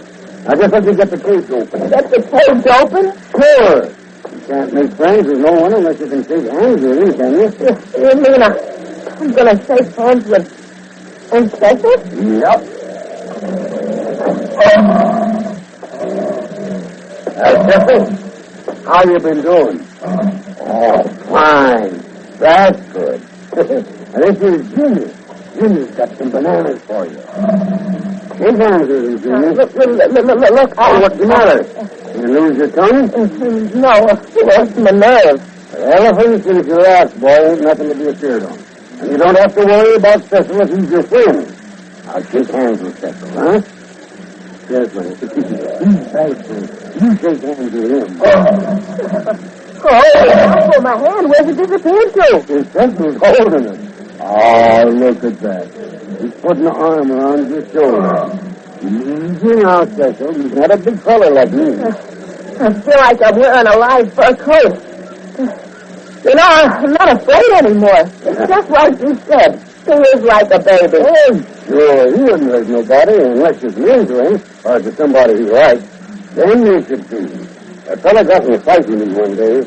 Oh, a little argument, one word got on another. You know how it is. And we had a fight. Well, Cecil's gun was busted out of his teeth. Sent the boys every which way. If he'd have got out, he'd have sure made mincemeat of that fella. Say, but he didn't get out, did he? No, and I made mincemeat of the fella. I am awkward, but I am powerful. Wow. Well, you settle the bananas and let's get around about our business. We've got a lot to do yet. Yeah. As a matter of fact, Stumbles, I've got to deliver the mail that came in this afternoon. Mind if I do that before I go on home? Oh, shucks, no. Go ahead. Gotta deliver that mail. Boy, when you look at these names, can't even pronounce half of them. Isn't there such a thing as an American circus performer? Hey, Sonny, you got any mail from these things? Huh? Oh, who are you? A Benson, the other man. See? Golly, it spins like rubber. Hey, that's it. What do you think of any rubber man at the phone? I think there's a letter here for you. Oh, yeah, two of them. Here you are. Oh, dear. Another deal from that functionary. Oh, I'll be doggone. Uh-oh. See this guy coming along, all dressed up like an Arabian chief. That's the only man for me, my young friend. I'm sorry, I don't know everybody around here yet. You mind giving me your name? Well, I'm Coach Godplay. Well, I'm the sword swallower. Oh, yeah, I have a package for you. Here it is. Ah, excellent. Those are the new knives I ordered. Let me see. Ah, yes, look at them. Ah, they're not beauty. Oh, they sure look shiny and sharp. Shall I put them in your dressing room for you? No, do not bother. I will swallow them on my way. Something, Jiminy. You sure meet some funny people around here. Oh, his sucker's dressing room, and I've got some orders for him. I'll just leave him inside. Anybody home? This sucker is doing his acting. Golly, he's going was funny up at Mr. Harper's estate this afternoon, entertaining all those poor kids. Oh, I'll just leave the letters on the dressing table and... Oh, golly, now I've done it. Knocked the glass jar of grease paint off the table and smashed it. Well, I'll clean it up, I guess. Wait a minute. What's this? Something concealed in the grease paint. Holy mackerel, this looks important. I better copy this and tell Dick about it right away. Yes, sir, right away.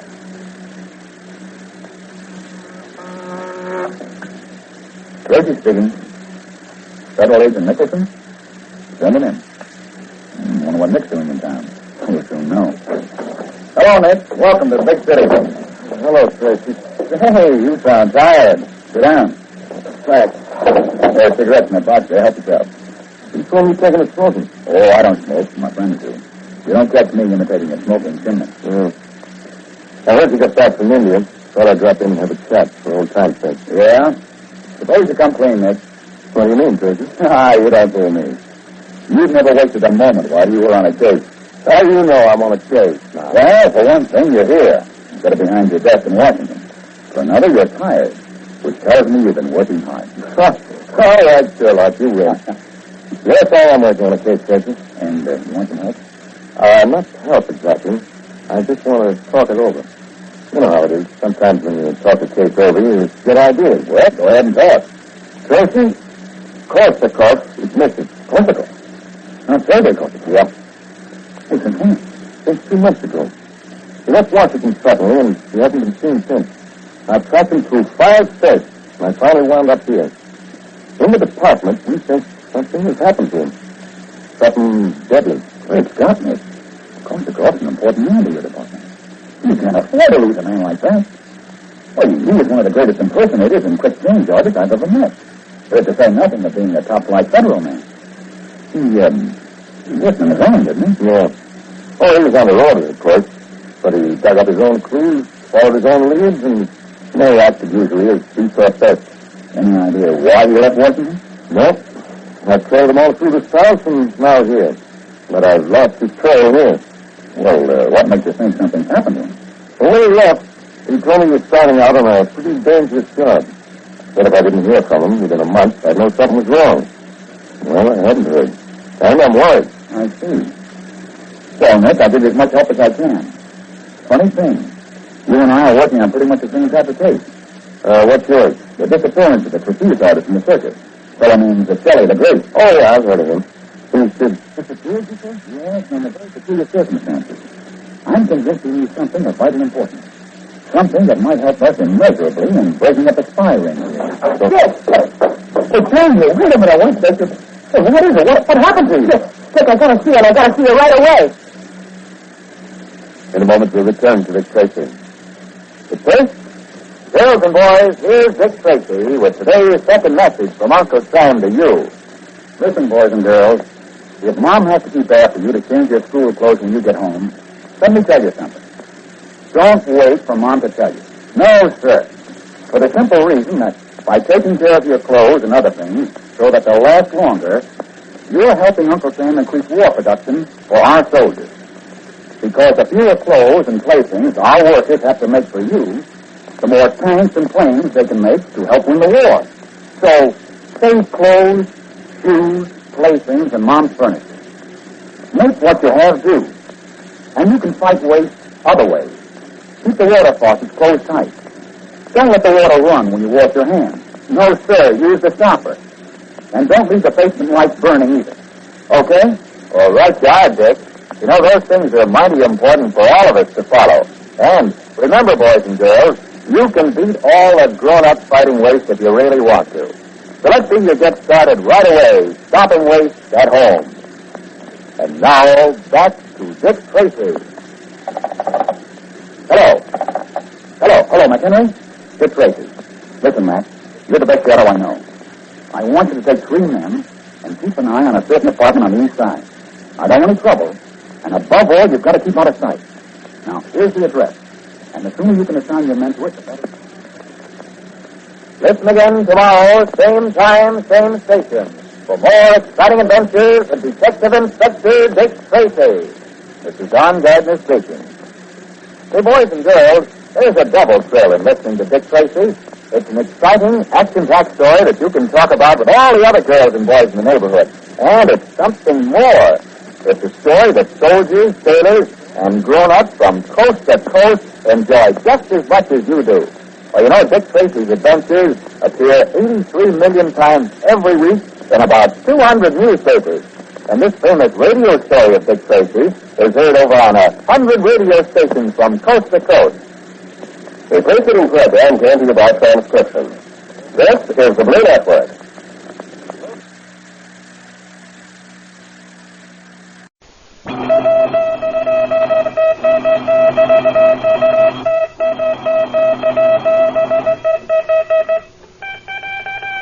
This is Dick Tracy. On the case of the empty safe, stand by for action. Let's go, men.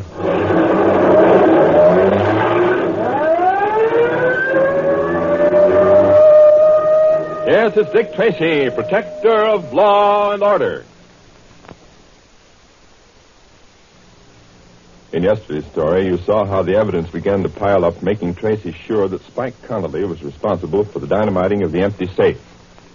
You remember, too, how Sergeant Martin, while distributing posters of the description of Spike and his girlfriend, reported to Tracy his suspicions concerning the occupants of a certain house. Jumping into their car, Dick and Pat were soon there.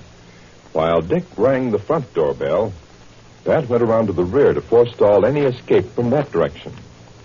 Inside, Spike and Gert didn't know of Pat's whereabouts, made their way slowly toward the rear of the house. Today, Spike and Gert are almost at the back door. Dick is still ringing the front doorbell. Listen. Just follow me, Gert. We'll get out this back door and beat it. But they probably got cops all around the block. We're never going to get away with this, Spike. Shut up and come on. Head for the back door. Listen. They're surrounding the block. Never mind that. Once we're out of here, we can get the car out of the garage and give them the slip. Now, take it easy. I'm going to open the door. It's okay. Come on. All right, not so fast, you two. Stand right where you are. Oh, he's got... Never mind that, sister. Just stay right where you are. Now, look, mister, we ain't done nothing. We were just going Save that. I know who you both are. Now, stick out your hands. Are you going to handcuff us? Well, these aren't exactly pearl bracelets. Stick them out, I said. Now, just a minute, mister, before you get funny with those handcuffs. Just who are you? Oh, wise guy, eh? Well, you'll find out soon enough. No more fooling now. I haven't got any time to waste. Dick Tracy is around the front. Dick Tracy? Oh, yes. Oh, so you want to play that way, eh? Well, here goes me bucko. Hit him, Gert. Not this time. Now, how do you like that, eh? You head it up. Oh. girl. Come on, Spike. I knocked him out. I hit him with my shoe. Let's go. Yeah. Head for the garage. I saw a car in there.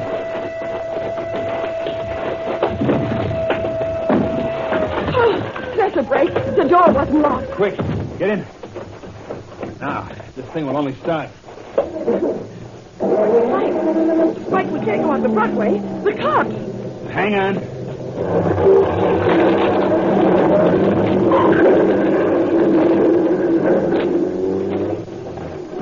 Gee, Spike, we made it. That's right, kid. I had to drive through the back of the garage or else go out in the front. They're after us. Look out the back. Can you see them? No, I can't see him. But that siren sounds closer. I'm going to take this next corner.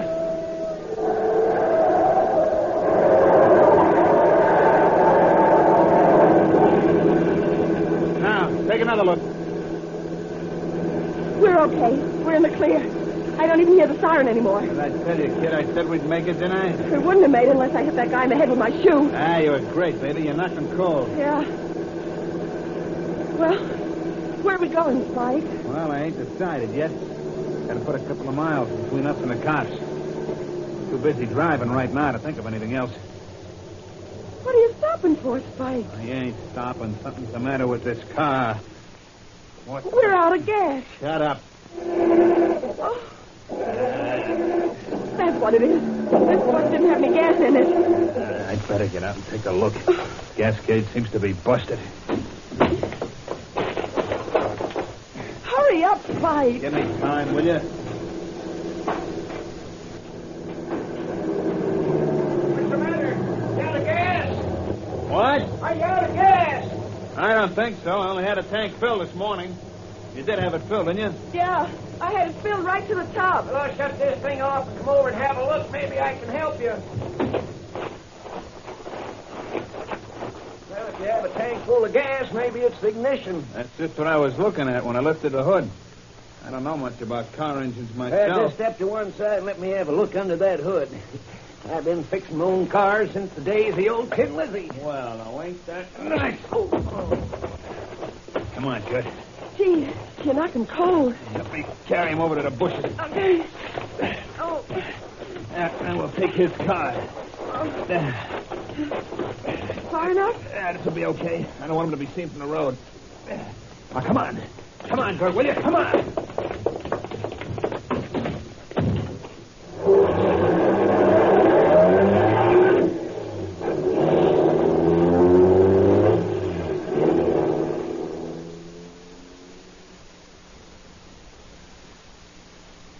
How you feeling, Pat? Oh, boy, this head of mine feels as if it had stopped a Nazi shell.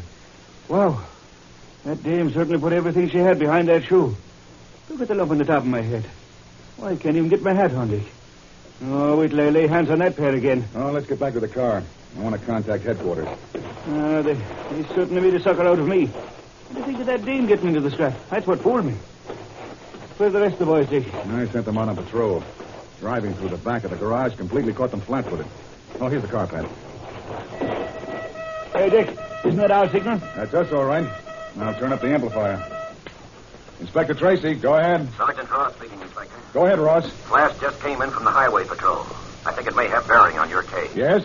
Alan Preston of 575 South Street reports that he stopped to help two motorists that seemed to have mechanical trouble with their car. A man and a woman? That's right. And the minute he got the chance, the man slugged Preston, dragged him into the bushes, and took his car. I've questioned Preston. The description of the man and woman tallies with your bulletin. Any more details? The license number of Preston's car was 4159-M, like in morning. It was a black sedan, four-door, 1938 model. Good work. Here's something else that may help, Inspector. Just as Preston was coming to, he saw the car turn around and start back in a northeasterly direction. The man was driving. The woman was sitting alongside of him in the front seat. Good. Either one of them armed? Apparently not. Thanks, Sergeant. Pat and I will take over. Keep all men on 24-hour duty. Have them stand by for instructions. And pass the word around to the rest of the cars. Have them converge toward Area B. That ought to take enough to cross that trail. Yeah, I'll get right to it, Inspector. Good luck. Now, let's go, Pat. You're well enough to drive? It's just that my head throbs a little. It'll soon be all right. Do you want to go direct on this highway, or shall we take the back roads? Back roads, Pat. They won't stick to the highway. They'll know we'll have every man after them. Step on it. And get to the junction of this highway and number 6 as fast as you can.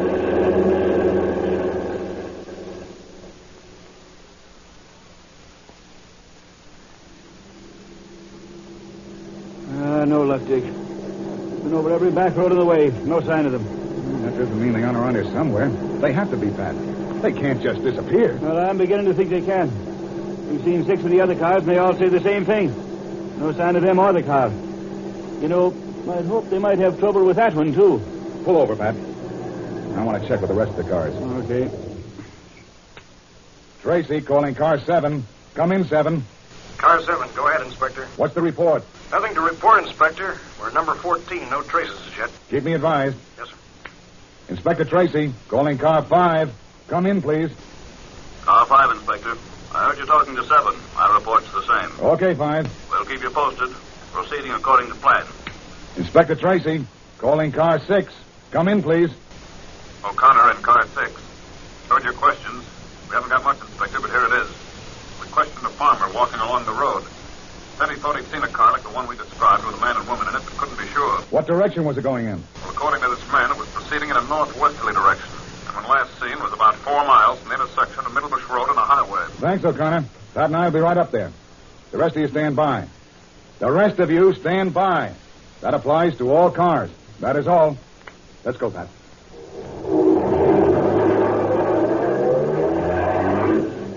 You know, Dick, I think I know just about where O'Connor meant. It's right up in the heart of the farming district. I know, Pat. When we get up there, I think I'll do a little inquiring on my own. Strangers always attract attention in rural districts. We'll start questioning some of the natives. And I'm willing to bet we'll soon run across a clue.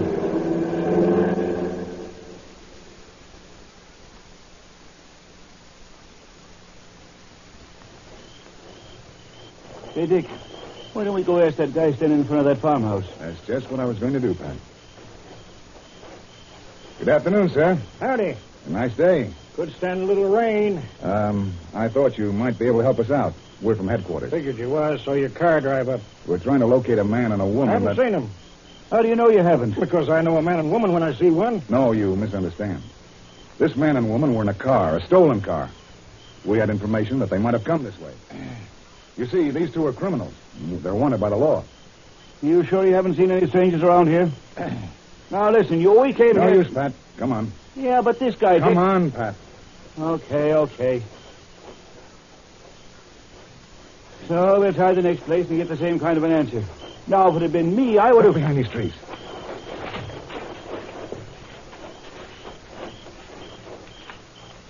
Now, what's all this about?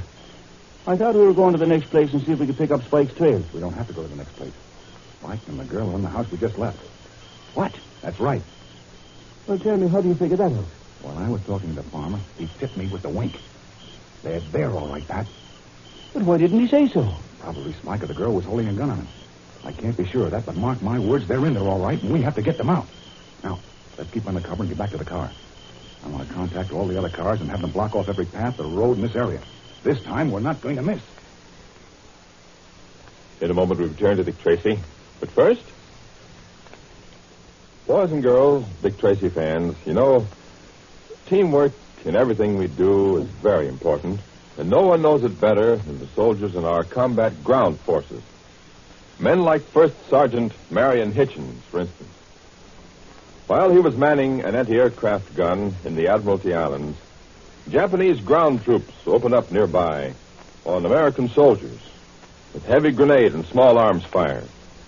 Under heavy fire, Sergeant Hitchens dashed to a machine gun and single-handedly placed heavy and accurate fire on the Japs. In addition to killing at least 12, he helped stop the enemy attack. Now, boys and girls, that's teamwork where it counts, where a man thinks only of his buddies and not of himself. Every one of our servicemen belong to the same fighting team. And every one of us here at home who buys a war bond joins that team. We don't have to worry about Jap bullets or grenades, and our job at home is much the easiest of all. We've only got to buy more bonds and keep them, so that the fighting members of our team never have to let up for the lack of a single gun or bullet. So, boys and girls, do your bit for the team. Buy that war bond today. And now, back to Dick Tracy. You, farmer, get back in here. I'll let you have it with your own gun. You sure you didn't tip them off? He couldn't, Spike. I heard every word he said. Anyhow, they've gone off. Okay. But if they come back, this guy gets it with this shotgun. Quietly making their way back to their car, Dick and Pat began contacting all the patrol cars and giving them instructions. Be sure to tune in tomorrow, same time, same station, for the adventures of Dick Tracy. This is George Gunn speaking. Boys and girls, every day, thousands and thousands of new friends join the ranks of fans who faithfully follow the adventures of Dick Tracy and Pat Patton. We don't mean just youngsters either. No, indeed, there are plenty of grown-ups who are listening in, too. And did you know this? All over America, and in other countries as well, more than 200 newspapers feature the daily adventures of Dick and Pat. And each weekday, another episode of Dick Tracy, one of your favorite radio broadcasts, comes to you at the same time over more than 100 radio stations from coast to coast. So listen to Dick Tracy Monday through Friday. Don't miss tomorrow's exciting chapter in the adventures of Dick Tracy. This is the Blue Network of the American Broadcasting Company. And now, Dick Tracy!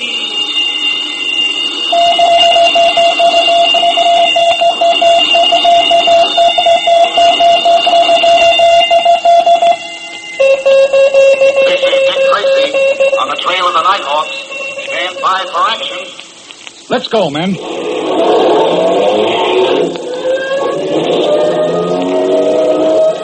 Yes, it's Dick Tracy, protector of law and order. Boys and girls, it's time for our first VE Day message. As a reminder, to ask you if you've started saving for that war bond yet. As you know, this month is the big 7th War Loan Drive. Now, maybe buying bonds isn't exactly a glamorous job, but few jobs are, especially the kind of jobs that the guys in the infantry have. Take Corporal John Orcutt, for instance. He was on the Siegfried line, and his job was repairing breaks and wire lines to see the communication service was maintained. During 7 hard weeks of fighting there, Corporal Orcutt constantly braved enemy fire to fix broken telephone wires. And more than once, he lifted his carbine and picked off a few German snipers before returning to his repair job. Almost every move that he made was in the open, under steady fire. Corporal Orcutt did his job and later was awarded the Bronze Star Medal. Are we here at home doing our job, buying war bonds and stamps? Remember that the war in Europe is over, but the war in the Pacific is still going on. It costs plenty of money. Uncle Sam will need just as much this year as he did last year. Money that we lend him with our purchases of war bonds and stamps. And now, Dick Tracy. In yesterday's story, Dick and Pat did their best to learn all about the neighborhood that had been terrorized by a gang of young hoodlums who called themselves the Nighthawks. Finally calling on Dick's old friend, Mike Flanagan, they learned of conditions that were mighty serious and made arrangements through Flanagan to meet a couple of the boys who had been victims of the gang, hoping that this interview might also explain the reason why the boys no longer went to their boys' club, run by Ronald Framer. Today we find Dick, Pat, and Junior in their car. Tracy is explaining to Junior some of the facts of the case. Listen. Well, you see, Junior, Pat and I went to see Mike last night. And it's through him we'll be able to meet these boys. Apparently they're friends of his. That's right. He said they'd like to come in and have him tell them stories. Sounds like quite a man. He is, Junior. One of the finest men I've ever met. And he's lived in the same house since long before the days of the automobile. But these Nighthawks that you mentioned, what sort of boys are they? Are they about as old as I am? Well, I'm not sure, Junior. That's one of the things I want to clear up tonight.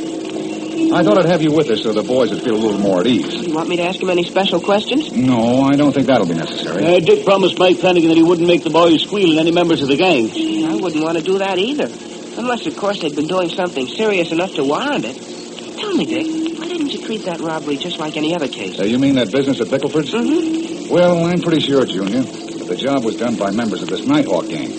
If so, I'd hesitate to arrest the boys and throw them in jail. Gee, that's a decent way to feel, Dick. Oh, in the eyes of the law, they're regular criminals. Well, it's been my experience that jailing wouldn't cure the situation that exists. Pat. Yes, Dick? Better pull over here and park the car. Oh, yeah, I forgot. There we are. I don't want to go to Mike's house the same way we did last night. And neither do I. Not with milk bottles crashing within inches of my head. There must be a tough bunch around here. I'm glad you two are with me. We'll take this street to the back of Mike's house, then cut through the alley. That way nobody will see us. I called Mike during the day and told him to leave the back door open. Down this way. Golly, Dick, I just can't get it through my head why fellas from a neighborhood like this, or any other for that matter, wouldn't be glad to go to a club like the one Mr. Framer's given them. Well, that'll all come out in time. I hope we can clear it up before some of these boys have to go to jail. At least that'd teach them a lesson. Yes, Junior, it would. But not the kind of lesson I want them to have. Now, here we are. These stairs lead up to Mike's back door.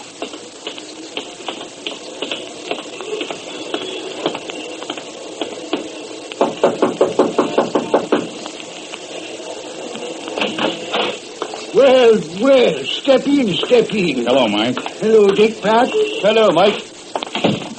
I'm not saying anything to the young man till I get him into the light. Oh, so that's it. I wondered if you didn't like my looks or something. Looks have little to do with it where I'm concerned. It's a man's eye I look at and the feel of his handshake. Now, let's step in here. Now, sit down. My boys will be here any minute now. My bones are starting to creak. It's this late spring that does it. Now, Junior, come over here and stand in front of me. Good-looking boy. Shake hands. How do you do, Mr. Flanagan? You'll do. You'll do fine. And you're going to grow into a fine man. You can sit down now. Thank you, sir. Mike, did you have any trouble getting the boys to come here? Not in the least. You see, the name of Dick Tracy is one to conjure with. No, they said that... there they be now. You want me to let them in, Mike? No, Pat, I'll go. I always answer the door myself. All right now, all right. How that fella stood it all these years, I never knew. Gee, Dick, he seems like a grand old man. He is, Junior. He's done more good for the people in this neighborhood than anyone else. Now, just go on in, the two of you, and make yourselves known. Remember, he may be Dick Tracy to you, but he's just as much a friend of mine. Well, here they are, Dick. Oh, come in, boys. I'm Dick Tracy. This is Pat Patton, and this is Junior. How do you do? Hi, fellas. Well, speak up. Has the cat got your tongue? Well, there'll be nothing to do but for me to make the introductions. Dick, this little man is Roger Sweeney. Hello, Roger. And this one is Fabian McAllister. Hello, Fabian. Now say how do you do, or I'll snatch you both bald-headed. How do you do? Oh, sit down, boys, and don't look so scared. Come on over and sit on this couch alongside of me. Plenty of room for the three of us. Gee, thanks. I'll sit in the middle.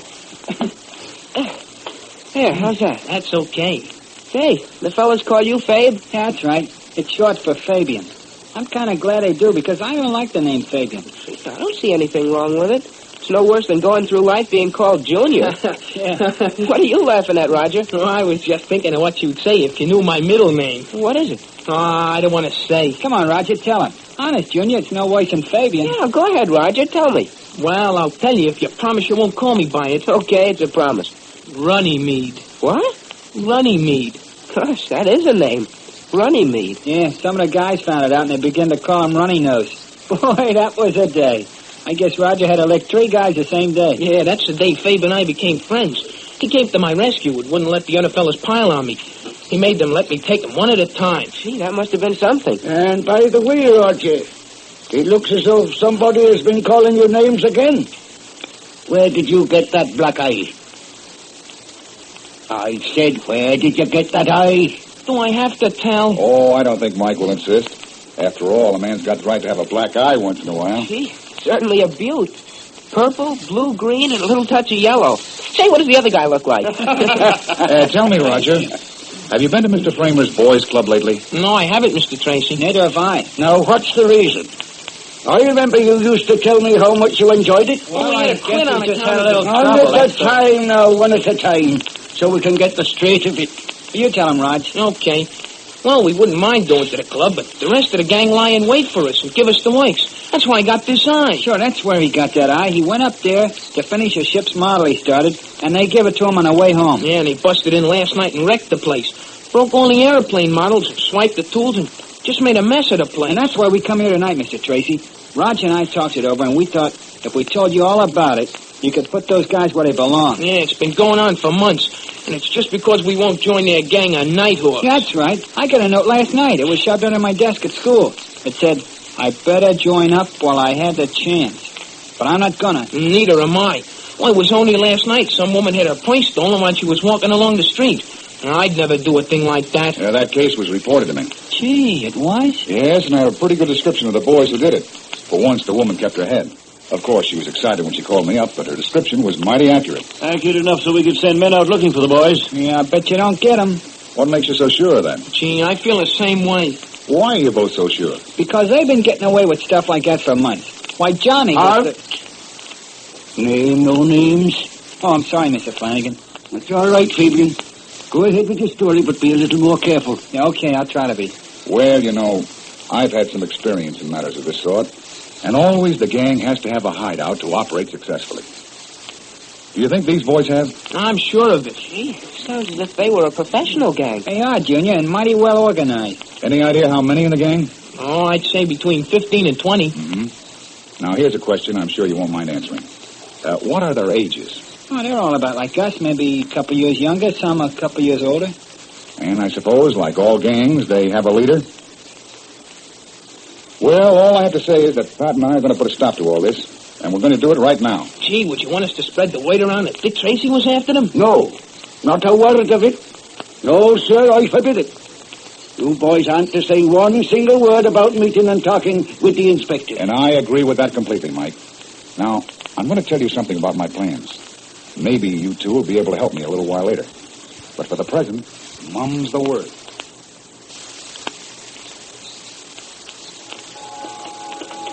You know, Dick, this may not have been such a good idea of yours to prowl this neighborhood.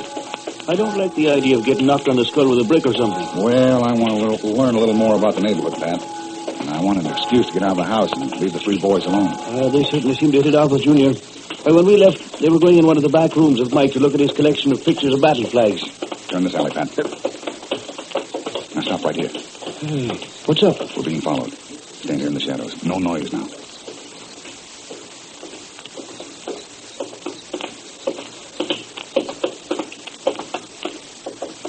It's a couple of boys.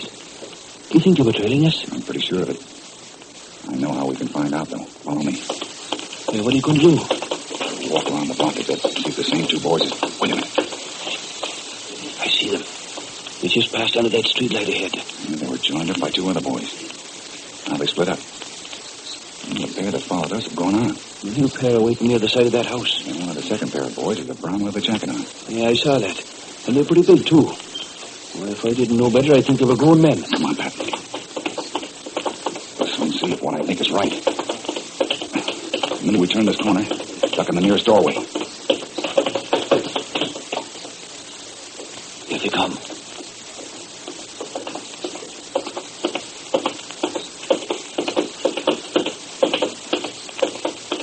Did you see that, Pat? I sure did. Come on, let's go. In a moment, we return to Dick Tracy. But first, boys and girls, it's second message time on this VE Day. You know, when we buy war bonds, we're lending our government money to buy many things, from bombers down to bullets. Yes, and those small bullets are plenty important, too. Just ask anyone in the infantry. They use millions of them. And when they don't have them, well, that's not going to happen. Not as long as we continue to deliver the goods. And that reminds me of a story about something that happened in Italy when the going was toughest. An American machine gun section had been fighting off a determined German assault. They had succeeded so far, but they desperately needed more belts of bullets.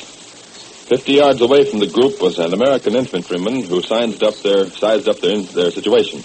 Grabbing a box of ammunition, he ran courageously toward the machine gunners, with rifle bullets hitting inches from him, artillery shells bursting within 15 yards. But he delivered the goods at the risk of his life. Have you been delivering the goods? Those machine gun bullets can't go forward without your war bonds. And your war bonds start them on the trip to the front. Send our fighting infantrymen the ammunition they need. It's up to you and up to me, to all of us, to buy those bullets with war bonds. And now back to Dick Tracy.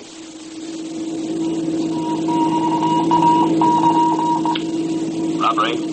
44 East Boulevard. Cars 9 and 5 proceed there. That is all. Step on it, Pat. Immediately, Tracy's thoughts turned to the gang known as the Nighthawks. Is this another of their crimes? You'll know tomorrow, so tune in again, same time, same station, for the adventures of Dick Tracy, directed by Wiley Adams. And this is George Gunn speaking. Boys and girls, every day, thousands and thousands of new friends join the ranks of fans who faithfully follow the adventures of Dick Tracy and Pat Patton. We don't mean just youngsters either. No, indeed, there are plenty of grown-ups who are listening in, too. And did you know this? All over America, and in other countries as well, more than 200 newspapers feature the daily adventures of Dick and Pat. And each weekday, another episode of Dick Tracy, one of your favorite radio broadcasts, comes to you at the same time over more than 100 radio stations from coast to coast. So listen to Dick Tracy Monday through Friday. Don't miss tomorrow's chapter. Listen to Dick Tracy on the Trail of the Nighthawks. This is the Blue Network of the American Broadcasting Company.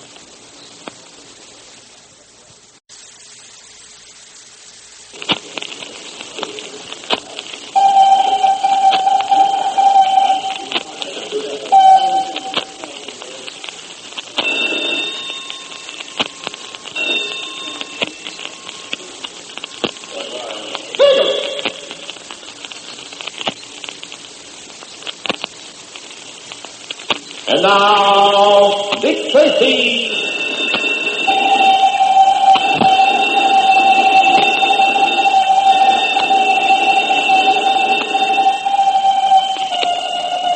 is Dick Tracy on the case of the Pigeon Cut Ruby. Stand by for action. Let's go, men.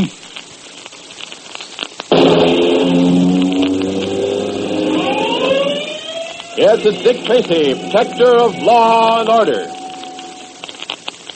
Picnics are a lot of fun, aren't they, boys and girls? Going out in the country, building a fire, and... Hey, just wait a minute. Speaking of fires, do you make sure that your fire is out when you're through using it? It doesn't take much to start a blaze whipping through the woods, you know. It can be started by a dying campfire, started by a cigarette carelessly thrown away. It's so important that forest fires be eliminated. Huge quantities of wood are still needed for such critical war uses as the building of PT, landing, assault boats for the Navy, truck bodies, paratroop gliders for the Army, fiber containers, wrapping paper for food, blood plasma munitions. But every year in the United States, over 200,000 forest fires continue to destroy our wood supply. Can we prevent them? Well, you bet we can. For it's been estimated that 7 out of every 10 of these fires are started by us, by Americans who mean well, but who are just plain careless. So the next time you go on a picnic, have a good time, but remember these rules. Crush out cigarettes and pipe ashes. Break matches in two. Make sure your campfire is out. Your care will prevent forest fires. And now, Dick Tracy. In yesterday's story, you remember how Dick and Pat continued their escape on the horses which they had stolen from their captors. It was soon evident to Tracy that the mountain trail was so narrow that they would be unable to put into effect his original plan to elude his captors, who were not far behind him. A series of signal fires on the surrounding mountain peaks told Tracy that they were in trouble. Yet soon after daylight, there appeared on the trail before them a native who gave them food and water and offered to guide them to the safety of Mount Milshagi. Even though he suspected a trap, Dick was forced by circumstances to follow the man. In today's story, we find Dick up and about after a restful sleep. Pat, as usual, is sound asleep, and Dick has to shake him awake. Listen. Pat, come on, Pat, wake up. Lay off, will you, Dick? I haven't been as comfortable as this in months. Pat, wake up. Don't you remember where we are? Oh, holy smokes, that's right. Yeah, we're in that stone house. We're prisoners. But we're not prisoners. What's that? That's right, Pat. I've been awake for quite a while now. I opened the door, walked down the corridor, even stepped outside in the yard. You mean no guards? You could do just as you please? That's right, Pat. I believe I could have walked off if I wanted to. You know, I might be wrong about this, but I'm not going to suspect these people until they make their first move. They've shown us their hospitality, and we're going to act accordingly. Yep. Now, what was that? Telephone? Oh, don't be silly, Pat. That bell sounds just outside of our door. Maybe somebody wants to come in. Let's see. No, what Hold the... it, Pat. Someone's standing over near that stone column. May I approach, gentlemen? You certainly may. Again, I bid you welcome to Mount Milshagi. I hope that you had a very pleasant rest. We slept very well, thank you. We've been awake for some time now. wondering what we should do. There really is nothing for you to do. You are to conduct yourselves as guests. You are to do as you please and go and come as you please. The servant is here with your food. I took the liberty of ordering an early meal for both of you. Please advance. Please put the food on the stone table near the window. Instead of eating my normal meal early in the morning as I usually do, I have waited to join you. I hope I have your permission. You certainly have, and we're both pretty hungry. Then let us partake of the food without further delay. If you and Mr. Patton will sit on the stone bench there, I will make myself as comfortable as I can here. Gee, Dick, look at the size of that meal. You will find that I have ordered food which is as much like your usual breakfast as it was possible for me to get. Mm-hmm. Gee, Dick, this tastes well. You know, the first thing you know, I'll change my opinion of this whole business. I have checked with my couriers concerning your trip back on the mountain trail. It must have been a grueling experience. It's certainly one we wouldn't want to do again. I am forced to apologize for the 2 criminals who had captured you. Unfortunately, I am not able to control the actions of bandits and thieves until they come within the circle of my influence. You mean you don't know the men who captured us? Of course not. Then this stuff about the Fanacali rubies doesn't mean anything to you? Fortunately, and I mean fortunately, I know nothing of the Fanacali rubies. Of course, I am familiar with the legend, as everyone is in this part of the country. Well, that makes me feel a little better. You see, we were under a false impression. We thought we walked right into a trap. A trap? Of what sort? Well, you see, Tongo, we kind of thought that the Fanacult people had us earmarked for sacrifices during the ceremonies. Sacrifices? Believe me, gentlemen, although it may not look it, we here are civilized. Our civilization is at least 2,000 years old. And while it is true, we have learned how to treat suspicious strangers, we have no misgivings whatsoever about you, Mr. Tracy, and you, Mr. Patton. To us, you are an open book.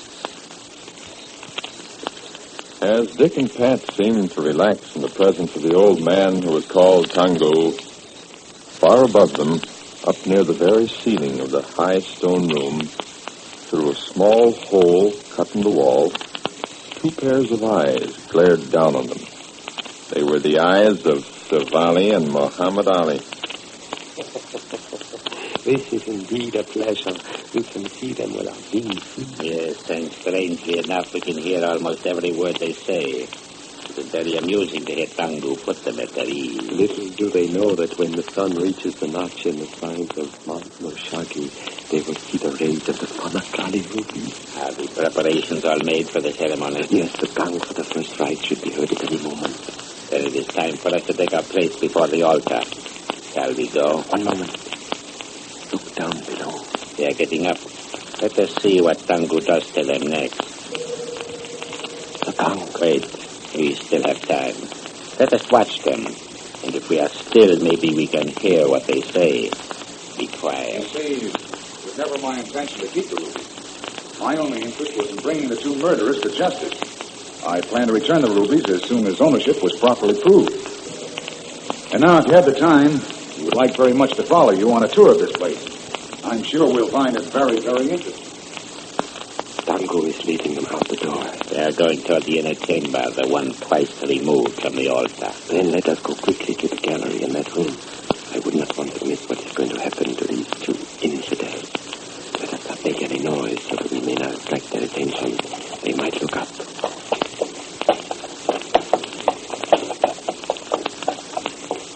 There is the gallery just ahead. If we are quiet, we can watch the whole proceedings from here. Quiet. Here they come.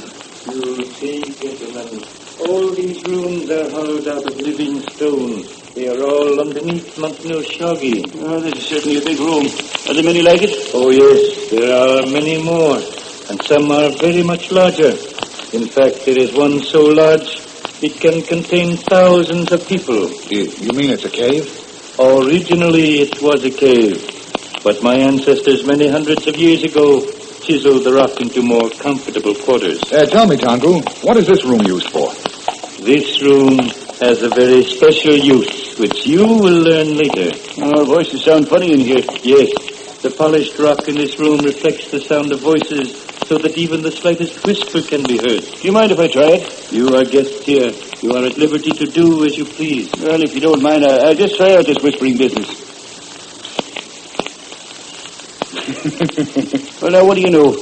Try it again, Pat. I wish I was home. Well, there's no doubt about it. I wouldn't want to tell any secrets in here. But tell me, why is it then that our regular voices don't act the same way?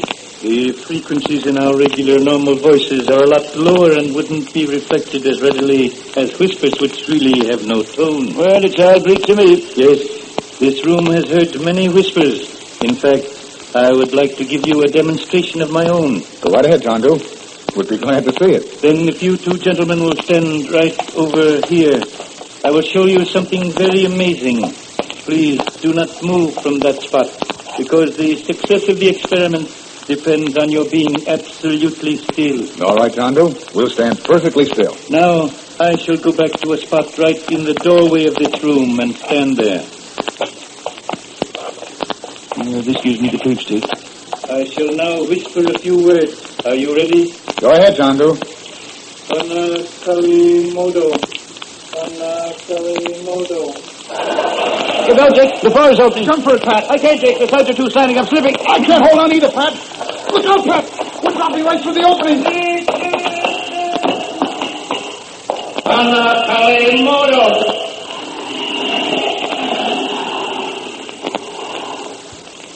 Oh. Is that you, Pat? Pat, where are you? Are you hurt? I don't know. My legs are numb. I don't seem to feel much of anything. Hey, what's that? Yeah, but where are they? I think they're somewhere above us. It's the Lady Tracy. It's the Barry Thomson who called you. How do you like being in the dungeon, Tracy? Why, you know a card. Let's hear what he has to say. You see, Tracy, I have reached Master Shaggy in safety in spite of you and all your friends. And now I have something to show you. I will help Muhammad Ali, who is here with me, place a light just behind this window. If you will watch for a moment, you will see a beautiful sight. It's a dark. Can you see what he's doing? Easy. Holding something between us and the light. I can't quite make out what it is. The rubies. You're right back. He's letting the light from the lamp shine through the rubies. Yeah, he's shining a red razor light right down on us. A beautiful sight, Inspector. The next time you see these rays, you will be standing before the altar of Panasai. In a moment, we return to Dick Tracy. First, you know, boys and girls, certain phrases that you hear kind of stick in your mind. Phrases like swing and sway with Sammy K, for instance. It's tricky, isn't it? Did you ever wonder whose brainstorm it was? Well, maybe you thought it came from some advertising man. Well, as a matter of fact, even though I'd like to tell you that the idea of swing and sway came after a lot of hard work and hard thinking, and sometimes it's more fun to tell the truth. The truth is that it happened because an announcer out in Cincinnati got stuck.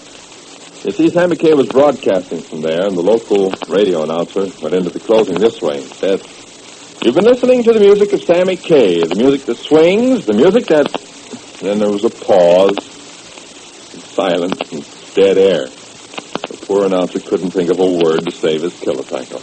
Well, Sammy K, with one eye on the dancers, leaned over the microphone and said, "Sways."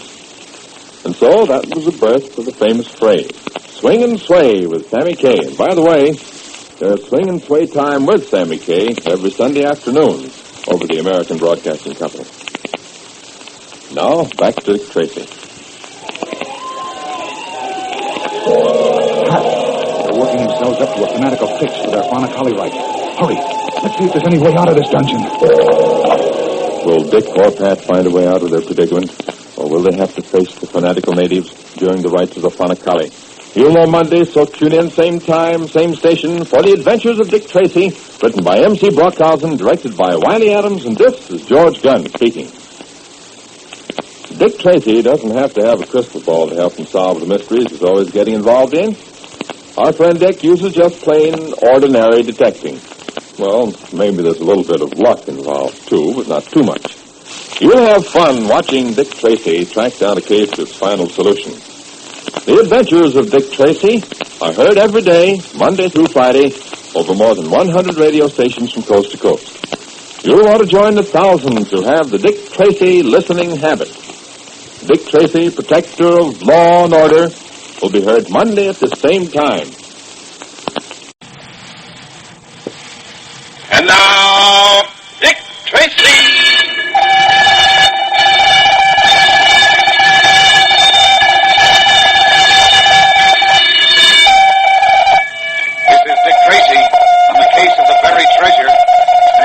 For action. Let's go, men.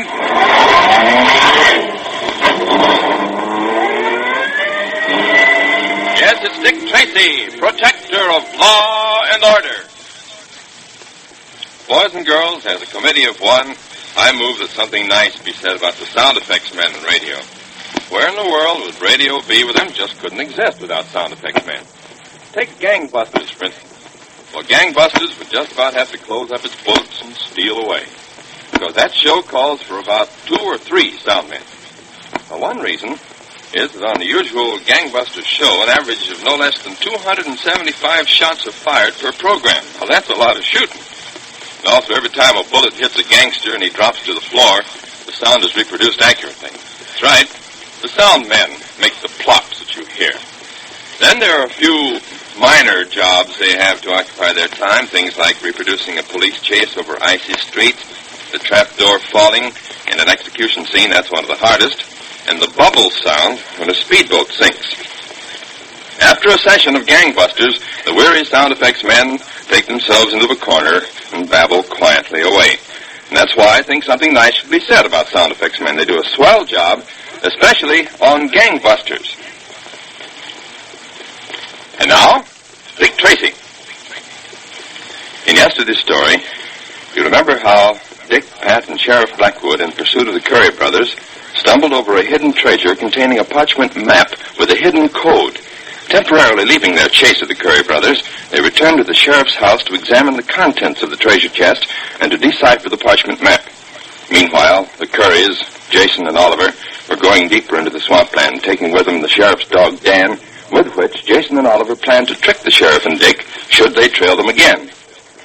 In today's story, we find Dick, Pat, and the sheriff unloading the treasure chest from the back of the tractor. Listen. Yeah, better lift your end a little, Dick, so we can get through the door. Okay, Sheriff. How's that? Oh, good. Good. Hold it right there. Let's go, Pat. Let's go is right. The sooner we can put this thing down, the better I like it. Here, I'll hold the screen door open with my foot. Fine. There. All right, let's go. Oh. Pull those 2 kitchen chairs together, Dick. Look at your foot. We can let the chest rest on them. Okay. There, that ought to be about right. Yeah, good. Let it down easy now. Wait, I get my fingers out of the way. There. Down she goes. Oh, my back's broken. Well, if I didn't know better, I'd say that box is full of gold. Ah, you have gold on the brain, Pat. The box is made of wrought iron. It's full of sand. And some other things, I hope. Tell me, why did you want it brought in here, Dick? Well, you never can tell, Pat. It may be evidence. Then again, if we left it out there near the pit, the Currys might backtrack and run across it. What do you want to do now, Dick? Well, I thought I'd ask Pat to empty the chest, just to be sure we haven't missed anything. And that's okay with me, Dick. While he's doing that, Sheriff, you and I can get busy with this parchment map. I think I have the key to its secret. Sheriff, what do I do? Just shovel the sand out on the floor? Yeah, you can do that, but it's your own responsibility. If my wife should come back from her visiting and find all that sand on the floor, I wouldn't want to be you. No, sir. Well, then what am I going to do with it? Well, just shovel it into that box over there. If you want to dump it, carry it outside. And be sure you sweep up after you're done, too. Let's you and I get working on that map, Dick. Yeah, I'll spread it out on the table over here. All right. Now I'll get these old lead bullets out again and start where we left off. You know, Dick, if anybody was to look in that window and see us playing with these bullets, they'd think we're crazy. Yeah. Let's see. This odd-shaped one goes over here. And this one goes on this spot. And this bullet goes over here, where this mark is. Oh, Dick, this is a map, all right. Well, it fooled me at first.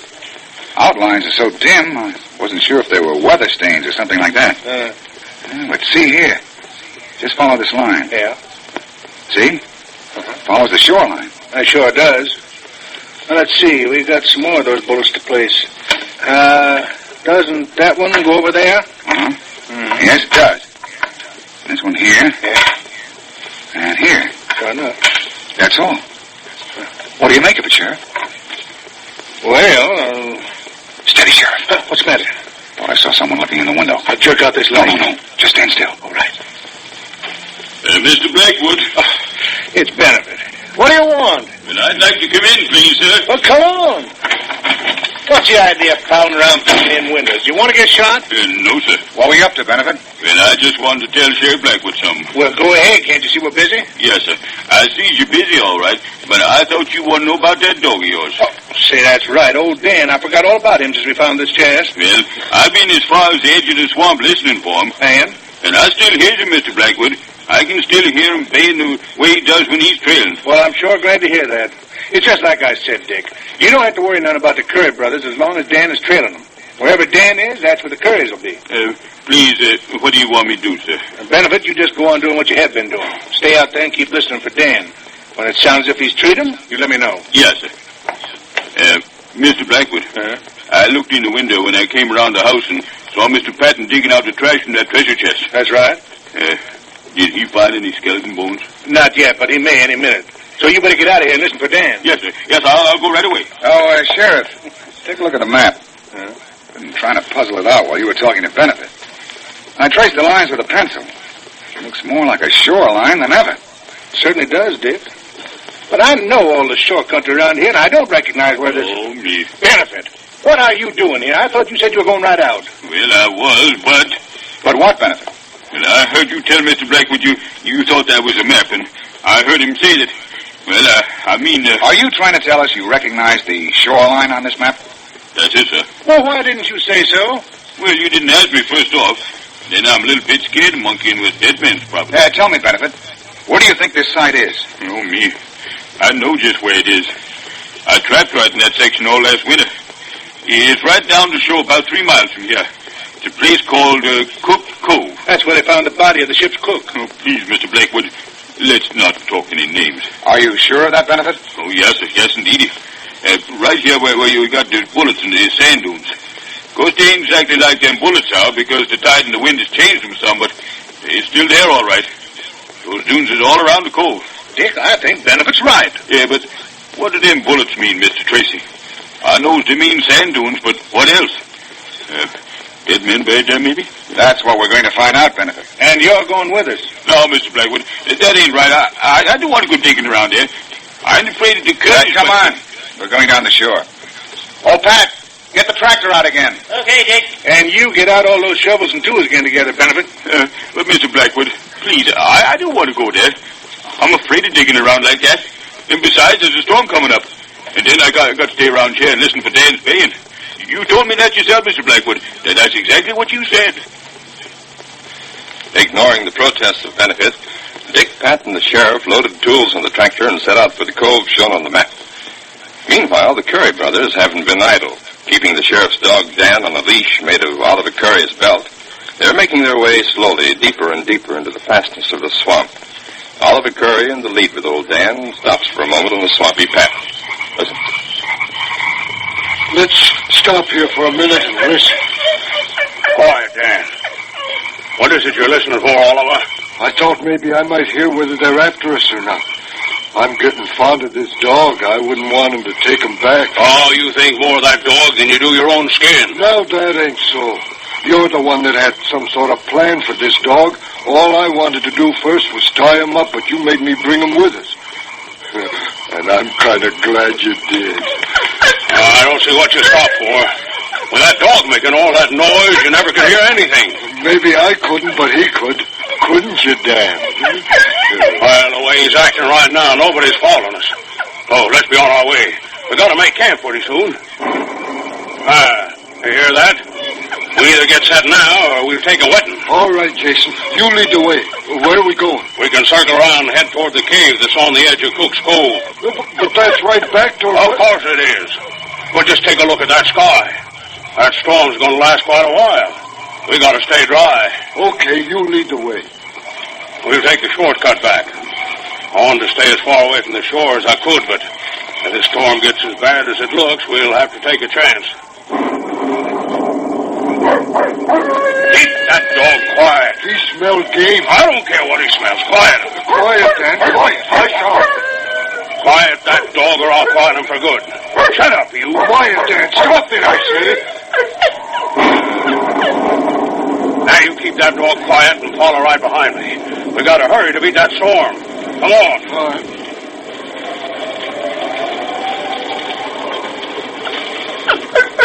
Quiet, Dan.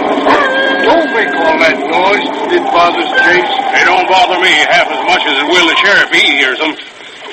Now we only got a little way to go, so stay right close on my heels. Quiet, you fool dog. Shut up. He hears something. I don't see how he can with that dog little noise he's making there. That'll teach him to be quiet. Now listen. I know what that is. It's the sound of a tractor. Pulling through the sand. That's what Dan was barking at. And the reason he was barking is that he knows the sound of that tractor. It's the sheriff. What? You'll see. Good dog, nice, Dan. If that's the sheriff, hey. From the sound, they're headed the same way we are. That's right. Towards Cook's Cove. Maybe they're headed for the same cave we are. Oh, that can't be. They wouldn't be coming out to Cook's Cove in the storm unless it was something important. Come on, Oliver. We got to get up on the knoll so we can see what this is all about. And Oliver, keep that dog quiet or I'll shoot him.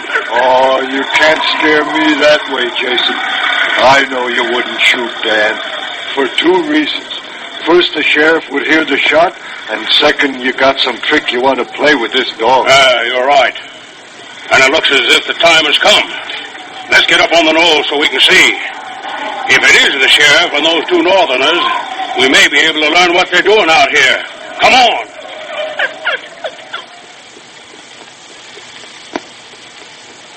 In a moment, we return to Dick Tracy. But first, boys and girls, you know the Gangbusters show is based on real-life police cases. And each program points out how useless it is to try to fool the police. But some criminals are clever. They commit what they think is the perfect crime, where every bit of evidence is covered up. But somewhere along the line, they leave at least one clue. It may be small, but that's all the police need. Gangbusters traces the whole solution of a crime right up to the point where the criminal is caught. And here's something else exciting. Every week, the Gangbusters program will present a clue at the end of the show. Reports of people wanted by the police, descriptions and so forth.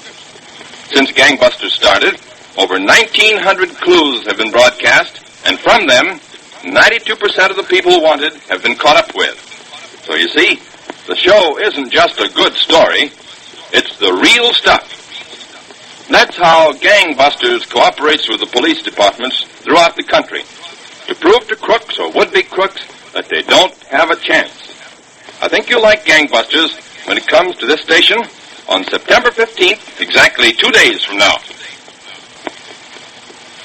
Now, back to Dick Tracy. How much farther, Sheriff? Just around the next dune. You only get shelter from this storm when it breaks? Well, I don't know of any, but maybe Benefit does. As Dick's party approached Cook's Cove, the Curry brothers took their position on a knoll on the other side of it. Tomorrow's story will tell you what happens, so tune in, same time, same station, for The Adventures of Dick Tracy, written by M.C. Brockhausen, directed by Wiley Adams, and this is George Gunn speaking. Dick Tracy doesn't have a crystal ball to help him solve the mysteries he's always getting involved in. He uses plain, ordinary detecting. Well, maybe there's a little bit of luck involved, too, but not too much. You'll have fun watching Dick Tracy track down a case to its final solution. The Adventures of Dick Tracy are heard every day, Monday through Friday, over more than 100 radio stations coast to coast.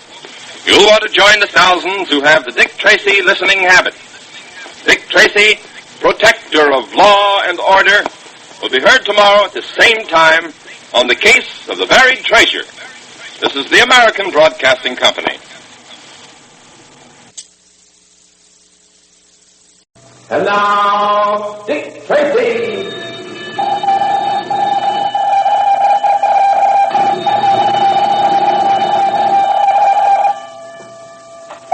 This is Dick Tracy on the case of the man without a head.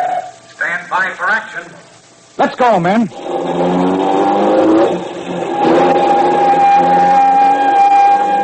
Yes, it's Dick Tracy, protector of law and order. Boys and girls, when you get into an argument with one of your friends, do you see his side as well as your own? Well, you know, there are two sides to every story, and nothing illustrates that better than this. George V. Denny, Jr. is the founder and moderator of America's Town Meeting of the Air, and Mr. Denny keeps what appears to be a black ball on his desk. When an argument starts, he picks it up and asks, "What color is this ball?" Well, naturally, you'll say black. Whereupon Mr. Denny, with a twinkle in his eyes, will contradict and say white. And then he'll twirl the ball around his hand so it becomes obvious it's black on one side and white on the other. Well, that's just Denny's way of emphasizing that people usually see only one side of an argument. And that's just the kind of thinking on which his famed America's Town Meeting program is based. Giving the American people the views of famed experts on both sides of national and international issues so that they hear all the facts and finally form their own opinion. Here's the next session of Denny's popular America's Town Meeting tonight on the American Broadcasting Company. And now, Dick Tracy. You remember in yesterday's story how Dick and Pat were assigned to find a man suspected of murdering 3 women. Presenting Tracy with a file, the chief showed him a picture of the man he wanted brought in. That is, a picture of the man, but without a head. For when the picture was taken, the suspect had the good fortune to have his head blocked out by a passerby. Well, naturally, Tracy was at a loss to know what the man looked like. However, with the aid of the coroner, he was able to gain a lot of information about his quarry. And later, in discussing the case with his sidekick, Pat happened to mention that the dead girl had an insurance policy which made her mother the beneficiary. But immediately, Tracy swung into action and had Pat drive him at breakneck speed to the mother's home. Listen. Now, please don't look so frightened, Mrs. Smith. It's about Hazel, isn't it? Yes, it is. Has something happened to her? Well, Mrs. Smith, I don't... You mean you haven't seen your daughter lately? Not this week, Mr. Tracy. But please, what's happened? Is she ill? Has there been an accident? Mrs. Smith, there has been an accident. I can tell from your expression that it's serious. Please, Mr. Tracy, go on.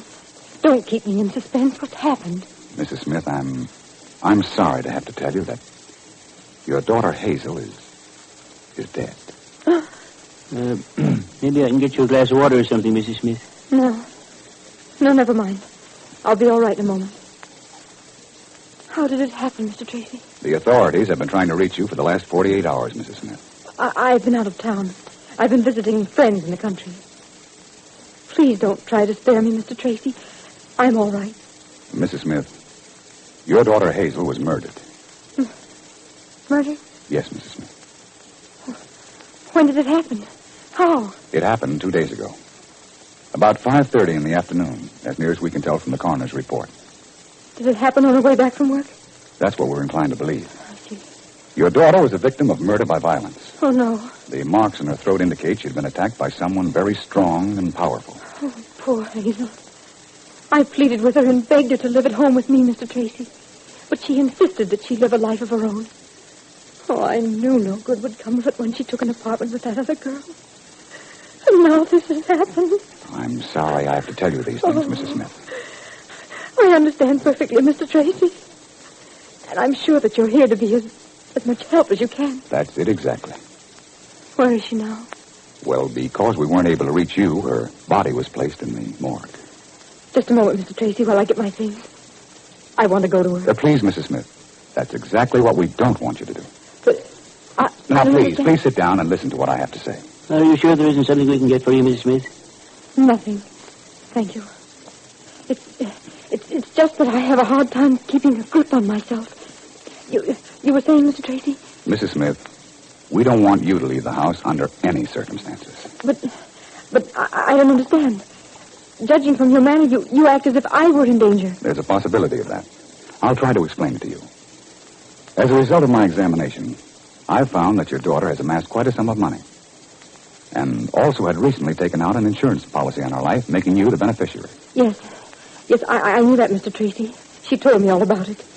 But what has that to do with danger towards me? In all crimes, Mrs. Smith, we first look for a motive. And in this case, I believe the motive was money. Oh? Your daughter's savings, which she kept in the house, has disappeared. Oh. And the insurance policy, naming you a beneficiary, represents quite a tidy sum to anyone who can lay his hands on it. You mean someone might make a similar attempt on my life? That's the possibility I have in mind. Tell me one thing, Mr. Tracy. Have you any idea who did this to my daughter? We have.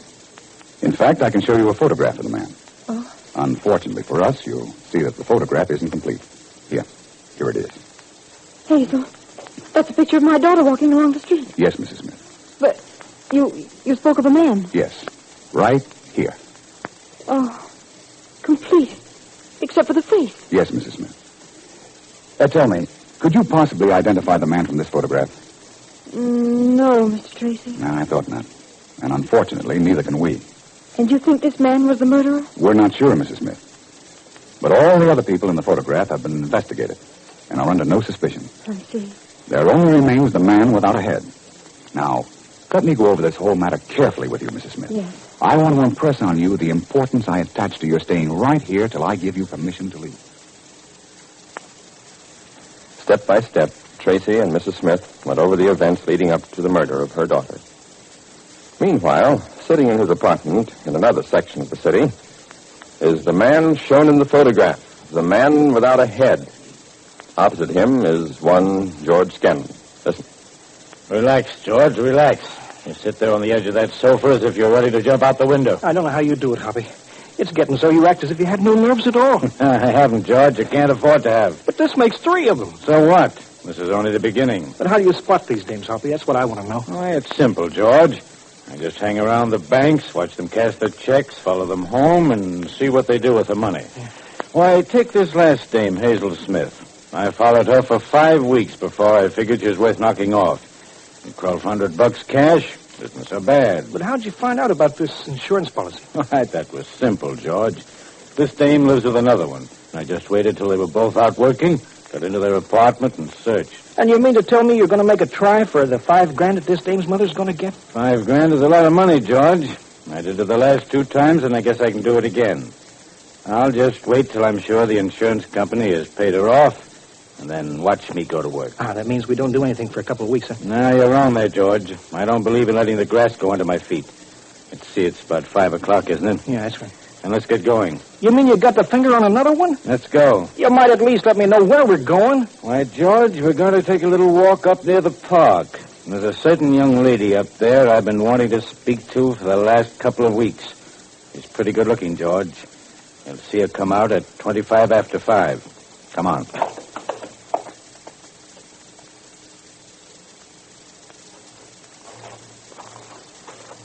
Check the time, George.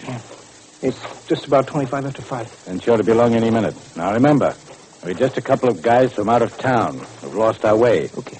Act dumb, George. Here she comes. Watch it now. I beg your pardon, miss. Oh, you startled me. Oh, I'm sorry, miss. I didn't mean to startle you. I just wanted to ask you a question. Oh, that's all right. You just spoke to me so suddenly, that's all. What is it you wanted to know? Well, we're from out of town, miss, and I guess we're lost. Oh. I wonder if you could tell us where we are. Of course, I know we're in the middle of a park, but I want to get down to the theatrical district. Well, I'll admit you're a little bit off the track, but it shouldn't be too hard to set you right. If you'll come along with me as far as the park entrance, I'll show you the bus to take. That'll be very nice of you, miss. Where are you from? We're from Ohio, miss. We just got in last night. We're looking for jobs. Oh, you probably worked in a defense plant and were laid off. That's right. Yeah. Don't look as if we'd find anything here either. Oh, have you tried the employment agencies? Yeah, we sure have, miss. They don't hold out much hope. Oh. You know, miss, I have an idea. I don't want you to think it improper, but how about having dinner with us? Oh, I'm afraid I couldn't do that. Oh, you have other plans? No, it isn't that. It's just that I don't know you gentlemen. Now, wait a minute, miss. There's nothing to this except a dinner. On our walk around the park, we saw a nice restaurant not far from here, and I was just going to suggest that we go there and have a meal. Believe me, miss, it's just that we're kind of lonely. And that's the story, Mrs. Smith, as we have it up to the moment. Excuse me a moment, Mr. Tracy. My phone is ringing. She certainly took it well, didn't she, Dick? Yes, but I'm sorry I had to be the one to tell her. That's one of the hard things about this job of ours. It's for you, Mr. Tracy. Your office is calling. Oh, thank you. Inspector Tracy. Inspector, this is the desk sergeant. Yeah, what is it? We just got a report from the cops on the park patrol. There's some dame up there that has hysterics. I thought you ought to know about it. Well, go ahead, Sergeant. Well, it seems that a couple of guys picked up this dame, sold her the idea of buying her dinner. Well, it turned out the way it usually does. They parked cops have her in the lobby of the apartment house at the north entrance of the park, trying to quiet her down. There may be no connection with what you're working on, but I'm just following your orders. Well, thanks, Sergeant. Pat and I will go right up there. All right, you'll find the cops and the girl in the lobby of the Belmore apartment. Right. What's the matter, Mr. Tracy? Nothing really, Mrs. Smith, but Pat and I have to leave on a routine matter for a while. Oh. I'll station one of my men outside your house for protection. And please obey my instructions. Don't leave your house under any circumstances till you hear from me again. Yes, Mr. Tracy. Come on, Pat. Let's go. Okay, Dick. And the sergeant said they had the girl in the lobby. Right it here, Inspector. Take it easy. She's in pretty bad shape. Oh, good evening, miss. My name is... No way! No. Steady, miss. Get a grip on yourself and answer my questions carefully. Steady, miss. In a moment, we return to Dick Tracy. But first, have you boys and girls heard about the corpse who was shot 6 times when only 2 bullets were fired? Well, pull up a gun and sit down. You see, it happened during a gangbusters program. The whole show was built around a corpse who'd been shot 6 times. Well, standing by to do the dastardly deeds were 2 sound effects men armed with guns. Number 1 sound man was supposed to shoot 6 times. But just in case his gun jammed, number 2 sound man was to use the cover gun. And if anything happened to that, another gun, that's gun number 3, would certainly work if number 2 failed. Well, came time for the kill. Gun number 1 fired once, twice, and then the gun jammed. Gun number 2, the cover gun, didn't go off at all, and gun 3, the cover gun, just gave it up as a bad job. The 6 times shot corpse had been killed with 2 shots. A fact that was pointed out in more letters than the program likes to remember. Usually when somebody is shot on gangbusters, they're shot but good. Oh, yes, the show makes good listening. And here's the news. Gangbusters is now heard every Saturday night on most of these stations of the American Broadcasting Company. And now, back to Dick Tracy. Get on that phone, Pat, and tell the operator to clear the wire. A tri-state alarm. Descriptions of both of these men are to reach every one of our offices within 15 minutes. Right, Dick. Operator, this is an emergency. Clear the line to headquarters. Startling developments take place tomorrow. So tune in again, same time, same station, for The Adventures of Dick Tracy, written for radio by M.C. Brockhausen, directed by Wiley Adams, and this is George Gunn speaking. Like a fish takes to water, that's the way Dick Tracy takes to excitement, the way thousands of people all over the country take to The Adventures of Dick Tracy. Dick Tracy and Pat Patton never know what their next case will be, but they do know that whatever it is, it'll be full of thrills and excitement. You'll want to listen every day, boys and girls, Monday through Friday, when The Adventures of Dick Tracy are heard over more than 100 radio stations from coast to coast. Keep up with Dick Tracy, protector of law and order, when he's heard tomorrow, and another thrill-packed chapter, same time, same station, on the case of the man without a head. This is the American Broadcasting Company. And now, Dick Tracy!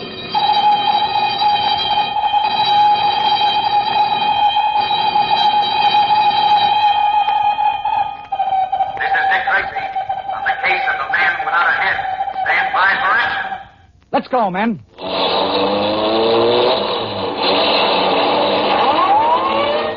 Yes, it's Dick Tracy, protector of law and order.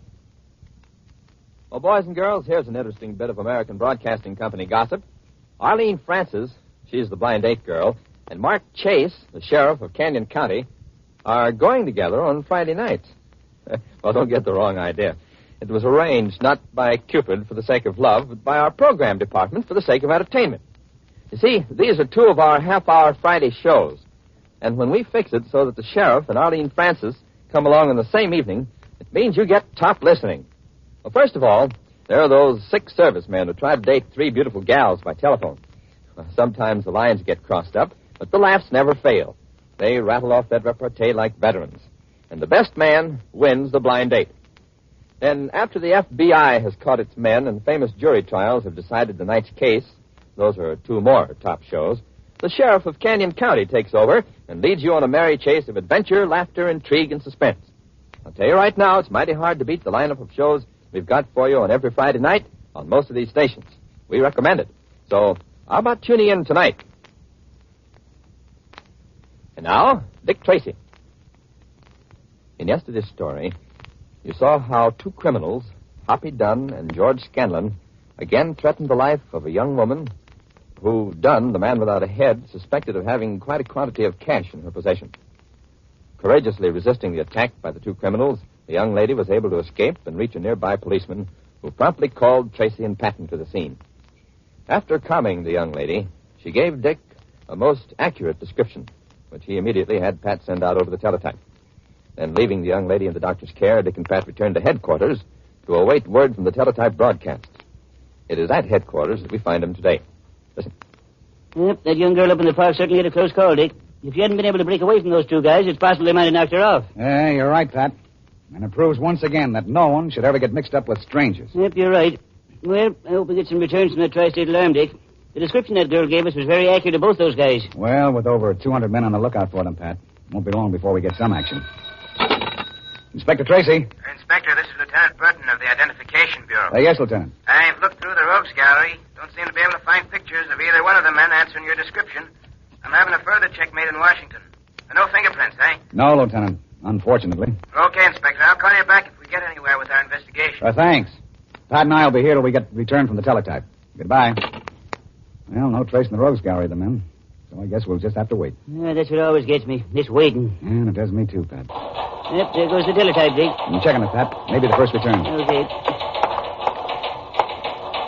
To headquarters from office number 5. No return yet on bulletin 61. No leads. Every man available on 24-hour duty. We'll keep you advised. Signed, Magruder. That's about what I expected. I'm afraid we're up against a pair of pretty clever criminals, Pat. Yeah, but in the meantime, these 2 guys may be trying to knock somebody else off, and that's why... Tracy. This is the inspector again. This is Lieutenant again, Dick. Reports are starting to come in from our other city. But they're all negative so far. And with your permission, I'll have the outside phone circuit switch through your office. Good, Lieutenant. I'll switch on the amplifying system. Okay, Inspector. You'll get a lot of routine squad car calls. You want to be bothered with them? It won't be a bother, Lieutenant. I want to be sure and get the reports as soon as possible. Okay, Inspector. That's all. Thanks, Lieutenant. Pat, switch on the amplifier. Okay, Dick. As the men from headquarters intensified their efforts to find the 2 criminals, Dunn and Scanlon, the very men that they were after have hidden themselves in a room in another section of the city.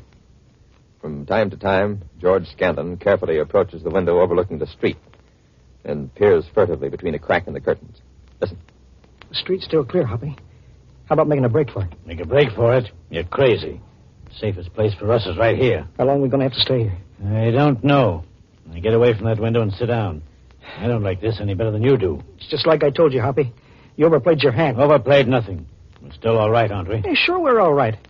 I bet every cop in this state's on the lookout for us. And yet you want to go out in the street. Just let me do the thinking, George, and we'll be all right. We've got plenty of dough and can stay here until the heat's off. Now, just don't... Who's that? How would I know? Shall I answer? Wait till I stand over here. Keep the chain on the door. Go ahead. Open up. Yeah? Let me in. What do you want? I want to talk to you guys. What about? Never mind. Take the chain off the door and let me in. Just a minute. Did you hear that? Yeah. Let him in. All right. Come in. Thanks, buddy. Come on in. Sit down. Thanks. Now, what's on your mind? Oh, I just thought I'd come up and check up with you guys, see if you like the room. Everything was all right? Yeah, everything's swell. We like it fine. That's good. Does this other guy have to stand behind me? No, I guess not. Sit down where the landlord can see you, George. You make him nervous standing behind him. Okay. So you like the room, huh? I said that once. I notice you guys don't go out much. No, we're just resting. How'd you like a radio up here? Shortwave radio? Now, what would we... Shut up, George. Look, brother, you didn't come up here for any social visit, and this business about the shortwave radio is a phony.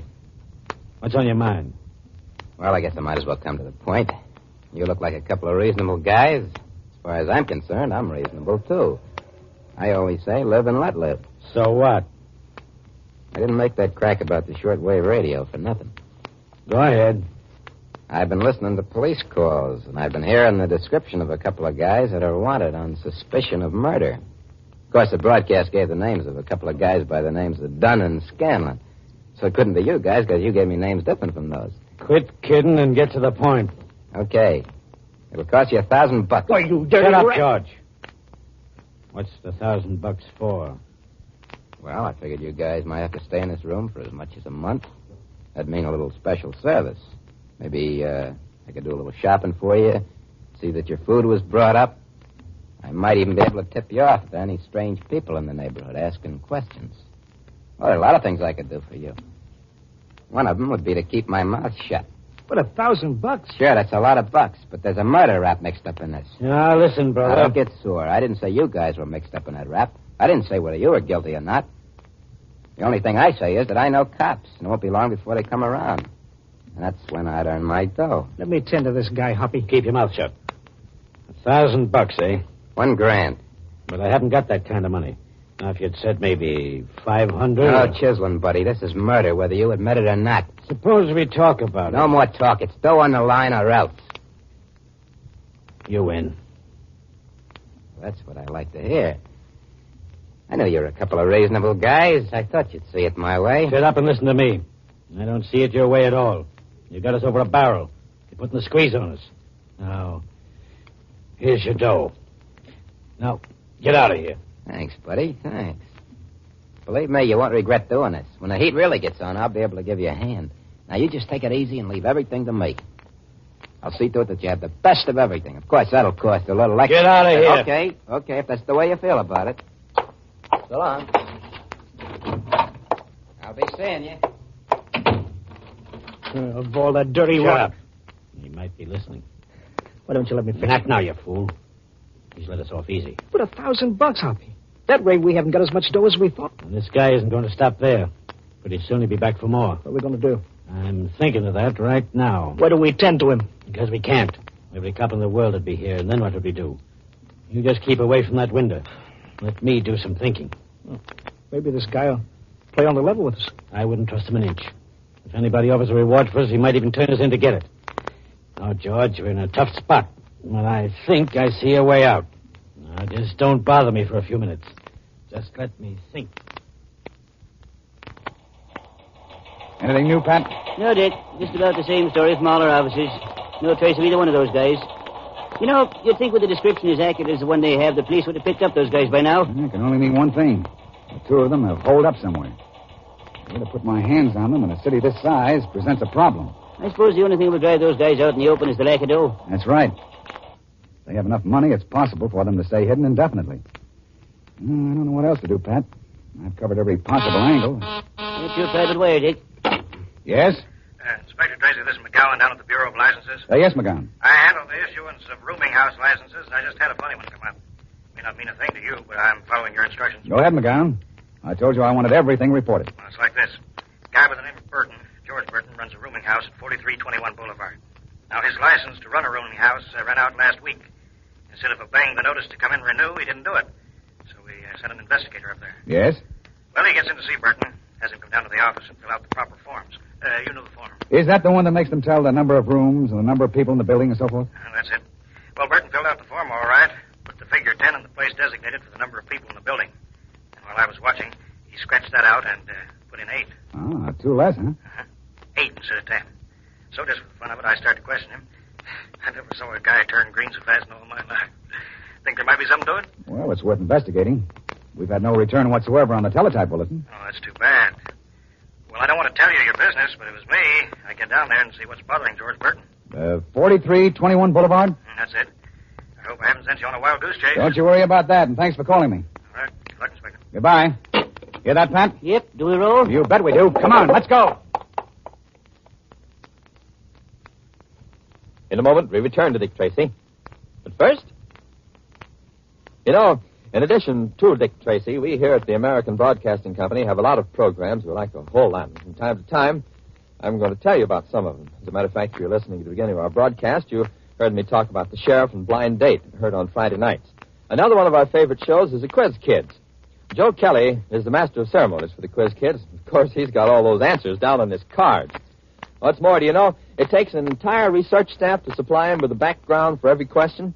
But sometimes those smart kids come up with an answer that the research department forgot all about and one that isn't written on one of Joe's cards.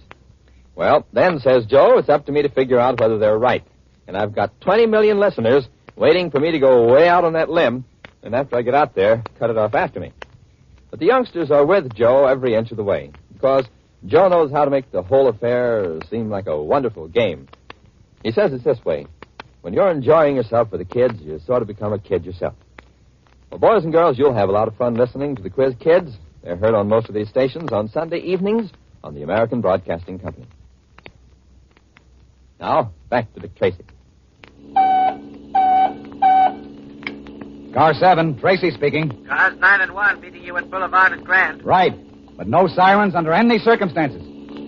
What happens when Dick and Pat reach their destination? Will the criminals suspected of murder escape?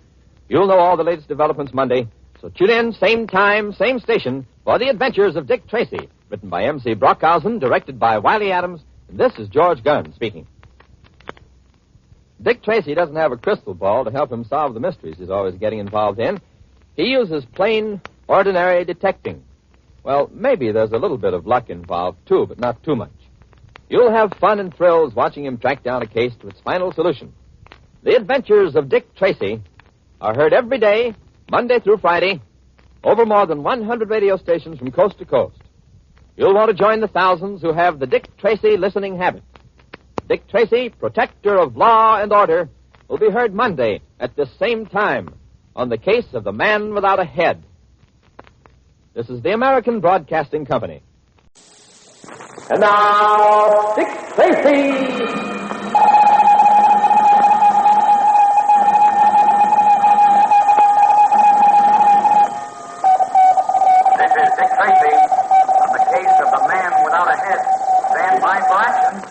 Let's go, men.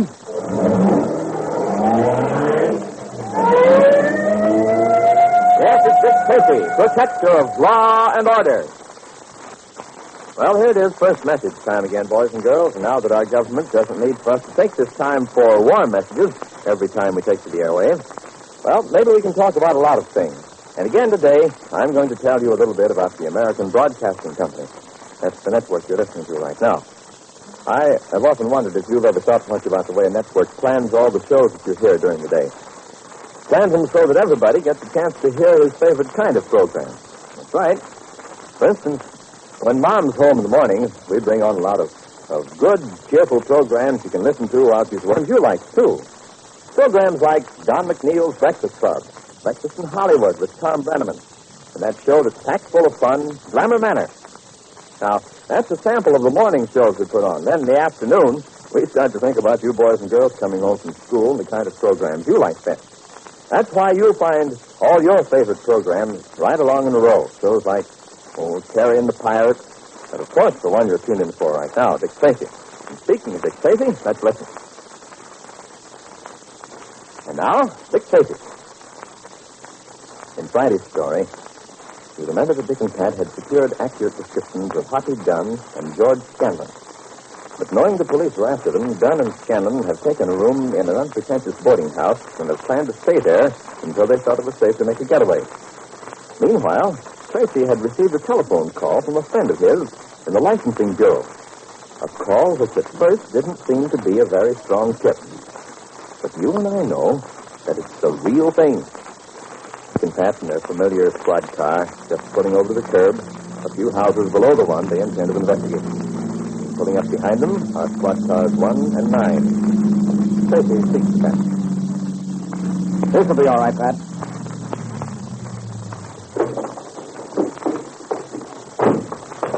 We'll go back and see the other men. Give them their instructions. Okay, Dick. Hello, Fogarty. Hello, Inspector. What's up? We have a tip on a rooming house at 4321 Boulevard. McGowan at the licensing bureau called me up about it. Seems that in making out the form, the landlord made a mistake in the number of people registered in this house. And when McGowan questioned him, he got pretty flustered. Kind of thin, isn't it, Inspector? Yes, I'll admit that, but I can't afford to pass up the slightest clue. What do you want us to do, Inspector? Now, cover the front and rear of the house while Pat and I go in. And, listen, do it just as quietly as you possibly can. Try not to arouse the neighborhood. Okay, Inspector. My partner and I'll take the front and I'll send the fellows in car 9 around the back. Good. And I'll give you 2 minutes to get set. Right. You sure hope this amounts to something, Dick. It'll look awful foolish if it doesn't. Well, Pat, I'd rather look foolish than find out later we passed up a real tip. I guess you're right, Dick. We can't let a guy stay loose who doesn't hesitate to murder any time he feels like it. The boys seem to be all set in front of the house. Now, look. One of them standing in the areaway there smoking a cigarette. Looks as if he lives in the house. Yep, that's Fogarty. Look at his father. He's making believe he's asleep on the lower step of the house. Say, you think the other two are safe set around the back by now? I think so, Pat. All I had to do was walk up the alley. Let's go.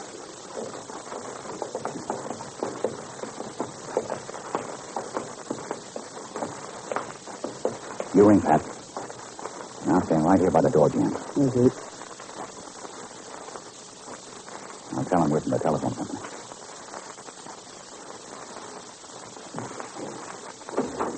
What is it? We're from the telephone company, sir. Nothing the matter with my phone. Would you mind opening the door all the way, sir? I hate to talk to you, so just a crack. I can hear you all right, and you can hear me. I told you there was nothing the matter with my phone. Well, now, sir, it isn't your phone that we want to take a look at. It's the wiring that leads to the street.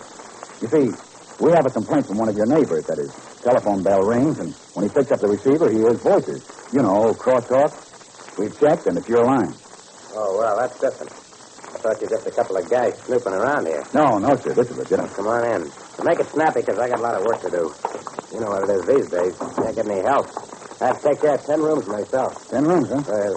I mean, 8. Oh, I see. Just where do you want to start in? Well, the lead-in from the main line comes from the back of the house and cuts through the wall, even at the first floor. We'll start there and check back for a break in the wire.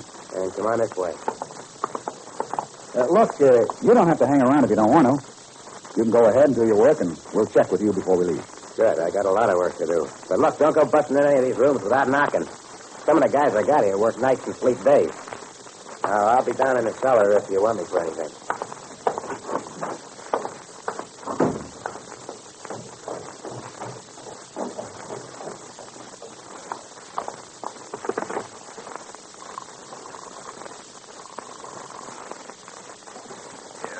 This is Burton, the landlord. So what? I just met a couple of guys in the house who said they were from the telephone company. Wanted to check the wires. I think they're cops. What'd you let them in for? I'd have kicked the door in if I hadn't. Okay. Give us 5 minutes. Okay, but no rough stuff. Is anybody down here? Yeah, what do you want? Is it all right if we come down? Sure, go on ahead. Okay. All right, Pat, put the cuffs on him. Hey, what is this? Well, they stick those hands out here. Hey, don't put those things on me. I ain't nothing. Come on, cut out the rough stuff. Hold it, Pat. What's the idea? I thought you'd do exactly as you did. I picked up the house phone at the end of the hall upstairs and heard your conversation. So you're cops, huh? Yeah, wise guys. Cops. All right, get going up those stairs.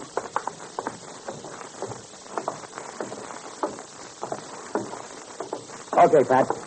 Handcuff him to that iron pipe. We have to get upstairs. All right, you stick them out. Hey, I haven't done anything. Up against that pipe and shut up. There. Okay, Dick. He won't get loose unless he tears the pipe out of the wall. Now, listen, wise guy. One word out of you and it'll come back and beat your head in. What floor are these men on? Come on, out with it. On the top floor in the back. Come on, Pat. You know, Dick, it was a smart thing to post the guys at the front and back of the building. I only hope they're the men we're after. Couldn't get much from the landlord's conversation. This is the top floor, Dick. Now listen, we'll knock once. The door isn't open. We'll kick it in. Have your gun handy.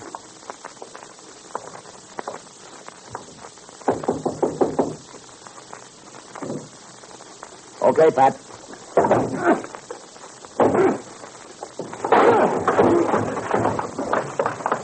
Empty.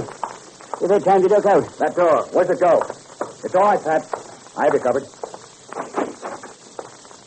It's just the door to a big clothes closet. Nothing in here. No fire escape either. No back door. Yep. They've got to be up here somewhere, Dick. We have to search every inch of this place, Pat. You take the front of the house, and I'll take the back. Look for a door that leads to the roof. Come on, now, make it fast. You fool them, Huffy. You hear them run around the top floor. You fooled them all right. Look if they didn't see us hiding behind the door as they came running upstairs. Let's go. They probably got cops at the front and back of the house. We'll worry about that when we come to it.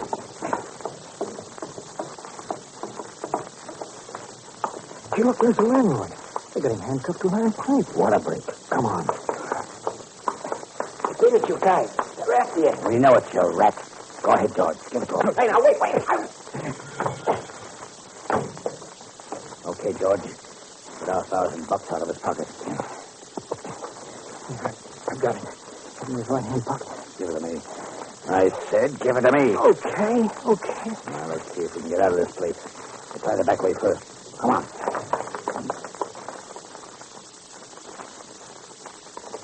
Dick, I searched the front part of the house. There's no sign of them. What do you suppose they could have gone? Any door leading to the roof? A trap door or anything like that? Nothing, Dick. Let's go, Pat. Out front. Right. They must be out in the street.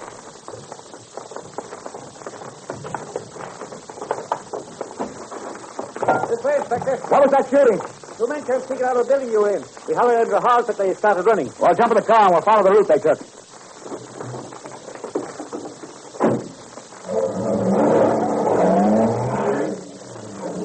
Yes, sir, the car, Inspector. My partner's trying to get him an I-car. There's the front car, Dick. Pulling up to the curb. Pull up, Pat.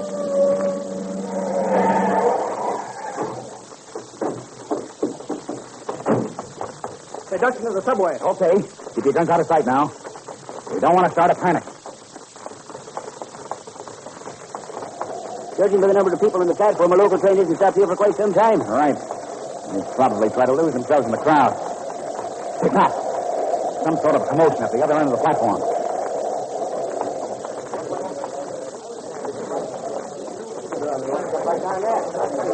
All right. Stand back from the edge of that platform. Get back there now. What's the trouble here? A couple of guys just jumped down on the track there. Got get killed. Which way they go? They jumped off the platform and they started to run up that way. I was just Come on, mind my own business, and I heard enough mind and Here comes the train, Dick. It's all right, Pat. There's another track. An express. Yeah, I wonder where they could have gone. Use your flashlight.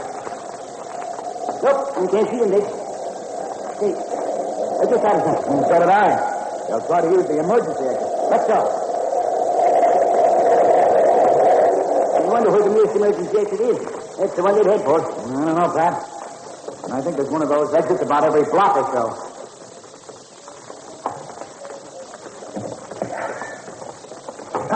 Hey, come! I saw the flash of that gun. It was right up ahead of us.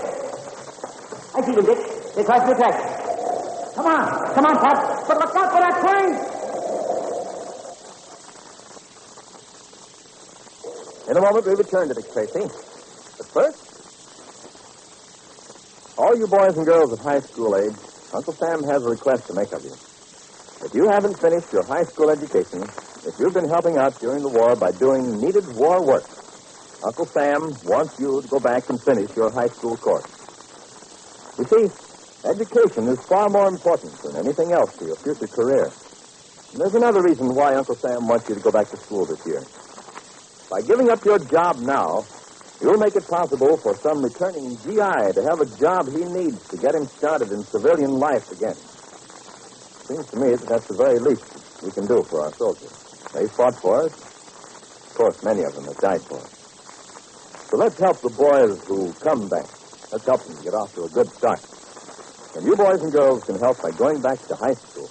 Learn all you can to fit yourself for your chosen career. Learn about world affairs, about science, about government. For you will be the statesman of the future.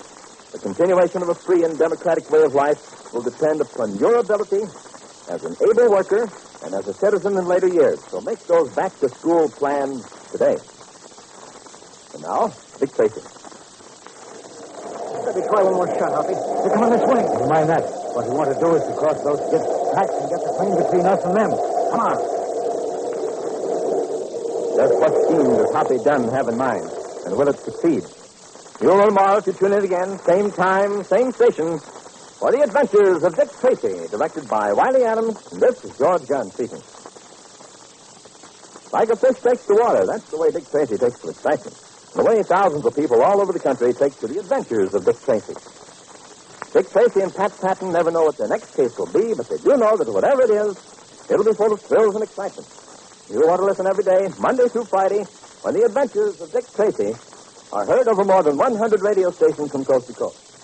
Keep up with Dick Tracy, protector of law and order, when he's heard tomorrow in another thrill-packed chapter at this same time over this same station. It's the case of the man without a head. This is the American Broadcasting Company.